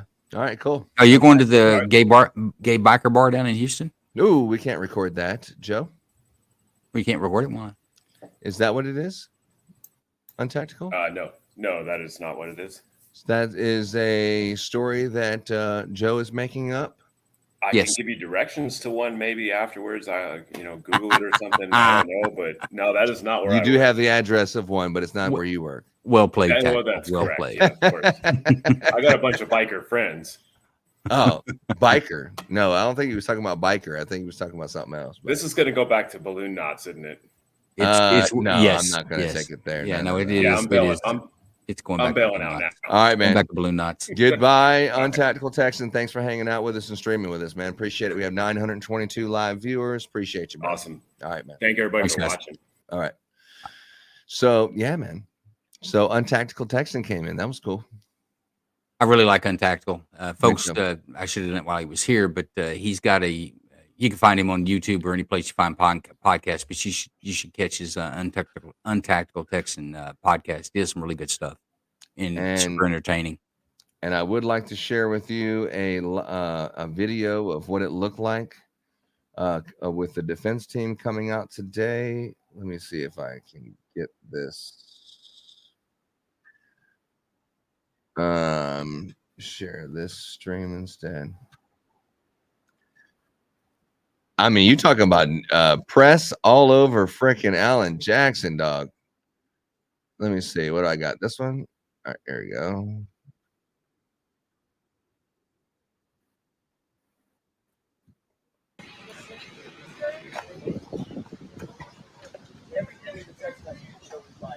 You expect him to write things of innocent and crime? Is that what you actually do?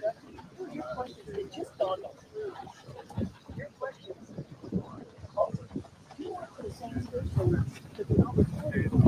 Greg Henning. Greg Henning. Is that where these questions are coming from? Yes. Yeah. He asked me dumb questions when I was arraigned too.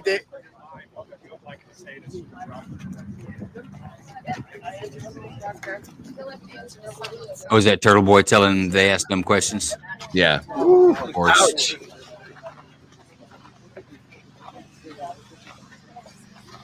Apparently, Alan Jackson's referring to these stupid questions he's being asked. Mr. Jackson, is Adam Lally working for the defense now? It appears as if I'm a little confused about what happened in there. We're all very confused. We're very confused. Turning up the heat. Turning it up. Interesting day. How do we feel? Confident after that? Absolutely. Disgusted? Yes. The female jurors didn't seem pleased by that one. No, nor would they. Anyone with daughters be disgusted by what they just saw. Disgusted. Balloon knot, what more can you ask for? What was that? Leaky balloon knot, what more Yeah, can you ask for? disgusting. Chip is a misogynist. I'm telling you that leaky Shame balloon on you, knot's it's got legs. So, and there you have it. That was what Turtle Boy recorded on his cell phone as he was following the entourage of reporters and the defense team. But stuff like that, man, when you're watching that, it's hard not to see one video and then you see another one. You're like, oh, let me see, because they don't show that stuff on Court TV. It's just exclusive content that we are able to watch right here. But yeah, I'm looking forward to Wednesday. What's the schedule for tomorrow? We're going to replay something? We're going to do something or just wait till Wednesday? You know, I probably want to go through and pull out just the Proctor testimony from today's broadcast. I'm going to Sure. use some of that for tonight's court, or tonight doing a night court with it. But man, I think it's worth replaying. I'll be Dude. honest with you. I mean, every day. I mean, just putting it on just a 24-hour repeat. Well, you don't hear. Just don't hear that. That's not something you hear in typical court coming from law enforcement, in particular coming from law enforcement. So it's amazing, truly amazing.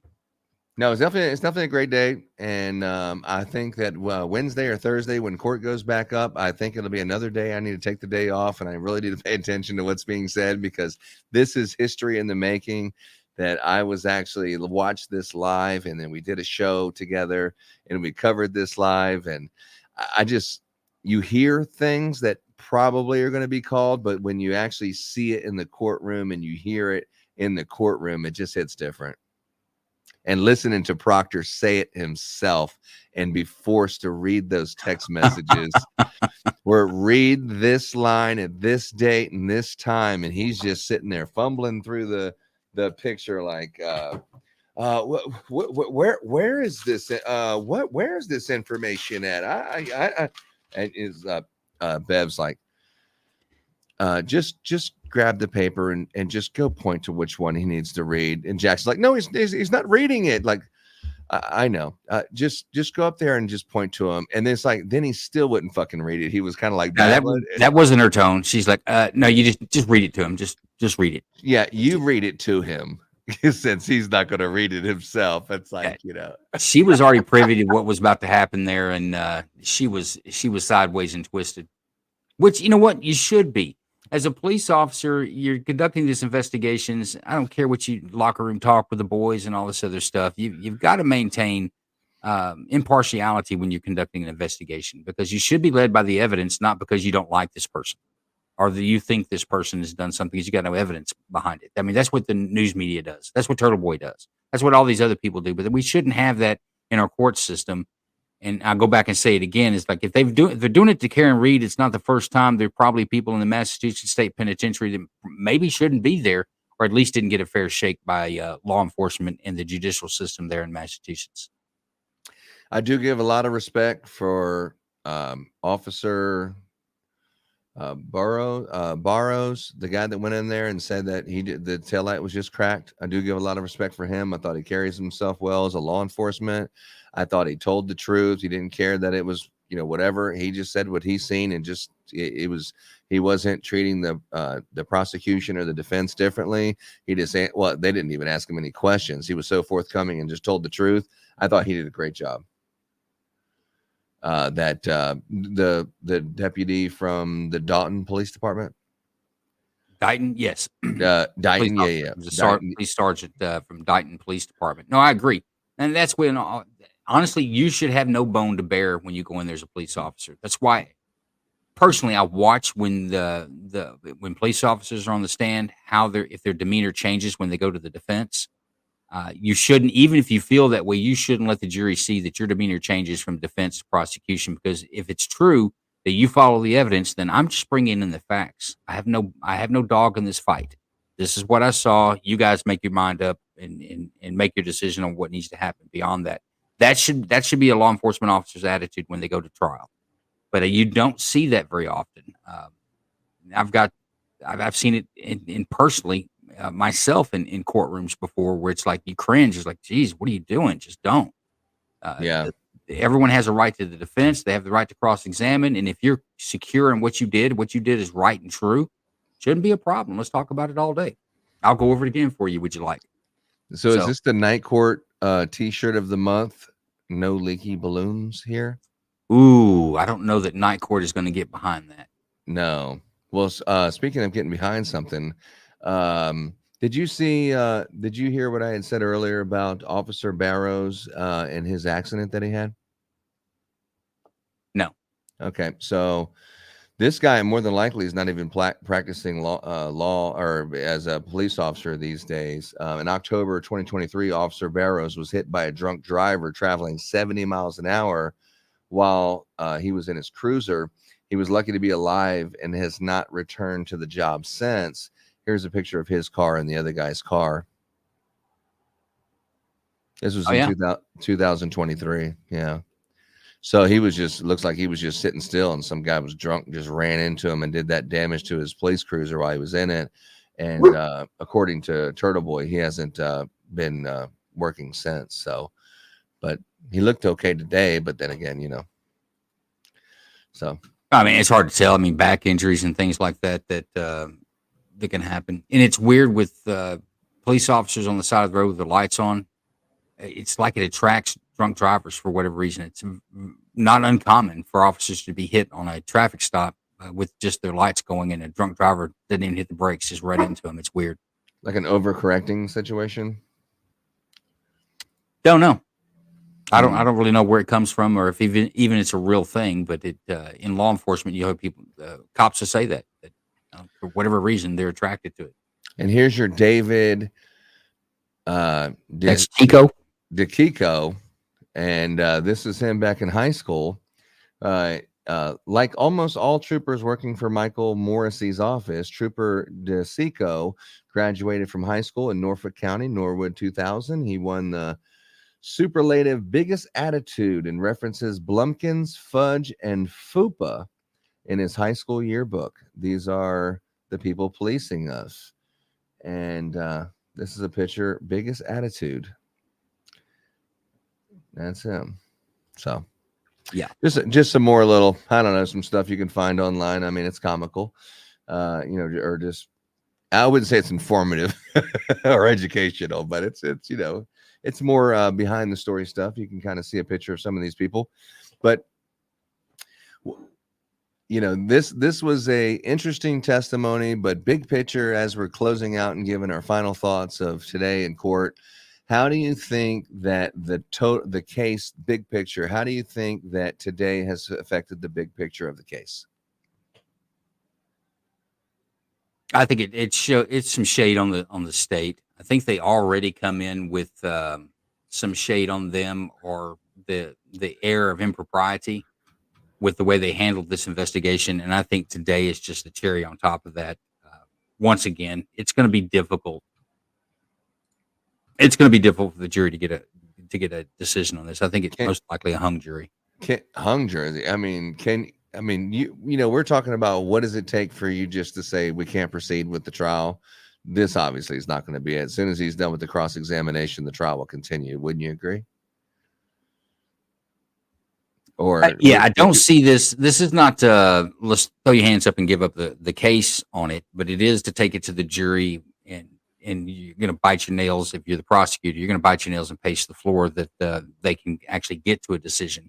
But it just takes one person to say, I just can't convict, and the 11 others say they can convict, but that's still a hung jury. And I don't think the state can come back and do this prosecution again. I think there's too many things stacked against them.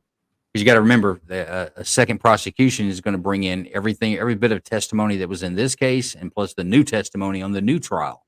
That'll kick up and go. But I don't think this is a death knell for the case. But it's not good.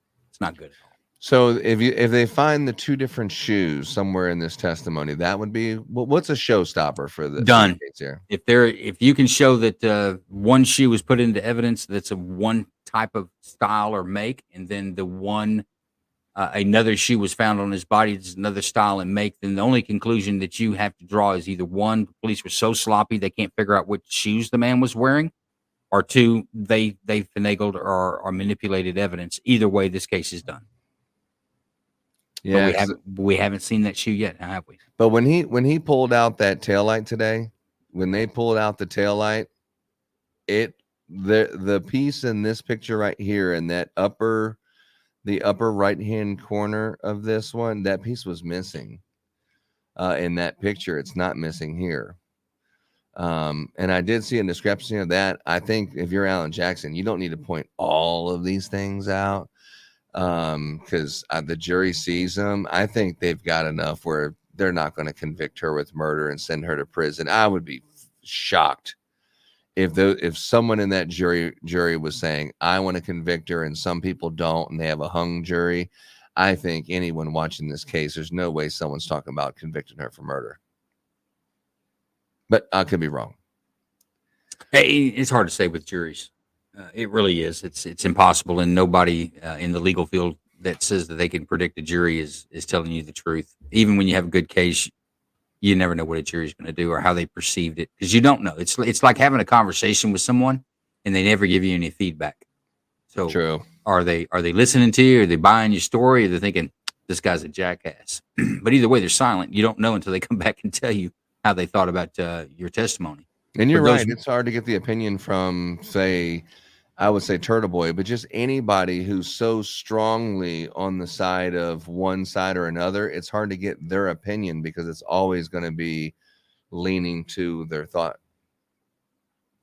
My practice is that I'll listen to some other stuff that's going on, but I really focus on what the jury hears, which is the testimony we see in court, because that's what they'll go to use their that's what they'll use for deliberations.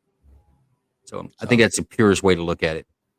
All right. So, yeah, we can continue this conversation. If you're around X Spaces, maybe it might be a good one also to bring to YouTube as well. But if you're on X Spaces, definitely check out Night Court with Joe Lanou. And that's Joe, JOE_LNU on Twitter or X. And then you'll see his icon with a little blue microphone around it. Click on that one and it'll say, would you like to start listening? And you can request to speak and join the fun tonight. And that'll be at 9:00 Eastern. That's right, 9:00 Eastern. Yeah, give us a join and come in. If you missed some of the testimony today, I'll pull the highlights out and we'll bust it into audio so that we can all listen to it again. There might be some new words that we can learn and new phrases that we can learn tonight together. It'll be fun. I absolutely learned one today. The leaky balloon knot was a new one for me. I thought at first they were talking about like a colostomy bag or some sort of a medical procedure until I looked it up, and that was even worse. It would have been better if they were making fun of her with a colostomy bag, which, by the way, she doesn't have. Yeah, But no, it's evidently there's another issue. the balloon knot is something. If you listen to terrestrial radio, talk radio, they always have another word that describes something that they're not allowed to say from the FCC. Balloon knot is something that I had heard many times before, but not in a derogatory way. But I understood it to describe a certain part of the butt hole. Well, I've heard chocolate starfish before, but I've never heard balloon knot. Well, and maybe it's an East Coast thing. That's in the East Coast. That's where I learned that term from. But anyway, we can all get together around the country tonight on Night Court with Joe Lanou at 9:00. Definitely go on X and tell a friend, bring a friend with you. Let's talk about it and have a good laugh about what's going and project about what's going to happen in the future. Cool. Hey, thanks, folks. And hey, if you like what we do, I've got a new way to help us out with tips and things like that. It's Buy Me a Coffee. It's on my timeline, pinned to the top. But if you like what we do, we appreciate any generosity that you might throw our way. Appreciate Definitely you do guys. that.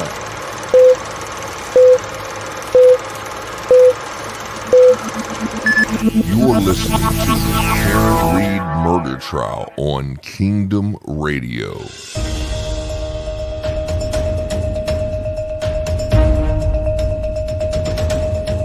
You made that search at 2:27 a.m. because you knew that John O'Keefe was outside in your sister's lawn dying. Closer, closer, closer, closer, closer.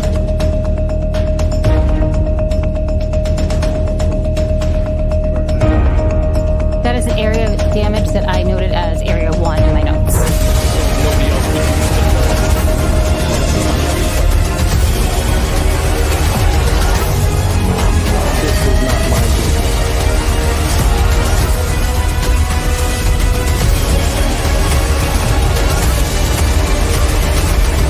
Stay tuned to Kingdom Radio Texas for live coverage of the Karen Reed murder trial.